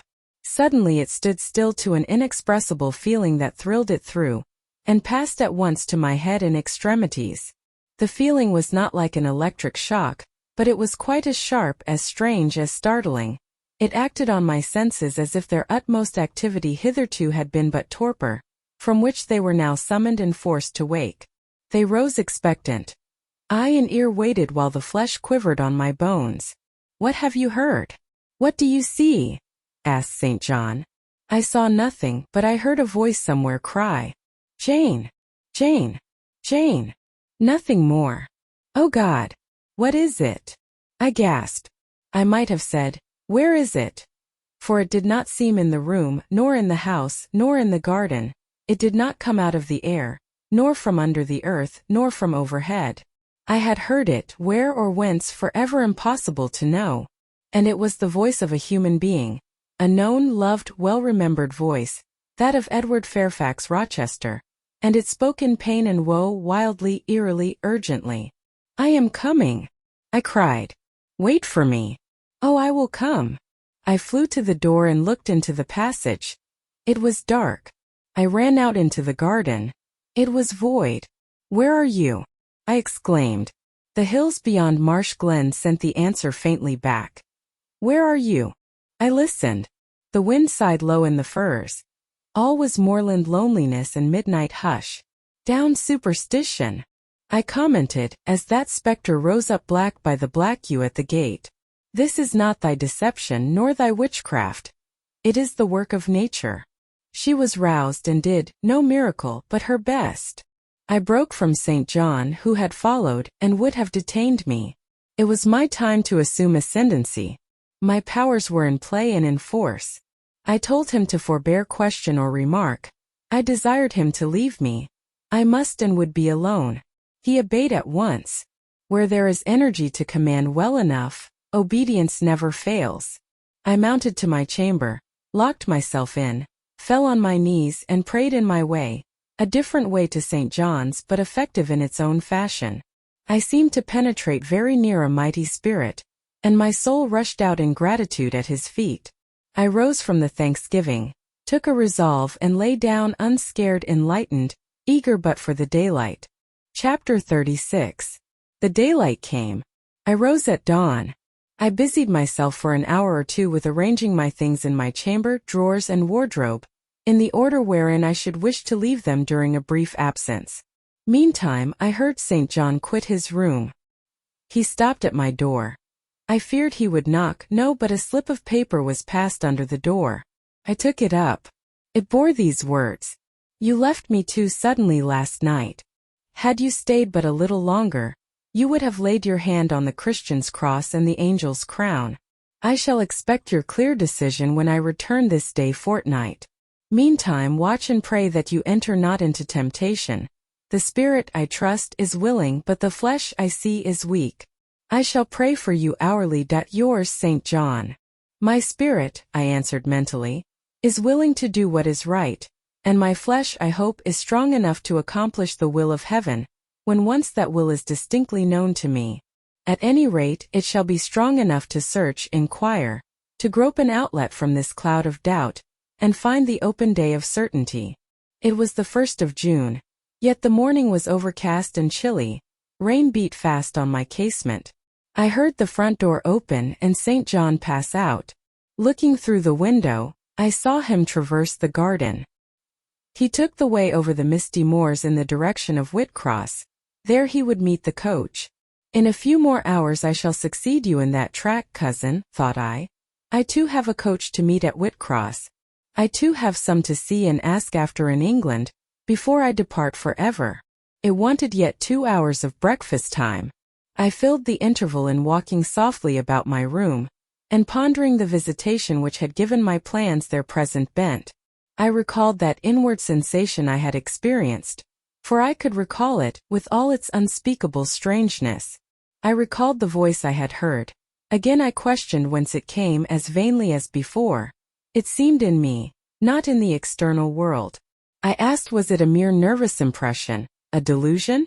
I could not conceive or believe. It was more like an inspiration. The wondrous shock of feeling had come like the earthquake which shook the foundations of Paul and Silas's prison. It had opened the doors of the soul's cell and loosed its bands. It had wakened it out of its sleep, whence it sprang trembling, listening, aghast. Then vibrated thrice a cry on my startled ear, and in my quaking heart and through my spirit, which neither feared nor shook, but exulted as if in joy over the success of one effort it had been privileged to make, independent of the cumbrous body. Ere many days, I said as I terminated my musings, I will know something of him whose voice seemed last night to summon me. Letters have proved of no avail. Personal inquiry shall replace them. At breakfast I announced to Diana and Mary that I was going a journey, and should be absent at least 4 days. Alone, Jane? They asked. Yes, it was to see or hear news of a friend about whom I had for some time been uneasy. They might have said, as I have no doubt they thought, that they had believed me to be without any friends save them, for indeed I had often said so, but with their true natural delicacy they abstained from comment, except that Diana asked me if I was sure I was well enough to travel. I looked very pale, she observed. I replied that nothing ailed me save anxiety of mind, which I hoped soon to alleviate. It was easy to make my further arrangements, for I was troubled with no inquiries, no surmises. Having once explained to them that I could not now be explicit about my plans, they kindly and wisely acquiesced in the silence with which I pursued them, according to me the privilege of free action I should under similar circumstances have accorded them. I left Moor House at 3:00 p.m., and soon after 4 I stood at the foot of the signpost of Whitcross, waiting the arrival of the coach which was to take me to distant Thornfield. Amidst the silence of those solitary roads and desert hills, I heard it approach from a great distance. It was the same vehicle whence, a year ago, I had alighted one summer evening on this very spot. How desolate and hopeless and objectless! It stopped as I beckoned. I entered, not now obliged to part with my whole fortune as the price of its accommodation. Once more on the road to Thornfield, I felt like the messenger pigeon flying home. It was a journey of 36 hours. I had set out from Whitcross on a Tuesday afternoon, and early on the succeeding Thursday morning the coach stopped to water the horses at a wayside inn, situated in the midst of scenery whose green hedges and large fields and low pastoral hills, how mild of feature and verdant of hue compared with the stern North Midland moors of Morton, met my eye like the lineaments of a once familiar face. Yes, I knew the character of this landscape. I was sure we were near my bourne. How far is Thornfield Hall from here? I asked of the ostler. Just 2 miles, ma'am, across the fields. My journey is closed, I thought to myself. I got out of the coach, gave a box I had into the ostler's charge to be kept till I called for it, paid my fare, satisfied the coachman and was going. The brightening day gleamed on the sign of the inn and I read in gilt letters, "The Rochester Arms." My heart leapt up. I was already on my master's very lands. It fell again, the thought struck it. Your master himself may be beyond the British Channel for aught you know. And then if he is at Thornfield Hall, towards which you hasten, who besides him is there? his lunatic wife, and you have nothing to do with him. You dare not speak to him or seek his presence. You have lost your labor, you had better go no farther, urged the monitor. Ask information of the people at the inn. They can give you all you seek. They can solve your doubts at once. Go up to that man, and inquire if Mr. Rochester be at home. The suggestion was sensible, and yet I could not force myself to act on it. I so dreaded a reply that would crush me with despair. To prolong doubt was to prolong hope. I might yet once more see the hall under the ray of her star. There was the stile before me, the very fields through which I had hurried, blind, deaf, distracted with a revengeful fury tracking and scourging me, on the morning I fled from Thornfield. Ere I well knew what course I had resolved to take, I was in the midst of them. How fast I walked! How I ran sometimes! How I looked forward to catch the first view of the well-known woods! With what feelings I welcomed single trees I knew, and familiar glimpses of meadow and hill between them. At last the woods rose, the rookery clustered dark. A loud cawing broke the morning stillness. Strange delight inspired me. On I hastened. Another field crossed, a lane threaded, and there were the courtyard walls, the back offices, the house itself, the rookery still hid. My first view of it shall be in front, I determined, where its bold battlements will strike the eye nobly at once, and where I can single out my master's very window. Perhaps he will be standing at it. He rises early. Perhaps he is now walking in the orchard or on the pavement in front. Could I but see him! But a moment! Surely, in that case, I should not be so mad as to run to him? I cannot tell, I am not certain. And if I did, what then? God bless him! What then? Who would be hurt by my once more tasting the life his glance can give me? I rave. Perhaps at this moment he is watching the sun rise over the Pyrenees, or on the tideless sea of the south. I had coasted along the lower wall of the orchard, turned its angle. There was a gate just there, opening into the meadow between two stone pillars crowned by stone balls. From behind one pillar I could peep round quietly at the full front of the mansion. I advanced my head with precaution, desirous to ascertain if any bedroom window blinds were yet drawn up. Battlements, windows, long front, all from this sheltered station were at my command. The crows sailing overhead perhaps watched me while I took this survey. I wonder what they thought. They must have considered I was very careful and timid at first, and that gradually I grew very bold and reckless. A peep and then a long stare, and then a departure from my niche and a straying out into the meadow, and a sudden stop full in front of the great mansion, and a protracted, hearty gaze towards it. What affectation of diffidence was this at first? They might have demanded. What stupid regardlessness now? Here an illustration, reader. A lover finds his mistress asleep on a mossy bank. He wishes to catch a glimpse of her fair face without waking her. He steals softly over the grass, careful to make no sound. He pauses, fancying she has stirred. He withdraws, not for worlds would he be seen. All is still. He again advances. He bends above her. A light veil rests on her features. He lifts it, bends lower. Now his eyes anticipate the vision of beauty, warm and blooming and lovely, in rest. How hurried was their first glance! But how they fix! How he starts! How he suddenly and vehemently clasps in both arms the form he dared not, a moment since, touch with his finger! How he calls aloud a name and drops his burden, and gazes on it wildly!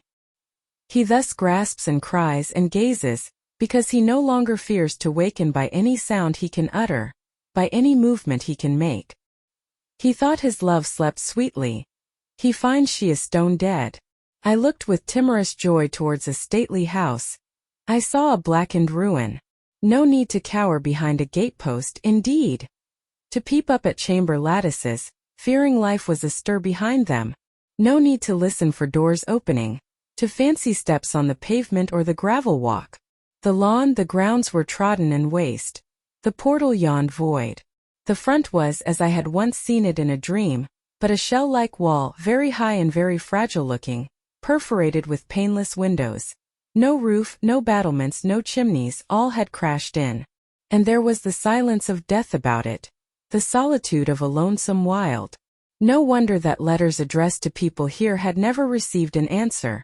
As well dispatch epistles to a vault in a church aisle. The grim blackness of the stones told by what fate the hall had fallen, by conflagration, but how kindled? What story belonged to this disaster? What loss, besides mortar and marble and woodwork, had followed upon it? Had life been wrecked as well as property? If so, whose? Dreadful question. There was no one here to answer it, not even dumb sign, mute token. In wandering round the shattered walls and through the devastated interior, I gathered evidence that the calamity was not of late occurrence. Winter snows, I thought, had drifted through that void arch, winter rains beaten in at those hollow casements. For amidst the drenched piles of rubbish, spring had cherished vegetation. Grass and weed grew here and there between the stones and fallen rafters. And oh, where meantime was the hapless owner of this wreck? In what land? Under what auspices? My eye involuntarily wandered to the grey church tower near the gates, and I asked, "Is he with Damer de Rochester, sharing the shelter of his narrow marble house?" Some answer must be had to these questions. I could find it nowhere but at the inn, and thither ere long I returned. The host himself brought my breakfast into the parlor. I requested him to shut the door and sit down. I had some questions to ask him, but when he complied, I scarcely knew how to begin. Such horror had I of the possible answers. And yet the spectacle of desolation I had just left prepared me in a measure for a tale of misery. The host was a respectable-looking, middle-aged man. "You know Thornfield Hall, of course?" I managed to say at last. "Yes, ma'am, I lived there once." "Did you?" "Not in my time," I thought. "You are a stranger to me." "I was the late Mr. Rochester's butler," he added. The late? I seemed to have received with full force the blow I had been trying to evade. "The late?" I gasped. "Is he dead?" "I mean the present gentleman, Mr. Edward's father," he explained. I breathed again, my blood resumed its flow. Fully assured by these words that Mr. Edward, my Mr. Rochester, God bless him, wherever he was at least alive, was, in short, the present gentleman. Gladdening words. It seemed I could hear all that was to come, whatever the disclosures might be, with comparative tranquillity. Since he was not in the grave, I could bear, I thought, to learn that he was at the antipodes. "Is Mr. Rochester living at Thornfield Hall now?" I asked, knowing of course what the answer would be, but yet desirous of deferring the direct question as to where he really was. "No, ma'am, oh no. No one is living there. I suppose you are a stranger in these parts, or you would have heard what happened last autumn. Thornfield Hall is quite a ruin. It was burnt down just about harvest time. A dreadful calamity. Such an immense quantity of valuable property destroyed. Hardly any of the furniture could be saved. The fire broke out at dead of night, and before the engines arrived from Millcote, the building was one mass of flame. It was a terrible spectacle. I witnessed it myself." "At dead of night?" I muttered. "Yes, that was ever the hour of fatality at Thornfield." "Was it known how it originated?" I demanded. "They guessed, ma'am, they guessed. Indeed, I should say it was ascertained beyond a doubt. You are not perhaps aware," he continued, edging his chair a little nearer the table and speaking low, "that there was a lady, a lunatic, kept in the house." "I have heard something of it." "She was kept in very close confinement, ma'am. People even for some years was not absolutely certain of her existence. No one saw her. They only knew by rumor that such a person was at the hall, and who or what she was it was difficult to conjecture. They said Mr. Edward had brought her from abroad, and some believed she had been his mistress. But a queer thing happened a year since, a very queer thing. I feared now to hear my own story. I endeavored to recall him to the main fact. "And this lady?" "This lady, ma'am," he answered, "turned out to be Mr. Rochester's wife. The discovery was brought about in the strangest way. There was a young lady, a governess at the hall, that Mr. Rochester fell in." "But the fire," I suggested. "I'm coming to that, ma'am. That Mr. Edward fell in love with.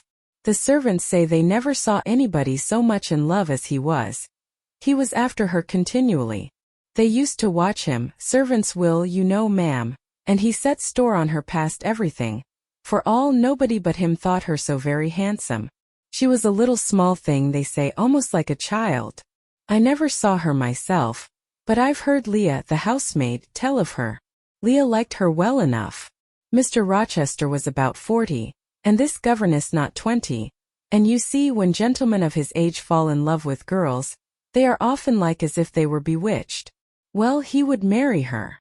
You shall tell me this part of the story another time, I said. But now I have a particular reason for wishing to hear all about the fire. Was it suspected that this lunatic, Mrs. Rochester, had any hand in it? You've hit it, ma'am. It's quite certain that it was her, and nobody but her, that set it going. She had a woman to take care of her called Mrs. Poole, an able woman in her line and very trustworthy, but for one fault, a fault common to a deal of them nurses and matrons, she kept a private bottle of gin by her, and now and then took a drop over much.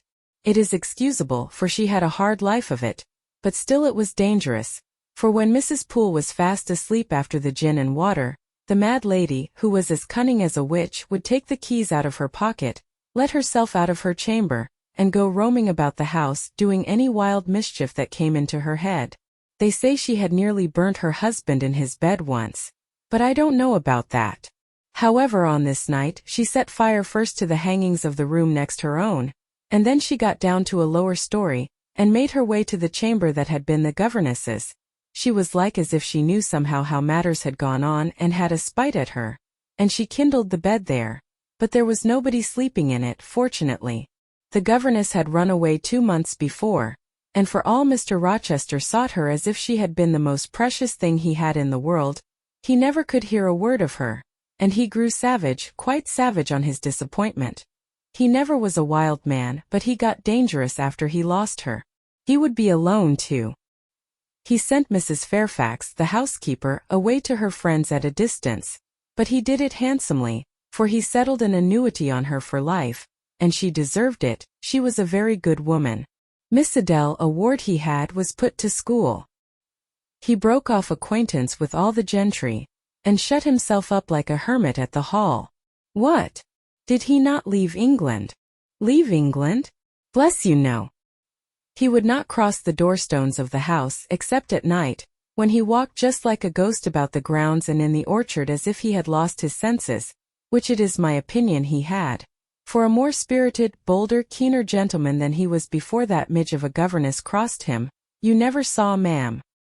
He was not a man given to wine or cards or racing as some are, and he was not so very handsome, but he had a courage and a will of his own, if ever man had.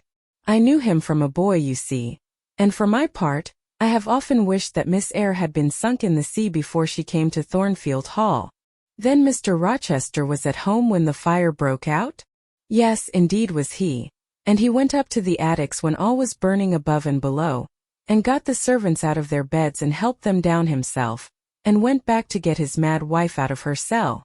And then they called out to him that she was on the roof, where she was standing, waving her arms above the battlements, and shouting out till they could hear her a mile off. I saw her and heard her with my own eyes. She was a big woman and had long black hair. We could see it streaming against the flames as she stood. I witnessed, and several more witnessed, Mr. Rochester ascend through the skylight onto the roof. We heard him call Bertha. We saw him approach her. And then, ma'am, she yelled and gave a spring, and the next minute she lay smashed on the pavement. The next minute she lay smashed on the pavement. Dead. Dead. Aye, dead as the stones on which her brains and blood were scattered. Good God! You may well say so, ma'am. It was frightful. He shuddered. And afterwards? I urged. Well, ma'am, afterwards the house was burnt to the ground. There are only some bits of walls standing now. Were any other lives lost? No, perhaps it would have been better if there had. What do you mean? Poor Mr. Edward, he ejaculated. I little thought ever to have seen it. Some say it was a just judgment on him for keeping his first marriage secret, and wanting to take another wife while he had one living.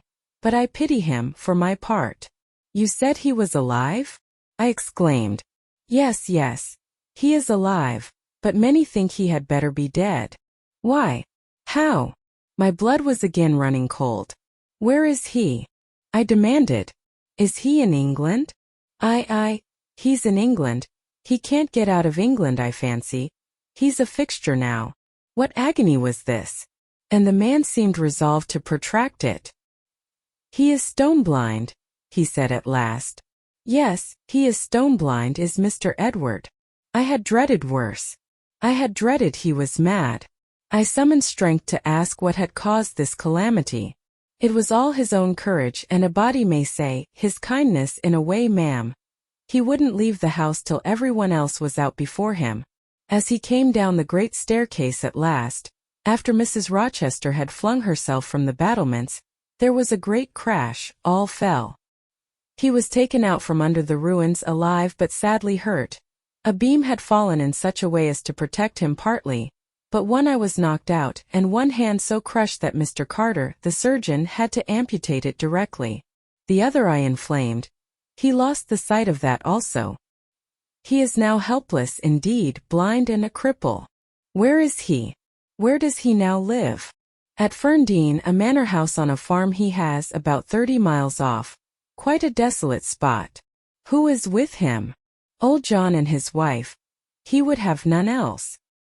He is quite broken down, they say. Have you any sort of conveyance?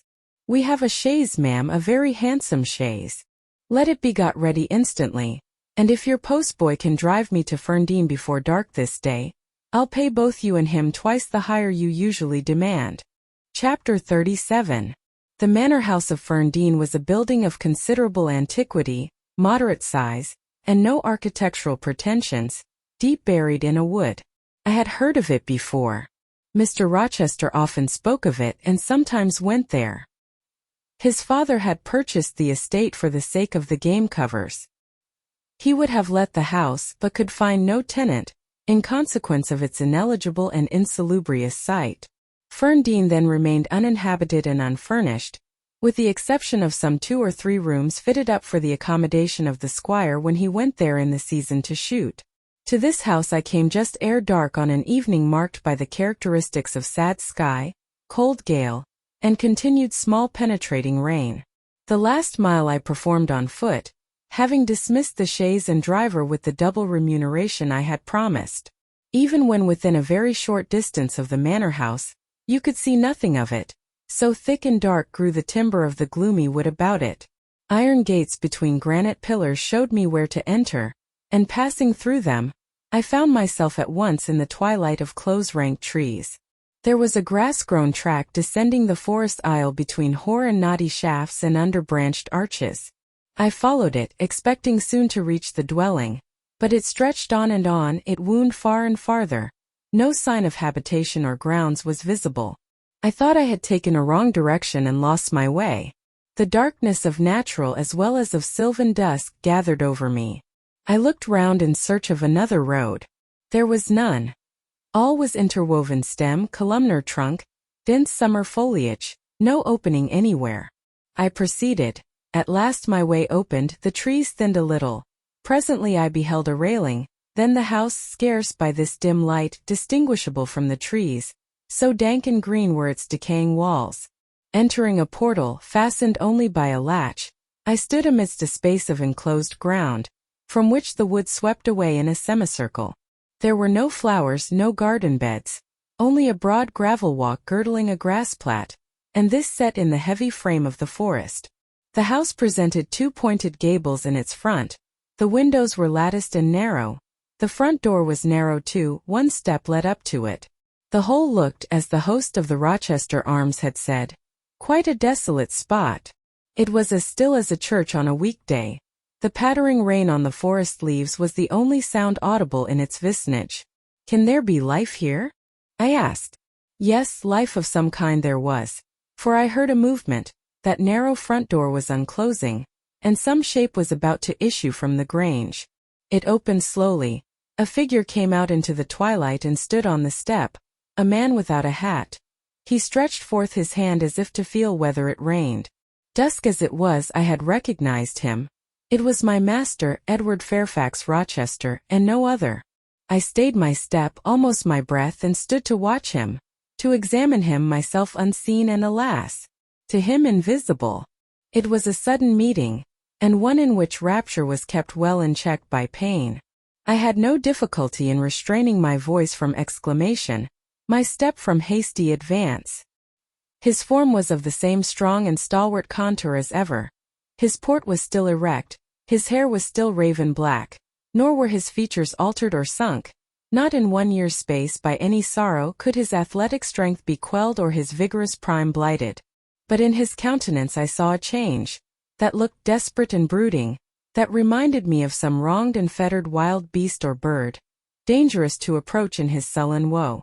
The caged eagle, whose gold-ringed eyes cruelty has extinguished, might look as looked that sightless Samson. And reader, do you think I feared him in his blind ferocity? If you do, you little know me. A soft hope blent with my sorrow that soon I should dare to drop a kiss on that brow of rock, and on those lips so sternly sealed beneath it, but not yet. I would not accost him yet. He descended the one step, and advanced slowly and gropingly towards the grass plat. Where was his daring stride now? Then he paused, as if he knew not which way to turn. He lifted his hand and opened his eyelids, gazed blank and with a straining effort on the sky, and toward the amphitheater of trees. One saw that all to him was void darkness. He stretched his right hand, the left arm, the mutilated one, he kept hidden in his bosom. He seemed to wish by touch to gain an idea of what lay around him.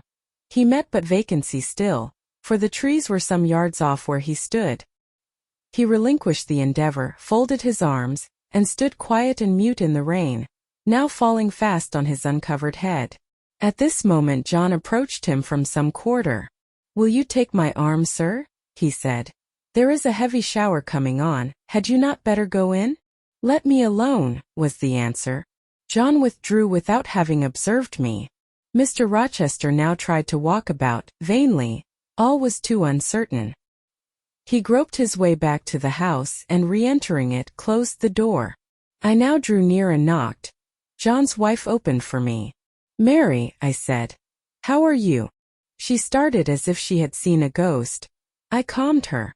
To her hurried, "Is it really you, miss, come at this late hour to this lonely place?" I answered by taking her hand, and then I followed her into the kitchen, where John now sat by a good fire.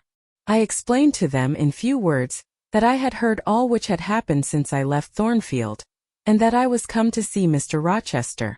I asked John to go down to the turnpike house where I had dismissed the chaise and bring my trunk which I had left there, and then while I removed my bonnet and shawl, I questioned Mary as to whether I could be accommodated at the manor house for the night, and finding that arrangements to that effect, though difficult, would not be impossible, I informed her I should stay. Just at this moment the parlor bell rang. "When you go in," said I, "tell your master that a person wishes to speak to him, but do not give my name." "I don't think he will see you," she answered. "He refuses everybody." When she returned, I inquired what he had said. "You are to send in your name and your business," she replied. She then proceeded to fill a glass with water, and place it on a tray, together with candles. "Is that what he rang for?" I asked. "Yes. He always has candles brought in at dark, though he is blind."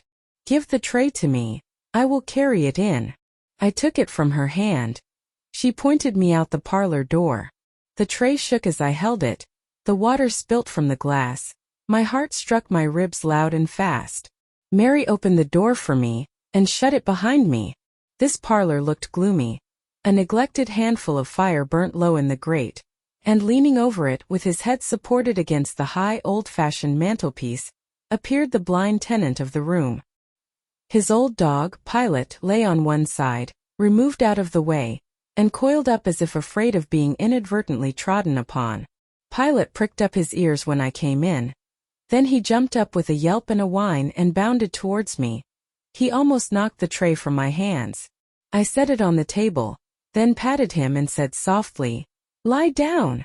Mr. Rochester turned mechanically to see what the commotion was, but as he saw nothing, he returned and sighed. "Give me the water, Mary," he said. I approached him with the now only half-filled glass. Pilot followed me, still excited. "What is the matter?" he inquired. "Down, Pilot," I again said. He checked the water on its way to his lips and seemed to listen. He drank and put the glass down. "This is you, Mary, is it not?" "Mary is in the kitchen," I answered. He put out his hand with a quick gesture, but not seeing where I stood, he did not touch me. "Who is this? Who is this?" he demanded, trying as it seemed to see with those sightless eyes, unavailing and distressing attempt. "Answer me, speak again," he ordered imperiously and aloud. "Will you have a little more water, sir?" "I spilt half of what was in the glass," I said. "Who is it? What is it? Who speaks?" "Pilate knows me, and John and Mary know I am here." "I came only this evening," I answered. "Great God! What delusion has come over me? What sweet madness has seized me?" "No delusion, no madness. Your mind, sir, is too strong for delusion, your health too sound for frenzy." "And where is the speaker? Is it only a voice? Oh, I cannot see, but I must feel, or my heart will stop and my brain burst. Whatever, whoever you are, be perceptible to the touch or I cannot live." He groped. I arrested his wandering hand, and prisoned it in both mine. "Her very fingers," he cried. "Her small slight fingers. If so, there must be more of her." The muscular hand broke from my custody. My arm was seized, my shoulder, neck, waist. I was entwined and gathered to him. "Is it Jane? What is it? This is her shape, this is her size. And this her voice," I added. "She is all here, her heart too. God bless you, sir. I am glad to be so near you again." "Jane Eyre, Jane Eyre," was all he said. "My dear master," I answered. "I am Jane Eyre. I have found you out, I am come back to you." "In truth? In the flesh? My living Jane. You touch me, sir. You hold me, and fast enough. I am not cold like a corpse, nor vacant like air, am I? My living darling." These are certainly her limbs, and these her features, but I cannot be so blessed after all my misery. It is a dream, such dreams as I have had at night when I have clasped her once more to my heart, as I do now, and kissed her as thus, and felt that she loved me, and trusted that she would not leave me. Which I never will, sir, from this day. "Never will," says the vision. But I always woke and found it an empty mockery, and I was desolate and abandoned, my life dark, lonely, hopeless, my soul athirst and forbidden to drink, my heart famished and never to be fed. Gentle, soft dream, nestling in my arms now, you will fly too, as your sisters have all fled before you. But kiss me before you go, embrace me, Jane. There, sir, and there. I pressed my lips to his once brilliant and now rayless eyes. I swept his hair from his brow, and kissed that too. He suddenly seemed to arouse himself. The conviction of the reality of all this seized him. "It is you, is it, Jane? You are come back to me then?" "I am." "And you do not lie dead in some ditch under some stream? And you are not a pining outcast amongst strangers?" "No, sir. I am an independent woman now." "Independent? What do you mean, Jane?" "My uncle in Madeira is dead, and he left me £5,000. "Ah, this is practical, this is real," he cried. "I should never dream that. Besides, there is that peculiar voice of hers, so animating and piquant as well as soft. It cheers my withered heart. It puts life into it. What, Janet? Are you an independent woman? A rich woman?" "Quite rich, sir. If you won't let me live with you, I can build a house of my own close up to your door, and you may come and sit in my parlor when you want company of an evening. But as you are rich, Jane, you have now, no doubt, friends who will look after you, and not suffer you to devote yourself to a blind lamenter like me? I told you I am independent, sir, as well as rich. I am my own mistress. And you will stay with me?" "Certainly, unless you object. I will be your neighbor, your nurse, your housekeeper. I find you lonely. I will be your companion, to read to you, to walk with you, to sit with you, to wait on you, to be eyes and hands to you. Cease to look so melancholy, my dear master. You shall not be left desolate, so long as I live." He replied not. He seemed serious, abstracted, he sighed. He half opened his lips as if to speak. He closed them again. I felt a little embarrassed. Perhaps I had too rashly overleaped conventionalities, And he, like St. John, saw impropriety in my inconsiderateness. I had indeed made my proposal from the idea that he wished and would ask me to be his wife. An expectation, not the less certain because unexpressed, had buoyed me up, that he would claim me at once as his own. But no hint to that effect escaping him and his countenance becoming more overcast, I suddenly remembered that I might have been all wrong, and was perhaps playing the fool unwittingly, and I began gently to withdraw myself from his arms, but he eagerly snatched me closer. "No, no, Jane, you must not go. No, I have touched you, heard you, felt the comfort of your presence, the sweetness of your consolation. I cannot give up these joys. I have little left in myself. I must have you. The world may laugh, may call me absurd, selfish, but it does not signify. My very soul demands you. It will be satisfied, or it will take deadly vengeance on its frame. Well, sir, I will stay with you, I have said so. Yes, but you understand one thing by staying with me, and I understand another. You perhaps could make up your mind to be about my hand and chair, to wait on me as a kind little nurse, for you have an affectionate heart and a generous spirit, which prompt you to make sacrifices for those you pity, and that ought to suffice for me, no doubt. I suppose I should now entertain none but fatherly feelings for you, do you think so? Come, tell me. I will think what you like, sir. I am content to be only your nurse if you think it better. But you cannot always be my nurse, Janet. You are young, you must marry one day. I don't care about being married. You should care, Janet. If I were what I once was, I would try to make you care, but a sightless block. He relapsed again into gloom. I, on the contrary, became more cheerful and took fresh courage. These last words gave me an insight as to where the difficulty lay, and as it was no difficulty with me, I felt quite relieved from my previous embarrassment. I resumed a livelier vein of conversation. "It is time someone undertook to rehumanize you," said I, parting his thick and long uncut locks. "For I see you are being metamorphosed into a lion or something of that sort. You have a faux air of Nebuchadnezzar in the fields about you, that is certain. Your hair reminds me of eagle's feathers. Whether your nails are grown like bird's claws or not, I have not yet noticed. On this arm I have neither hand nor nails," he said, drawing the mutilated limb from his breast, and showing it to me. "It is a mere stump, a ghastly sight. Don't you think so, Jane? It is a pity to see it, and a pity to see your eyes, and the scar of fire on your forehead. And the worst of it is, one is in danger of loving you too well for all this, and making too much of you. I thought you would be revolted, Jane, when you saw my arm and my cicatrized visage. Did you? Don't tell me so, lest I should say something disparaging to your judgment. Now let me leave you an instant to make a better fire, and have the hearth swept up. Can you tell when there is a good fire?" "Yes, with the right eye I see a glow, a ruddy haze." "And you see the candles?" "Very dimly. Each is a luminous cloud. Can you see me?" "No, my fairy. But I am only too thankful to hear and feel you. When do you take supper?" "I never take supper.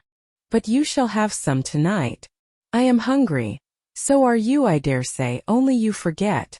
Summoning Mary, I soon had the room in more cheerful order. I prepared him likewise a comfortable repast. My spirits were excited, and with pleasure and ease I talked to him during supper, and for a long time after. There was no harassing restraint, no repressing of glee and vivacity with him, for with him I was at perfect ease, because I knew I suited him. All I said or did seemed either to console or revive him. Delightful consciousness! It brought to life and light my whole nature. In his presence I thoroughly lived, and he lived in mine.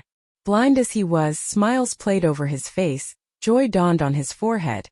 His lineaments softened and warmed. After supper he began to ask me many questions of where I had been, what I had been doing, how I had found him out, but I gave him only very partial replies. It was too late to enter into particulars that night. Besides, I wished to touch no deep thrilling chord, to open no fresh well of emotion in his heart. My sole present aim was to cheer him. Cheered, as I have said, he was, and yet but by fits.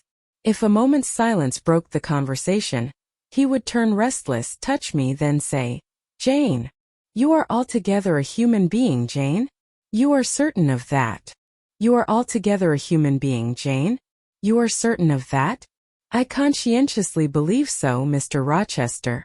Yet how, on this dark and doleful evening, could you so suddenly rise on my lone hearth? I stretched my hand to take a glass of water from a hireling, and it was given me by you. I asked a question, expecting John's wife to answer me, and your voice spoke at my ear. Because I had come in Mary's stead with the tray. And there is enchantment in the very hour I am now spending with you. Who can tell what a dark, dreary, hopeless life I have dragged on for months past? Doing nothing, expecting nothing, merging night and day, feeling but the sensation of cold when I let the fire go out, of hunger when I forgot to eat, and then a ceaseless sorrow and at times a very delirium of desire to behold my Jane again. Yes, for her restoration I longed, far more than for that of my lost sight. How can it be that Jane is with me and says she loves me? Will she not depart as suddenly as she came? Tomorrow, I fear I shall find her no more. A commonplace, practical reply, out of the train of his own disturbed ideas, was, I was sure, the best and most reassuring for him in this frame of mind. I passed my finger over his eyebrows, and remarked that they were scorched, and that I would apply something which would make them grow as broad and black as ever. Where is the use of doing me good in any way, beneficent spirit, when at some fatal moment you will again desert me, passing like a shadow, whither and how to me unknown, and for me remaining afterwards undiscoverable? Have you a pocket-comb about you, sir?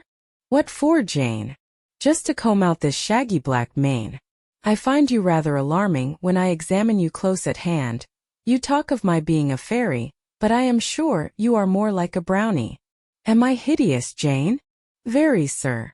You always were, you know. Humph! The wickedness has not been taken out of you, wherever you have sojourned. Yet I have been with good people, far better than you, 100 times better people, possessed of ideas and views you never entertained in your life, quite more refined and exalted. Who the deuce have you been with? If you twist in that way you will make me pull the hair out of your head, and then I think you will cease to entertain doubts of my substantiality. Who have you been with, Jane? You shall not get it out of me tonight, sir. You must wait till tomorrow. To leave my tale half told will, you know, be a sort of security that I shall appear at your breakfast table to finish it. By the by, I must mind not to rise on your hearth with only a glass of water then. I must bring an egg at the least, to say nothing of fried ham. You mocking changeling, fairy-born and human-bred. You make me feel as I have not felt these 12 months. If Saul could have had you for his David, the evil spirit would have been exorcised without the aid of the harp. There, sir, you are redd up and made decent. Now I'll leave you. I have been traveling these last 3 days, and I believe I am tired. Good night. Just one word, Jane. Were there only ladies in the house where you have been? I laughed and made my escape, still laughing as I ran upstairs. A good idea, I thought with glee. I see I have the means of fretting him out of his melancholy for some time to come. Very early the next morning I heard him up and astir, wandering from one room to another. As soon as Mary came down I heard the question, "Is Miss Eyre here?" Then, "Which room did you put her into? Was it dry? Is she up? Go and ask if she wants anything, and when she will come down." I came down as soon as I thought there was a prospect of breakfast. Entering the room very softly, I had a view of him before he discovered my presence. It was mournful indeed, to witness the subjugation of that vigorous spirit to a corporeal infirmity. He sat in his chair, still but not at rest, expectant evidently, the lines of now habitual sadness marking his strong features. His countenance reminded one of a lamp quenched, waiting to be relit, and alas! It was not himself that could now kindle the luster of animated expression. He was dependent on another for that office. I had meant to be gay and careless, but the powerlessness of the strong man touched my heart to the quick. Still I accosted him with what vivacity I could. "It is a bright sunny morning, sir," I said. "The rain is over and gone, and there is a tender shining after it. You shall have a walk soon." I had wakened the glow. His features beamed. "Oh, you are indeed there, my skylark. Come to me. You are not gone. Not vanished? I heard one of your kind an hour ago, singing high over the wood, but its song had no music for me, any more than the rising sun had rays. All the melody on earth is concentrated in my Jane's tongue to my ear. I am glad it is not naturally a silent one. All the sunshine I can feel is in her presence. The water stood in my eyes to hear this avowal of his dependence, just as if a royal eagle, chained to a perch, should be forced to entreat a sparrow to become its purveyor. But I would not be lachrymose. I dashed off the salt drops, and busied myself with preparing breakfast. Most of the morning was spent in the open air. I led him out of the wet and wild wood into some cheerful fields. I described to him how brilliantly green they were, how the flowers and hedges looked refreshed, how sparklingly blue was the sky. I sought a seat for him in a hidden and lovely spot, a dry stump of a tree, nor did I refuse to let him, when seated, place me on his knee. Why should I, when both he and I were happier near than apart? Pilate lay beside us. All was quiet. He broke out suddenly while clasping me in his arms. Cruel, cruel deserter. Oh, Jane, what did I feel when I discovered you had fled from Thornfield, and when I could nowhere find you, and after examining your apartment, ascertained that you had taken no money, nor anything which could serve as an equivalent. A pearl necklace I had given you lay untouched in its little casket. Your trunks were left corded and locked as they had been prepared for the bridal tour. What could my darling do, I asked, left destitute and penniless? And what did she do? Let me hear now. Thus urged, I began the narrative of my experience for the last year.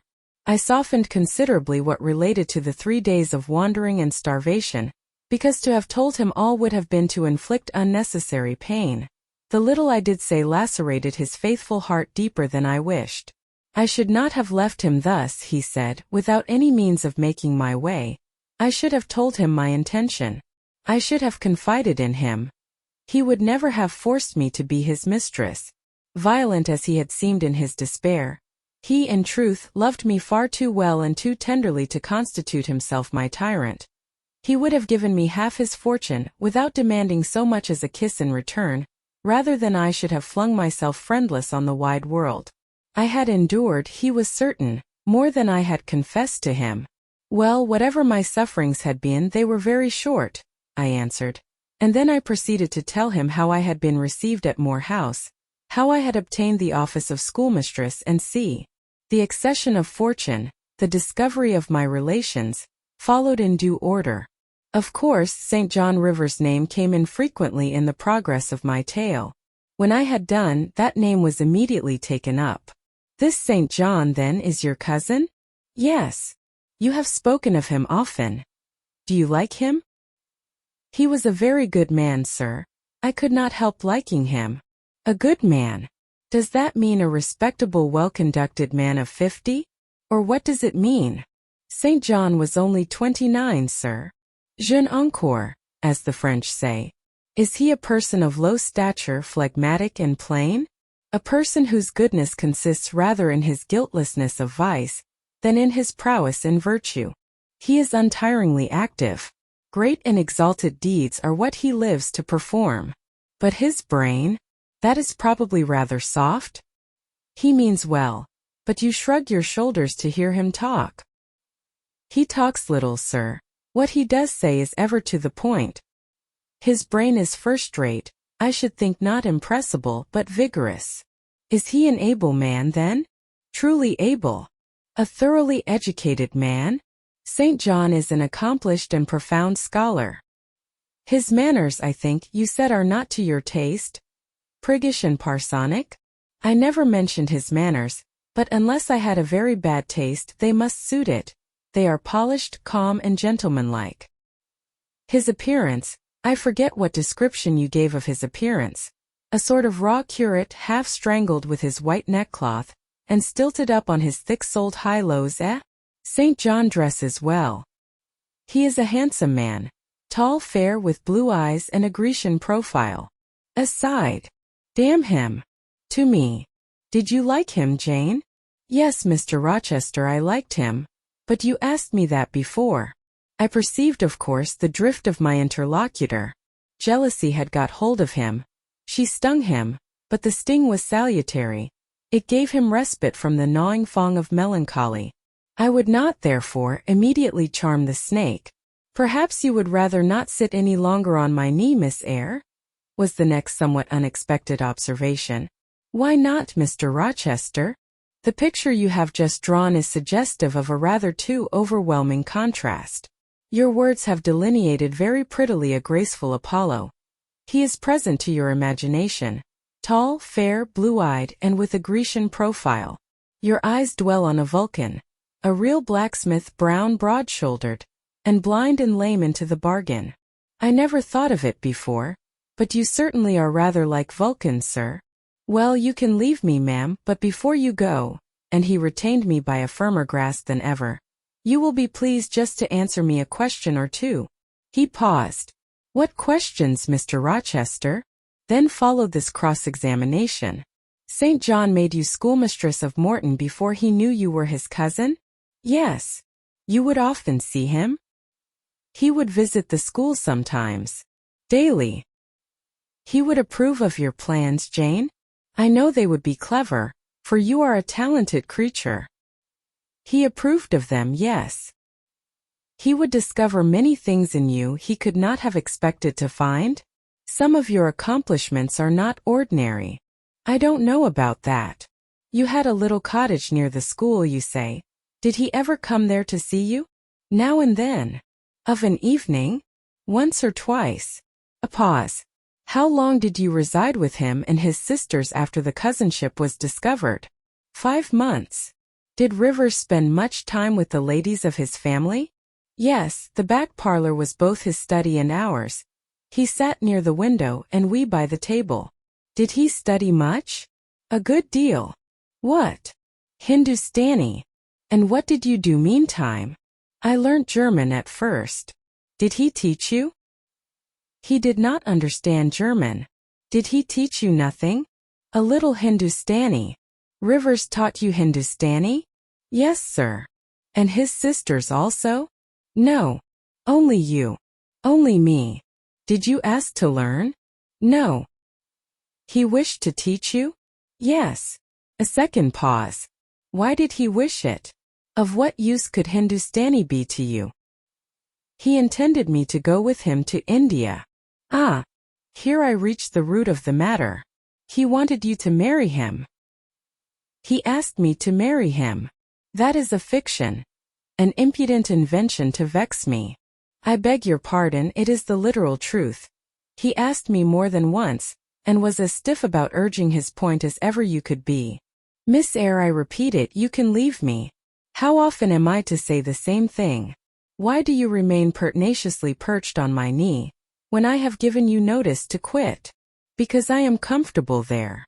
No, Jane, you are not comfortable there, because your heart is not with me. It is with this cousin, this St. John. Oh, till this moment I thought my little Jane was all mine. I had a belief she loved me even when she left me. That was an atom of sweet and much bitter. Long as we have been parted, hot tears as I have wept over our separation, I never thought that while I was mourning her, she was loving another. But it is useless grieving. Jane, leave me, go and marry Rivers. Shake me off then, sir. Push me away, for I'll not leave you of my own accord. Jane, I ever like your tone of voice. It still renews hope, it sounds so truthful. When I hear it, it carries me back a year. I forget that you have formed a new tie. But I am not a fool, go. Where must I go, sir? Your own way, with the husband you have chosen. Who is that? You know, this St. John Rivers. He is not my husband, nor ever will be. He does not love me, I do not love him. He loves, as he can love, and that is not as you love, a beautiful young lady called Rosamond. He wanted to marry me only because he thought I should make a suitable missionary's wife, which she would not have done. He is good and great but severe, and for me cold as an iceberg. He is not like you, sir. I am not happy at his side, nor near him, nor with him. He has no indulgence for me, no fondness. He sees nothing attractive in me, not even youth, only a few useful mental points that, then I must leave you, sir, to go to him. I shuddered involuntarily, and clung instinctively closer to my blind but beloved master. He smiled. What, Jane? Is this true? Is such really the state of matters between you and Rivers? Absolutely, sir. Oh, you need not be jealous. I wanted to tease you a little to make you less sad. I thought anger would be better than grief. But if you wish me to love you, could you but see how much I do love you, you would be proud and content. All my heart is yours, sir. It belongs to you, and with you it would remain were fate to exile the rest of me from your presence forever. Again as he kissed me, painful thoughts darkened his aspect. My seared vision. My crippled strength, he murmured regretfully. I caressed in order to soothe him. I knew of what he was thinking and wanted to speak for him but dared not. As he turned aside his face a minute, I saw a tear slide from under the sealed eyelid and trickle down the manly cheek. My heart swelled. I am no better than the old lightning-struck chestnut tree in Thornfield Orchard, he remarked ere long. And what right would that ruin have to bid a budding woodbine cover its decay with freshness? You are no ruin, sir, no lightning-struck tree. You are green and vigorous.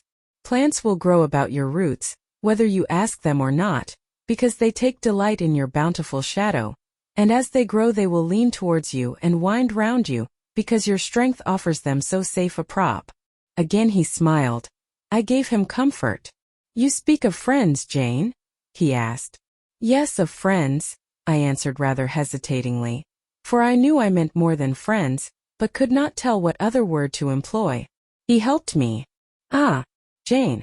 But I want a wife. Do you, sir? Yes, is it news to you? Of course, you said nothing about it before. Is it unwelcome news? That depends on circumstances, sir, on your choice. Which you shall make for me, Jane.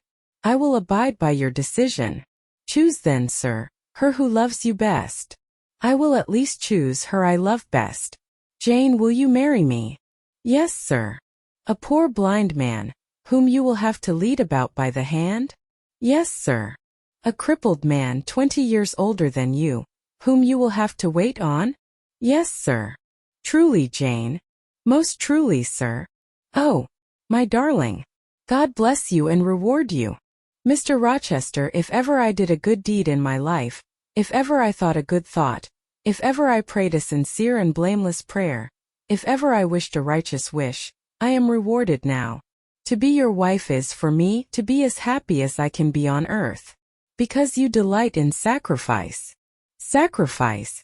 What do I sacrifice? Famine for food, expectation for content. To be privileged to put my arms round what I value, to press my lips to what I love, to repose on what I trust. Is that to make a sacrifice? If so, then certainly I delight in sacrifice. And to bear with my infirmities, Jane, to overlook my deficiencies. Which are none, sir, to me. I love you better now, when I can really be useful to you, than I did in your state of proud independence, when you disdained every part but that of the giver and protector.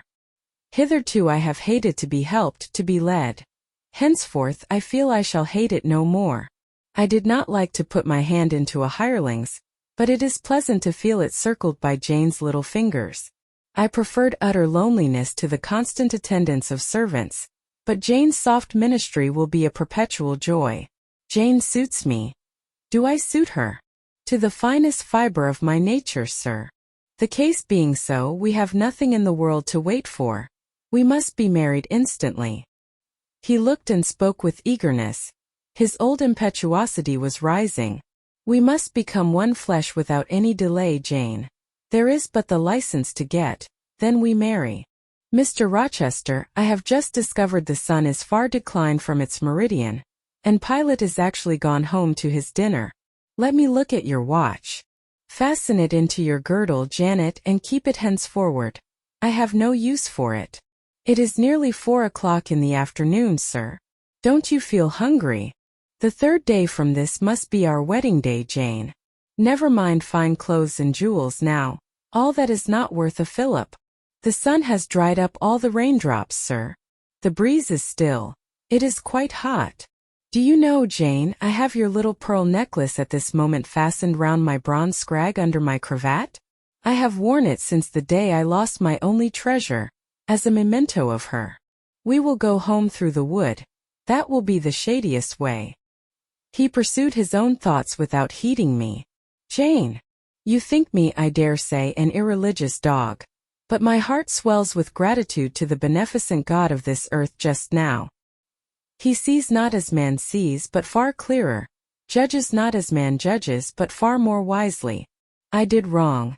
I would have sullied my innocent flower, breathed guilt on its purity.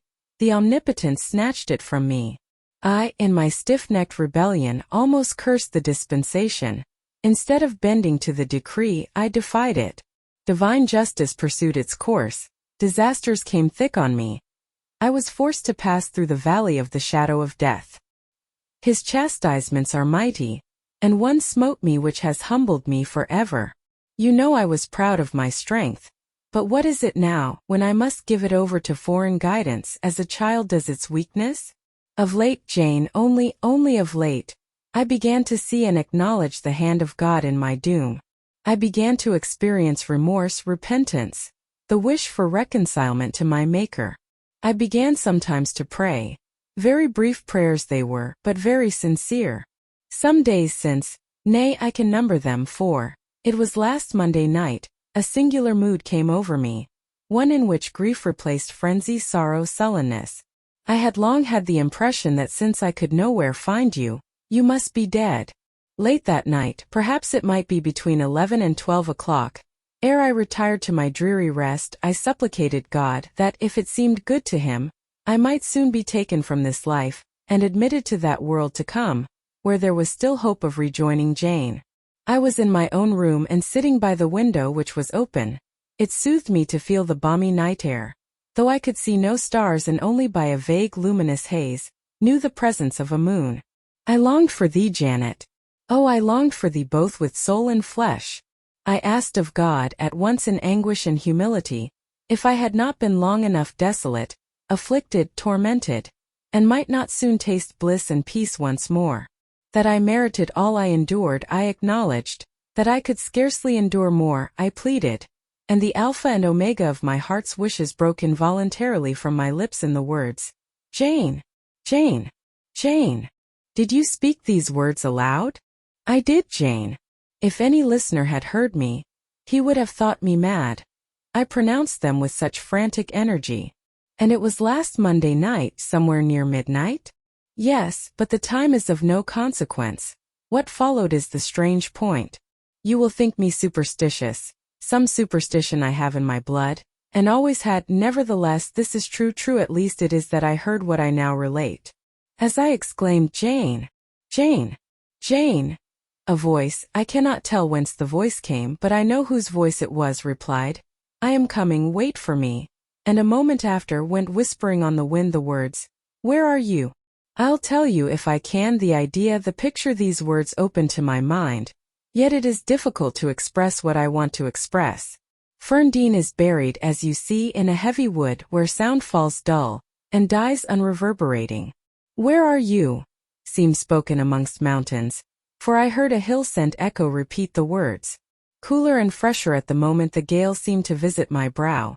I could have deemed that in some wild lone scene, I and Jane were meeting. In spirit I believe we must have met. You no doubt were at that hour in unconscious sleep, Jane. Perhaps your soul wandered from its cell to comfort mine. For those were your accents, as certain as I live, they were yours. Reader, it was on Monday night, near midnight, that I too had received the mysterious summons. Those were the very words by which I replied to it. I listened to Mr. Rochester's narrative, but made no disclosure in return. The coincidence struck me as too awful and inexplicable to be communicated or discussed. If I told anything, my tale would be such as must necessarily make a profound impression on the mind of my hearer, and that mind, yet from its sufferings too prone to gloom, needed not the deeper shade of the supernatural. I kept these things then, and pondered them in my heart. You cannot now wonder, continued my master, that when you rose upon me so unexpectedly last night, I had difficulty in believing you any other than a mere voice and vision, something that would melt to silence and annihilation, as the midnight whisper and mountain echo had melted before. Now I thank God. I know it to be otherwise. Yes, I thank God. He put me off his knee, rose, and reverently lifting his hat from his brow, and bending his sightless eyes to the earth, he stood in mute devotion. Only the last words of the worship were audible. I thank my Maker that, in the midst of judgment, he has remembered mercy. I humbly entreat my Redeemer to give me strength to lead henceforth a purer life than I have done hitherto. Then he stretched his hand out to be led. I took that dear hand, held it a moment to my lips, then let it pass round my shoulder. Being so much lower of stature than he, I served both for his prop and guide. We entered the wood, and wended homeward. Chapter 38. Conclusion. Reader, I married him. A quiet wedding we had. He and I, the parson and clerk, were alone present. When we got back from church, I went into the kitchen of the manor house, where Mary was cooking the dinner and John cleaning the knives, and I said, "Mary, I have been married to Mr. Rochester this morning." The housekeeper and her husband were both of that decent phlegmatic order of people, to whom one may at any time safely communicate a remarkable piece of news without incurring the danger of having one's ears pierced by some shrill ejaculation, and subsequently stunned by a torrent of wordy wonderment. Mary did look up, and she did stare at me. The ladle with which she was basting a pair of chickens roasting at the fire, did for some 3 minutes hang suspended in air, and for the same space of time John's knives also had rest from the polishing process. But Mary, bending again over the roast, said only, "Have you, miss?" "Well, for sure." A short time after she pursued, "I seed you go out with the master, but I didn't know you were gone to church to be wed," and she basted away. John, when I turned to him, was grinning from ear to ear. "I telled Mary how it would be," he said. "I knew what Mr. Edward," John was an old servant, and had known his master when he was the cadet of the house, therefore, he often gave him his Christian name. "I knew what Mr. Edward would do, and I was certain he would not wait long neither, and he's done right for aught I know. I wish you joy, miss." And he politely pulled his forelock. "Thank you, John. Mr. Rochester told me to give you and Mary this." I put into his hand a £5 note. Without waiting to hear more, I left the kitchen. In passing the door of that sanctum some time after, I caught the words, "She'll happen do better for him nor ony o' te grand ladies." And again, "If she bent one o' handsomest, she's known fail and very good-natured. And I haseen she's fair beautiful, onybody may see that." I wrote to Moor House and to Cambridge immediately, to say what I had done, fully explaining also why I had thus acted. Diana and Mary approved the step unreservedly. Diana announced that she would just give me time to get over the honeymoon, and then she would come and see me. "She had better not wait till then, Jane," said Mr. Rochester, when I read her letter to him. "If she does, she will be too late, for our honeymoon will shine our life long. Its beams will only fade over your grave or mine." How St. John received the news I don't know. He never answered the letter in which I communicated it. Yet 6 months after he wrote to me, without, however, mentioning Mr. Rochester's name or alluding to my marriage. His letter was then calm, and though very serious, kind. He has maintained a regular, though not frequent, correspondence ever since. He hopes I am happy, and trusts I am not of those who live without God in the world, and only mind earthly things. You have not quite forgotten little Adele, have you, reader? I had not. I soon asked and obtained leave of Mr. Rochester, to go and see her at the school where he had placed her. Her frantic joy at beholding me again moved me much. She looked pale and thin. She said she was not happy. I found the rules of the establishment were too strict, its course of study too severe for a child of her age. I took her home with me. I meant to become her governess once more, but I soon found this impracticable. My time and cares were now required by another. My husband needed them all. So I sought out a school conducted on a more indulgent system, and near enough to permit of my visiting her often, and bringing her home sometimes. I took care she should never want for anything that could contribute to her comfort. She soon settled in her new abode, became very happy there, and made fair progress in her studies. As she grew up, a sound English education corrected in a great measure her French defects. And when she left school, I found in her a pleasing and obliging companion, docile, good-tempered, and well-principled. By her grateful attention to me and mine, she has long since well repaid any little kindness I ever had it in my power to offer her. My tale draws to its close. One word respecting my experience of married life, and one brief glance at the fortunes of those whose names have most frequently recurred in this narrative, and I have done. I have now been married 10 years. I know what it is to live entirely for, and with what I love best on earth. I hold myself supremely blessed, blessed beyond what language can express, because I am my husband's life as fully as he is mine. No woman was ever nearer to her mate than I am, ever more absolutely bone of his bone and flesh of his flesh. I know no weariness of my Edward's society. He knows none of mine, any more than we each do of the pulsation of the heart that beats in our separate bosoms. Consequently, we are ever together. To be together is for us to be at once as free as in solitude, as gay as in company.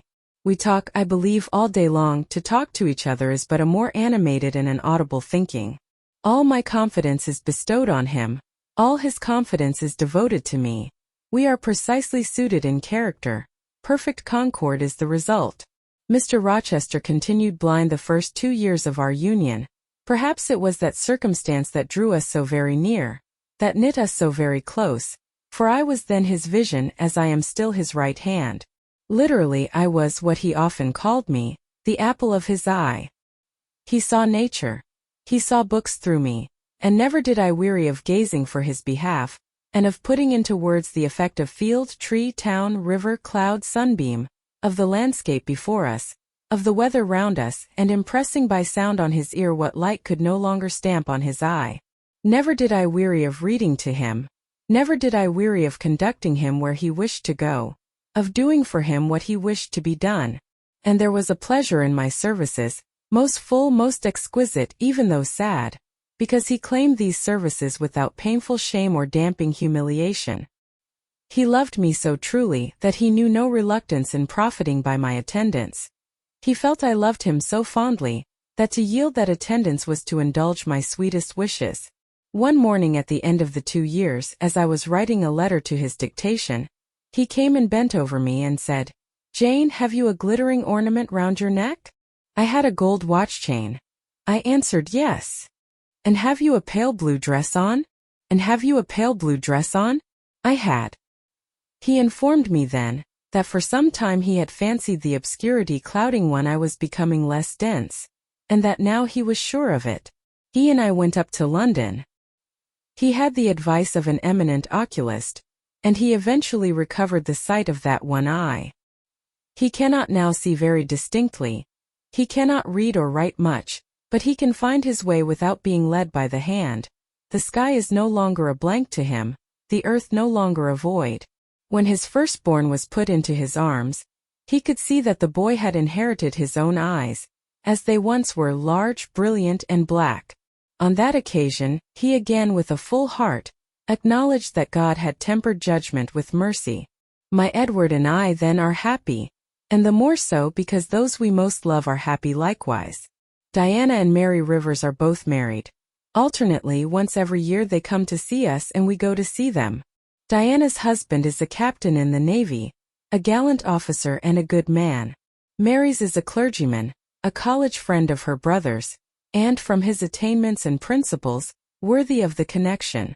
Both Captain Fitzjames and Mr. Wharton love their wives, and are loved by them. As to St. John Rivers, he left England. He went to India.